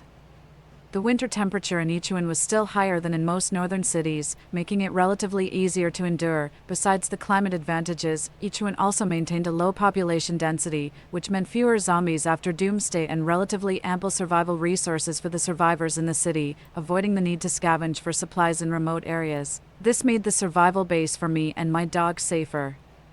The car stopped in front of the gate of a high-rise residential complex that stood out in the area. Seeing a middle-aged woman in a bright red down jacket standing at the gate, I hurriedly approached her and asked, "Aunt Nora, it's so cold, why didn't you wait in the car?" Aunt Nora smiled and said, "I was hoping you'd see the scenery along the way and turn back, so I could still have time to send you back in the car."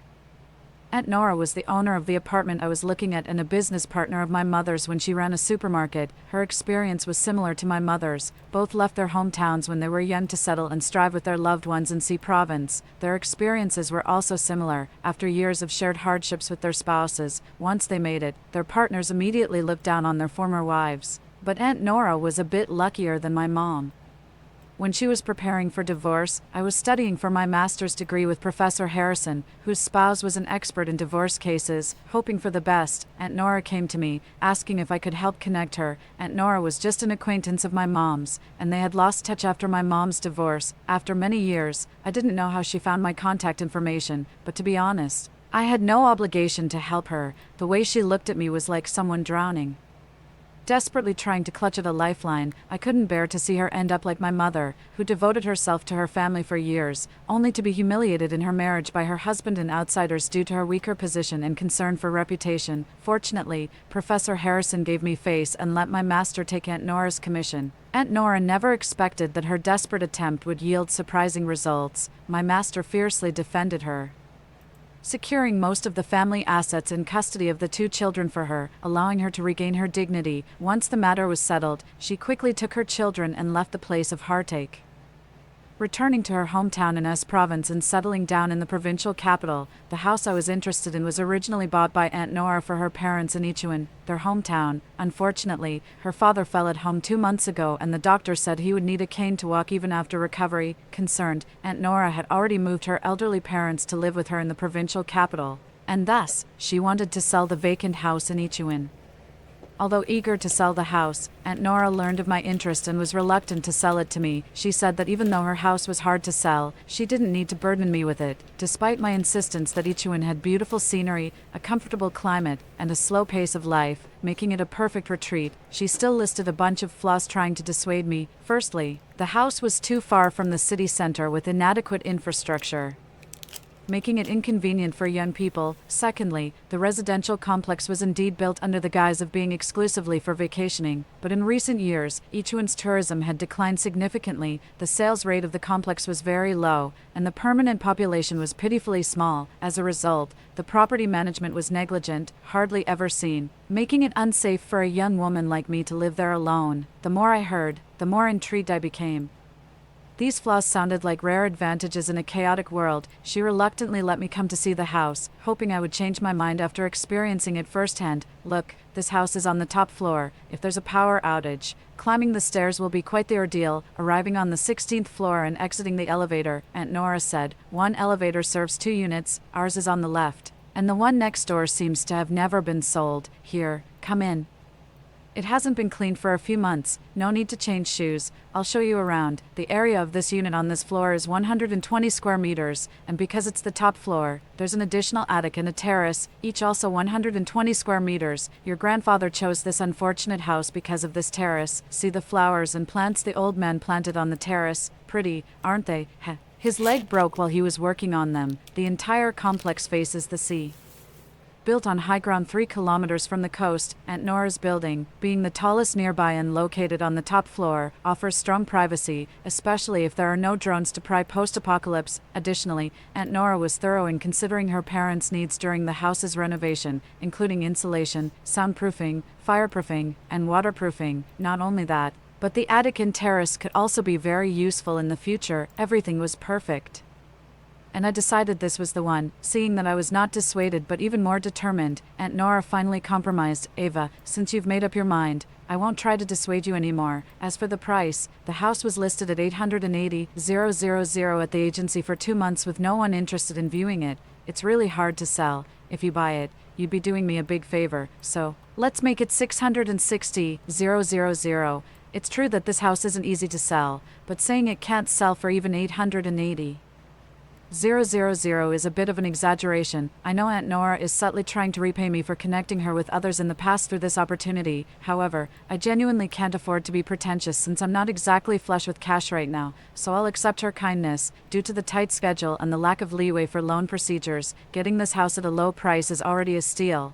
I couldn't shamelessly ask Aunt Nora for credit, so despite the financial pinch, I chose to pay the full amount for the house in one go. During the paperwork process, Aunt Nora couldn't hold back and vented to the staff. Can you believe the kids these days? There are so many high value for money seaside properties available in Huisher High Market, and yet they insist on buying my shabby house here in Ichiwan. I really can't fathom what they're thinking. I couldn't explain my real motive for buying the house. So upon hearing this, I could only awkwardly laugh along with the staff, yet I couldn't help but think about Aunt Nora, Uncle Gavin and his wife, Professor Harrison and his wife, and Miss Lynn, all kind-hearted people. They were willing to help me when I needed it. How could I repay them while keeping my secret of being reborn? Having accomplished the main task of my trip, I invited Aunt Nora to have a few drinks back at the hotel. She isn't great with alcohol and soon returned to her room to rest. As evening fell, I dressed warmly and stepped out of the hotel, following the tourist path while enduring the brisk sea breeze, guided by my phone's navigation to the nearest convenience store nearby. Halfway there, I noticed a public phone booth on the streets of Ichiwan,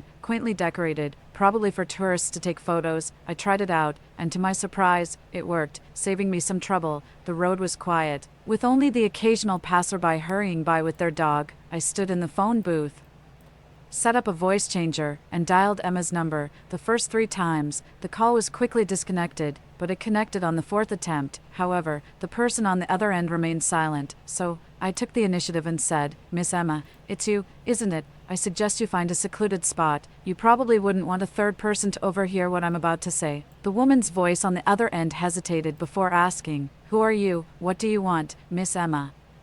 "You ask too many questions. I hear congratulations are in order for you soon. I've come to wish you well and also to ask a favor of you." "I don't understand what you're talking about. I'm going to hang up." Before she could finish, I interjected, "Has your boyfriend ever complimented you on how good you look with that leather silver buckle bracelet? Or does he know who you met briefly in the presidential suite of the Sea Hotel under his name after your trip to H City last month?" There was a long silence before she finally spoke, trying not to sound too angry. "Are you here to advocate for Lincoln, to speak on his behalf to the boss?" "Miss Emma, you're thinking too much. The deadline the boss set for Lincoln's family is almost upon us. I'm giving you one chance. No matter what means you use, you must completely eliminate the possibility of Lincoln's family paying their way out of trouble. His hands must be ruined. And if only his hands are ruined, then Miss Emma, this spectacular triple play you've performed won't just be for me to enjoy. Your boyfriend, the boss, and various media accounts will also receive a copy. Miss Emma, this shouldn't be too hard for you, right?" "How do I know you actually have what you claim?" Emma said, her teeth chattering with anger. "As long as Miss Emma can bear the risk of the video leaking, I'll randomly pick a lucky passerby soon and use their phone to send you the edited video for your verification. How does that sound? How can I trust you? What do you need to see happen to Lincoln to be satisfied, Miss Emma, other than trusting that I'll keep my promise? Do you really have any other choice?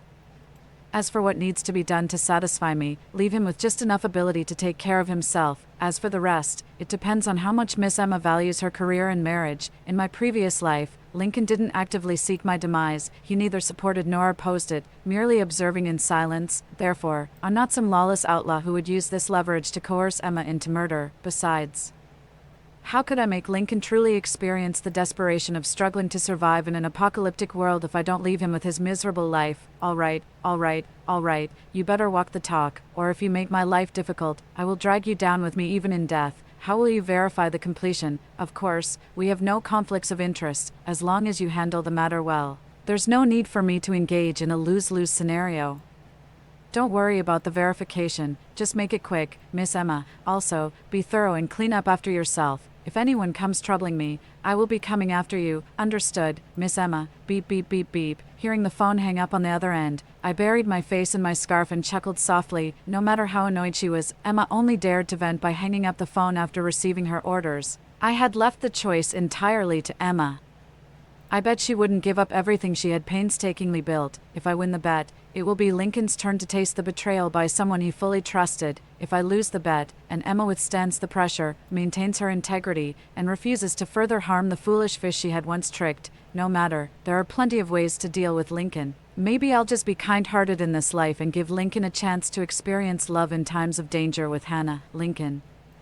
Your fate depends entirely on how ruthless Emma is. By the time I returned to the hotel, it was already 9 in the evening. Just as I swiped my card to enter, I received a message from the night shift veterinarian at the pet hospital. Jojo can now stand and walk a few steps on his own. I immediately opened the surveillance app on my phone and saw the staff settling 2 puppies into their cages for the night, after ensuring they were comfortably in their spaces.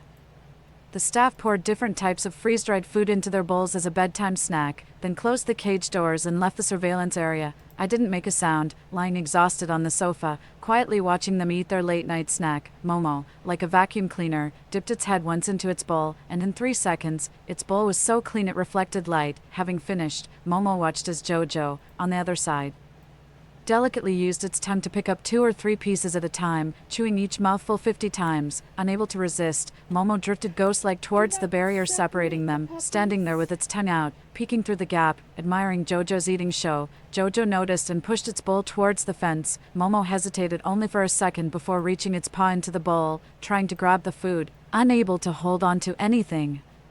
The freeze-dried morsel slipped through the gaps of the crate, not a single piece reaching its mouth. Frustrated, Momo tried again to scoop the pieces from between the gaps and failing, it threw itself against the partition in a fit, its hooves flailing wildly as it let out a frustrated howl. I couldn't help but laugh at the monitor, shaking my head. I need to have the staff secure Jojo's food bowl on the side farthest from Momo, to prevent them from secretly scheming again and making a mess of Jojo's special diet. Hey there, which little piggy is rolling on the ground? I pressed the talk button and laughed, searching for the source of the sound. It's me, it's your sister, look up here, I continued. The 2 puppies, hearing the sound, locked onto the camera, tilting their heads in confusion, though their tails had already begun to wag unconsciously. Momo, I saw you trying to sneak Jojo's freeze-dried food. You shouldn't bully your brother, okay? Finally convinced it was me talking to them, Momo tucked his ears back and frantically started hopping on his hind legs, while Jojo tried to push himself up like Momo to reach the camera. This could tear his wound. I had to quickly end the call. Sister will be back in a few days. You guys need to eat well and sleep well, okay? Bye-bye. I couldn't bear to watch the pitiful look on the brothers' faces any longer, so I turned off the camera and let out a long sigh. Fortunately, I still have them. Countdown to doomsday, 24 days. Today was probably the day the boss would make his move, but I had more important things to focus on, and I wasn't particularly interested in keeping up with Lincoln's movements. I contacted the developer of my residential complex, expressing my desire to rent the unsold apartment next to mine. The staff member asked how long I wanted to rent it for, and I said, how about 10 years? She, fearing I might back out, hurriedly finalized the rental agreement for me. With 2 apartments secured, I could now safely seal off the 16th floor's fire escape and elevator hall doors before the apocalypse, turning the 2 floors into my private space. To make things clear, let's call the apartment about apartment A, and the one I rented next door apartment B, without stopping. I took the floor plans and other documents for both apartments to the best renovation company in Ichiwan, presenting my needs. 1. Fully waterproof, fireproof, and soundproof apartment B. 2. Completely update the water and electrical systems in apartments A and B with the most durable materials available. 3. Reinforce the doors and windows of apartments A and B, replacing the windows with double-layered, one-way bulletproof glass. 4. Install solar and wind power systems in both apartments A and B, cover both attics with photovoltaic panels, and set up supplementary lighting inside the attics, and install sprinkler systems on both balconies. 5. Connect apartments A and B with a security door in the middle, without compromising the stability of the buildings. Also, demolish the wall between the 2 upper balconies. 6. Install a rainwater collection and filtration system on each balcony. One with a large capacity for coarse filtering linked to an irrigation system for future cultivation, and another with a smaller capacity for fine filtering connected to the indoor water pipes.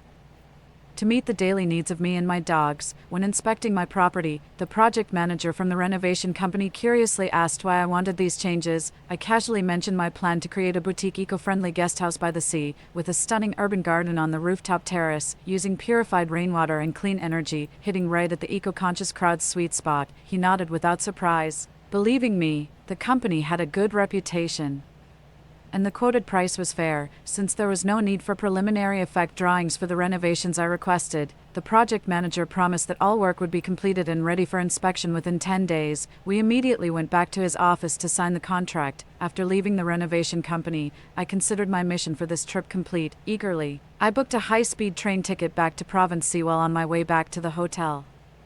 After a quick wash at the hotel, I collapsed onto the bed, exhausted, and closed my eyes, reminiscing about my previous life. In my last life, just a few days after the apocalypse began, the water and electricity systems collapsed due to lack of maintenance. With no water or electricity, the survivors in the supermarket could initially maintain a certain standard of living thanks to the ample stock. Relations among people remained relatively harmonious, however.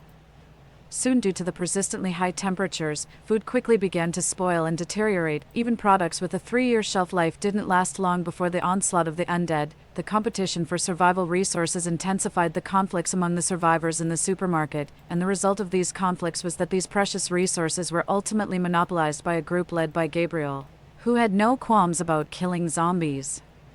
Controlled by scum who would stoop to any dirty trick to use against their peers, other survivors, including Uncle Gavin and his wife, as well as I, who were seen as thorns in the side by the Gabriel's family, had no choice but to rely on catching geckos and insects hidden among the dense ivy leaves for protein, all while constantly guarding against being bullied and humiliated by that group of scum for their amusement. Thinking back, Lincoln's betrayal was not entirely unforeseen. In dire times, manners and morals are often the first to be forsaken. With Lincoln suffering from stomach issues, it only made sense for him to leverage his still valuable reputation to secure a better position and a more comfortable life while he could. If given another chance at life, I wouldn't let myself get trapped in the Georgia arena again. I just needed to be well prepared, live quietly and inconspicuously with my dog, and simply wait to see their downfall, and to live quietly for a long time. One must plan ahead. Although our new home in Ichuan has geographical advantages with its own water and electricity supply, making it more comfortable than before at Georgia, this damned apocalypse won't end quickly. Food stores will eventually run out, so before that day comes, I must be capable of growing and breeding my own food to ensure a stable supply for me and my dog. Therefore, I need to carefully plan how to use the limited space in the attic and on the terrace. I got up and picked up my phone to call a former client. He was an agricultural broker who owned his own farm and orchard. I got straight to the point, telling him about my plans to create a self-sustaining small farm in my backyard, outlining my general needs and the usable area of the yard. I asked him to draft a preliminary farming and breeding plan based on his experience, then draw up a complete shopping list. After discussing and adjusting the plan, he would help me purchase all the necessary materials. He agreed promptly, promising to send me the plan and list as soon as possible. Apocalypse countdown, 23 days. I contacted an acquaintance working in the medical system of Provency to check if there were any hospital records for Lincoln in the area. The reply came quickly. Lincoln was indeed in the People's Hospital of Provency. Coincidentally, Aunt Abigail worked at the same hospital the last time I met with Uncle Gavin. We had agreed to have a meal together when time allowed. However, due to Jojo's hospitalization and my travel plans to Ichuan, the meal had been delayed. On my way to the provincial capital's high-speed train station, I got in touch with Uncle Gavin. At his insistence, we agreed to have dinner at his place the following evening. During the call, I also asked Aunt Abigail to discreetly gather some information on Lincoln's condition.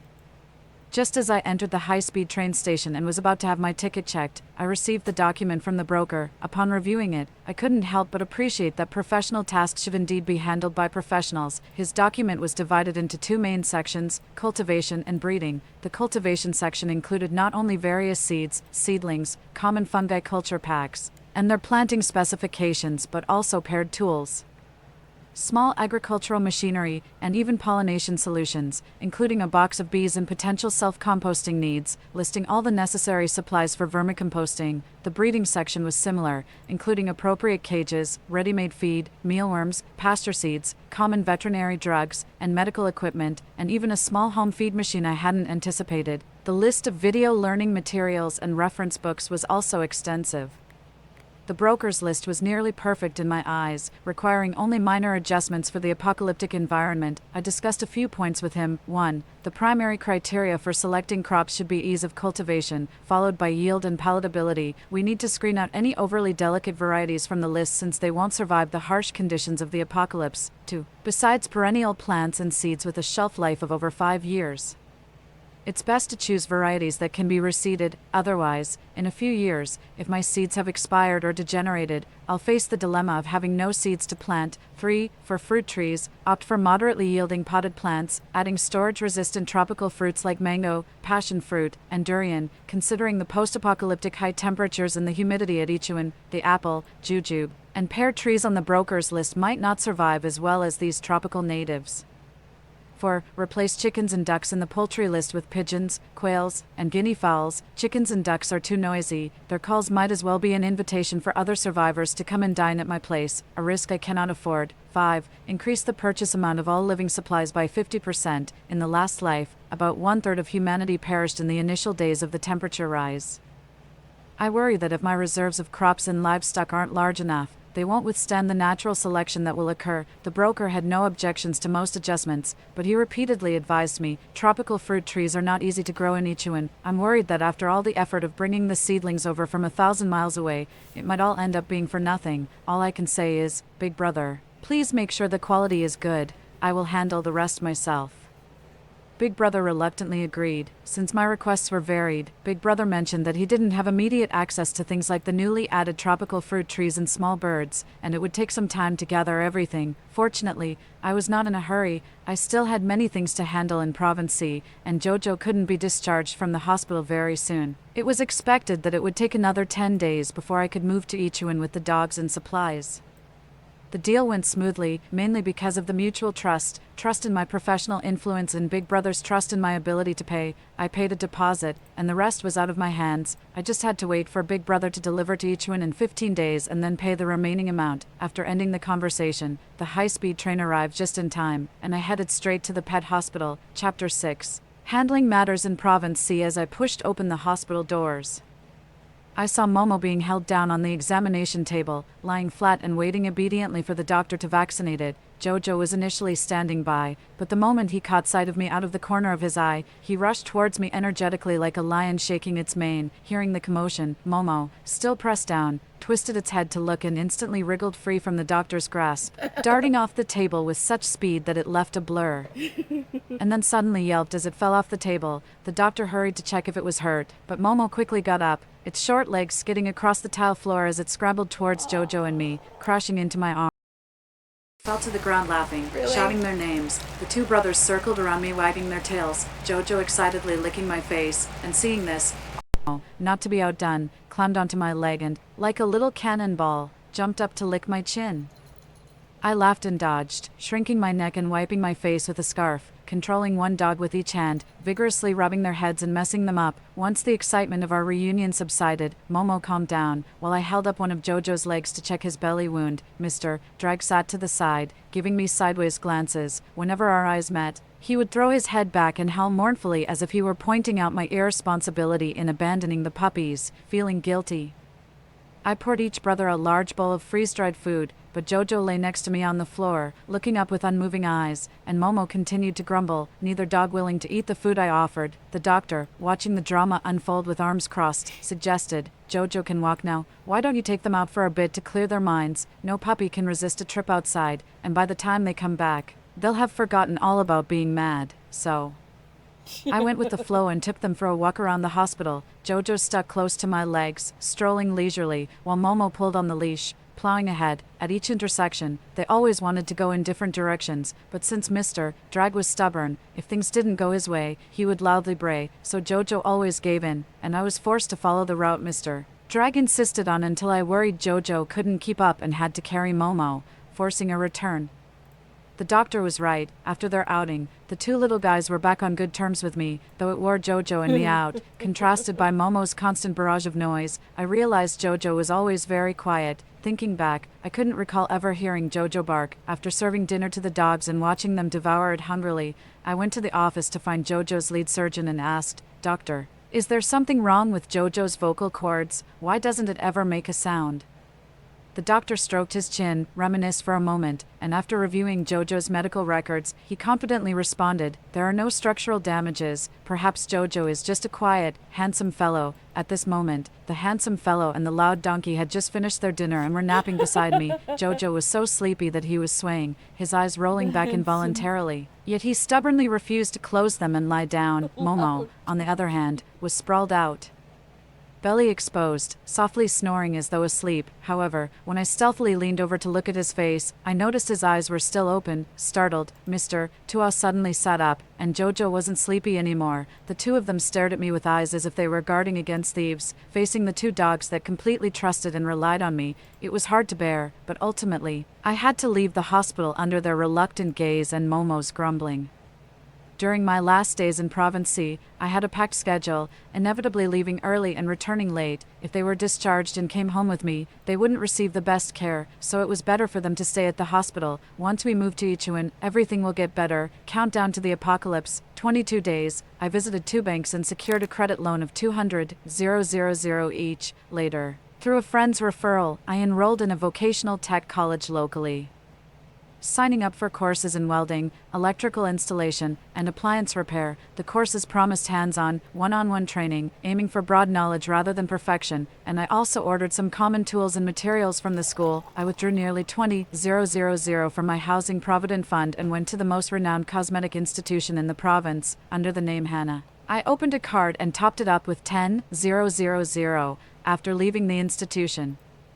I found a nearby barber shop and got my long hair, which I wouldn't have time to manage in the future, cut short. Then I hurried home, loaded the gifts I had prepared for Uncle Gavin's family into the car, and parked at their residential complex right on the scheduled time. Uncle Gavin was chatting with the doorman in the guardroom. Seeing me, he immediately came over to help with the bags, chiding me for spending too much. Following behind Uncle Gavin, I observed that this was an old-style government staff residential complex, and the only doorman was an elderly man. Uncle Gavin's front door, like most of his neighbors, was an old wooden door that had weathered many years. Their home was just over 40 square meters. Although tidy and clean, it felt cramped, and Abigail, a woman of few words, had prepared dinner. The table was so full that adding another set of chopsticks seemed impossible, but from this lavish spread, I could feel their sincere welcome. The table featured impressive main dishes as well as simple home cooking. The presentation clearly wasn't the work of one person. I guess the special dishes were likely bought from a restaurant by Uncle Gavin and Aunt Abigail.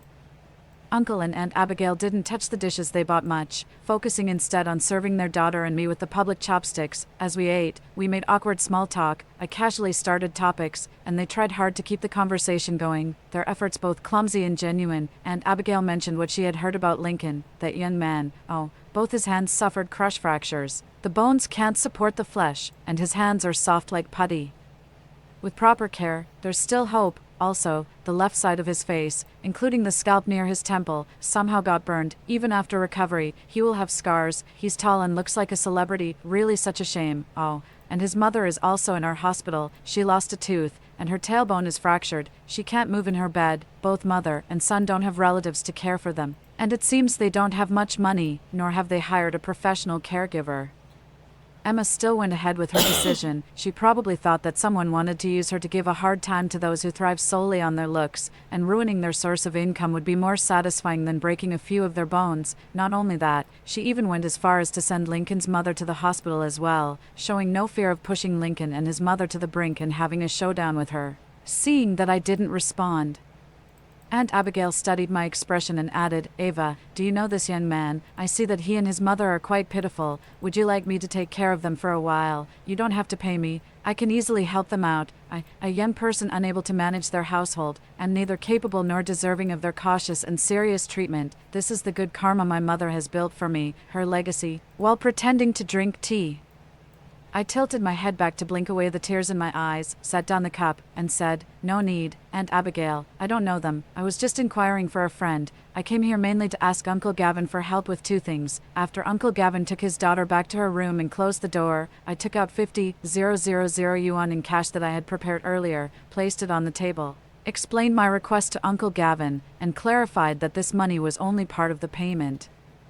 with an additional 100,000 to be paid upon completion of the task. After listening to me, Uncle Gavin and Aunt Abigail exchanged a look, their expressions both complex and intriguing. The favor I asked for, by their simple values, wasn't illegal, and given Uncle Gavin's position as the security chief at Georgia, it wasn't difficult to accomplish either, but from their expressions, they might have thought I was about to engage in aggressive tactics like seizing company seals or appropriating properties, worried that helping me could jeopardize Uncle Gavin's job. I couldn't help but laugh and said, Uncle Gavin, Aunt Abigail, it's not what you think. It's not what you think. What do I need those inanimate things for, Uncle Gavin? Just do as I say, and I can assure you that Gabriel won't find out, and there won't be any trouble in the future, rest assured. When the apocalypse comes, so many people will die at the hands of zombies that no one will notice one more or one less. And Abigail stared thoughtfully at the tablecloth, still seemingly hesitant, but Uncle Gavin quickly withdrew his gaze from his daughter's room, looked at me, and agreed to my request. On the way to the car, Uncle Gavin hesitated several times to speak, but finally, as I opened the car door, he said, Ava, Uncle Gavin might not be in a position to say this. I know you hold grudges and I support you reclaiming what rightfully belongs to you and your mother, but we just hope you won't put yourself at risk. Be careful, okay? Under the streetlight, looking at his face not yet marred by the pain of losing a daughter to the zombies, I replied, okay, Uncle Gavin, I'll be careful, don't worry about me, and you and Aunt Abigail take it easy, take care of your health.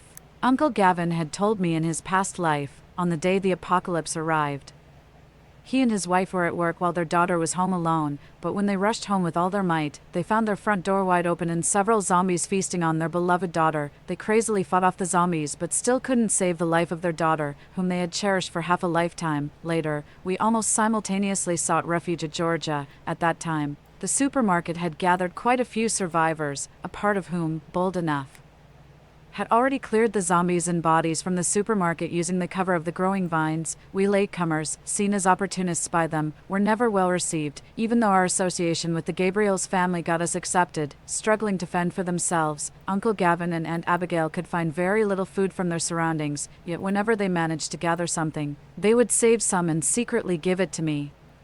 I knew that their care for me was largely due to transference. Having lost their daughter to tragedy, they couldn't help but soothe themselves by treating me, the daughter of an old friend facing hardships, as their own child for comfort. After the Gabriel's family pushed me into the midst of the disaster, I watched as the crowd dispersed, with only Uncle Gavin and his wife looking back at me with tears in their eyes. No one else stayed for me.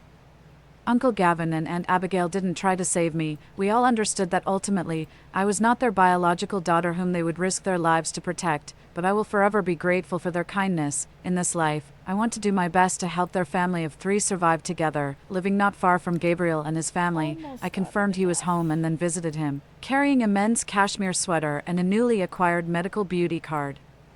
The cashmere sweater was something I had a tailor make on the day of my rebirth, and though I had just received it today, it didn't stop me from casually saying to Gabriel, Dad, you've kept in good shape, hardly any different from before. This sweater was made according to the size of your old clothes at home. Why don't you try it on and see if it fits? If not, I can take it back for alterations. Gabriel was somewhat flattered by my gesture, subtly sizing me up. These past few days, I had been incredibly busy, with dark circles under my eyes and an overall look of exhaustion. I had even cut my long hair that I had kept for many years. Perhaps in his eyes, I perfectly fit the image of a once pretentiously aloof daughter who, now desperate and out of options, had come back to lower her stance and try to please her wealthy biological father. Thus, Gabriel, somewhat proudly, tried on the cashmere sweater and generously complimented my thoughtfulness. I then handed him the medical beauty card, making an embarrassed and awkward gesture, and lowered my head as I said, Aunt Hannah has also been worried about my situation. This card is for her. She can use it by providing her phone number. Gabriel was surprised by the gift, which even included his mistress, and sighed, Ah, child, you've finally grown up after experiencing life, when your mother and I had our issues. You were too young to understand, sanctifying some things and taking others too seriously. Now that your mother is gone and my husband has been imprisoned, it's time to let go of some unnecessary burdens. We are your family too. Don't be so distant, turning yourself into a lonely soul. You know, I turned my face away, biting my lip in embarrassment and nodded in agreement, but in my heart, I thought, let him have his opinions. As long as he's happy with the sugared bullets. Must be a Chinese thing. He's a good target. Countdown to the apocalypse, 14 days. The past 10 days have been uneventful. During this period, the renovation company completed all work on time and notified me to inspect the new house. Before setting off, I ordered 10 freezers from different e-commerce platforms, scheduled their delivery to my new home, rented a refrigerated van, and drove to the new house myself, transferring all supplies from the cold storage to the freezers at home. Upon returning from the trip, I was either studying at a vocational college or busy spending money. Most supplies could be purchased online at better prices and could be paid for using credit facilities like installment payments, alleviating my financial pressure. However, for items only accessible through special channels, such as weapons and armor for dealing with humans and zombies, I had to use personal contacts and run around myself, while bulk purchasing consumables. I also didn't forget to ask internet cafes to help download games, books, films, and electronic recipes for entertainment post-apocalypse onto hard drives. After this period of frenzied shopping, the warehouse was restocked with a plethora of supplies, although the new home was equipped with solar and wind power systems to prepare for unexpected situations. I've added 3 portable, quiet diesel generators, 10 outdoor storage batteries, and 20 power banks as backups for Momo and Jojo. I've stocked up on canned and freeze-dried dog food, common medications, nutritional supplements, toys, grooming kits, sun protective clothing, down jackets, and just in case, enough cat litter. I've equipped myself with moisture-wicking, quick-drying, warm clothing, windproof down jackets, fleece-lined hiking boots, and thermal blankets, all capable of withstanding temperatures as low as -40 degrees Celsius.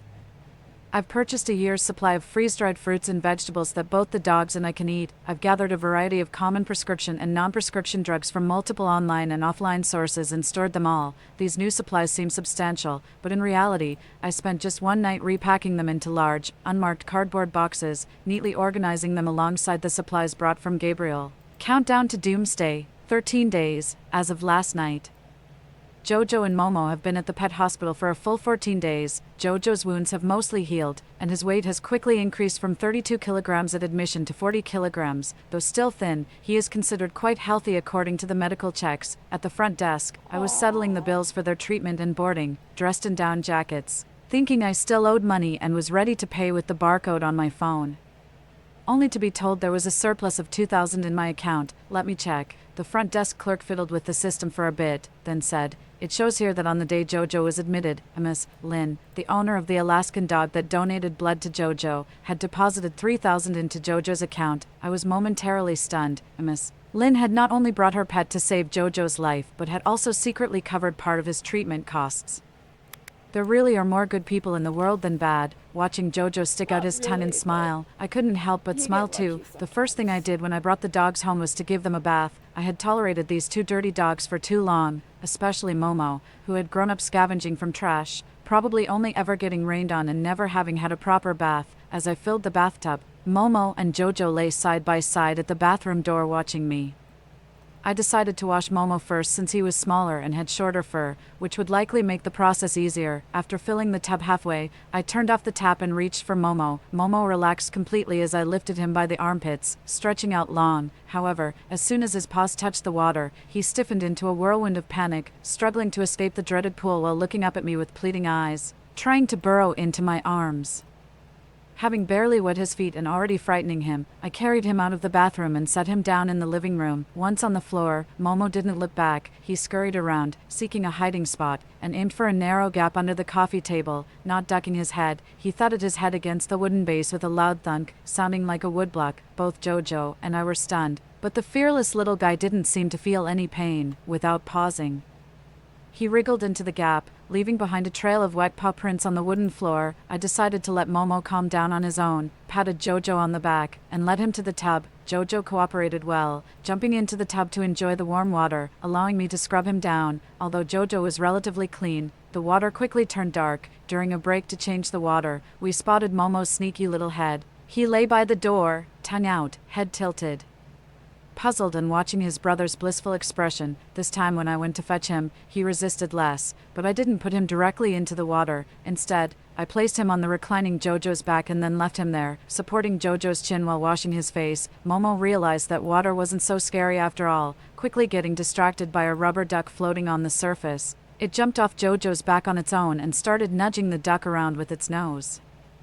Getting the two brothers cleaned up was a struggle, and drying them with a blow dryer was yet another challenge. As soon as the blow dryer turned on, Momo would pout, look up, and howl loudly, competing with the dryer to see who could be louder. This triggered memories from my past life just before I died. In my past life, I had dared to shout loudly surrounded by zombies. Not sure whether it was because it felt protected or was just clueless about danger. Thinking ahead, I must start correcting its habit of shouting from now on. I raised my left index finger to my lips, making a shushing sound, while my right hand gently pinched its small snout. Momo, thinking I was playing, instantly forgot about howling. It wagged its tail, pushing its mouth up trying to lick my face and plead for mercy, but as soon as I let go and it noticed the roar of the dryer again, it couldn't help but start crying out. Just as I was about to shush it again, Jojo, who had been silently observing, suddenly dipped its head and engulfed Momo's noisy head in its mouth. Confused, Momo tried to pull its head out, and as it moved, Jojo let go. A bit annoyed, Momo squinted and raised its head, howling discontentedly at Jojo.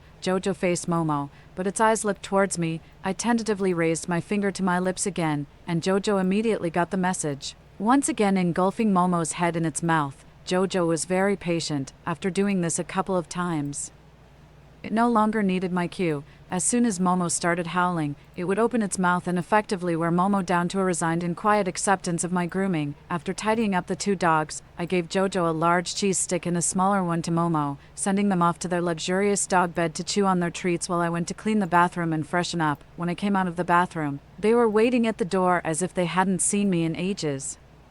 Cheese sticks in their mouths, whining excitedly and aggrievedly through their noses, circling around me with their tails whipping me occasionally like windshield wipers. Exhausted and barely able to keep my eyes open, I managed to respond to the brothers' enthusiasm before heading straight to bed, ready to sleep. Unfortunately, a call from Lincoln popped up on my phone, just like his mother. He couldn't rest easy and chose the time I was about to sleep to bother me. But I was surprised Lincoln could hold back for so long. It had been several days since he regained his freedom, and yet he only now came to confront me, much more patient than I had expected. Ava, I've known you for nearly 20 years, and I just found out how cold-hearted you are. Now that my hand is broken and my face is ruined, are you pleased with yourself for getting rid of the burden early? Why aren't you speaking? Do you feel guilty? Do you even feel guilt anymore, after your mom died? My mom and I treated you like family, Ava, and this is how you repay us when disaster strikes. No wonder your dad didn't want you when they divorced. He was smarter than us. He saw through your true nature early on. You're cold-hearted. Hearing this, I couldn't help but interrupt his illogical rant. Enough. You're not here just to vent your emotions. Let's get to the point. What do you want? Only the sound of his hurried and heavy breathing, like bellows, could be heard through the receiver. He was silenced by anger for at least 2 minutes before he darkly said, "Give me 1 million. You don't want to sell the house your mother left you. Fine, I won't force you. I just want 1 million, which is merely a year or two of your earnings. Ava, I know you can afford it. Once you give me that, you won't owe me anything. Consider it severing our ties over the years." I was almost amused by his ludicrous reasoning. Claiming compensation for lost youth, that's quite novel. But 1 million is just a pipe dream. For enlightening me, I'll give you 200,000. Unable to contain his rage, Lincoln's voice emerged through clenched teeth, almost pausing at every word. "Lawyer Ava, I'll compromise further. 500,000, not a penny less. You understand the importance of leaving some leeway for future encounters, don't you? If you're so reluctant to part with that small amount of money, don't blame me for showing up at your home and law firm every day, commuting with you, and passionately pursuing you again in front of your colleagues and neighbors. Consider what's more important, the money, or your reputation as a woman and a lawyer. I advise you to think it over." I initially wanted to make light of his absurd behavior, but his despicable nature left me completely disinterested. Why waste words with someone who's practically a dead man walking, mimicking him? I also fell silent for 2 minutes before speaking ominously. "Give me some time to liquidate assets. 5 days. I'll bring the money to you in 5 days. Lincoln threw a few more harsh words before hanging up. I leaned back on the headboard, lost in thought. I suspected that with Emma stirring up trouble this lifetime, Boss's reactions were different from the last. He probably took the money but didn't spare the cruelty. Which is why Lincoln and his mother couldn't even afford a caretaker and had resorted to calling me after so many days. Likely struggling to pay for hospital bills. 5 days later, I was already at the nursing home, with Lincoln's hand injured and his mother's coccyx not easily healed. They were nearly penniless and mistakenly clung to the lifeline I had casually thrown them. Besides raging impotently at the hospital, what else could these two do? They weren't worth my concern anymore. When I snapped back to reality, I noticed the 2 little dogs had been quietly sitting by the bed, watching over me. with 2 cheese sticks carelessly thrown beside the bed, perhaps alarmed by the tone of my earlier phone call. It was the first time I saw them looking timid yet concerned. I smiled and clapped my hands at them, and the very empathetic puppies instantly relaxed, twisting like freshly unearthed worms. Momo stood on his hind legs with his front paws on the edge of my bed, and polite Jojo on either side, both grinning and panting with a similarly pitiful look, pleading with me, all right, all right. Do you just want to sleep on the bed? Is there a dog in the world that doesn't want to be close to its owner? There isn't. Quickly capitulating under their silent assault, I tucked an arm around each fragrant pup, enjoying the continuous warmth of 2 little heaters through the blanket, and fell into a deep sleep. Countdown to doomsday, 12 days. I hadn't drawn the curtains last night, and early this morning, daylight struck my face directly, squinting and snuggled in the warm bedding. I couldn't bring myself to get up. Half asleep, I thought I saw Jojo jump off the bed, followed by Momo stepping on its back to get down too. The 2 puppies left the room, and the house was eerily quiet. I wondered if they were up to some mischief. Once I was fully awake, I sat up and saw the brothers quietly playing with a tug toy by the bed. They immediately got up and wagged their tails, nudging my hand. I petted each dog's head, in a good mood, and took them out for a walk. Then, while eating the breakfast I brought back, I watched over the brothers to make sure Jojo didn't let his younger brother eat his food. After settling the dogs, I rushed out to attend the last day of my class at the vocational college. As the class was about to end, I suddenly received a call from Uncle Gavin asking to meet up. He chose a famous dessert shop for the meeting, and I arrived there first. When Uncle Gavin entered, looking travel-worn, I was in the middle of ordering with the waiter, asking them to pack 2 of the shop's signature afternoon tea sets. Uncle Gavin sat down without interrupting me, nodding as he took off his thick coat. Once the waiter left, I greeted him with a smile. Uncle Gavin, I remember my mom mentioned that your family loves sweets. This shop's chocolate lava cake is quite popular. Try it and see if it suits your taste. Uncle Gavin eagerly replied, Sure, I'll try it. However, he didn't reach for his fork and knife but instead awkwardly rubbed his hands together, turned around, and pulled something out of his coat pocket to hand to me. I took a closer look and saw it was the envelope I had given him during my last visit to his house. Was this a sign of regret, not wanting to help me anymore? Seeing my reaction, Uncle Gavin quickly put the envelope on the table and pushed it towards me, starting to explain, These past days, your aunt and I have given it some thought, and we can't accept this money. Your mom probably didn't tell you, but back when we left the village with our daughter, speaking only our local dialect and not understanding or speaking Mandarin, someone from our village took us to work at a construction site, promising good earnings. We worked hard for most of the year, but when it came time to get paid at the end of the year, the contractor took off with the money. We didn't have a penny on us, no way to get back home, and couldn't stay at the construction site either. We ended up living under a bridge for nearly half a month with our daughter.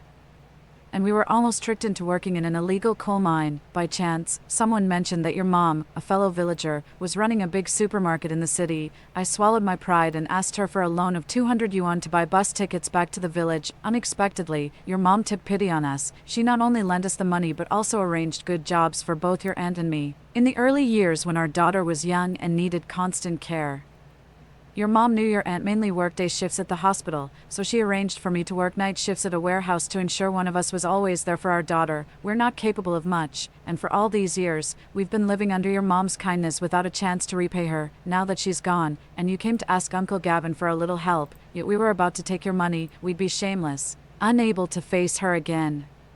The waiter came over and placed the packaged meals I ordered on the table. Seeing this, Uncle Gavin turned his face away and wiped his reddened eyes with his sleeve. Once the waiter left, he pushed the envelope towards me again and said, Ava, please take this back. Uncle Gavin finally has a chance to repay your mother. Consider it a full return of favor, feeling a lump in my throat. I didn't look at the tears in the eyes of this middle-aged man.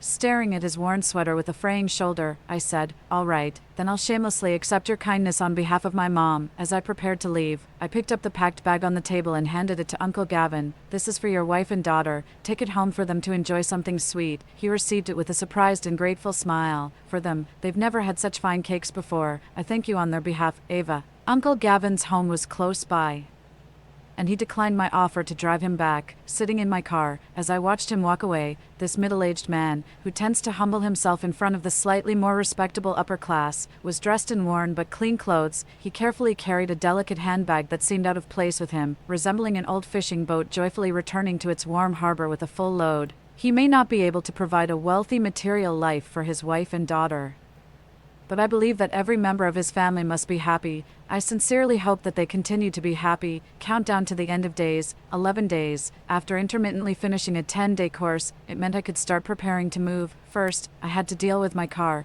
In the post-apocalyptic world, I might not go out much, and even if I did, I probably wouldn't need a fuel-driven car. Instead of letting it gather dust in the garage, it's better to sell it and rent a vehicle more suitable for stockpiling and transporting goods later on. The company that bought my car last time was quite fair. I went there knowing the ropes, traded in my car that I had fully paid for and had driven for less than 2 months, and got $250,000 in return. I then rented an almost new SUV while I was busy packing at home. I received an invitation to join a family dinner at the Gabriel's family's house. It's quite funny. Gabriel seemed very willing to welcome me into his new family, yet he completely ignored the fact that my so-called husband was in prison and that I was running a supermarket alone. I had been worried that he might take my change of heart seriously and discover before the apocalypse that I had lied to him, but it turned out I was worrying over nothing, though I found such pointless activities quite distasteful. I happened to have something to give to Hannah, so I made time to go. Packing is physically demanding, and I was starving. Sitting at the Gabriel's family's dining table, I treated the challenging remarks of Hannah and her daughter as meaningless noise and focused solely on eating. Once I was full, I put down my chopsticks, pulled a concert ticket from my bag, and handed it to Hannah. Hannah initially dismissed it, but when she saw that it was a front-row ticket for her favorite boy band's tour in Province C, she jumped up and screamed with joy. "How did you get a front-row ticket? I had several friends try to get them for me and they couldn't." Her words were cut off by her mother's deadly glare. I ignored their silent exchange and said goodbye to Gabriel before leaving. It's not that I had come all this way and couldn't lower my face to play along with their harmonious family facade. Given my previous attitude towards this family, giving them gifts was suspicious enough. If I had appeared even more obsequious, they would have suspected my intentions. If they became guarded against me, wouldn't that waste my goodwill? It's better this way, and it also saves me some effort. Chapter 7, Heading North. Countdown to the end of days, 10 days. I had compared the quotes from freight and long-distance moving companies, and they weren't much different. Considering that using a freight service would require finding reliable temporary workers to help move things upstairs once they arrived, I decided to simply choose a moving company for a more permanent solution. I had already moved the more valuable items in the warehouse into the rented SUV. The 6 men from the moving company efficiently loaded the rest into 2 large trucks. Carrying our hopes of surviving the apocalypse, it was time for us to set off. I returned home and carefully imprinted every corner of the house into my memory. Years might pass before I know of my dogs and I can survive to see the end of the apocalypse, and I wonder if there's any chance of returning to this place in the remainder of my life. After saying a final farewell to the house that held my memories from childhood, I gently closed the door. Hearing the smart lock beep, door locked, I turned around, carrying a backpack with my mother's photos and mementos, and led my 2 puzzled puppies toward our uncertain future. This was my 3rd time driving this route to Yicheng in Province C, and I was quite familiar with it. At each red light, I peeked at the puppies in the rearview mirror to see what they were up to. Most of the time, they were intently watching the various vehicles and pedestrians outside the window. Curious, sometimes, Momo, bored, would try to climb to the front to play with me, but as a driver who strictly follows the rules, I wouldn't entertain it, and it would have to go back to its brother, bumping its head against him. Jojo knew exactly what it was doing. It was looking for trouble, so Jojo would purposely open its mouth wide and gently clamp Momo's body with its teeth, suddenly knocking Momo down. The excitement would make Teacher Doing jump up, eagerly waiting for another playful tackle from its brother. Just like I don't understand why children enjoy those little rocking rides at supermarket entrances.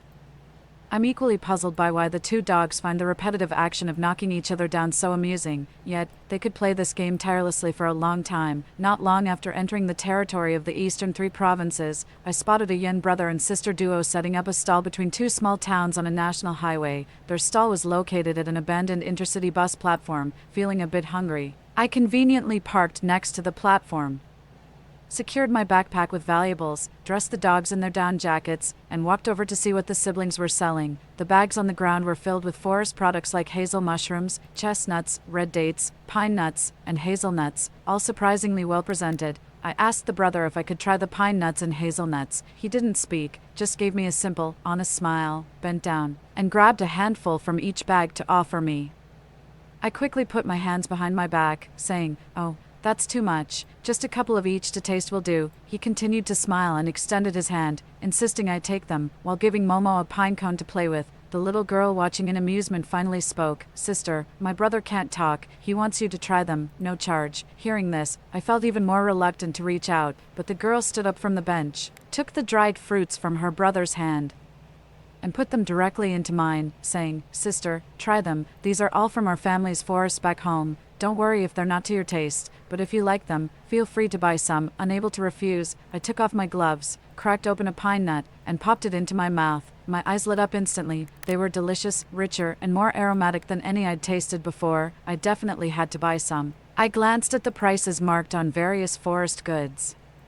Most were even 20% lower than those in supermarkets. After the siblings agreed, I sampled from deeper inside each packet to ensure the quality was consistent throughout, with no adulteration. It seemed they had transported the goods on an old bicycle parked nearby. The total wasn't much. I estimated less than 100 kilograms, so I told the siblings I'd take everything they had on the stall. The little girl jumped with joy, asking, Really, sister, are you sure you can eat that much? I replied, Absolutely. I'll keep some for myself and send the rest to friends. Actually, what you have here isn't even enough to share. Do you have more stock at home? Her brother used sign language, and she translated, We have plenty more, but it would take at least an hour and a half to go back and bring them here. Put your bike in my trunk, and you can ride back with me to get it. Okay. Upon hearing this, the girl looked at her brother, who thought for a moment and then nodded in agreement.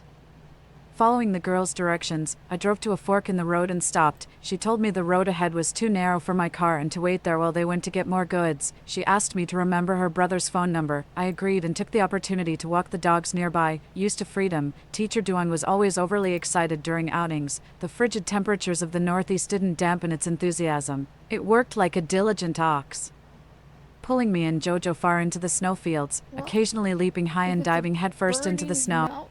For the ones who get it done, the most important part is the one you need now, and the best partner is the one who can deliver. That's why millions of maintenance and repair pros trust Grainger, because we have professional-grade supplies for every industry, even hard-to-find products.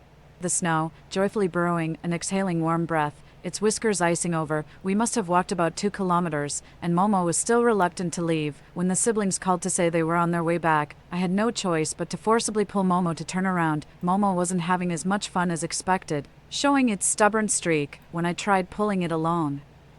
Its legs seemed rooted to the ground, immovable. I couldn't help but laugh in frustration. Hey donkey, how about we head back first, and after I'm done shopping, we can continue playing. Okay. The stubborn donkey paid no heed. A car approached from a distance and sped past us without slowing down. However, the passenger side window rolled down, and a woman stuck her head out, chuckling as she shouted to me, Hey girl, are you struggling there? Imagining how Momo and I must have looked to her, I chuckled too and decided not to bother negotiating with Momo. Instead, I simply picked it up, locked it in my arms, and headed back. Jojo walked beside me, looking up. I petted its head and asked, What's up? Does Jojo want a hug too? I wasn't sure if Jojo understood, but it enthusiastically tucked its ears back, transforming into a seal-like figure, wiggling its rear end in response before standing on its hind legs and placing its front paws on my arm. Ouch, ouch, you're so heavy. I almost stumbled. Jojo was startled too and sheepishly stuck out its tongue, but it stubbornly clung to my arm, reaching for Momo. Confused, I held onto the strap of Momo's down jacket and offered it to Jojo,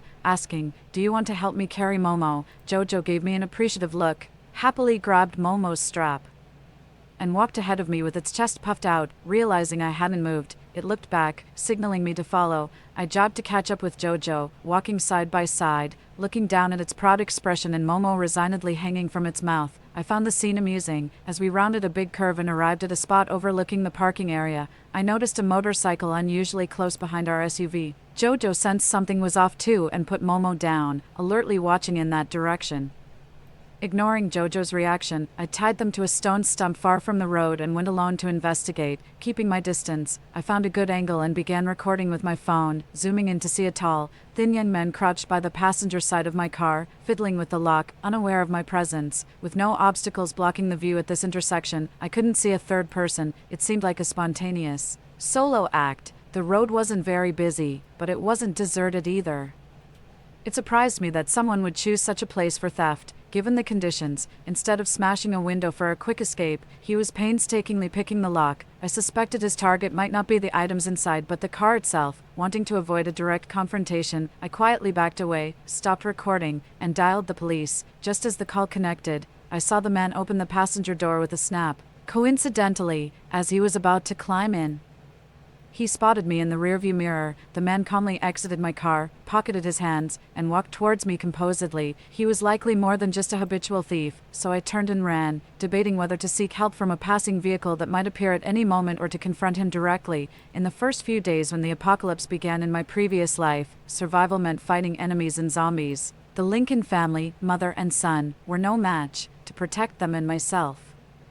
I've killed many people, including some strong and robust young men. When it comes to proficiency in killing, I'm certainly no less than the lanky figure I was facing. However, while I don't fear killing, particularly in self-defense, I dread the prospect of spending days in a cell awaiting an uncertain fate. After a brief internal conflict, I decided to run. As I quickly described the situation to the dispatcher, I pulled out pepper spray and a stun gun from my coat pocket.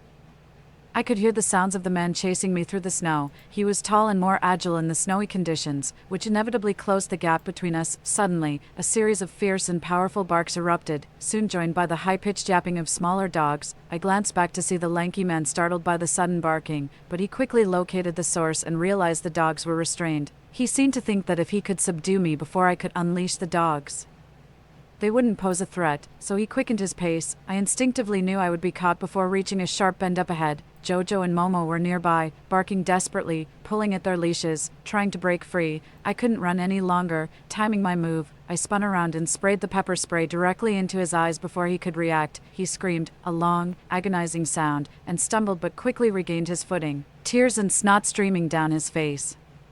Angrily swinging a fruit knife at me before he could strike, I had already moved behind him. Just as I prepared to hit him with the stun gun on his neck artery, a massive shadow leaped with the force of a landslide, stepping on the man's shoulders and slamming him heavily onto the ground, splashing me with snow. The unexpected blow made the man drop his knife, and he reflexively turned over to protect his face with his arms, while Jojo pinned him down, violently shaking its head, fiercely tearing at his clothes, the sounds of fabric tearing, his muffled screams in the snow, Momo's continuous anxious barking, and Jojo's terrifying growls mixed into a harrowing symphony. I faintly heard the sound of police sirens in the distance. The lanky man was motionless. I needed to calm Jojo down so the officers wouldn't mistake it for a vicious dog and shoot it. I quickly collected the dropped knife into my backpack and approached Jojo from the front. Seeing me, Jojo regained its composure, stopped tearing at the man, and stood on his back, pressing his head into the snow, growling menacingly at the criminal. I pulled the man's face out of the snow by his hair. He was still breathing, likely passed out from shock and lack of oxygen. His thick winter clothes had absorbed most of Jojo's attacks. His layers were shredded, with cotton scattered around and bite marks on his back, but they weren't severe. I took what was left of Jojo's leash and tied the lanky man up tightly like bundling a pig. Then, I crouched down, holding back tears, and soothingly stroked Jojo's tense back, whispering, "It's okay, sweetie, come here, let me hold you." Jojo obediently climbed off the man, instantly shedding its formidable demeanor for a frightened one, tail between its legs and back. Oh, puppy.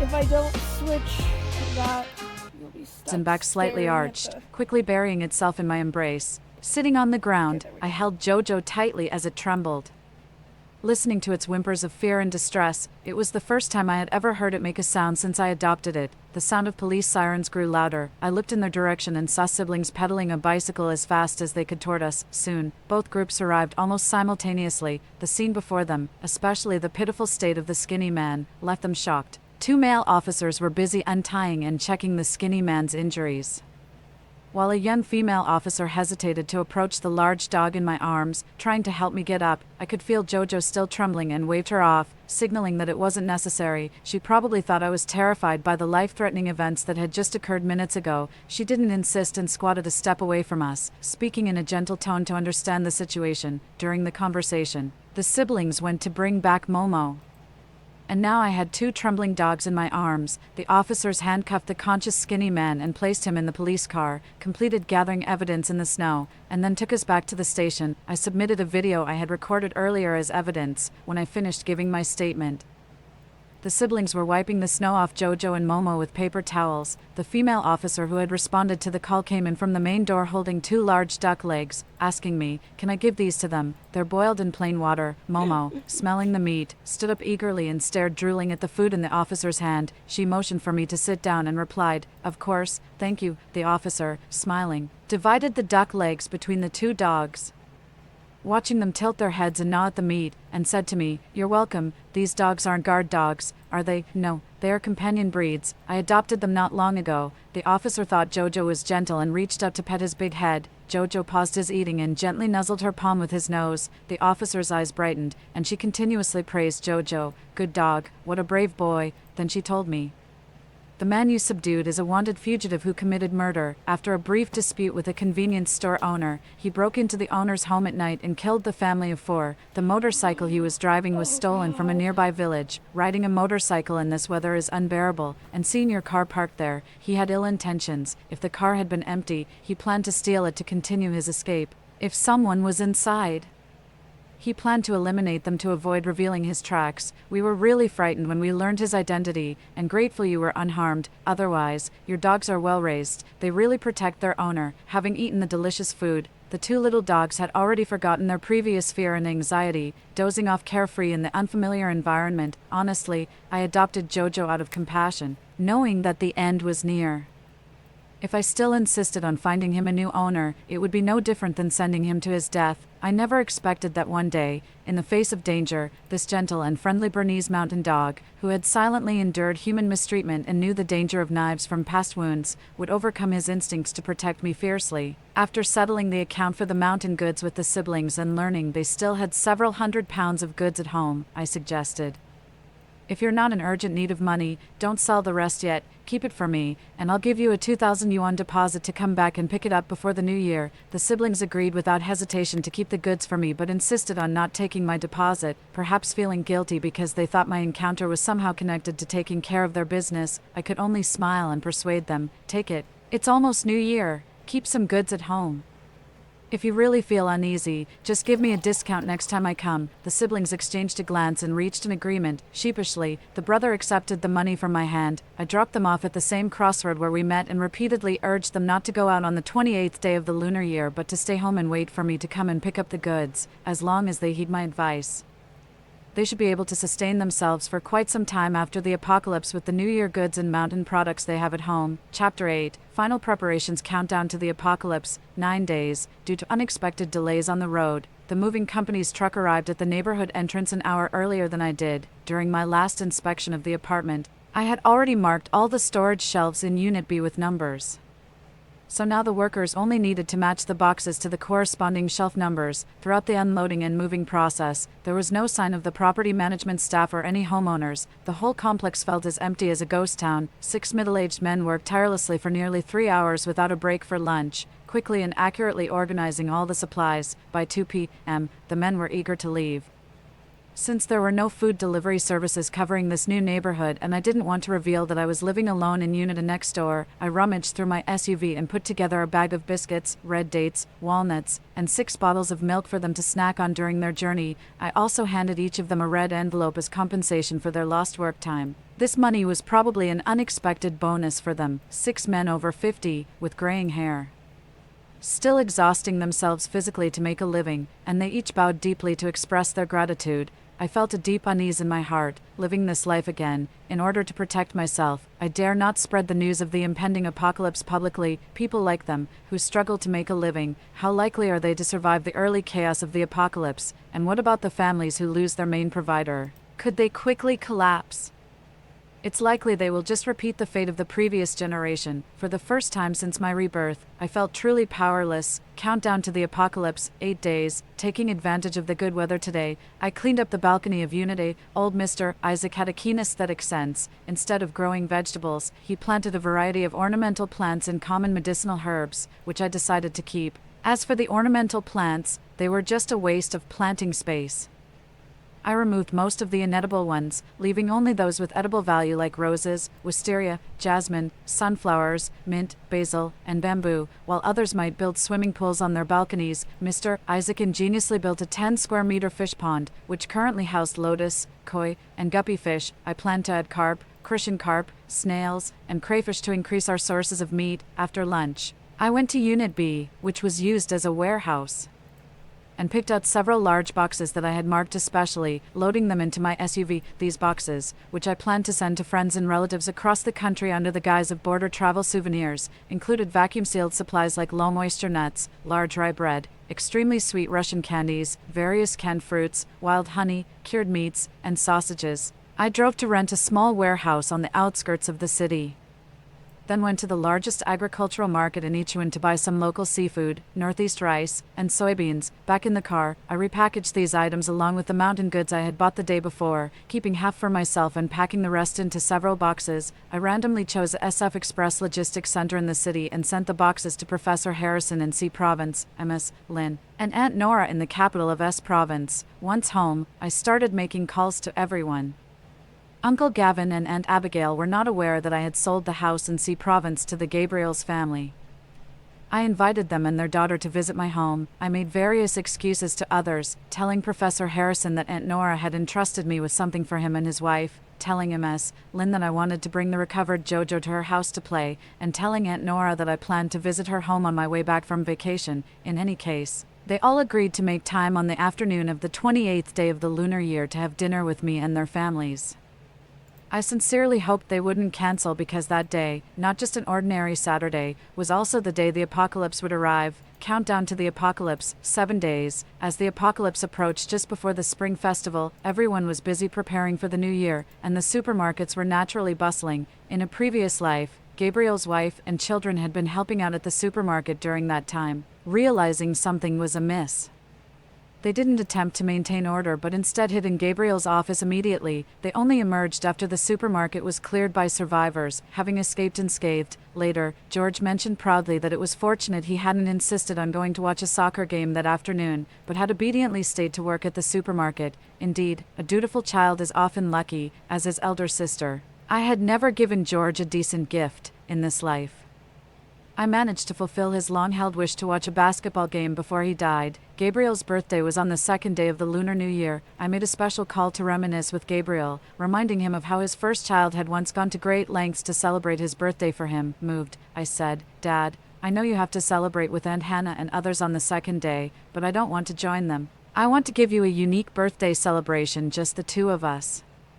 Can you spare some time on the afternoon of the 28th to meet me in the office? We can celebrate in advance, just the two of us." Gabriel, who always sought to feel important and never thought he was wrong, was very receptive to this approach that played into his need for attention and affection. He was overjoyed and responded enthusiastically, "I'll make time. It's been many years since Ava helped me blow out birthday candles. I always feel something's missing every birthday. This year it will be just the two of us, no one else." Seeing his agreement, I took the opportunity to suggest, "Arya and George finally have a winter break and have voluntarily helped out at the supermarket. They must be tired. Since George is a fan of our province's basketball team, why not encourage them to relax and watch a game?" Gabriel, who was worried about how to politely distance himself from Hannah and her son, was decisive when he heard my suggestion.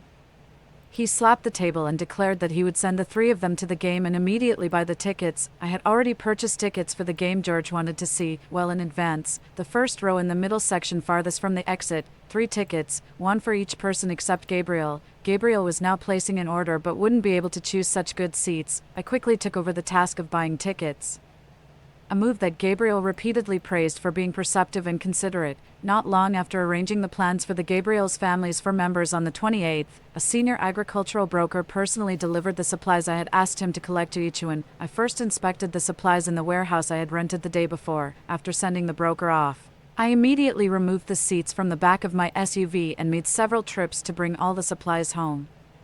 The winter temperature in Ichuan was already relatively high, regularly above 0 degrees Celsius, possibly a precursor to the apocalyptic high temperatures. In recent days, the temperature had been slowly climbing, and it was now 8 degrees Celsius outside. This was advantageous for me. I could confidently place these delicate crops and livestock temporarily in the 2 attics without worrying about them freezing to death. After a busy day, I went to the terrace to repair the clay stove I had built the day before. Sitting cross-legged on the ground, I looked through the open door of the attic and saw Jojo and Momo observing the new residents of our home. Jojo sat solemnly studying a litter of rabbit kits in front of him, while Momo, as if on a stimulant, darted around the rows of livestock with its tongue out, making my head spin. The clay stove was a success. If one day I ran out of solid alcohol, charcoal, or coal briquettes, and the power system failed, I could still rely on burning wood for cooking. I started a pot on the freshly made clay stove and used it to prepare a steaming pot of seafood and cabbage stew. The scent of herbs on the terrace blended with the aroma of the food. Using the light from the attic and the scattered starlight,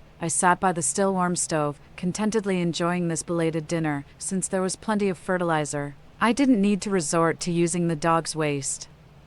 Since moving to Ichiwan, I had planned to train the two brothers to use the guest room's automatic flush toilet. After installing a custom toilet ring designed for dogs to squat on and placing a ramp next to the toilet for the mop to use, the challenging teaching work began. Jojo learned quickly, but the problem was with Momo. No matter how many times I placed him on the toilet, or how many times Jojo demonstrated, the stubborn donkey could not grasp the logic behind our actions. It was firmly convinced that it should do its business in the bushes, and the moment I wasn't watching, it would dash up to the attic and wreak havoc on my plants. Just when I was about to give up on intensive training and let nature take its course, they surprised me. At that time, I was lying on a lounge chair watching a trending live broadcast of Emma's wedding. I remember clearly, in the past life, she only announced the news 3 days later, but in this life, not only was the date moved up, the engagement turned into a wedding. I wondered how Lincoln, with his worse-off circumstances in this life compared to the last, would react to this news. While I was watching the live broadcast, I noticed Jojo, in a frenzy, carrying Momo down from the attic, too busy to even bother with me, and dashed towards the guest room, lazily following them with my phone in hand. I saw Jojo trying to rush Momo to the toilet, Momo, being carried by the neck, dangled unsteadily, facing a pressing need. It couldn't hold back and had already dropped a mess on the floor. I couldn't help but shout in frustration, "No, no, no, stop Jojo, stop." Confused, Jojo stopped and turned to look at me. As it turned, another mess squeezed out and, following Jojo's movement, flew towards me in a parabola. I froze completely as Jojo, seeing my lack of reaction, happily placed Momo on the toilet. Thud, thud, thud. It was Momo's first successful attempt at using the toilet. After this incident, Momo finally got the hang of it. The ramps that had been specially prepared for it at home were now idle, as it was all up to its brother Jojo to laboriously carry it to and from the bed and toilet using his mouth. End of the world countdown, 5 days. I was busy driving around Ichiwan City, hopping from one gas station to another, refueling and using the siphon principle to pump diesel out when I unexpectedly received an Instagram message from Aunt Abigail. Although I told Aunt Abigail that I didn't know Lincoln and his mother, she was clearly still concerned about their whereabouts. She sent me a message to inform me that Lincoln had left his mother alone and checked himself out of the hospital last night. Lincoln's mother was frantically searching for her son. I was a bit surprised. Lincoln's hand was still as limp as a boneless chicken claw. What was he up to? But, since it didn't affect me, I decided to let it be, so I replied to Aunt Abigail's message and then put the matter out of my mind. However, after finishing my tasks for the day and comfortably watching TV with 2 puppies in my arms, I saw Emma in the news again. This time it was not good news. Emma and a mysterious man both fell into the river and disappeared. The rescue team was currently searching and trying to recover them. As the host narrated, the television screen repeatedly showed a slow-motion surveillance clip where Emma, pushed by a man in black who was covered from head to toe with only his eyes visible, plunged into the turbulent river waters. The man also fell into the river due to inertia. The moment I saw the so-called mysterious man, I recognized him as Lincoln. In his previous life, Lincoln was shocked and in disbelief when he learned of Emma's engagement. This time around, his circumstances were much worse. His hands and face were ruined. He couldn't wait for the 500,000 needed to save his life, couldn't get in touch with me, and, at his wit's end, he finally realized that he had been a pawn in someone else's game and decided to confront the instigator. According to the timestamp on the surveillance footage, they fell into the river around 10 a.m. It was now past 9 p.m.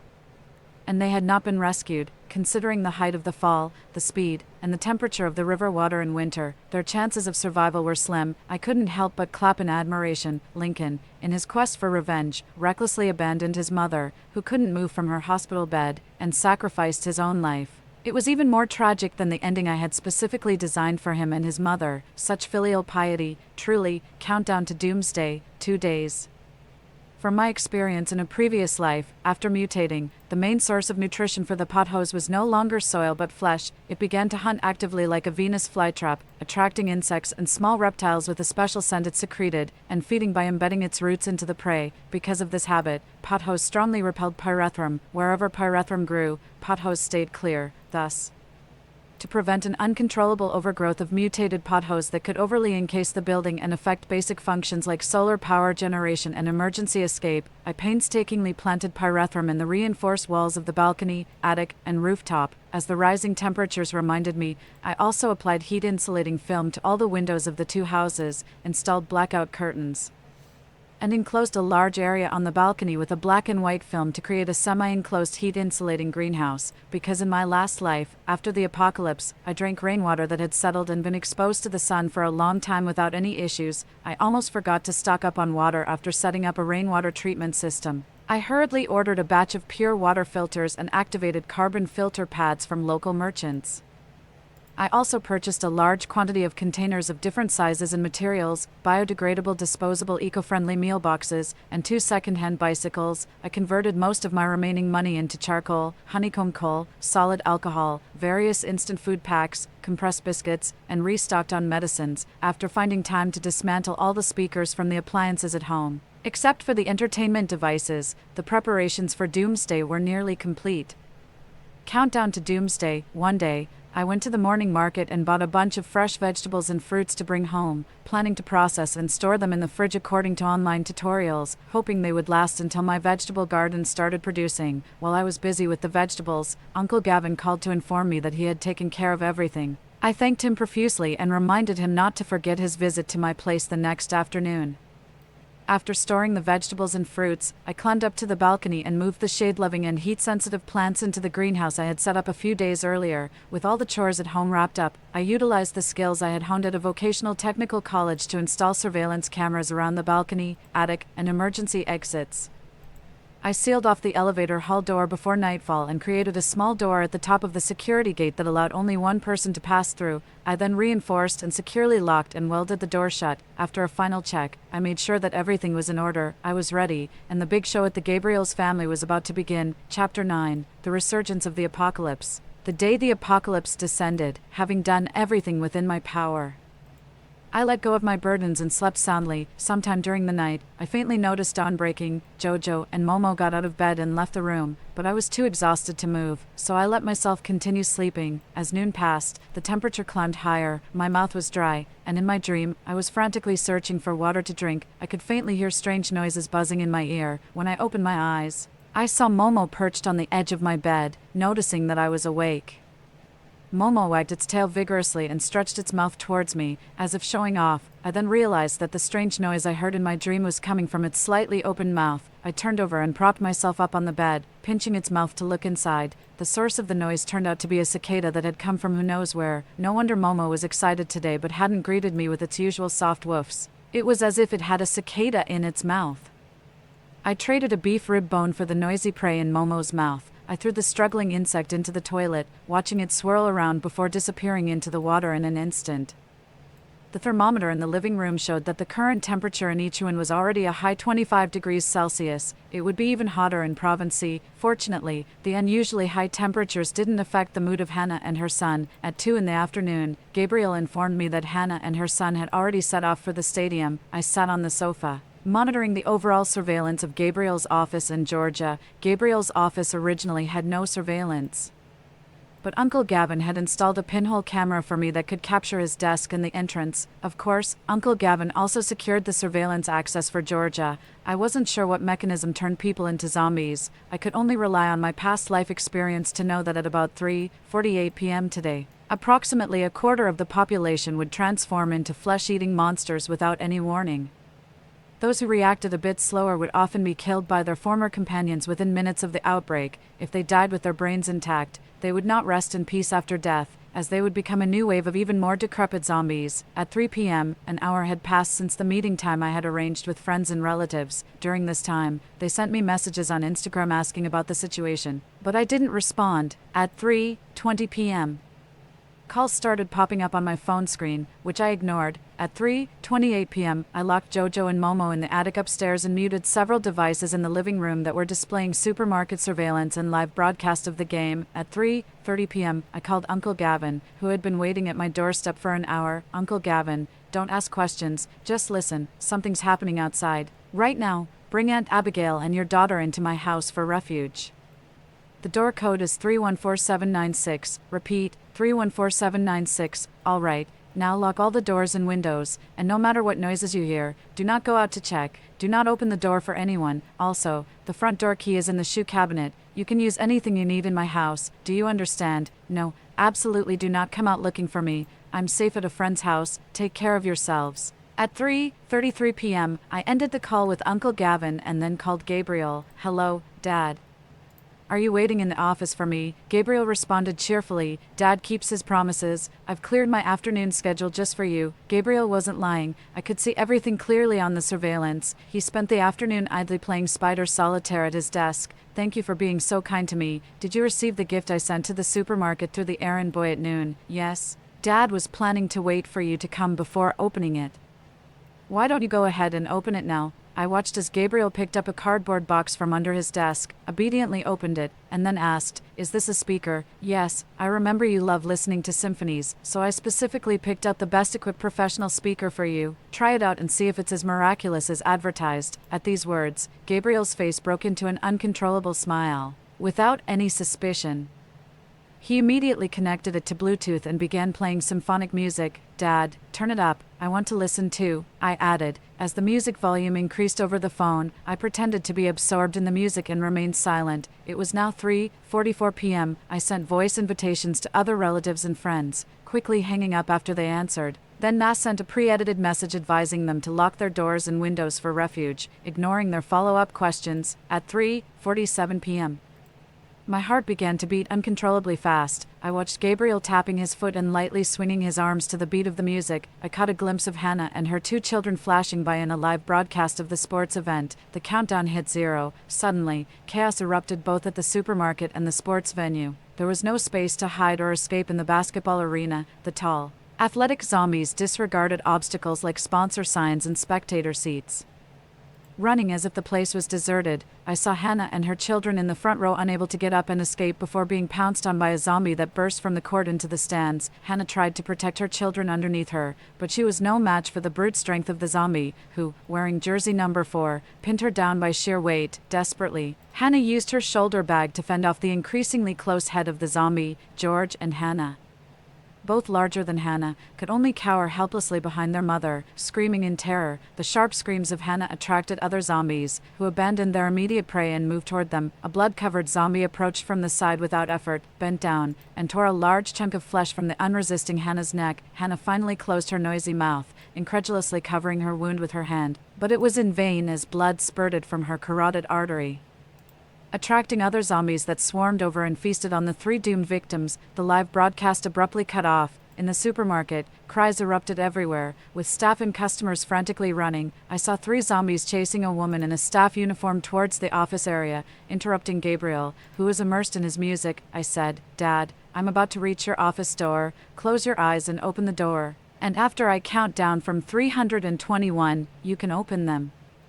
I've prepared a surprise for you." Gabriel, grumbling about how his child was too old for such games, yet honestly complied. The moment he opened the door, the zombies chasing the woman swiftly rounded the last corner. The woman, seeing Gabriel's office door open, scrambled towards him. Hearing the commotion, Gabriel abruptly opened his eyes, but it took a moment too long to realize what the situation in front of him meant as he stood frozen, phone in hand.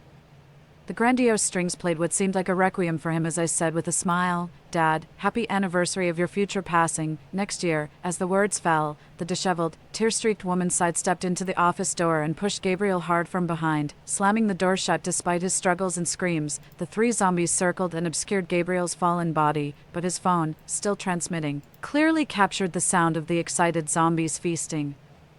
I quietly watched the surveillance footage until, after about 10 minutes, the 3 blood-covered zombies rose and aimlessly began searching for their next target, until Gabriel suddenly stood up in a bizarre posture, dragging his mangled body to join the hunt for food. In my previous life, the biological father who pushed me to face death has become someone else's human shield in this life. It seems that karma truly does come full circle. Over the past month, I have been masquerading as a fawning daughter of a wealthy father's ex-wife in front of the Gabriel's family, displaying weakness only to make them overconfident and lower their guard. Now, I have received the retribution I deserved. Hannah and her son died far away, while Gabriel met his end in a supermarket, his blood serving as an apology to my mother and me. The 4 main conspirators who sent me into a horde of zombies in my last life have finally met their clean end.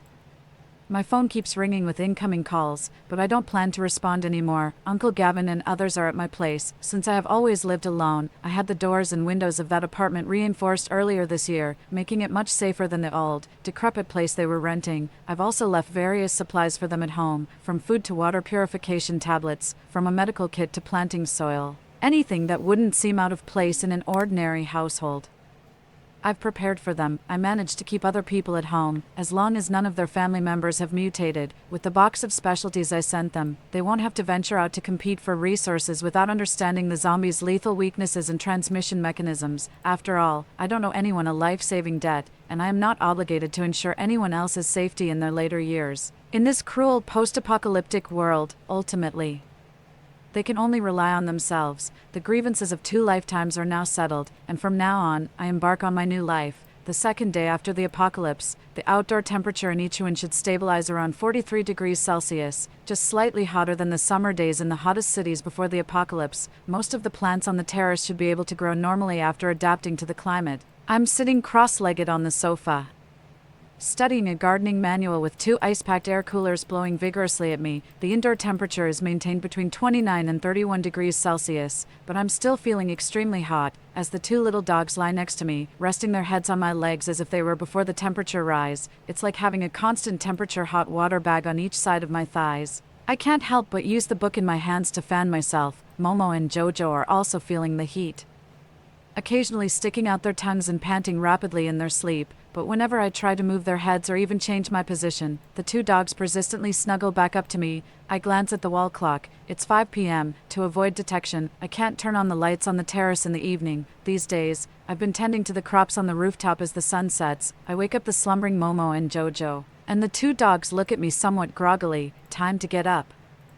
I gently pull at their furry ears and ask, "Big sister is going upstairs. Do you want to come and play?" Upon hearing this, Jojo immediately jumps down from the sofa silently. As soon as Momo hears the word play, his eyes, which were still sleepy a moment ago, instantly light up. He sits at the edge of the sofa, wagging his tail eagerly and making a soft humming noise. Once I lift the impatient Momo down from the sofa, Jojo is already sitting by, waiting to set off. At that time, the sun has not yet set, and the ground scorched by the sunlight is still very hot. I leave Momo and Jojo in the attic to entertain themselves and go to work on the terrace fully equipped. The pyrethrum plants are thriving well, and the successfully mutated pothos have already covered the exterior walls of the building from the rooftop to the 12th floor. A breeze causes the lush leaves to rustle softly. However, other plants are not so fortunate. The sudden rise in temperature has drained some fruit trees of their vitality, causing their remaining branches to dehydrate and break easily at a touch. These fruit trees are not very tall, and without using carpentry tools, I sit on a small stool and easily break them into arm-length pieces of firewood, piling them beside the greenhouse. In the past few days, some poultry and livestock have succumbed to the high temperatures and died, which I promptly processed and froze in the fridge. These fruit woods can be used as fuel for smoking meat. After I finish cleaning up the scattered branches and leaves, the sky has turned completely dark. I let Jojo and Momo out from the attic. The ground still retains the warmth of the sun. Momo doesn't seem to mind and scurries to the fish pond to sniff around, but Jojo's feet are more delicate, and he seems to feel the heat of the surface. Their hooves were scalded, unsure of where to place them, so they dejectedly retreated back to the attic. With chrysanthemums and pothos plants around, the top floor was almost free from various annoying flying insects. I opened the doors of the 2 attics to air them out and sat by the door in a chair, browsing the latest information online, accompanied by the breeze and the sound of Momo scurrying around. Finally, after several cautious attempts, Jojo too ran out to frolic. Suddenly, I caught a whiff of a strong, refreshing fragrance mixed in the evening breeze, curious about the source of the aroma. I then heard a low whimper from Jojo and hurriedly grabbed a flashlight to check on him. To my surprise, the rose bushes left by Grandpa Isaac were blooming out of season, and the fragrance I had smelled came from these flowers. Jojo was standing beside them, his tail hanging low and swaying slightly, his head turned away, not daring to look at me, with a rose stem in his mouth. Seeing him like this, I immediately understood. The earlier scream must have been caused by the thorns of the roses. I crouched down, grabbed the stem where there were no thorns, and Jojo obediently let me pull the stem out of his mouth. The thorns on the stem were unusually hard and glinted coldly. I tapped them with my fingernail and found they were much harder than normal rose thorns. I carefully examined Jojo's mouth and found bleeding points on his gums and palate. Holding Jojo's cheek solemnly, I stared at him and said, "You can't chew on flowers anymore. Do you understand? You kept holding it in your mouth even though you were bleeding from the thorns. Are you a big fool?" Jojo smacked his lips and slightly turned his head, refusing to meet my gaze. I pinched Jojo's whisker pads, but he looked everywhere but at me. I forcibly turned his head to give him a stern lecture, but unexpectedly, he stepped forward and pleasingly licked my face. I couldn't help but laugh and stopped him from continuing his flattering behavior. When it was time to take the brothers home to sleep, Jojo kept looking back reluctantly at the rose bushes. If I'm not mistaken, those roses must have mutated too, and Jojo really liked their fragrance. I plan to try grafting them onto wild roses in the next few days, if successful. There might be some unexpected results. It's the third day after the apocalypse, and it's New Year's Eve. I've been busy preparing the New Year's Eve dinner since I got up. In previous years, I always spent these festive, family reuniting holidays like Mid-Autumn and Spring Festival alone, deliberately avoiding them. But this year, at the start of humanity's great calamity, I've oddly found peace. My resentment has dissipated, and I'm no longer alone. It's time to comfort the departed and live well. When my mother was alive, she used to pound glutinous rice at home every New Year to make rice cakes and New Year cakes. The pestle forcefully hitting the steaming glutinous rice filled the air with a rich, mellow aroma of rice. Salivating beside her, I waited as she plucked a small piece from the freshly steamed batch of rice dumplings, sprinkled it with sugar-mixed soybean flour, and amusingly stuffed it into my eagerly waiting mouth. That bite was simple, solid, yet blissful, a cherished memory from the past, a flavor I've missed for years. Using purified water, I steamed a large pot of glutinous rice and, mimicking my mother's actions, energetically swung a wooden pestle, sweating slightly from the effort. The two puppies were initially lying by my feet, keeping me company as I worked. Suddenly, Momo, with its butt in the air, lay in front of Jojo, inviting him to play. Thus, the two dogs began excitedly frolicking around. Jojo's black fur flew into the air, into my nostrils, and onto the pristine white glutinous rice in my mortar. Unable to bear it any longer, I chased the two troublemakers out of the kitchen and closed the door. After frying and cooking in the kitchen, when I came out to serve the food, I found that Momo and Jojo were not waiting at the door as expected, with all dishes on the table. I searched around Sweetie but still couldn't find any trace of the dogs. Just as I was about to head up to the attic, Momo came tumbling down the stairs at breakneck speed, his ears flipping out to reveal pink in her ears just like a rabbit's. He ran up to me, screeched to a halt, and began happily circling me, wagging his tail and shaking his head as if presenting a treasure. It was unusual for Jojo not to show up, climbing the stairs with Momo in tow. I was speechless as soon as we entered the attic. The floor was strewn with tufts of black dog hair. Gray feathers floated gently in the air, and white bird droppings dotted the area. Two pigeons perched on the top of the entry door dove down at us, flapping their wings angrily and tugging at Momo's fur. Momo, who in a past life could catch snakes with his bare mouth, just clenched his eyes shut and buried his face in my chest, silently enduring the pigeons' slaps and sharp beaks, while I waved my arms to drive the pigeons away. I kept calling out for Jojo, after shouting 4 or 5 times. Jojo finally emerged, tail between his legs, from underneath a rabbit hutch. I locked both him and Momo outside the attic door, and it took a Herculean effort to capture the aggressive pigeons and put them back in their cage. The pigeon couple's nest was empty, no wonder they were chasing after the dog. After cleaning up the chaotic attic, I opened the door. Outside, Momo's eyes sparkled as he wagged his tail at me, while Jojo, with his furrowed brows, lay resignedly on his front paws. I pried open Momo's chubby cheeks and found 3 pigeon eggs in his mouth. Thinking I wanted the eggs, Momo willingly spat them into my palm. I stared silently at the intact but damp eggs, still warm from Momo's body heat. Originally, both the door to the attic and the pigeon cage were closed, but clearly, a giant who could open doors had infiltrated our home. Jojo handled the door opening and took the beatings, while Momo was in charge of stealing the loot and showing off. Clearly, the division of labor was well defined, and the brothers were in sync, which made me burst out laughing despite myself. It was getting dark. The blackout curtains were already drawn, ensuring not a sliver of light escaped from the room. The living room was brightly lit, and last year's Spring Festival gala played softly on the TV. I had prepared a lavish New Year's Eve dinner for the 2 dogs, who were eagerly devouring their meal. I raised my glass. clinking it against the wineglass across the table. Just as I was about to drink, suddenly, all light and noise vanished. I drew the curtains and, using a high-powered telescope mounted on a tripod, I surveyed the Yichen City district, which lay in eerie and utter darkness. On the third day after the apocalypse began, Yichen lost power. The entire city was enveloped in endless night and despair. Chapter 10, Our Four Seasons. The first spring of the apocalypse, before the end days. I had kept track of the residency status in our complex using various methods, based on the number of lit windows each night and the thickness of dust at each apartment's doorway. There were no more than 20 households residing in the complex at that time, including myself. Only 3 households were occupied in my building. On the day the apocalypse broke out, the complex remained peaceful for a long time, as if it was an untouched paradise from another world. That peace was shattered when a minibus parked erratically at the main gate of the complex, its body shaking violently. A security guard approached cautiously to check the situation, only to be instantly killed by several zombies that burst through the door. These zombies then entered the complex through the small door of the security room and roamed throughout. Over these 3 months, I occasionally used the telescope to observe the conditions of survivors within my line of sight. Whether many people were out and hadn't returned on the day of the apocalypse, or they were home but didn't survive the initial days of the disaster outbreak. During this period, only my building and another across from me had residents collecting rainwater with pots and pans on the balconies and outside windows. One apartment housed a middle-aged couple who hadn't been seen since day 34 of the apocalypse, likely having silently perished due to lack of resources.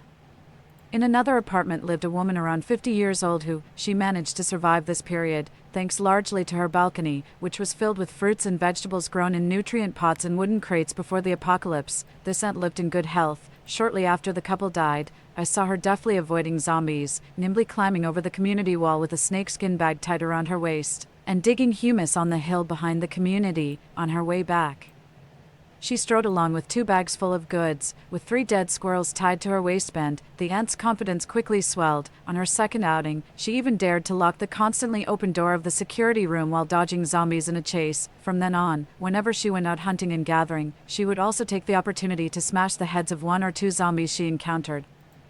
Up until half a month ago, she had completely cleared the community of these undead roamers. 10 days ago, she even boldly set out from the community gate on an empty tricycle, heading towards the residential houses around the community. However, less than 2 hours later, I saw her chased back by several emaciated zombies dressed like villagers. The tricycle was lost somewhere, and she returned in disarray, carrying a small bag of flour, swiftly climbing over the wall. This caused the zombies, unwilling to return empty-handed, to linger at the community entrance for several days. The aunt must have been shaken by the experience, as she hasn't left her apartment since then, focusing solely on tending to the crops on her balcony. Her recent harvest seems quite good. I saw her busy drying string beans and eggplants for several days, and her tomatoes are growing big and red, looking much better than the few plants on my terrace. But my crop yield isn't bad either.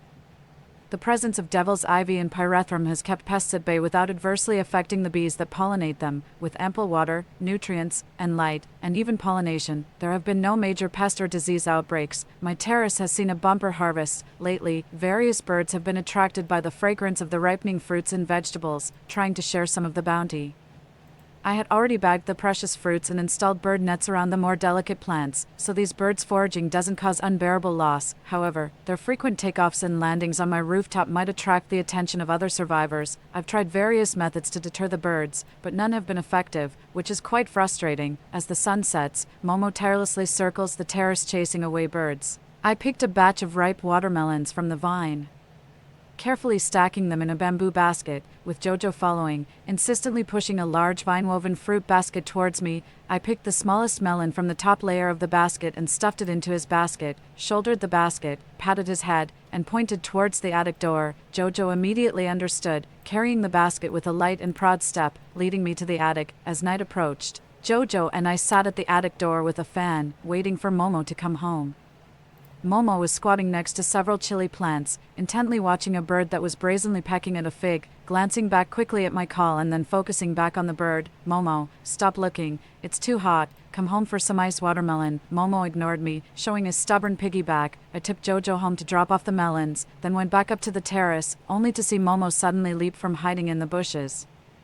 Swiftly breaking the neck of a large bird and excitedly running towards us with it, Momo sat down, spat the dead bird in front of me, head held high, eyes squinting happily, tail sweeping the ground joyfully, clearly waiting for praise. I crouched down to look at the bird. It was a magpie, unusually large, bigger than the pigeons we raised. Fortunately, Momo's mouth was wide enough, otherwise, it might not have managed to hold it. Though not a hunting dog. Momo's ability to catch birds and snakes demonstrated impressive survival skills. I scooped it up and exaggeratedly praised. My goodness, Momo, you're amazing. Momo is so incredible that we don't even need to bother raising pigeons and quails. Right, Jojo, and I can just live off the mop boss. Lost in my constant praises, Momo became obsessed with catching birds for me, turning into a real bird chaser. The first summer of the apocalypse, Aunt went out to the sea and came back. Seeing the 2 baskets of seafood she brought back was tempting, but I was more concerned about the marine Vibrio bacteria, with my fish pond full of more river delicacies than I could eat. Risking my life for a few bites of fresh seafood seemed unworthy. The heavy lotus pods in the pond swayed with the evening breeze, drool-worthy, wearing overalls and wading into the water. I couldn't resist peeling a lotus seed and popping it into my mouth. The core was fresh and tender, without any bitterness. The seeds were cool and sweet, quietly blossoming on my tongue with a fragrance more delicate and lingering than the lotus flower itself. Eating a few seemed to dissipate some of the summer heat. The discarded lotus seed husks on the water's surface attracted fish pecking at them, and black and red crayfish climbed up my rain pants, brandishing their claws proudly. I picked about a dozen lotus pods by the pond and cut a few lotus flowers and leaves, planning to take them home for a vase. The fish and shrimp in the pond were growing and reproducing wildly, giving me the pleasure of scooping fish effortlessly. Just dipping the net in the water would guarantee a catch. By the pond, one bucket held several fish, while another contained crayfish trying to escape by climbing over each other. I ordered Momo and Jojo to stay away to avoid being pinched by the crayfish. I went to the other end of the pond, bending down to feel for snails on the pond wall. Suddenly, I heard a splash. Looking up, Momo had knocked over the fish bucket and was about to bite into one of the fish, palm-sized and as thick as 2 fingers. Jojo sat obediently 3 meters away from the bucket, ears tucked, looking at me anxiously. I quickly threw the snails I was holding and called out, "Mama no." Momo ignored me. I had no choice but to climb out of the pond, bypassing rows of water spinach, and rushed over in my clumsy rain boots to stop it, but Momo had already started crunching down on the fish.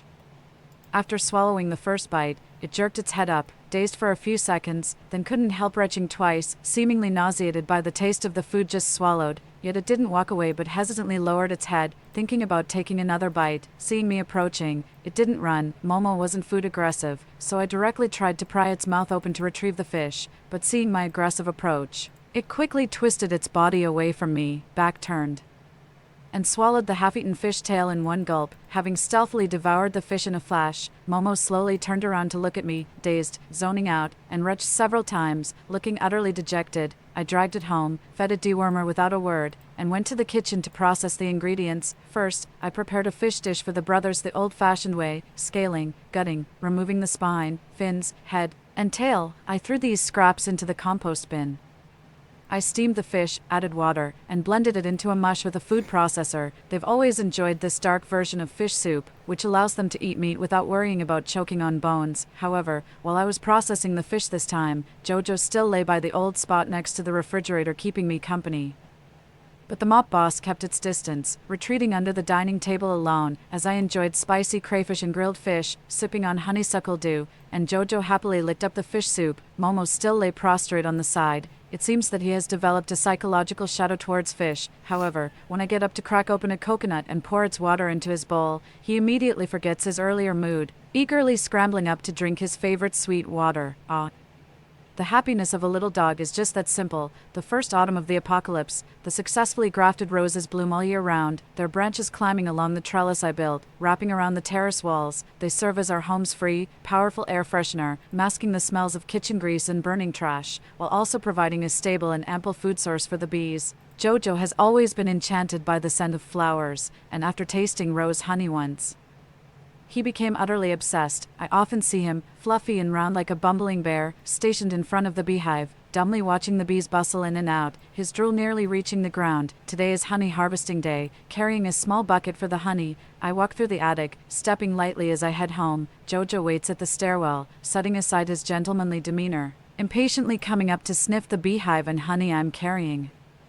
I push his big head away and head towards the kitchen, and like glue, he sticks close to me, mechanically stepping along while looking up at me with eager and pitiful eyes, hoping I'd quickly grant him a taste. Momo also follows me closely, but clearly shows less interest in the rose honey in my hand, just joining in for the excitement. I place the beehive in the centrifuge, telling Jojo, "Good boy, your sister is going to pick flowers before it gets dark.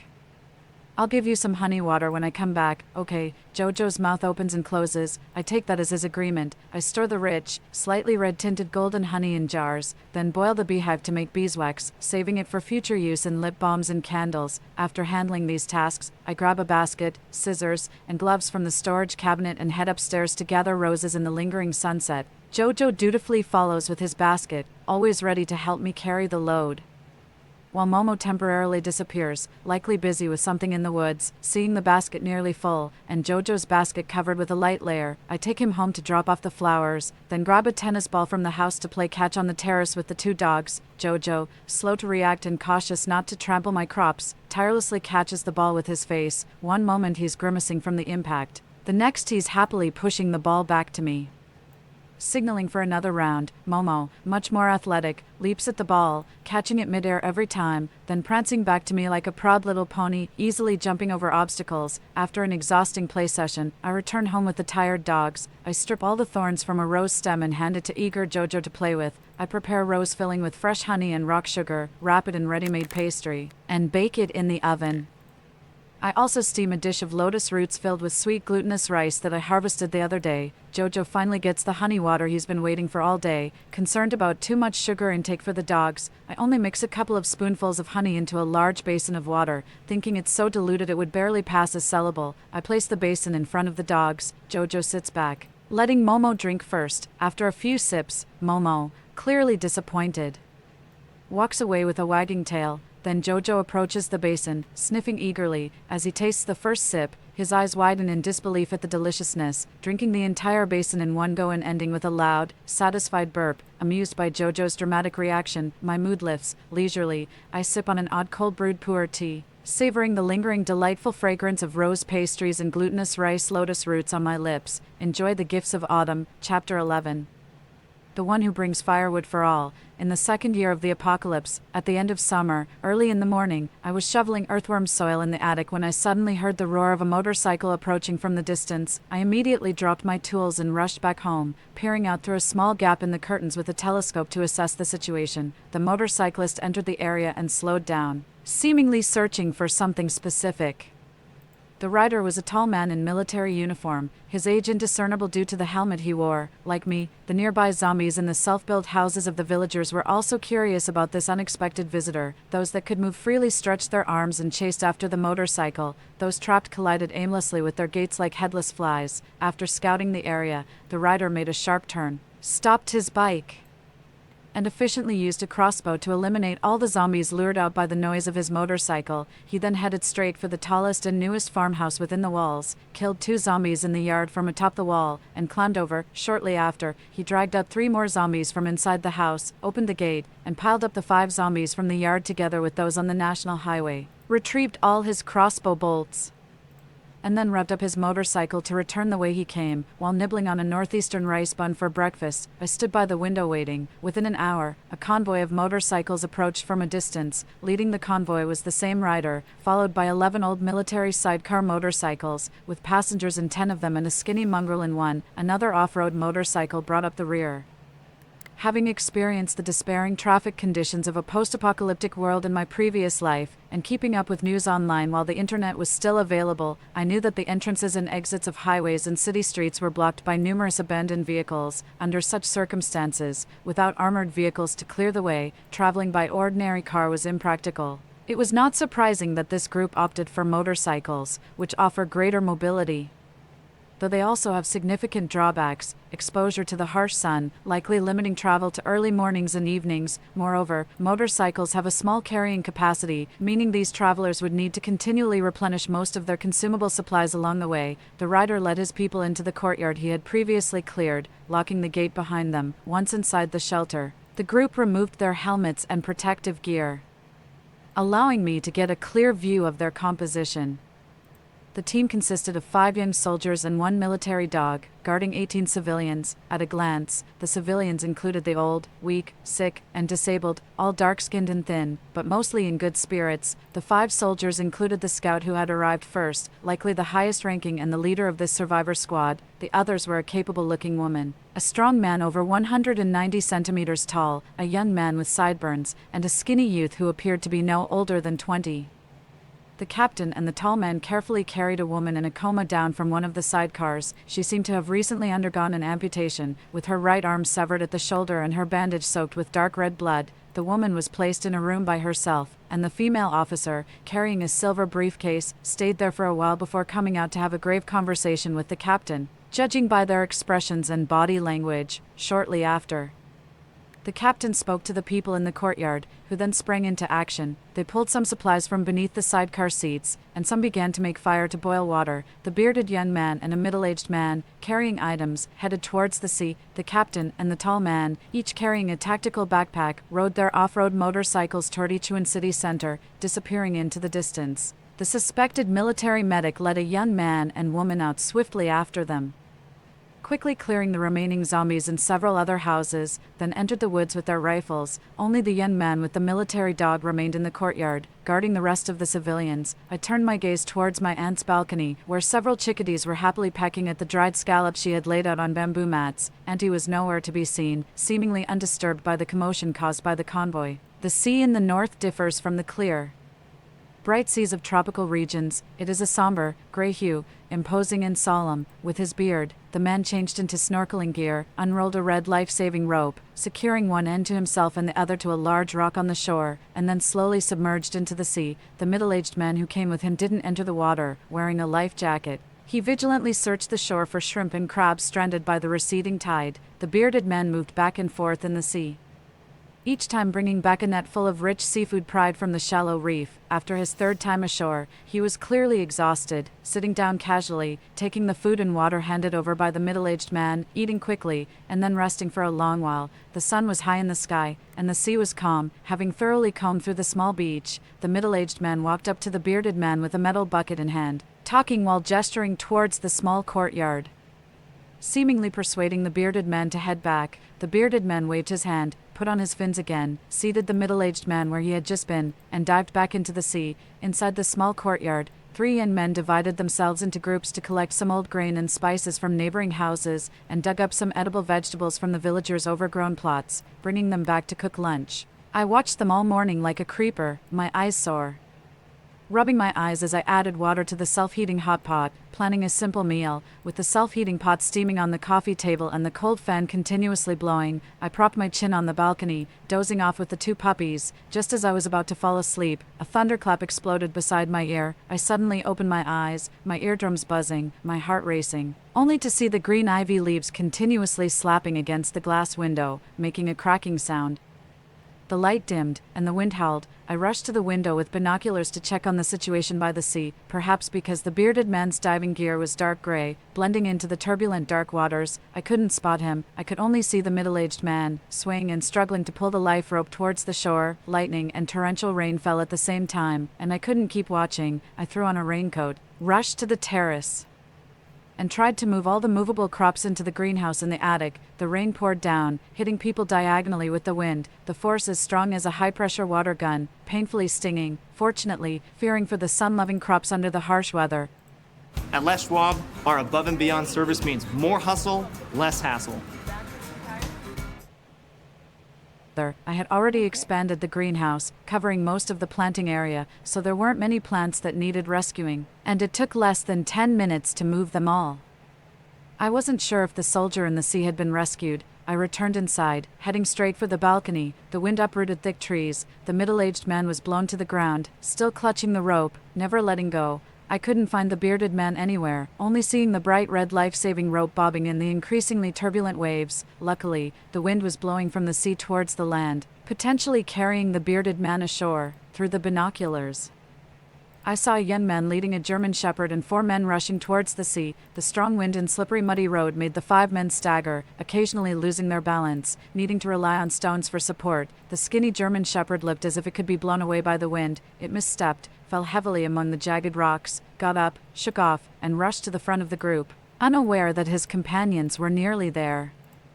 The middle-aged man on the shore used his hands to push against the ground, struggling to stand, and jumped into the sea, attempting to rescue the bearded man. To me, his action seemed very irrational. Indeed, the middle-aged man had only swum a short distance against the wind when a wave crashed head-on, sweeping him into the raging currents and seemingly robbing him of control over his body. Although his life jacket kept him afloat, it couldn't extricate him from danger.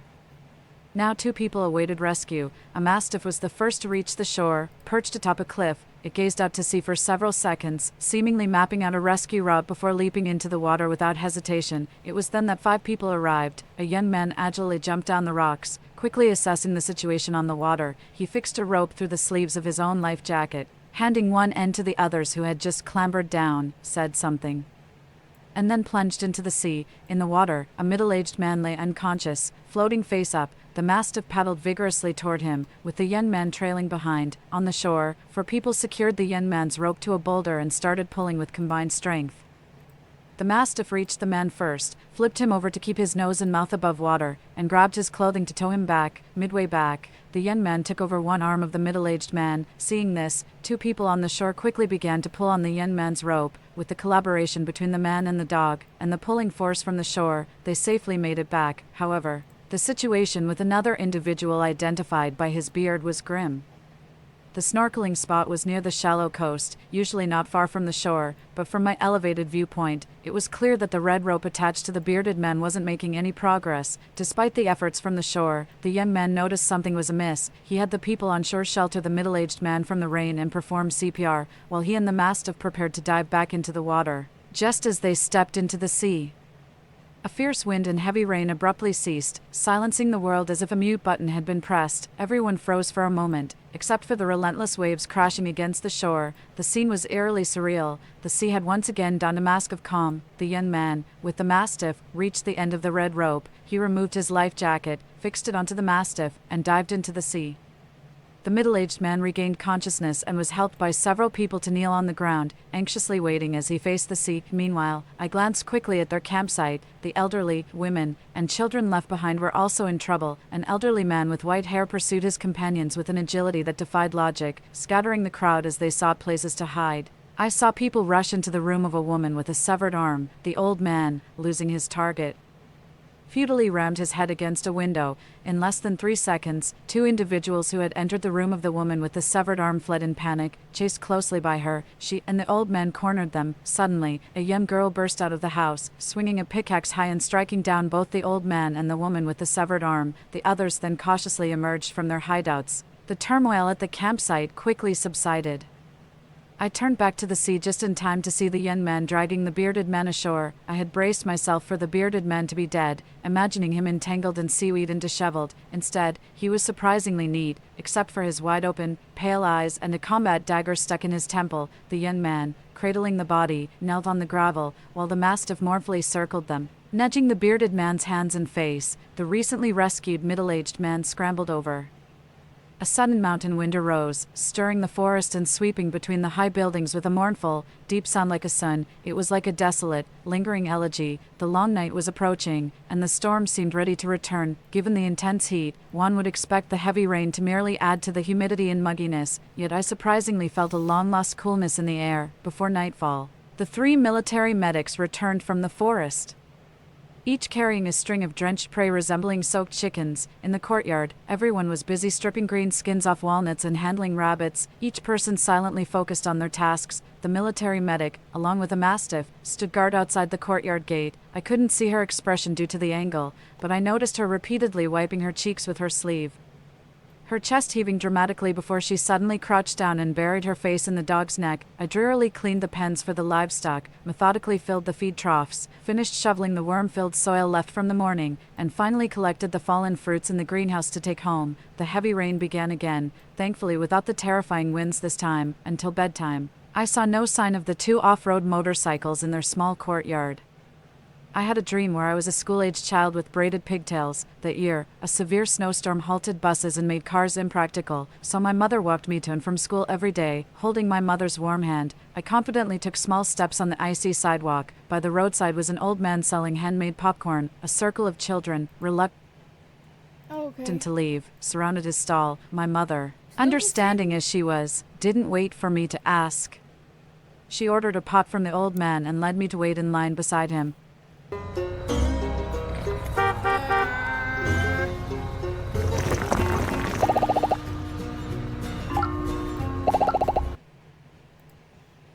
I clung to my mother's thigh, watching a child throw a tantrum over money, his father unapologetically dragging him away by the armpit. The old man just popped a fresh batch of popcorn, the aroma of hot butter and caramel enticing the kids around like little mice, their noses twitching as they drooled. Slowly, the old man prepared the next batch, pouring corn kernels into his modified pressure cooker. Adding That's what I get for drinking water. Be right back.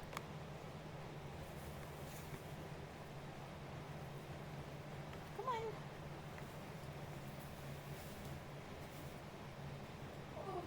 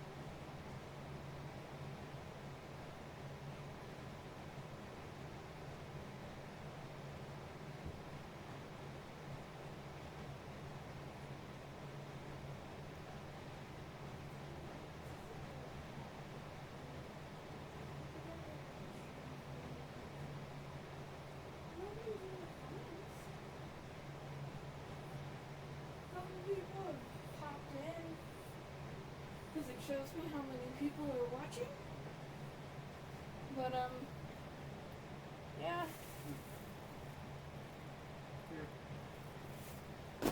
Currently that would be one person. Thank you.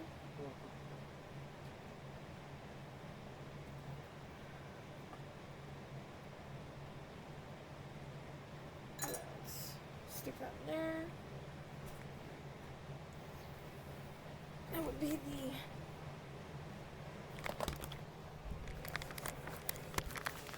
Okay, I am back.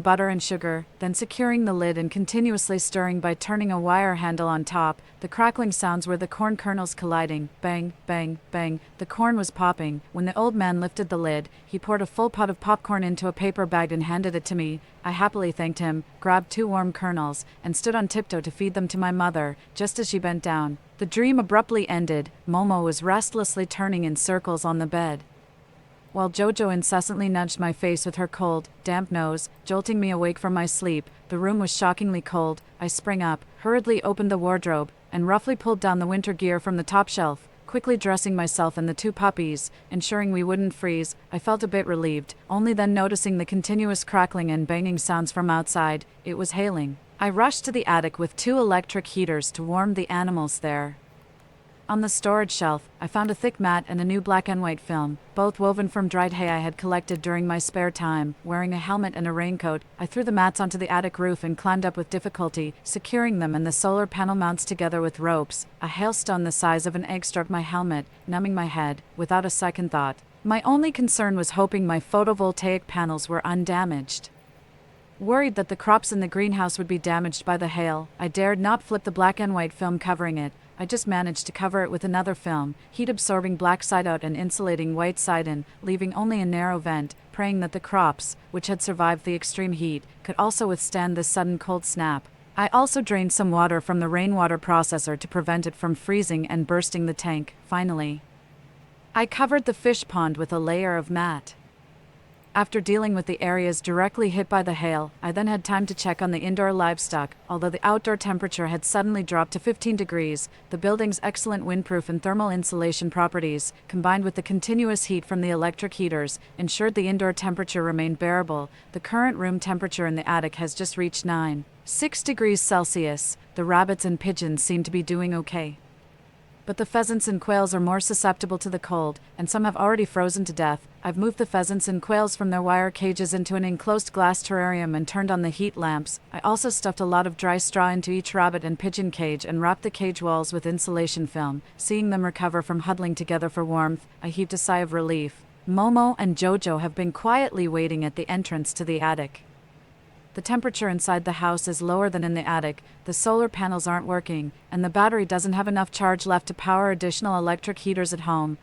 No one understands me. If I actually told people how I'm feeling, they would think of me differently. That is a lie that I told myself whenever I was going through something. I naturally wanted to bottle up all my thoughts and emotions and not let anyone know. But what I came to learn is that by letting it out and actually talking to someone, I had no choice but to lay plush carpets in the living room and on the balcony to prevent their paws from getting cold. It's already daylight, and I'm monitoring the outside world through a telescope. Aunt's balcony is a mess, with crops lying on the ground. The bamboo that hung items before is gone, and the dried scallop and spicy peppers are scattered among shiny hailstones all over the balcony. In the small courtyard, someone hurriedly passes under the eaves carrying something. Their cars parked in the yard are all covered with rainbow-colored plastic sheets, and I'm not sure if the 2 off-road motorcycles are among them. Momo and Jojo are carefree, eating their breakfast, while I find myself unable to eat. In my previous life, the intense heat persisted until the moment I died, which was the beginning of the 3rd year of the apocalypse. This sudden drop in temperature, is it just a brief cold snap, or does it signify that the future has deviated completely from my memories? A chill rises from the depths of my heart. The hail continues relentlessly. 2 tall figures in strange attire appear at the end of the road. Focusing, I recognize the familiar military boots.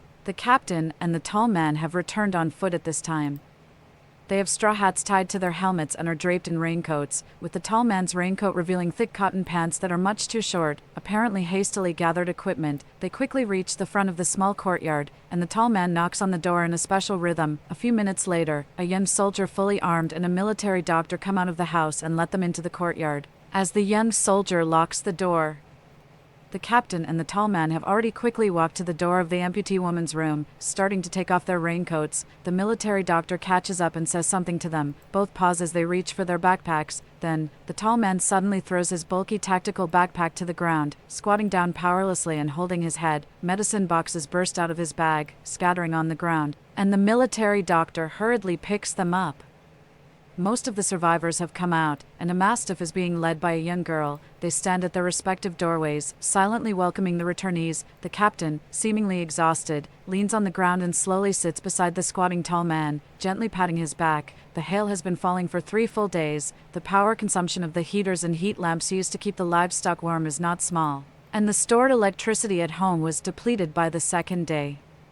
Since yesterday, I've had to use precious diesel to generate power. The survivor team hasn't ventured out these days, except for the 4 soldiers who risked gathering fuel and warm clothing and bedding from nearby homes a few times. If this situation continues, we will all face the dire situation of running out of resources. Fortunately, the despairing hail finally turned into heavy snow today, and the temperature has risen slightly. I took the opportunity to reinforce and tidy up the greenhouse, and installed supplementary lights inside to provide artificial light to the crops that couldn't receive sunlight. The pothose has lost many leaves and looks wilted. I tenderly fertilized it since there are no insects to eat. It will have to make do with some earthworm soil. I'm not confident about this unpredictable weather that changes suddenly, so I decide to wait a few more days before removing the cover from the solar panels. But those survivors will probably have to risk venturing out for food, perhaps because some members have gotten frostbite and need care from the military doctor. This time the captain, the tall man, the young soldier, and the agile mastiff head out hunting with shotguns. I watch them enter the woods, then habitually turn to check Ant's balcony. The hail has stopped, and hungry birds have come out to forage again, with a flock of sparrows landing on Ant's balcony amidst the chaos. I found myself idly counting sparrows when, out of the corner of my eye, I saw a figure slowly emerge from behind the sliding glass door of the balcony. Caught off guard, I locked eyes with a pair of emotionless eyes. However, the auntie wasn't looking at me. Her gaze was fixed on a sparrow startled into flight by her presence. As more sparrows took flight, it seemed to trigger a hunting instinct in her. She suddenly looked up, threw her arms in the air, and leapt towards her prey. With my own eyes, I saw her leap high, tumbling over the balcony railing, followed by a dull thud that I heard as her body heavily hit the snow-covered ground below. I retreated to the attic, opened the door to the terrace, and stood in the snow, breathing in the biting cold air. The 2 puppies, which usually would have excitedly run out onto the terrace, sat tensely, both looking up into the sky, ears twitching continuously. Suddenly, as if they had spotted something, they both stood up, their lips moving as if about to bark. I waved my hand in front of the highly alert dogs, signaling them to be quiet. Following their gaze, I saw a slowly moving object in the distance. I quickly scanned the terrace to confirm that the snow had covered the fish pond and the roof of the attic. I immediately ordered Momo and Jojo inside, erased our footprints left in the snow, then went back inside to adjust the cumbersome telescope to get a better look at the unidentified object.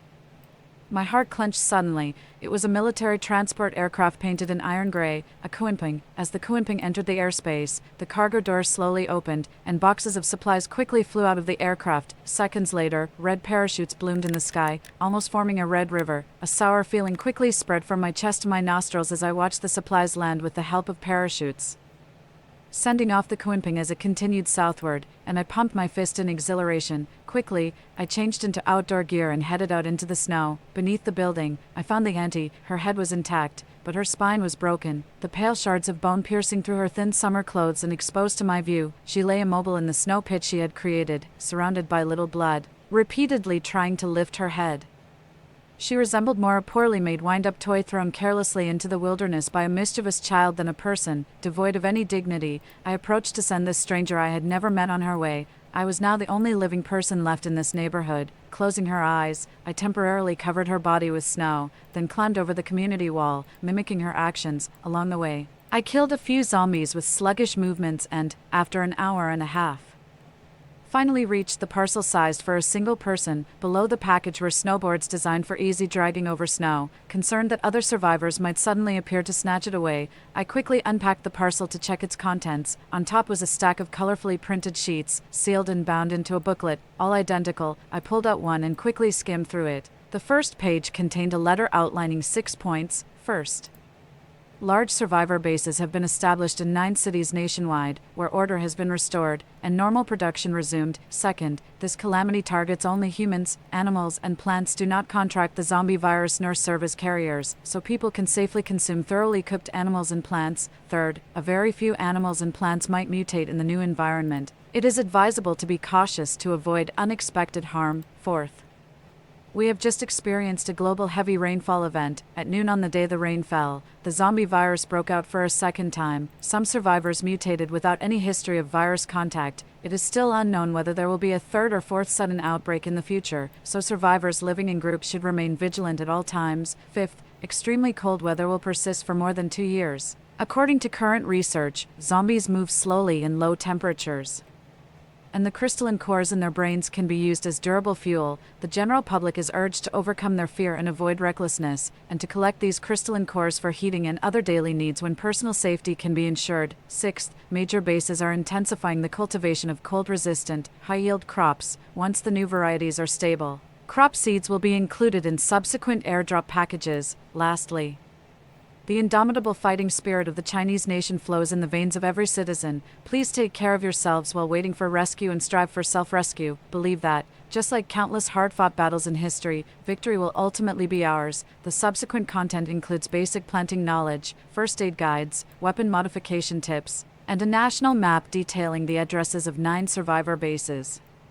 The various supplies at the bottom of the booklet are not necessities for me, so I do not intend to take the share of other survivors struggling to survive. I repacked the package and hung it on a conspicuous large tree using a parachute. Then, clutching the booklet and a piece of bright red fabric I had cut from the parachute, I quickly returned. In my previous life, I was trapped in isolated Georgia until the day I died in despair, not knowing that the scattered soldiers still continuously sacrificed themselves to protect the public, and the nation never abandoned its people. Ignoring the tears freezing on my face, they burst out and I fiercely wiped my face after removing my goggles. At this moment, I firmly believe that victory will surely be ours. The 3 hunters returned fully loaded from the forest. The youngster carried 2 strings of small animals, while the team leader and the tall man each dragged a simple wooden raft. The rafts were loaded with 2 goats, a roe deer, several burlap sacks of unknown contents, and a familiar box of supplies. Despite the heavy load, everyone moved briskly. I think they must have also seen that letter. Perhaps they even had a heartfelt cry in the forest, venting all the hardships and grief of losing fellow travelers along the way.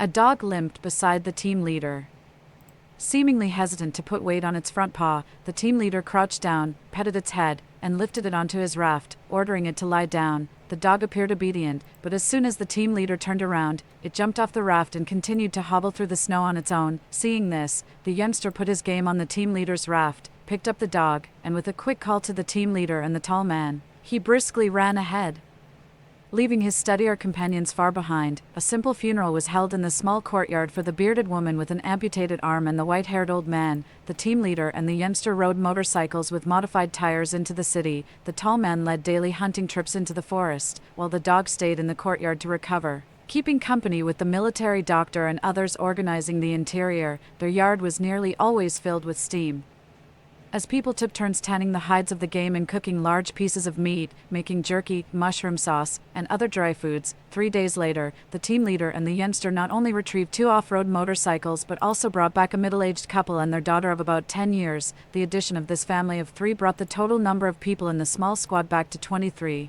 The survivors' squad began packing their bags. From my observations, this team now lacks neither food nor medicine, but what they really need are proper weapons. They only have 3 guns and 2 crossbows, which are always handled by a few soldiers. But seeing this doesn't mean I can help, as I had exhausted all connections before the apocalypse to arm myself with only some melee weapons. All I could offer them was some food, not the low-fat, high-protein meat they hunted from the forest, but high-sugar, high-calorie chocolate energy bars and compressed biscuits.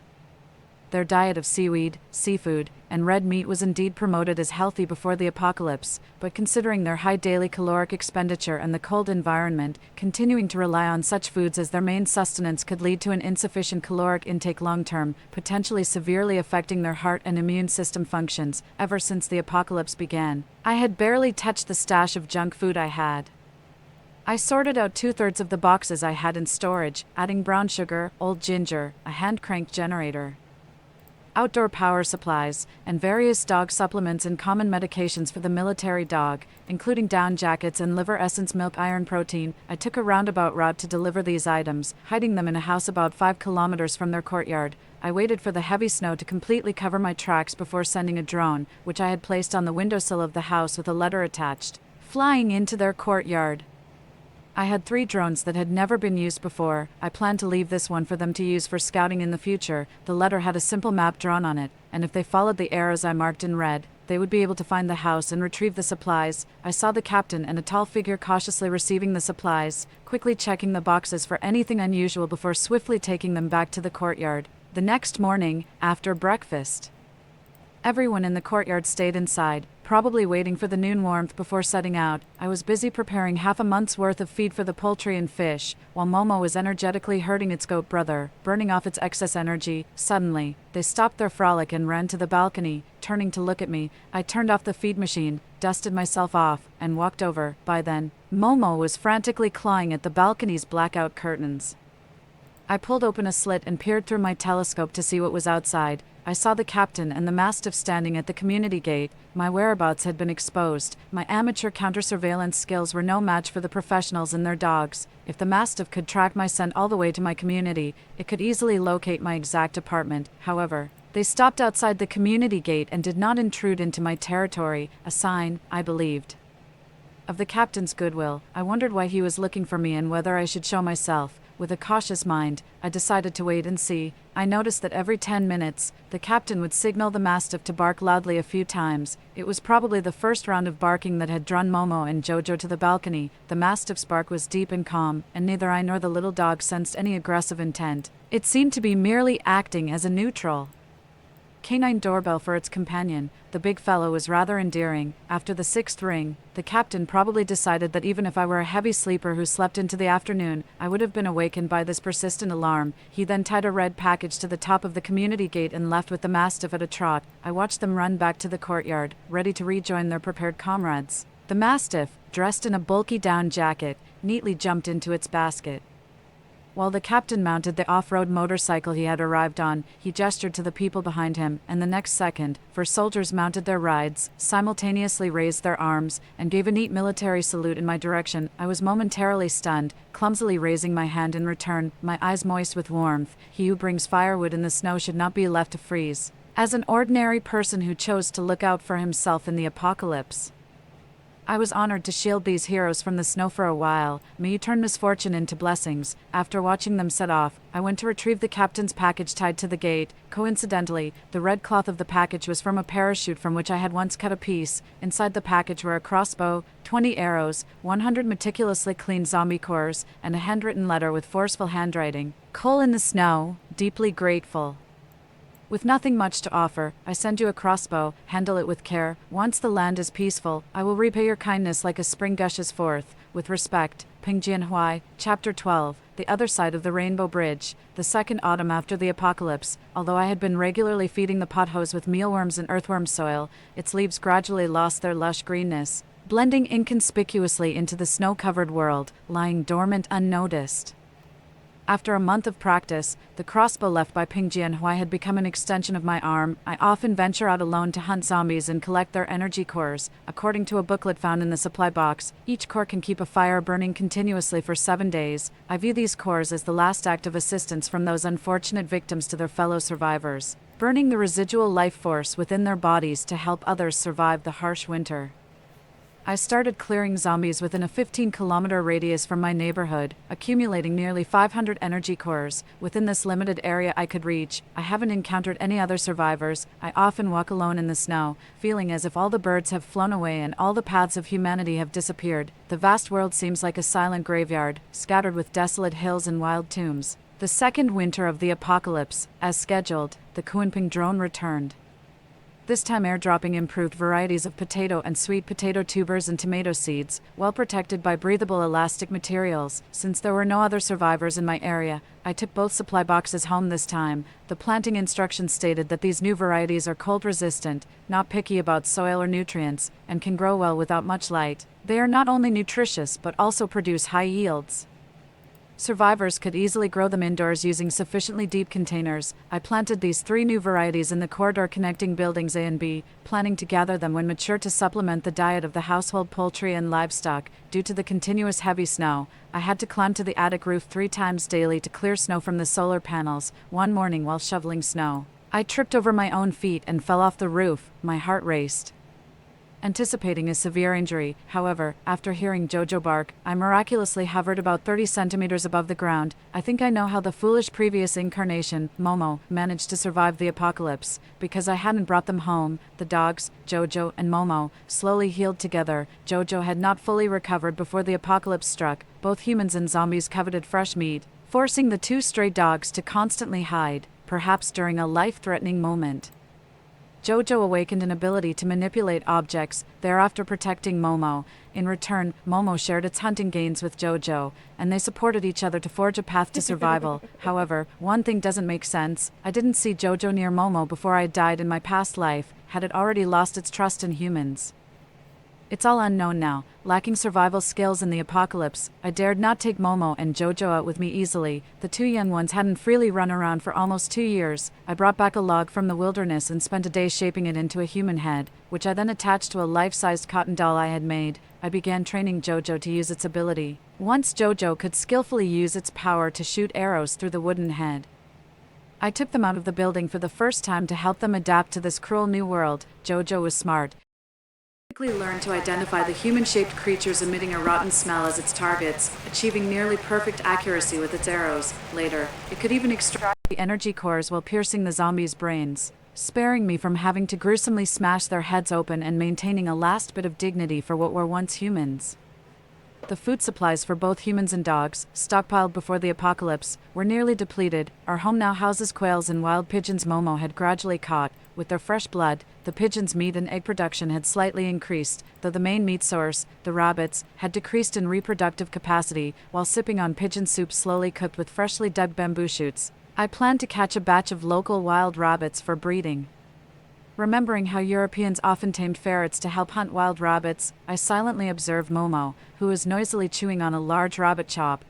Its size wasn't much bigger than a ferret's, and it certainly had more brains than one, stuffing it into rabbit burrows to chase out the rabbits. Why wouldn't that be a good idea? With the two dogs and a bag of tools, I set off with high spirits. A warren of rabbits would collaborate to dig a complex underground space connecting multiple exits.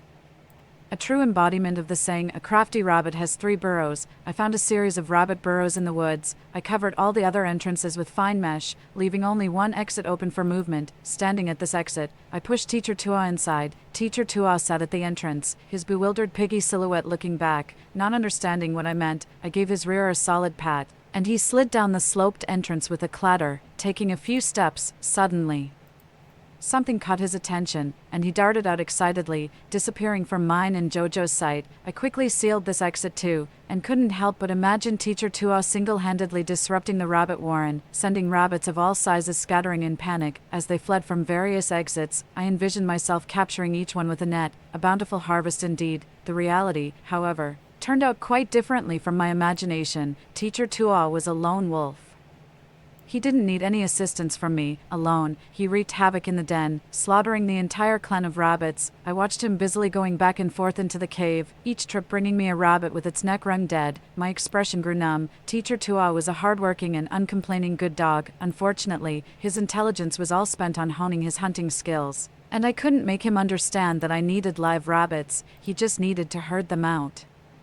My sustainable development plan declared bankruptcy. I ended up carrying a string of plump, well-fed rabbits, while Jojo carried Momo, the great contributor who was too tired to walk, and we leisurely headed home. Next time, I'll just set up a few traps myself. Content. I thought this as I savored a freshly cooked spicy rabbit head. Spring of the 3rd year after the apocalypse. This spring has been extremely busy. The oil stocked up before the apocalypse had long been consumed. I had just used an oil press to extract some vegetable oil from our own corn and peanuts and began refining the animal fat accumulated over the winter. The 2 puppies were obviously very tempted by the oil residue, but I would never feed them such unhealthy food. I ruthlessly chased the hopeful pair out of the kitchen, as the white fat particles turned golden brown and sizzled chaotically in the pan. Even the usually restrained Jojo, following Momo's example, desperately covered her eyes with her paws, probably preferring out of sight, out of mind. The radishes and cabbages in the shed adapted well to the apocalyptic cold weather, fresh, crispy, and sweet, yet overly productive. I had to turn the surplus fresh vegetables into jars and jars of sauerkraut and Korean spicy cabbage. Usually, while I worked, the 2 puppies would each clutch a cabbage, crunching away beside me, seemingly undeterred by the ice-cold bite.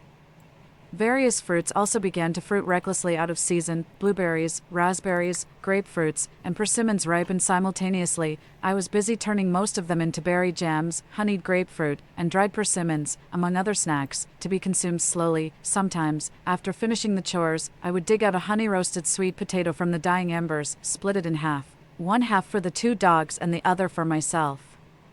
Accompanied by some chrysanthemum tea with goji berries to soothe the heat and slowly savor, dispelling the day's fatigue from the inside out. The store-bought dog treats at home were completely used up, and I started using a dehydrator to make homemade jerky and meat strips for them. Whenever the dehydrator was running, Momo would circle around me like a child sweet-talking parents for candies during New Year's, rubbing against me non-stop, and even spontaneously learned to beg for food, pulling out all stops in a pitifully adorable manner. Meanwhile, Jojo, who, according to the doctor, was only a year older than Momo, had already lost that intense craving for most foods. She became increasingly composed, resembling an elder to both me and Momo, her gaze filled with peculiar kindness and affection. On the day the sauerkraut was ready, I made a rabbit meat hot pot, continuously heated on a charcoal stove, its golden broth bubbling gently, infusing the room with a tangy aroma.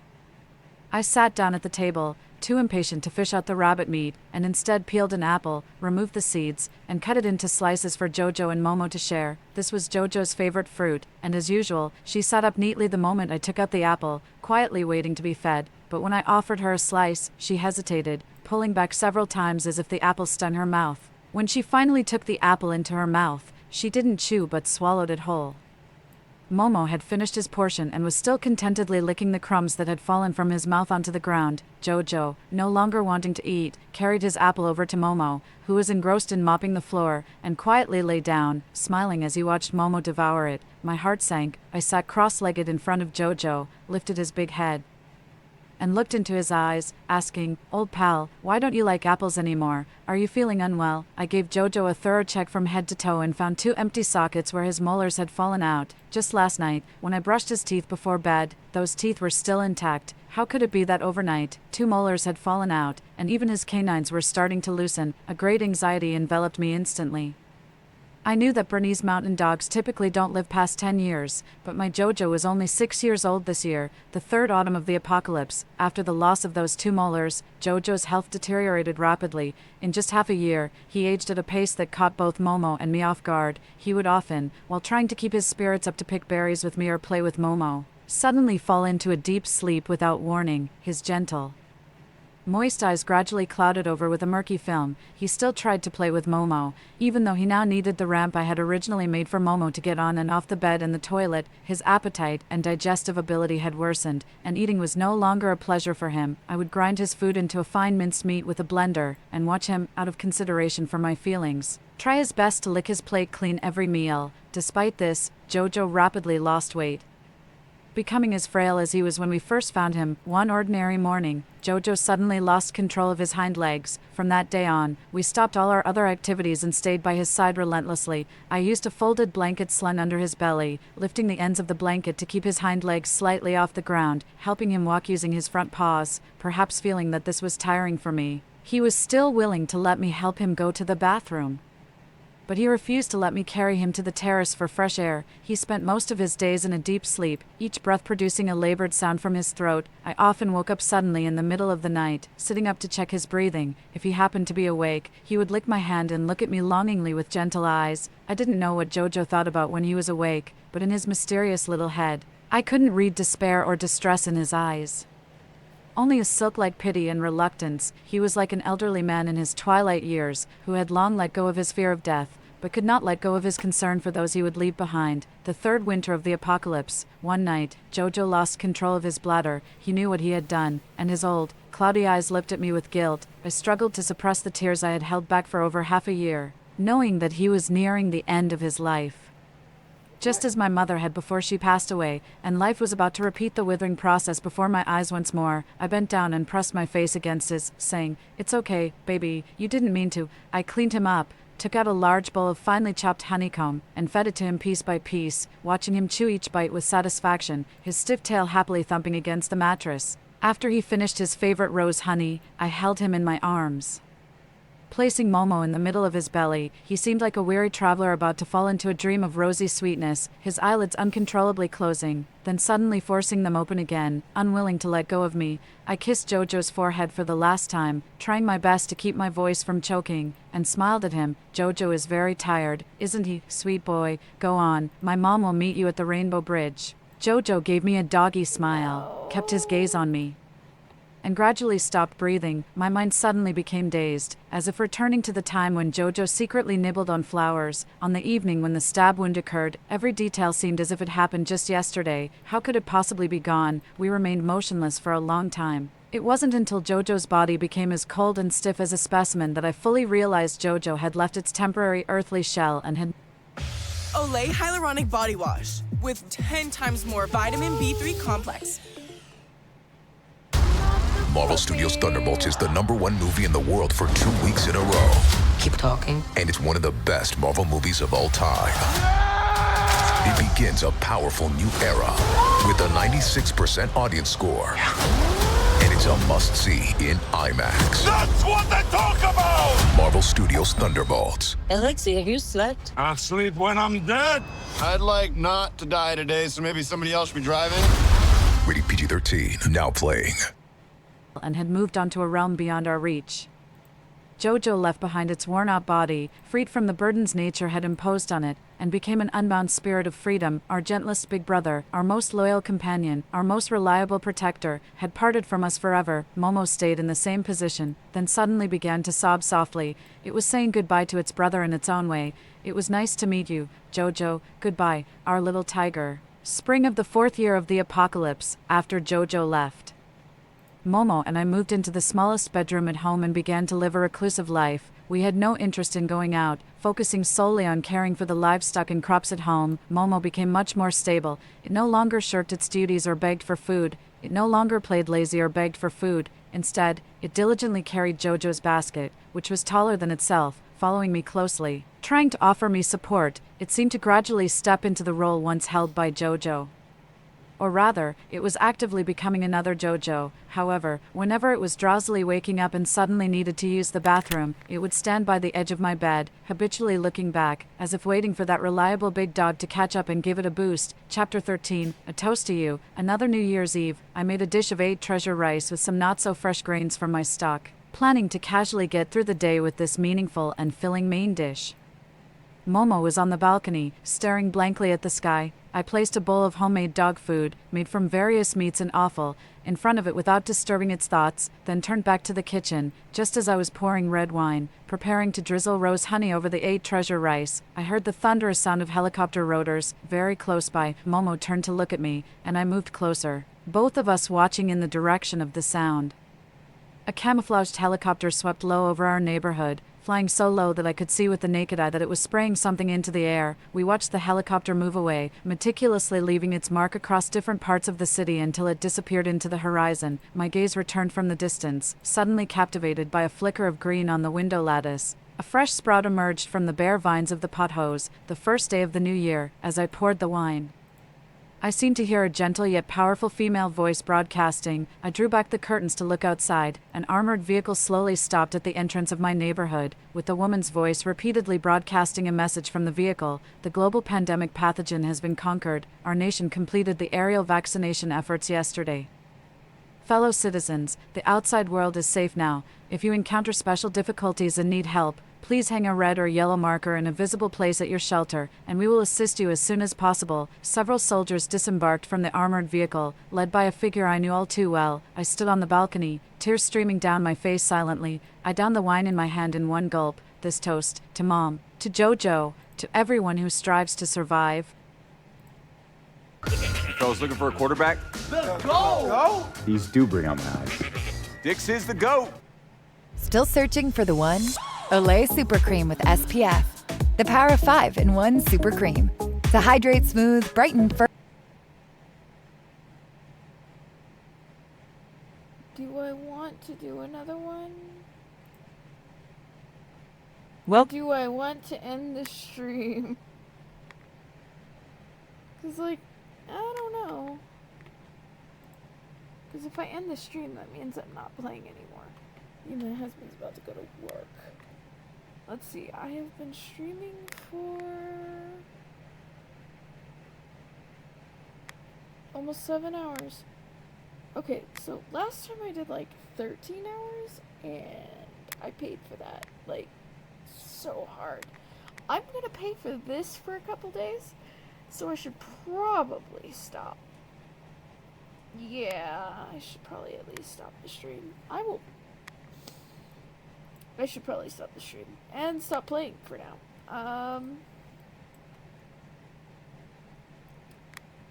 Yep.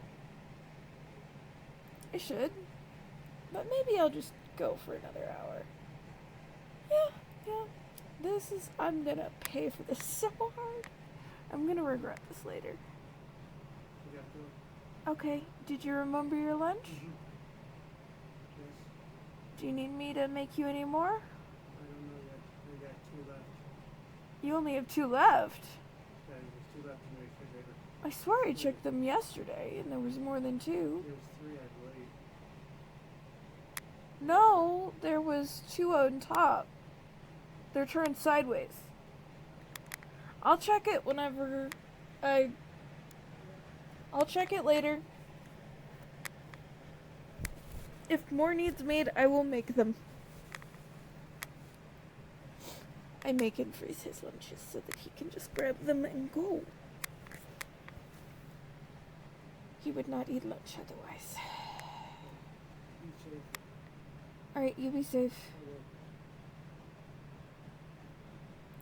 Welcome to Last Dawn Stories channel. Reborn into a high-temperature apocalypse, I awakened invincible divine power and built an excellent shelter. When my backstabbing boyfriend and best friend were desperately thirsty, I leisurely opened a bottle of ice water. My boyfriend and best friend found my shelter and actually tried to steal my resources. I directly activated my invincible divine power and took them down one by one, trying to steal from me. In your dreams, I was reborn. When I opened my eyes again, my limbs were still in excruciating pain, as if I hadn't yet escaped from the tragedy of my previous life. Looking at the thunderstorm outside the window and my intact body, I relaxed my tense nerves a little. The date on my phone told me that I had been reborn a week before the high-temperature apocalypse. The rainy and gloomy weather, which was usually disliked, was something I now desperately longed for. In my previous life, I struggled in a world like a steamer, hoping that there was really a God who would give me a sip of water, even just a drop, but there was no God in this world. Even in the apocalypse, my once beloved would turn into a devil, and kindness to others would only become a sharp knife piercing my own heart. When the high-temperature apocalypse came, rivers dried up, the power supply system was completely destroyed, a large number of animals and plants died, and the temperature in some areas reached a terrifying 80 degrees Celsius. The earth almost became a huge furnace. I kindly took in my best friend Quinn to live with my boyfriend and me. Unexpectedly, she secretly hooked up with my boyfriend. There were no survival supplies at home, and water resources were extremely scarce. We had originally agreed to go out together to find resources. However, for a sip of water, my boyfriend Harrison and Quinn actually handed me over to the roaming bandits around. No matter how much I begged, it was no use. There was a fierce glint in Harrison's eyes as he heartlessly said, "Bosses, she's so pretty, you can get more water for her." They watched me being humiliated by the bandits while greedily drinking the meager amount of water exchanged for me. They even, together with the bandits, smashed my body and used my flesh and blood to barely survive. I stared at them in pain and despair. I never expected them to be so heartless. I lost consciousness with boundless hatred, thinking of this. My heart ached even more. The sweet photo of my boyfriend and me on the bedside table made me feel extremely disgusted now. The tragic scenes of the past were still vivid in my mind. In this life, I would definitely not let them off easily. I would make them taste the pain I suffered in my previous life. At the same time, I also needed to prepare for the arrival of the apocalypse. This was the most important thing. I not only wanted revenge but also to survive well. I picked up the water cup beside me and drank it all in one gulp. The plain water, which I usually disliked, was like nectar at this moment. I was so excited that I shed tears. I quickly drank 2 more cups. In my excitement, I actually crushed the porcelain cup. I was surprised to find that I had incredibly... Hi, I'm Brett. And I'm Jonathan. This is Darla. And this is Buddy. We're the founders of The Farmer's Dog. We've made an entirely new way to feed incredibly great strength. and my skin had become very tough. The cup didn't pierce my hand but was crushed into pieces by me. To verify whether I really had special abilities, I tried to lift the sofa. I found that the sofa, which I couldn't move even with all my strength before, was easily lifted by me. I was overjoyed to discover this special ability. After all, in the apocalypse, it was very difficult for ordinary people to obtain powerful weapons. At most, they could only get common machetes and axes, and there was no combat skill, just pure desperation. With this strength, I had the ability to confront danger. I looked at myself in the mirror. My body shape hadn't changed, and I still looked as thin as before. I learned to control and hide my strength, which could lower others' defenses. This strange strength was my last trump card. I began to calculate the resources I could mobilize: a car, $5 million in compensation from the demolition of the house left by my parents, and the position of the supervisor of the largest agricultural trade wholesale market in the city. The sound of keys opening the door interrupted my thoughts. It was my boyfriend Harrison who had returned. When I saw his disgusting face, I wanted to smash his head with my iron fist. However, I held back. How could I let him die so easily? And since it wasn't the apocalypse yet, touching him would only cause me trouble. When Harrison saw me at home, he said in a bad temper, "Why are you at home again? Didn't you promise me to go out and look at houses? Do you not want to marry me?" Ever since the demolition money came through, Harrison had set his sights on it. He kept urging me to buy a house, saying that there was a housing subsidy in his unit and asking me to write his name first and then transfer it to me. Once I showed any reluctance or other opinions, he would bring up marriage. He was the same in my previous life. He had even taken a fancy to a house in the city center and insisted that I pay for it, thinking that it was time for us to get married and that my parents had passed away early. I should make some plans for myself, so I agreed to buy the house. But after I paid the money, Harrison stopped mentioning marriage. Looking back now, he just wanted to get my money and didn't really want to get married. Moreover, in this life, I needed to use my money to stockpile supplies and wouldn't give it to him, so I prevaricated, "Don't be in a hurry. It's not that I don't want to buy it. I just don't like that house very much. I definitely have to plan for our future. I just want to choose the one I like myself. After all, we'll live in it for a lifetime." After that, I pretended to be coquettish and said, "Honey, is that okay?" Harrison said reluctantly, "Then take a look again." I quickly agreed and then started looking at houses on the computer. Harrison didn't say anything more and sneaked into the bathroom. I had thought that all he cared about was cheating money from me. As long as I obediently paid up, everything would be fine. But amidst the rushing water in the bathroom, I faintly heard someone talking. I felt that Harrison was hiding something else from me, so I leaned over to listen. I didn't know who the person on the other end was, but I was sure it was a woman. Harrison sounded humble and flattering as he said, "I'm really sorry, but that woman said she doesn't like the house we chose and wants to choose it herself. After all, she's the one paying. I can't say much if she finds out about us. The house will be out of the question." Quinn, don't be angry, listen to me." I didn't continue listening to the rest. I finally understood why Harrison, who didn't usually care about anything, was so concerned about the house. It turned out that another woman liked it. I had been with him because I thought he was an honest, hard-working man. I never expected it was just an act and that he had a lot of ulterior motives. I had been kept in the dark before. It turned out that they had been having an affair for a long time. One was the person I loved the most, and the other was my best friend. They joined hands to play me for a fool, and I didn't notice it at all. I really misjudged them. So the love Harrison said he had for me in my previous life was all fake. I don't even want to talk about Quinn. I treated her with all my heart, like a younger sister, and took good care of her. This was how she repaid me.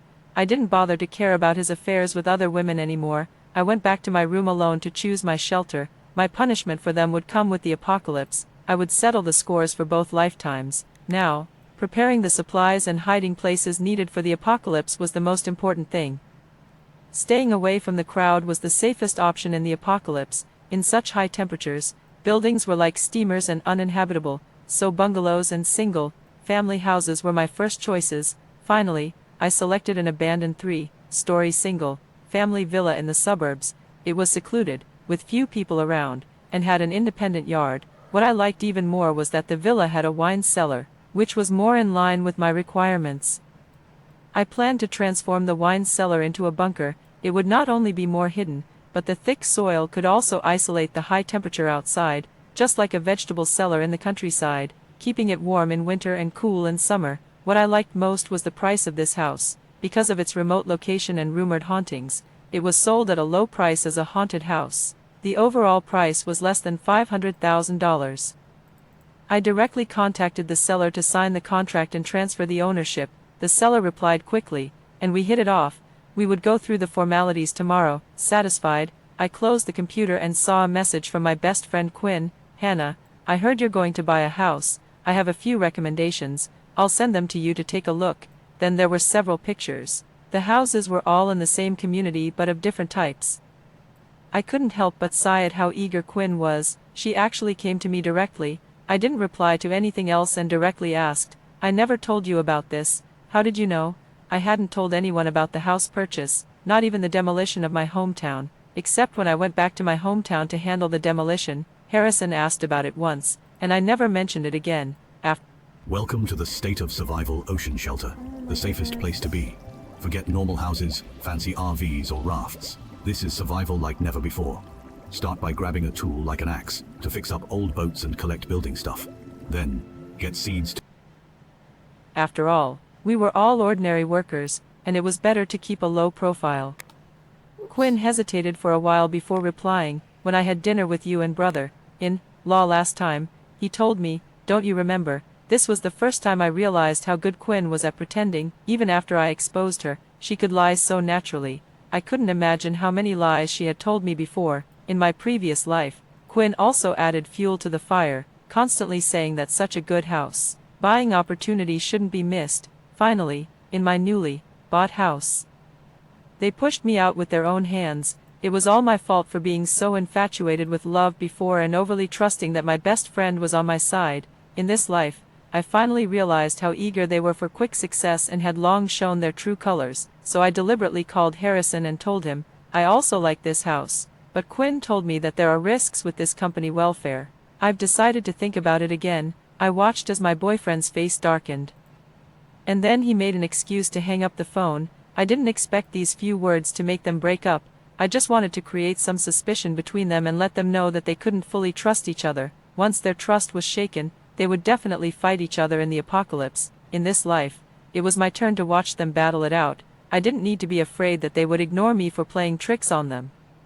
These two ungrateful wretches would definitely try every means to get money from me when they saw the meat in front of them. They would be at my beck and call until they succeeded. I had to hurry up with my business because there were only 7 days left until the apocalypse. I opened the window, breathed in the fragrance of the moist soil, caught the falling rain with my hands, and felt the last rhythm of this world. This was the last rainfall in this world. Tomorrow, an unprecedented high temperature would arrive directly. At first, everyone just thought it was an extreme weather change, but when the temperature around the equator reached an astonishing 100 degrees, rivers, lakes, and seas evaporated instantly. The power supply system was damaged, and almost all animals and plants became extinct. I didn't want to go through that purgatory on Earth again. Time was limited, and I didn't want to wait until tomorrow. I set off directly for the agricultural trade wholesale market. Since I worked there, I could purchase goods at a lower price. The goods were also the freshest, and I could get as much as I wanted. In the high-temperature apocalypse, I didn't need to worry about fuel and keeping warm. I just needed to stockpile food and water. I mainly stockpiled 1,500 kilograms of rice and flour, 500 kilograms of salt and white sugar, these daily necessities. Secondly, for sources of vitamins and protein, I ordered 100 boxes of meat canned goods, 100 boxes of fruit canned goods, and pickled vegetables. After all, fresh vegetables were not easy to store, so I could only rely on semi-processed products. For this, I also bought a hydroponic circulation device and vegetable seeds. Maybe it could add a little fun to my apocalypse life and keep me from going crazy from loneliness. Such a large purchase quantity wasn't unusual in the agricultural trade wholesale market and wouldn't attract attention. They could even deliver the goods to my home by special vehicle. I directly told them the address of the villa and asked them to deliver the goods 2 days later. Since the villa also needed to be renovated, I directly made an excuse that I was purchasing supplies for construction site workers to earn some extra money. No one said anything because taking on private jobs was a common practice, and everyone understood it without saying it out loud. Secondly, I stockpiled medicine. Since I was in the wholesale business, I knew many pharmaceutical industry operators. Common vitamins, cold and fever medicines could also be purchased directly from the source. I had once thought about opening a pharmacy and also had the relevant approval qualifications. I directly ordered 5 boxes of vitamins and 5 boxes of antipyretics. The most important medicines were those for treating bruises and sprains and anti-inflammatory drugs. After all, in high temperature conditions, it was very easy to get infected, and an injury could be fatal. In addition, I also bought some external cooling patches. These couldn't be delivered to my home, so I had to pick them up myself. I also made an appointment for the transaction 2 days later. For this, I rented a box truck. After preparing the supplies, I contacted a renovation team. They would start work directly after the transfer of ownership to widen and deepen the wine cellar to withstand the high temperature. I hired a lot of workers, I had plenty of money, and I just wanted the work to be completed within tomorrow. For this, I also bought a lot of building materials, mainly steel plates. Although steel plates would affect heat insulation, they would enhance my defense. Safety was the top priority. After all, in the apocalypse, many people would become bandits and survive by plundering others' resources. Even though I had divine power, I still needed to take precautions. The perimeter of the villa also needed to be fortified, and cameras needed to be installed. Regarding the power supply problem, in the apocalypse, the sun was abundant. I directly bought solar panels and planned to place them in a location that could get sunlight but had a relatively low temperature. Since I wasn't sure how well the solar panels would work, I also bought exercise-powered bicycles and several large batteries. Finally, I bought 200 barrels of 20-liter pure water. These waters were the source of my sense of security. After arranging all these matters, I realized that dawn was breaking. Before I knew it, I had been busy all night, looking at the rising red sun. I knew that the high temperature was about to arrive, and it would get hotter and hotter soon. I hurried to the agreed meeting place with the villa owner and picked her up to go through the formalities. On the way, I thought a lot. Should I remain an indifferent bystander and say nothing about the upcoming apocalypse, or should I tell my friends about it? After much hesitation, I decided to keep silent. With my abilities, I could only take care of myself. In my previous life, so if you want to ditch the GMOs and industrial processed ingredients and upgrade your meat stick today, try our beef stick with the 30 sticks for $36 offer. And do it now before this deal runs out. Almost every meat stick on the market today can... This life, I only helped Quinn, and this was the fate that befell me. I no longer dared to test human nature.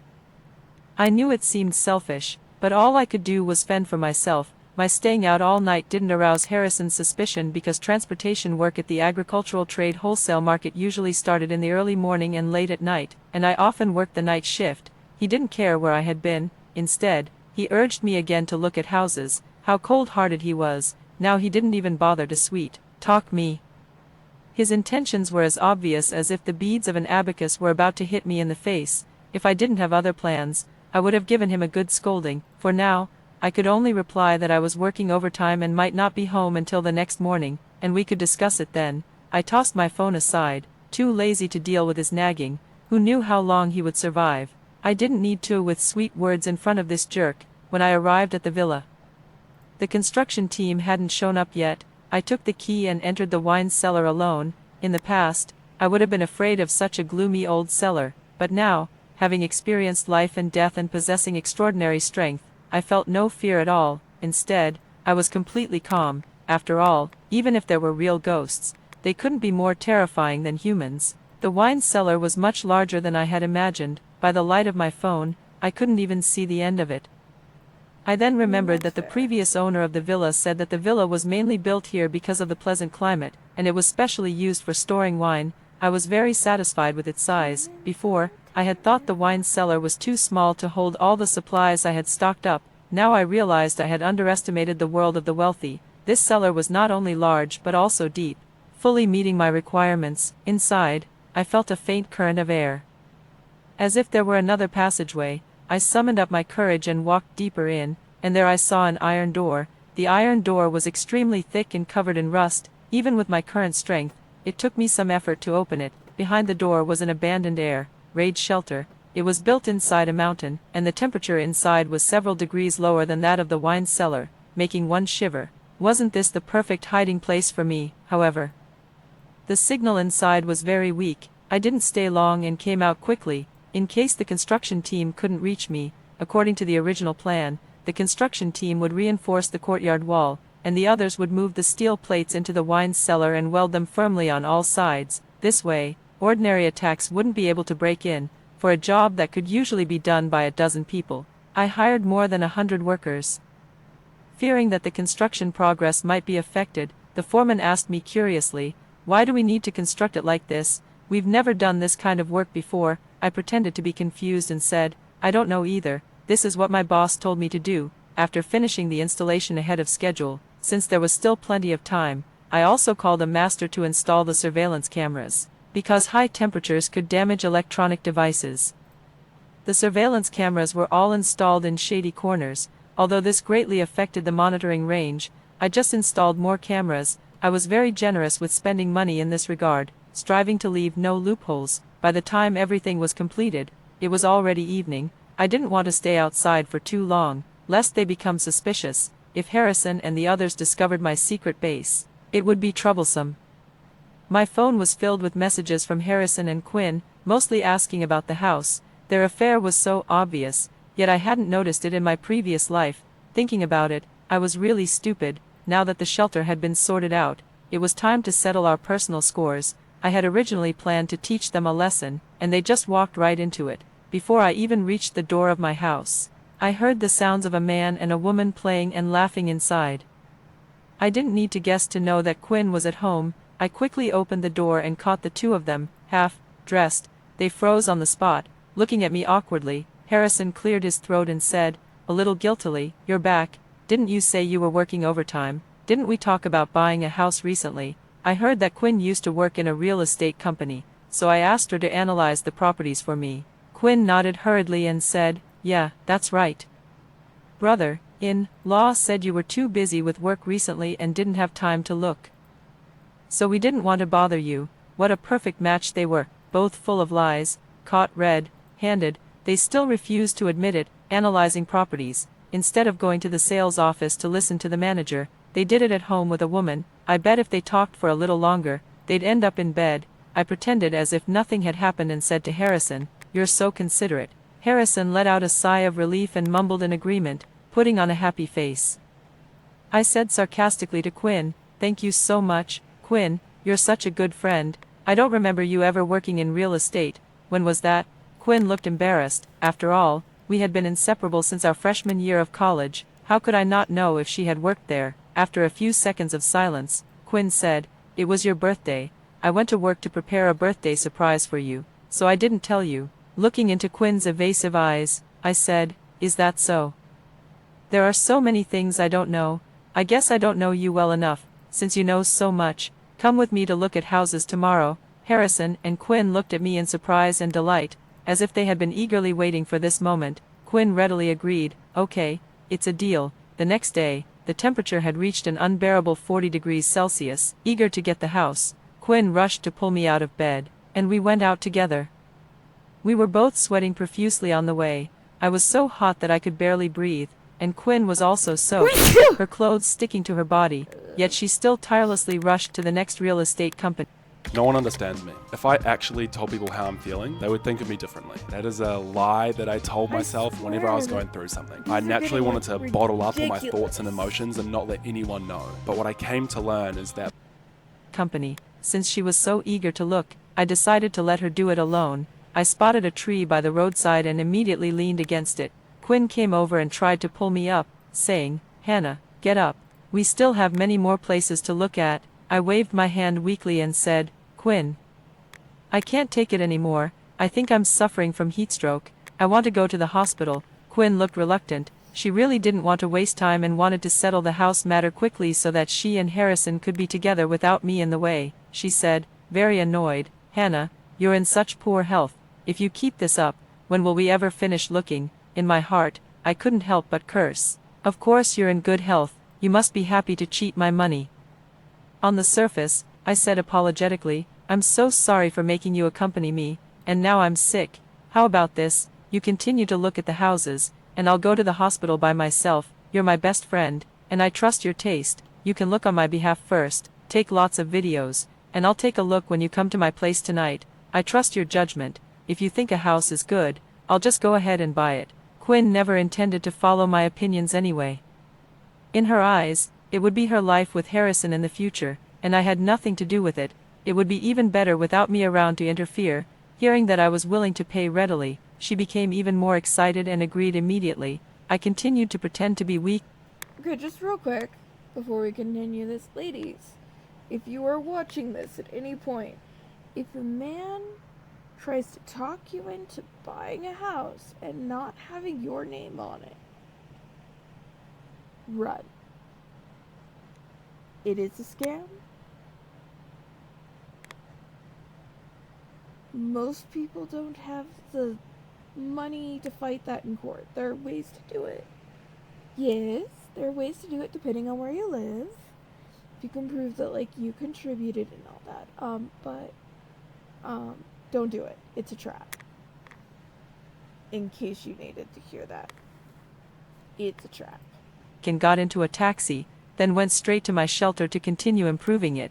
This way, I silenced them and also gave myself some time. Coincidentally, the supplies I ordered from the agricultural trade wholesale market had arrived. I couldn't let them see the setup in the wine cellar. The fewer people who knew about it, the better. I definitely didn't want to cause any unnecessary trouble at the moment, so I asked them to unload the goods in the courtyard, and the workers were happy to do this simple job with little hassle. After they left, I moved the supplies into the wine cellar by myself. The unloaded supplies piled up like a small mountain.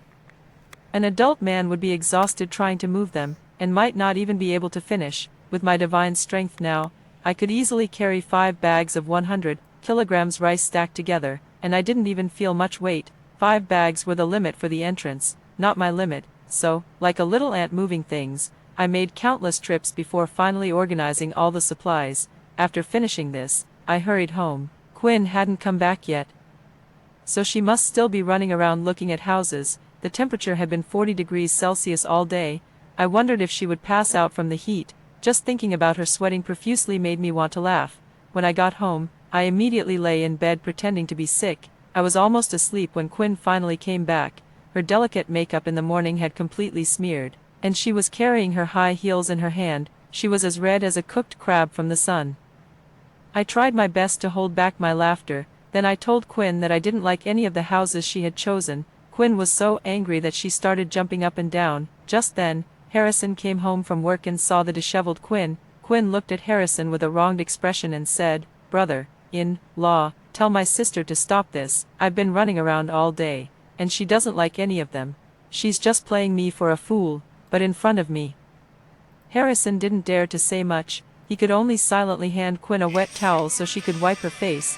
It seemed that the good play was about to begin. I had already prepared the shelter. Now, with only 2 days left before the apocalypse, tomorrow would be the last day with a temperature bearable for humans. The day after tomorrow, the temperature would soar directly to... Hi.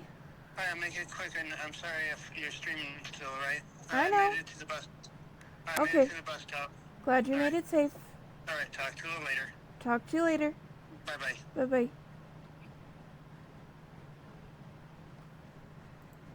(60°C). I had ignored them before for fear of affecting my plans. Now that I was ready, it was time to deal with them. In this life, it was my turn to abandon them in the apocalypse. I said to Quinn, "It's not that I'm trying to make things difficult for you. It's just that your brother-in-law said he didn't like these neighborhoods before, so I rejected them. I actually liked them all along." The brainless Quinn immediately glared at Harrison as if she wanted to eat him alive. It was obvious that they had discussed this in advance. My words made Quinn feel as if she had been betrayed. Harrison looked speechless, with an expression as if he was constipated. I couldn't help but think disdainfully, was he so easily broken by this little betrayal? Then what about everything I went through in my previous life? Even with Quinn's angry expression, Harrison still came over to appease me because I was the one with the money. Seeing this, I chose the most expensive house they had picked and said, "Let's buy this one. If we're going to buy a house, we might as well get a good one." Quinn's expression immediately changed, and she was overjoyed. I didn't know if Quinn realized that all her thoughts were written clearly on her face and could be seen through at a glance, or maybe I had disguised too well, and they still thought I hadn't discovered their affair. I said to her, "Quinn, don't be angry anymore. I'll treat you to dinner tomorrow to thank you." She agreed immediately and then urged me to pay, but I just said it casually. After all, I didn't know how long they would survive in the apocalypse, and I didn't plan to fulfill this empty promise. I frowned, looking very uncomfortable, and said, I seem to be quite sick. I plan to rest for the next few days. Let's have dinner together tomorrow and take a day off. We can go through the formalities the day after tomorrow. They didn't think much of it and agreed because they didn't want to be too obvious in forcing me. They were afraid that if I sensed something was wrong, I might just run away. Quinn collapsed on the sofa and complained, I don't know what kind of awful weather this is. It's almost killing me. The corner of my mouth curled up in a faint smile. Indeed, it would kill people. But this time, it wouldn't be me. That night, I went to bed early. To avoid any interaction with Harrison, I pretended to fall asleep first. Otherwise, just looking at his face would make me feel sick. Harrison then tiptoed out of the room. I didn't need to guess to know that he was going to see Quinn, who was staying in the second bedroom. They were being too. Why does cooking for one feel like half the meal but twice the cleanup? Let me show you how Factor overhauled my weekly meal prep. I used to spend hours figuring out what I could actually cook. All I do is order it through the Factor app and I have too blatant now, as if I didn't exist, listening to the laughter coming from the room of this adulterous couple. I wished I could rush in and kill them both, but I held back. I wouldn't do it with my own hands. I wanted them to kill each other in the shadow of death in the apocalypse, to make them feel the same despair and fear that I had experienced in my previous life. Early the next morning, I got up to buy groceries. It wasn't that I was being diligent, it was just that the temperature was lower in the early morning. After all, the highest temperature could already reach over 50 degrees Celsius. Everyone was complaining. Even the street vendors who used to set up stalls no longer came out. It was just too hot. I bought a lot of ingredients and planned to cook myself a sumptuous dinner. After all, after today, I would only be able to eat food that could sustain my vital signs. I could have ordered food, which would have been more diverse, but I wanted to experience the ordinary chores of cooking by myself again, things that I wouldn't have the chance to do in the apocalypse. I took out all the ingredients from the refrigerator at home and used them up. I cooked what I could and gave the rest to the neighbors. Then I gave all the remaining bottled mineral water at home to the neighbors. Some neighbors found it strange, but I just made an excuse that I was moving out and wouldn't be living here anymore. In my previous life, I had survived for so long because of my habit of stockpiling supplies. I always bought several boxes of mineral water. In this life, I had no reason to leave supplies for those too. In the days to come, one could survive without food, but not without water. Not many people died directly from heatstroke caused by high temperatures. The real cause of death was lack of water. That night, the rivers would evaporate completely, and the water supply system would collapse. Without my stored water, let's see how long they could survive. I held the bottle of mineral water and gulped it down. After all, I still had to play along with them, and I couldn't let myself get thirsty. I spent the whole day busy cooking a table full of dishes. During dinner, I indulged in the food all by myself, pretending not to notice their flirtatious glances at each other. To celebrate the house purchase, Harrison even opened a bottle of wine. I could only think that he was celebrating too early. How could he be so sure that I would actually buy the house? Both of them drank quite a bit. But I barely touched the wine. After all, there would be no water to drink later, and alcohol would only make them even thirstier. They both went back to their rooms, slightly tipsy, and fell asleep right away.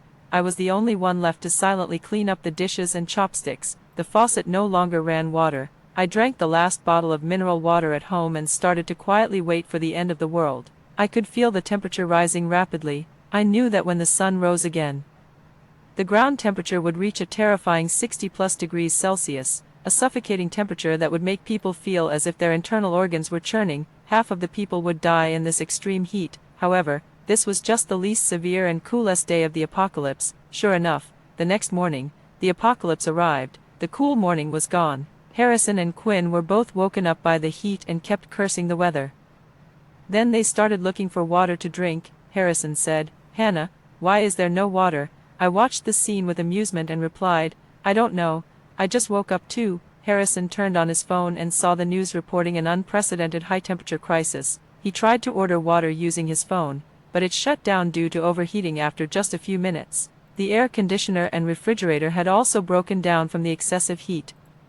It seemed that they had never really believed in the end of the world. Quinn said anxiously, "How could this happen? What the hell kind of weather is this?" She gasped for air. "I've never seen such high temperatures in my life." The three of us were too hot to move and could only collapse on the floor. trying our best to keep our body temperature stable. Since I had already drunk water, I could still hold on. But they were so thirsty that they felt like their throats were on fire.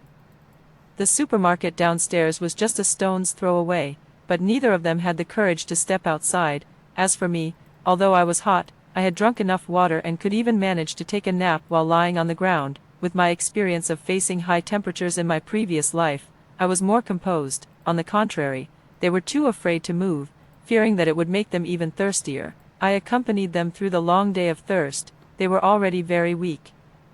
While I was still relatively better, my revenge plan started from here. I promised them that I would go out to find water. During the day in the high-temperature apocalypse, it was extremely hot, but at night, it was barely bearable for people to go out. Those looking for supplies and bandits were all active during this time. While they were eagerly waiting for water at home, I had already driven to my shelter. When they were extremely thirsty, I was already drinking cold water in my cool shelter. Even though it was 60 degrees outside, the temperature in the underground air raid shelter was only around 20 degrees Celsius. The water I stored there was even slightly cold. If they really went out, they would see the note I left at the door. Did you think you hid your affair well? Since you love each other so much, then try to survive together. At this time, I turned on my phone. I had also prepared a voltage converter charger to keep my phone powered. I downloaded over 1,000 novels, hundreds of TV dramas, and countless songs onto a memory card. These things would keep me from going crazy due to loneliness. When I turned on my phone, I was surprised to find that there was still a weak signal. The relevant authorities were seeking solutions, and the reservoirs were open to the public. But no one knew how long the high temperature would last. I knew that humans were doing their best to survive, but the reservoirs could only supply nearby residents, and the water supply was limited. I also vaguely remembered that at the beginning of the apocalypse, looters would prioritize occupying the reservoirs, leaving the general public with almost no way to survive. Fortunately, the heat came from the sun, not the Earth's core. If it were the latter, there would be nowhere to escape. Now, at least I had a place.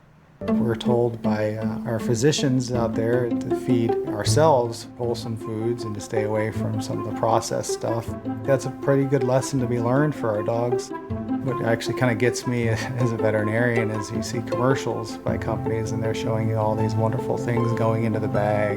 The reality is that it's not. And that's one of the major differences of the farmer's dog. It's not smoke and mirrors. It's real.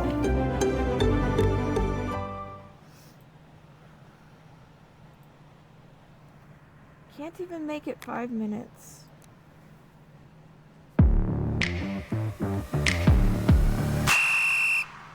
Janet! When's the last time you had a place to survive and wait for the world to return to normal? I used the intermittent signal to receive news from the outside world, hoping for some good news. Unexpectedly, at night, I received a flood of insults from Harrison and Quinn. It seemed that they had also tried to turn on their phones. These two people who were once the closest to me were now using the most vulgar language to abuse me and curse me to death. I was furious. How dare this adulterous couple scold me? In my opinion, this was just impotent rage. In my previous life, they hadn't thought about sharing hardships with me, so how could I help them in this life? While Harrison could still use his phone, I immediately sent him photos and videos to show him my stockpile of supplies. Besides the essential items, I had also bought a lot of snacks. I took out a cold bottle of cola from the air raid shelter and made a video call to Harrison. I said to him, "Harrison, are you thirsty? I've already found water. Look." I showed him the wall of water barrels behind me. Harrison's eyes turned red with anger. I unscrewed the cola in front of him and poured it into a glass. Immediately, a layer of mist formed on the outside of the glass. I knew how devastating this would be to someone who hadn't had a drop of water for a day and night. Harrison was fuming, and his voice was extremely hoarse as he said to me, "Hannah, you have so much water, give us a bucket." I replied, "No way. Why should I? Go buy your own if you want some." Harrison pleaded, "We've been together for so long. How can you be so heartless? You left us here to die on our own. How can you be so selfish? You always said you loved me and that you were closest to Quinn. Were all those words lies?" Looking at his brazen face, I was so angry that I laughed. I queried him, "Harrison, don't you feel guilty when you say these things? What do you mean by leaving you to die? Didn't you betray me first? Don't think I don't know about your plans. If I didn't say anything, you really thought I was a fool. You just wanted to cheat my money and run away together, right?" Harrison still tried to defend himself. "Quinn and I have feelings for each other. but I didn't betray you. I've always kept my distance from her, I retorted. Still, Quinn, so affectionate, you said you kept your distance. You two were in the same bed yesterday and flirting right in front of me. Did you think I was blind? I even recorded the sound when you two were together last night. Do you want to hear it? Harrison was left speechless. I said, if you want water, go out and buy it. No one's stopping you. Then I hung up the phone. After that, I saw Harrison post a message in the neighborhood chat group. Does anyone have water? I'm willing to pay a high price. The neighbors in our community were very kind, especially when I cooked delicious food. I would share some with them. They all knew me and Harrison. The aunt next door said, are you Hannah's boyfriend? I have water. Just take a few bottles. Hannah always takes good care of me, so you don't need to pay. I'll give them to you. Before Harrison could reply, I preempted him and said in the group, Auntie, don't give them any. He's no longer my boyfriend.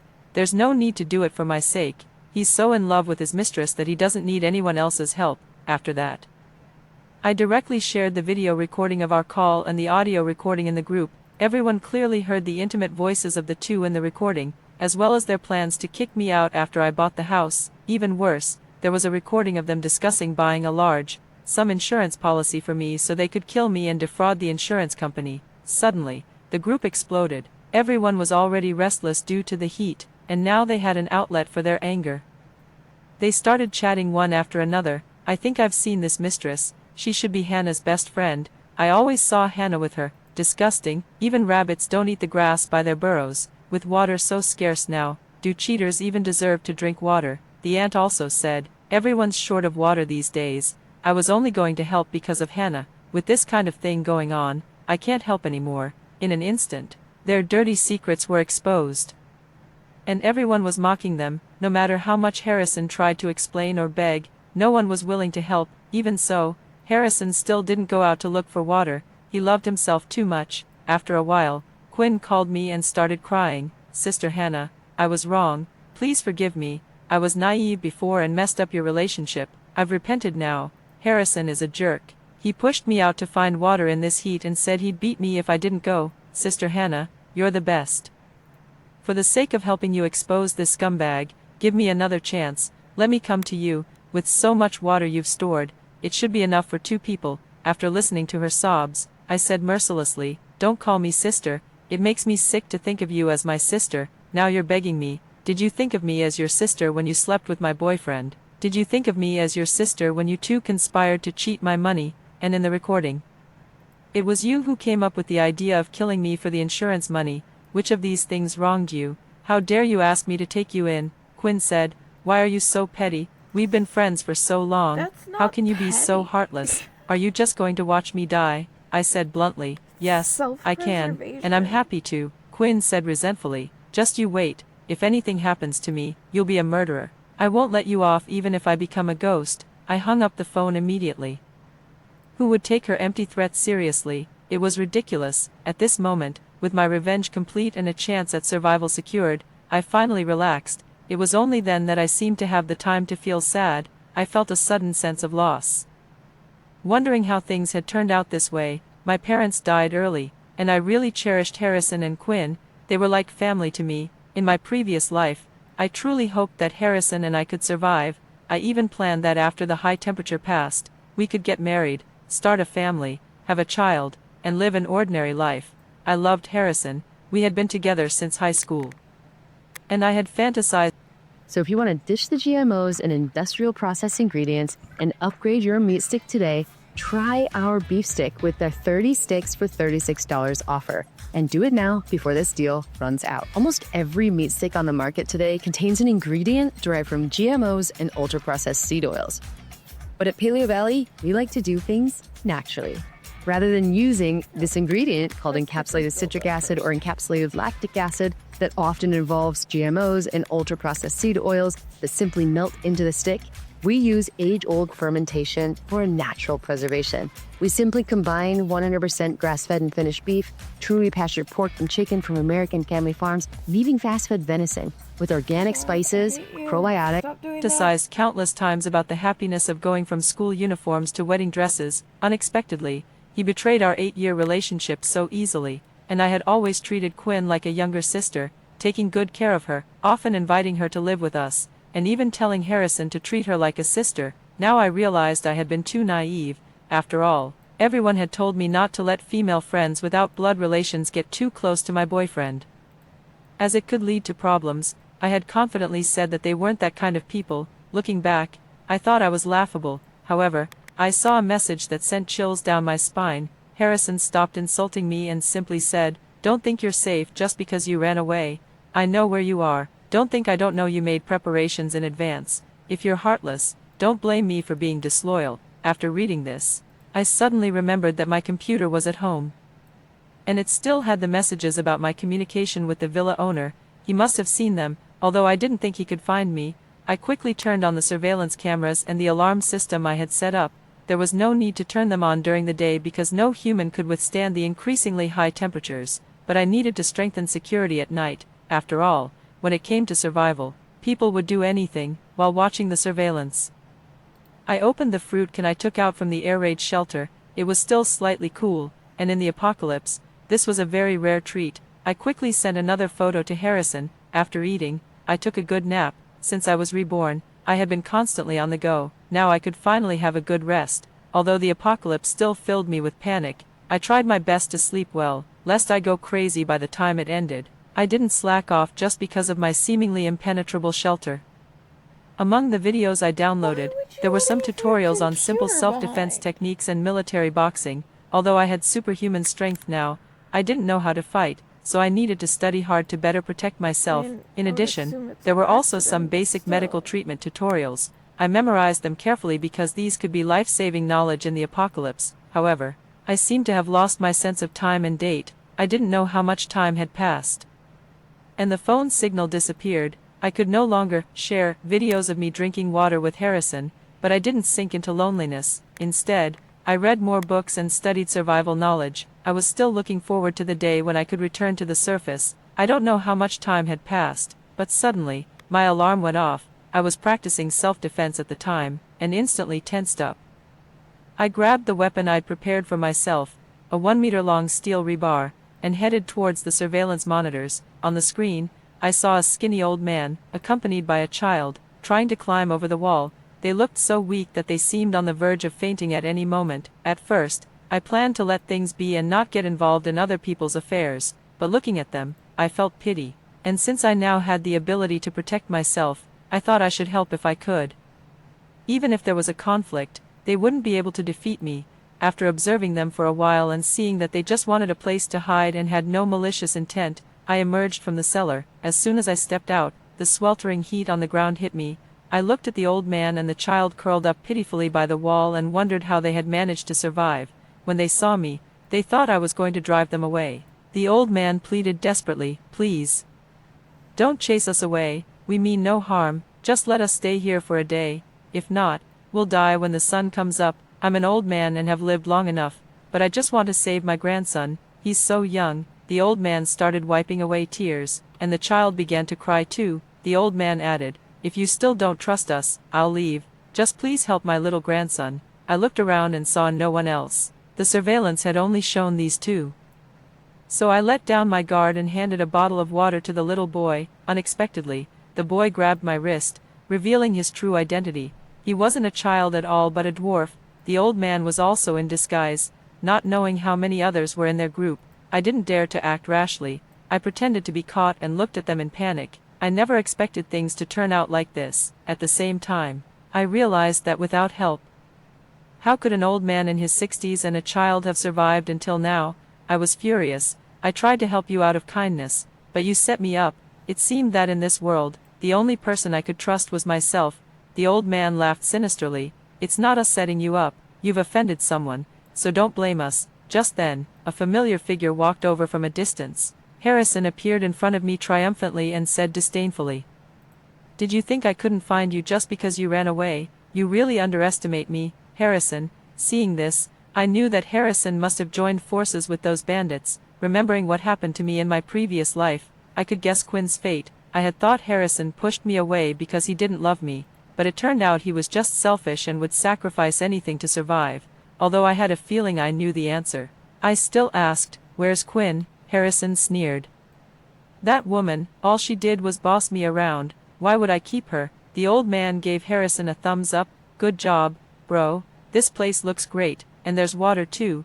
It's worth searching. The boss will definitely praise you when we get back. The old man walked straight into the wine cellar and then came out, shouting in surprise, "Water, so much water and food. We've struck it rich. These supplies can feed so many of our brothers." Harrison, looking smug, took out a bundle of ropes to tie me up. "Hannah, you're pretty. If I give you to the boss, he'll be very happy. With these supplies, I'll be a hero. Maybe the boss will even give me a few lackeys to boss around." His lewd smile made me feel sick. I said to him, "Harrison, do you really think you can control me? I went easy on you before, but I don't need to pretend anymore." All my hatred and anger turned into strength. This is the aircraft carrier shelter you seized, previously owned by a small faction of about 800 people. Now it's entirely yours, although you lost over 500 members. Strength. Hold on.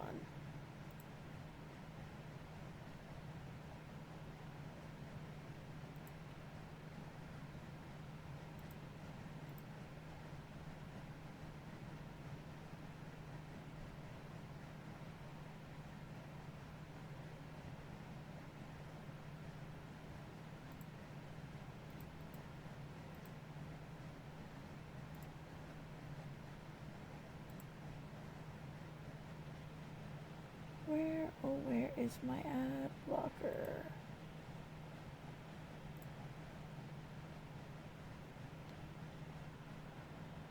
Okay.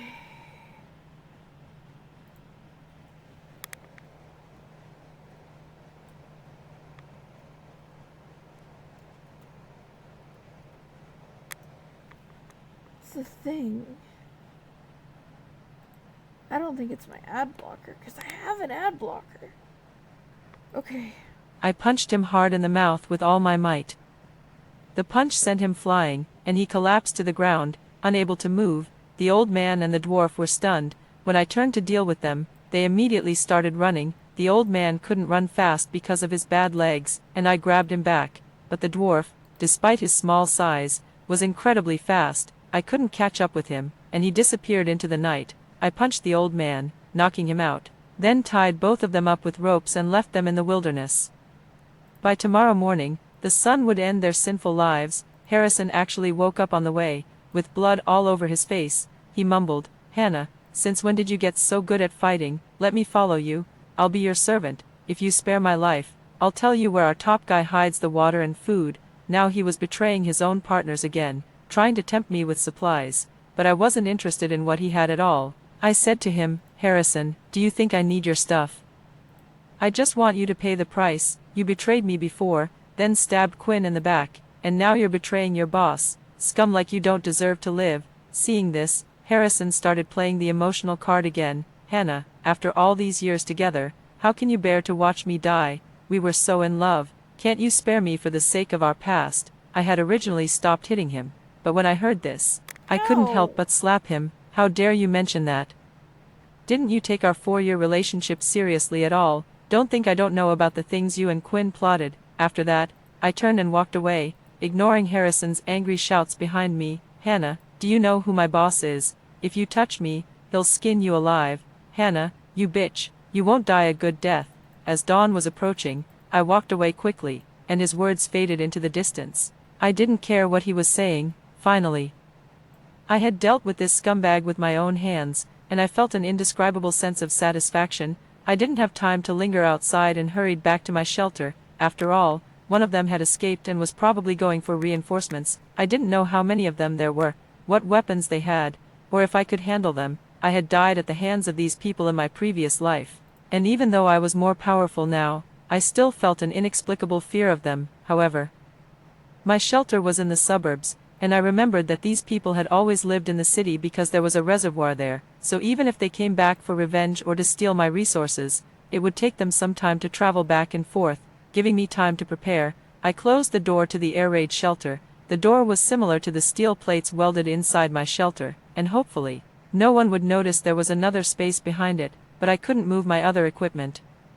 If I ran away, my surveillance cameras and alarms would be taken away. Without these devices as my eyes and ears, I would be in even greater danger. Even if I hid in the shelter, I would be completely cut off from the world, and it was possible that these bandits would take over my shelter and use it for their own purposes. I thought about moving into the air raid shelter, but after checking it thoroughly, I found there was no other exit. That meant if I hid in there, I would eventually die trapped inside. In the end, I decided to fight back. The best way to overcome fear was to face it head on. After all, they were just a small group of survivors, and I thought I could take them on. My main strength was my brute force, so I didn't prepare any other weapons besides the steel rebar. I held the rebar and watched the surveillance monitors closely, afraid that someone might be lying in wait nearby, just like before.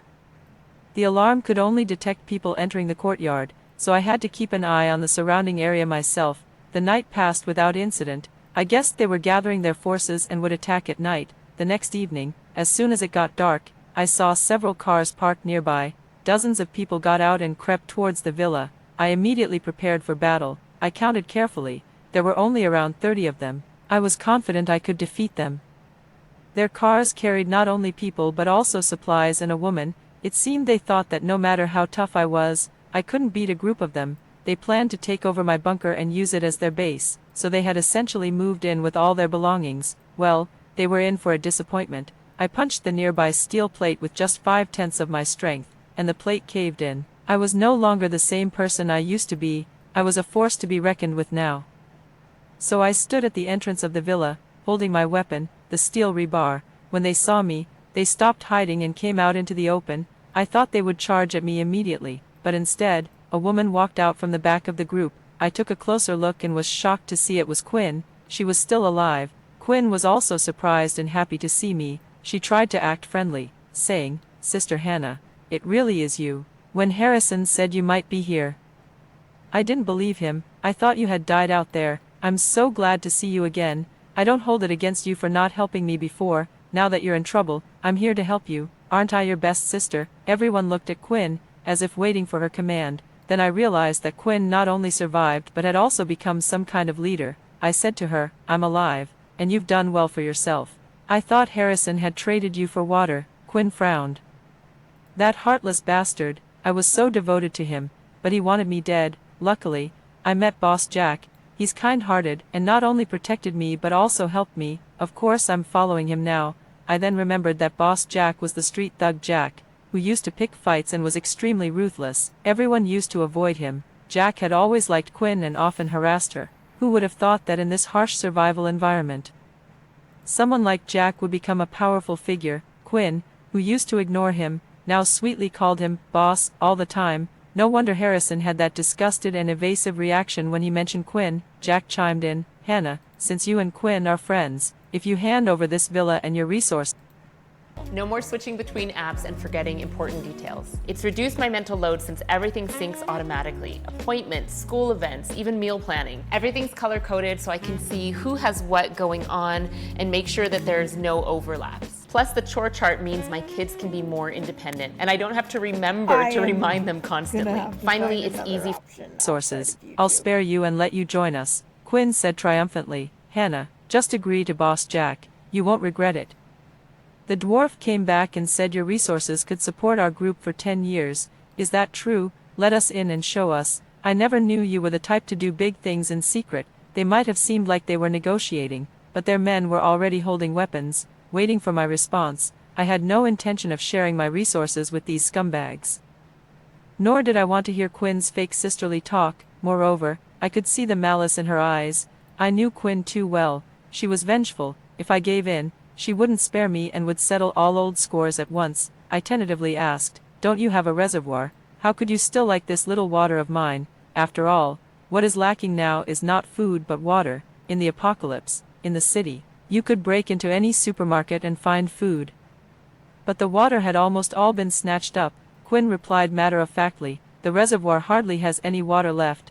No one could have predicted that one day the water would disappear. Enough talk, open the gate and let us in. With that, Quinn tried to lead the group into the courtyard. I said to them firmly, "If you want to get in, you'll have to step over my dead body." As soon as I said this, dozens of people burst into laughter, among them I even saw the scumbag who had humiliated me in my previous life. Jack, the leader, laughed and said, "You little woman, don't think too highly of yourself. We're trying to be nice to avoid hurting you, but you want to fight. Do you know your limits? Before he could finish laughing, I rushed towards the person closest to me and struck his neck with the rebar. There was an immediate cracking sound of a broken bone, and the people around him only just reacted. Jack was enraged. You ungrateful wretch, guys, attack. They all charged at me with their weapons, but because they had been hiding outside with insufficient food and water, their movements were slow, and they were much weaker than normal adults. They could bully ordinary people, but against me, who was in top condition and had superhuman strength, it was like hitting a stone with an egg. I didn't want to engage in a long fight, so I aimed for their necks every time. The military boxing and self-defense techniques I had learned recently came in handy. I could easily parry and counter their chaotic attacks, and my absolute strength made me even more formidable. In no time, all 30-some of them were lying on the ground. Jack was so shocked that his mouth hung open. He actually grabbed Quinn and used her as a human shield. Quinn struggled, but Jack slapped her several times. Jack shouted, "How could you defeat so many of my men? Spare me.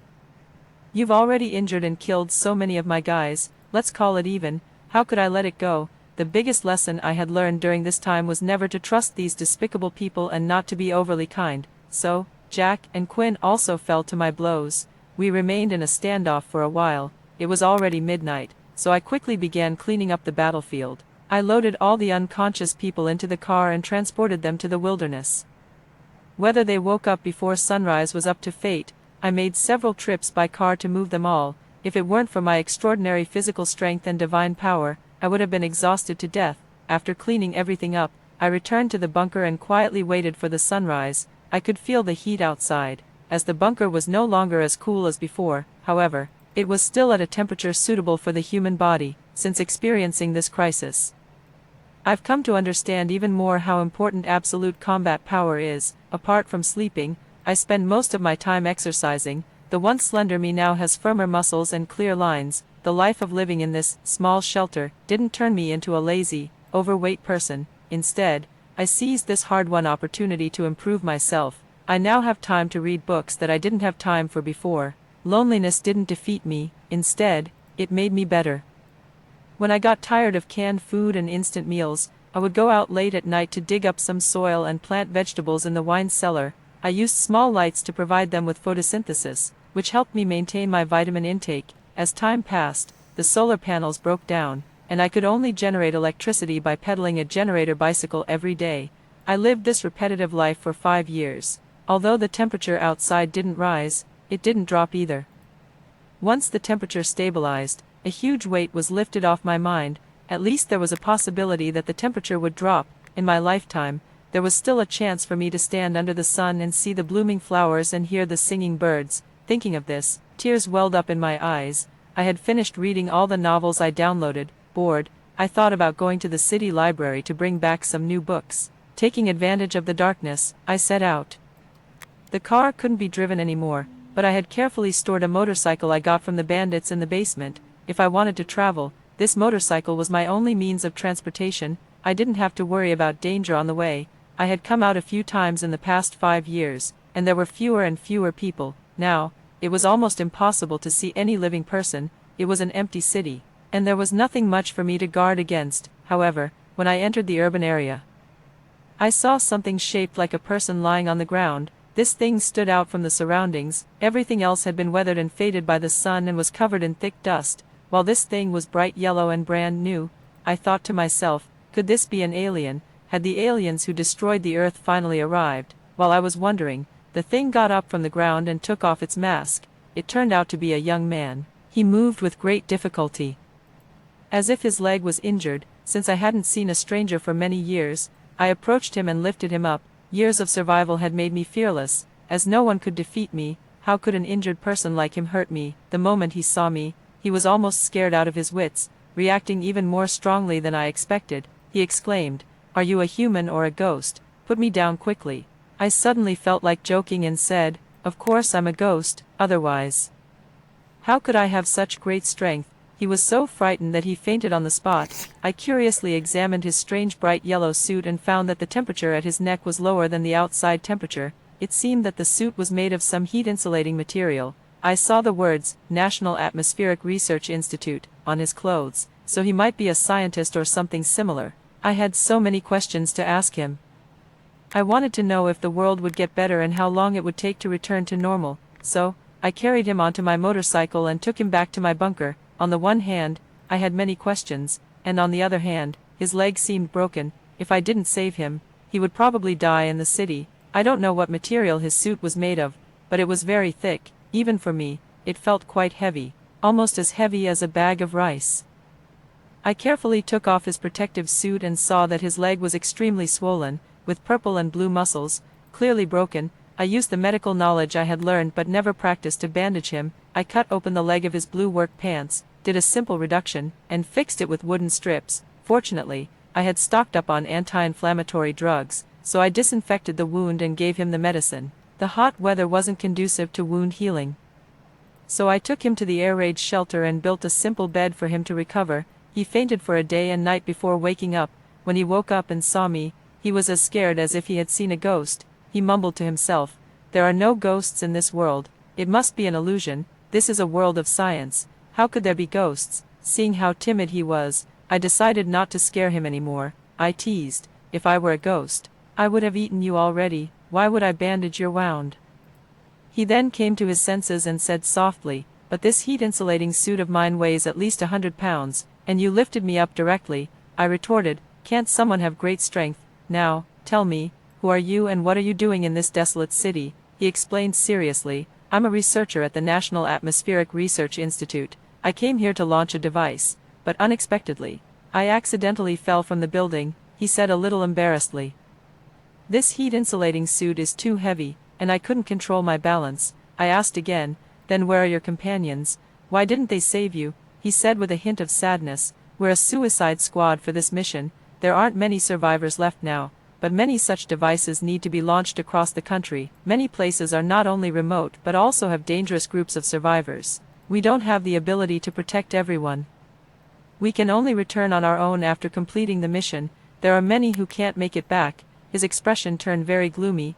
I quickly changed the subject and said, "My name is Hannah. What's your name?" He replied, "Barry." I handed him water, asked him to take the medicine, and then eat something to replenish his strength. Since I hadn't seen anyone for a long time, I talked with Barry for Hi, I'm Brett. And I'm Jonathan.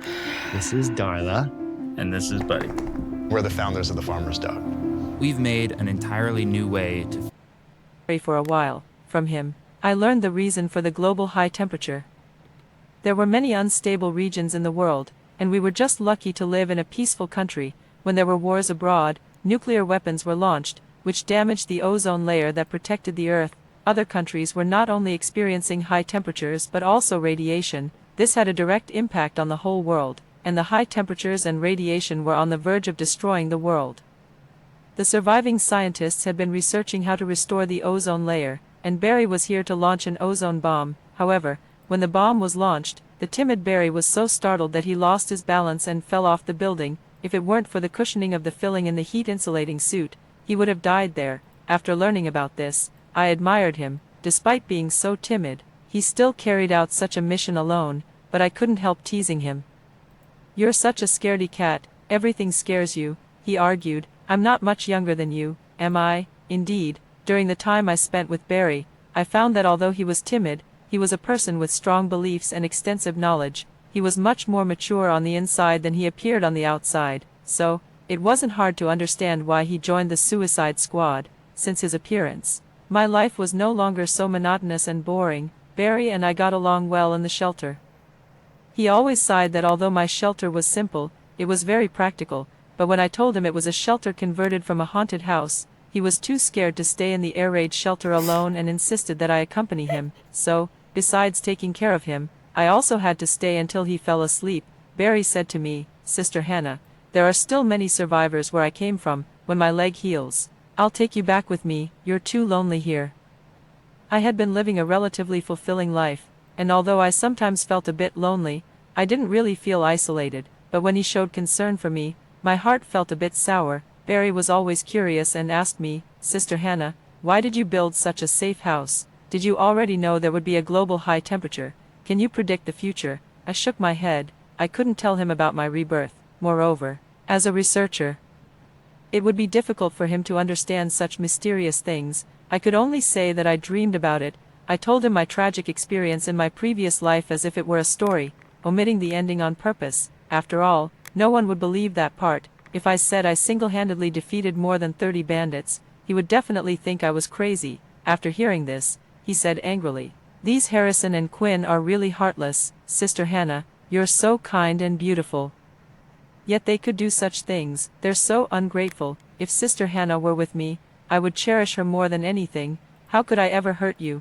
As soon as he said this, the atmosphere suddenly became a bit awkward. After spending so much time together, I also felt that there was some ambiguous tension between us. His words made my heart skip a beat. However, I knew there probably wouldn't be any outcome. I thought his feelings for me were more out of gratitude. After all, I saved his life. To ease the awkward atmosphere, I flicked his head and said, "What do you know, you little kid?" He suddenly raised his head, looked at me with his dark eyes, and said, "I'm only a few years younger than you. I'm not a kid anymore. I definitely know what love is." For a moment, I didn't know how to respond. I had lived alone for 5 years and experienced so much. I felt like I couldn't believe in love anymore, even though I knew I admired him. When it came to love, I didn't dare to think further. In the following days, we tacitly didn't bring up the topic again. Barry's leg recovered well and he could barely stand up. When he stood up, I realized how tall he was, almost 6 feet 3 inches,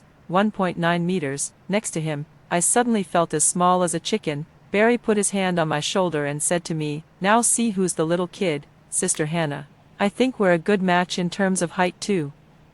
Since I hadn't been this close to anyone for a long time, my face involuntarily turned red. I swatted his hand away and said, "If you still like me when we get out of here, we can talk about this again." He nodded, and I took his words as a joke and put it out of my mind. When he was almost fully recovered, I started preparing for our departure. He had his own beliefs and goals, wanting to restore the world to its original state. I supported him and also wanted to return to the human settlement to contribute to restoring the world. He came here in a solar-powered car, and we planned to drive it away. After staying underground for nearly half a year, he could finally stand up. We didn't want to delay, so we packed our bags and set off at night. His car was still parked in the same place. To save time, I changed into Barry's spare protective suit.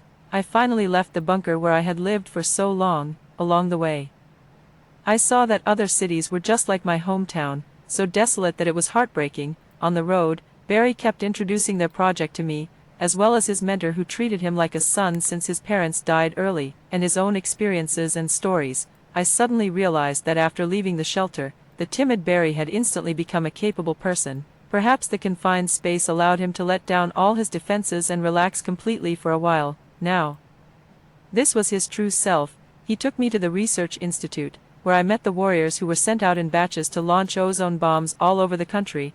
I also met his mentor, Professor Lincoln. Watching the reunion between Professor Lincoln and Barry, I couldn't help but sigh. Fortunately, I didn't stand by and do nothing back then. However, for this great cause of restoring nature, many people sacrificed their lives on the way. Originally, Barry said he would arrange an easy and suitable position for me, but seeing so many people sacrificing one after another, I couldn't just sit around. I said to Professor Lincoln, "Professor, I want to go with Barry to launch the devices." Professor Lincoln looked me up and down and said, "Can you, a girl, handle it?" I understood the professor's doubts.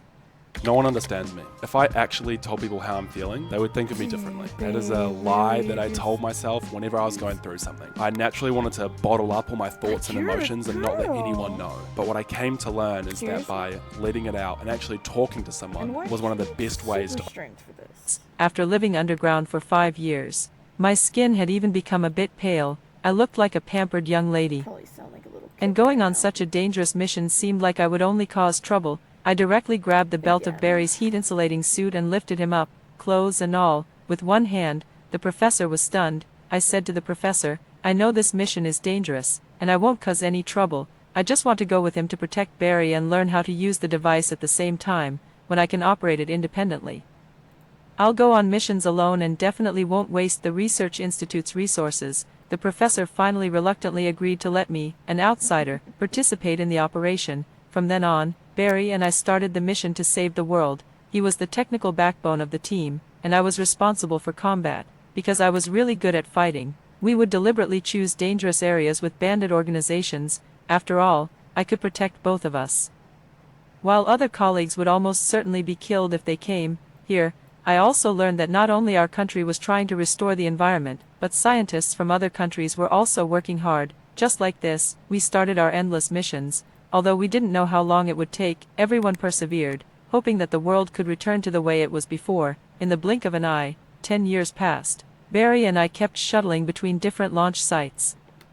During this process, our relationship gradually deepened, and we became the most important people to each other. Just as we activated the device numbered 9999, acid rain started to fall from the sky. Finally, our efforts received nature's response, and the rain was the first step. This was the first step in rebuilding our homeland. After the rain, the continuous high temperature gradually began to drop. That's all the story. What do you think of this story?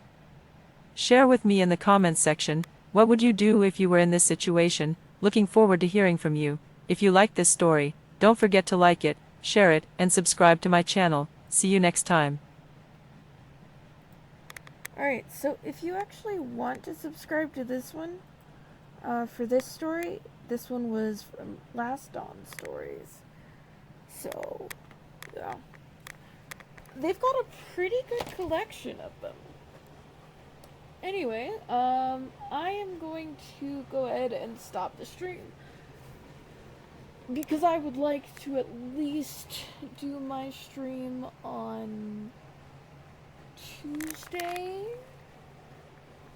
without killing myself over either not stopping early or going an hour over.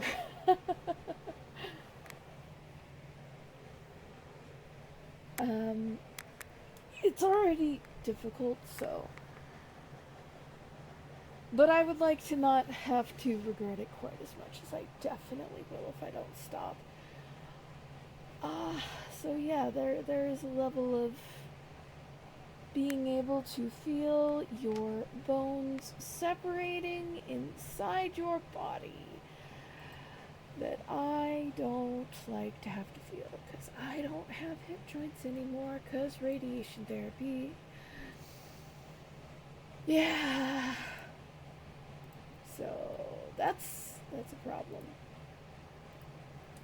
So anyway,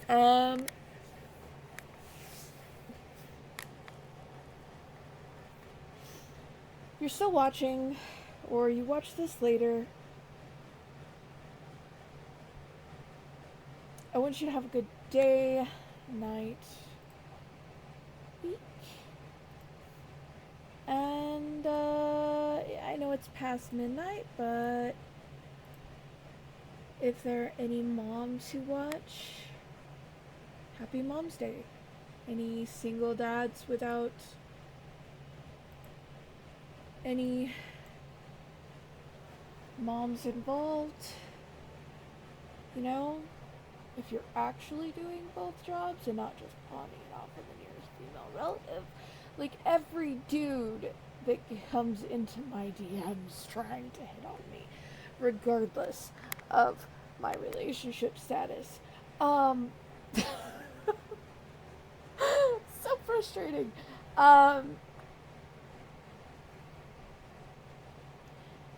Then happy Mother's Day to you too. I know. There were a couple times we tried to do things.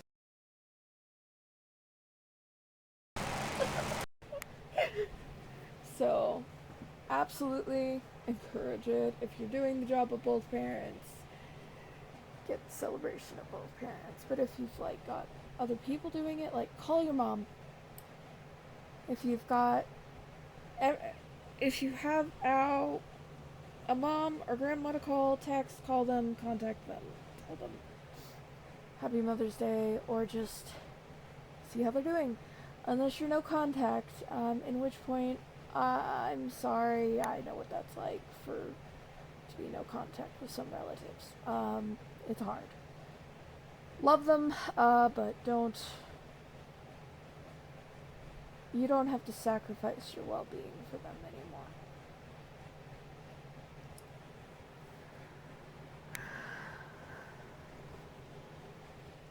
So anyway, have a good day, night, week,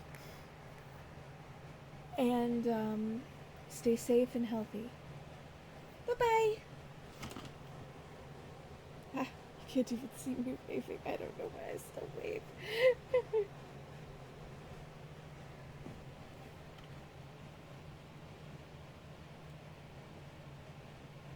Ouchies. Let's close the game for now.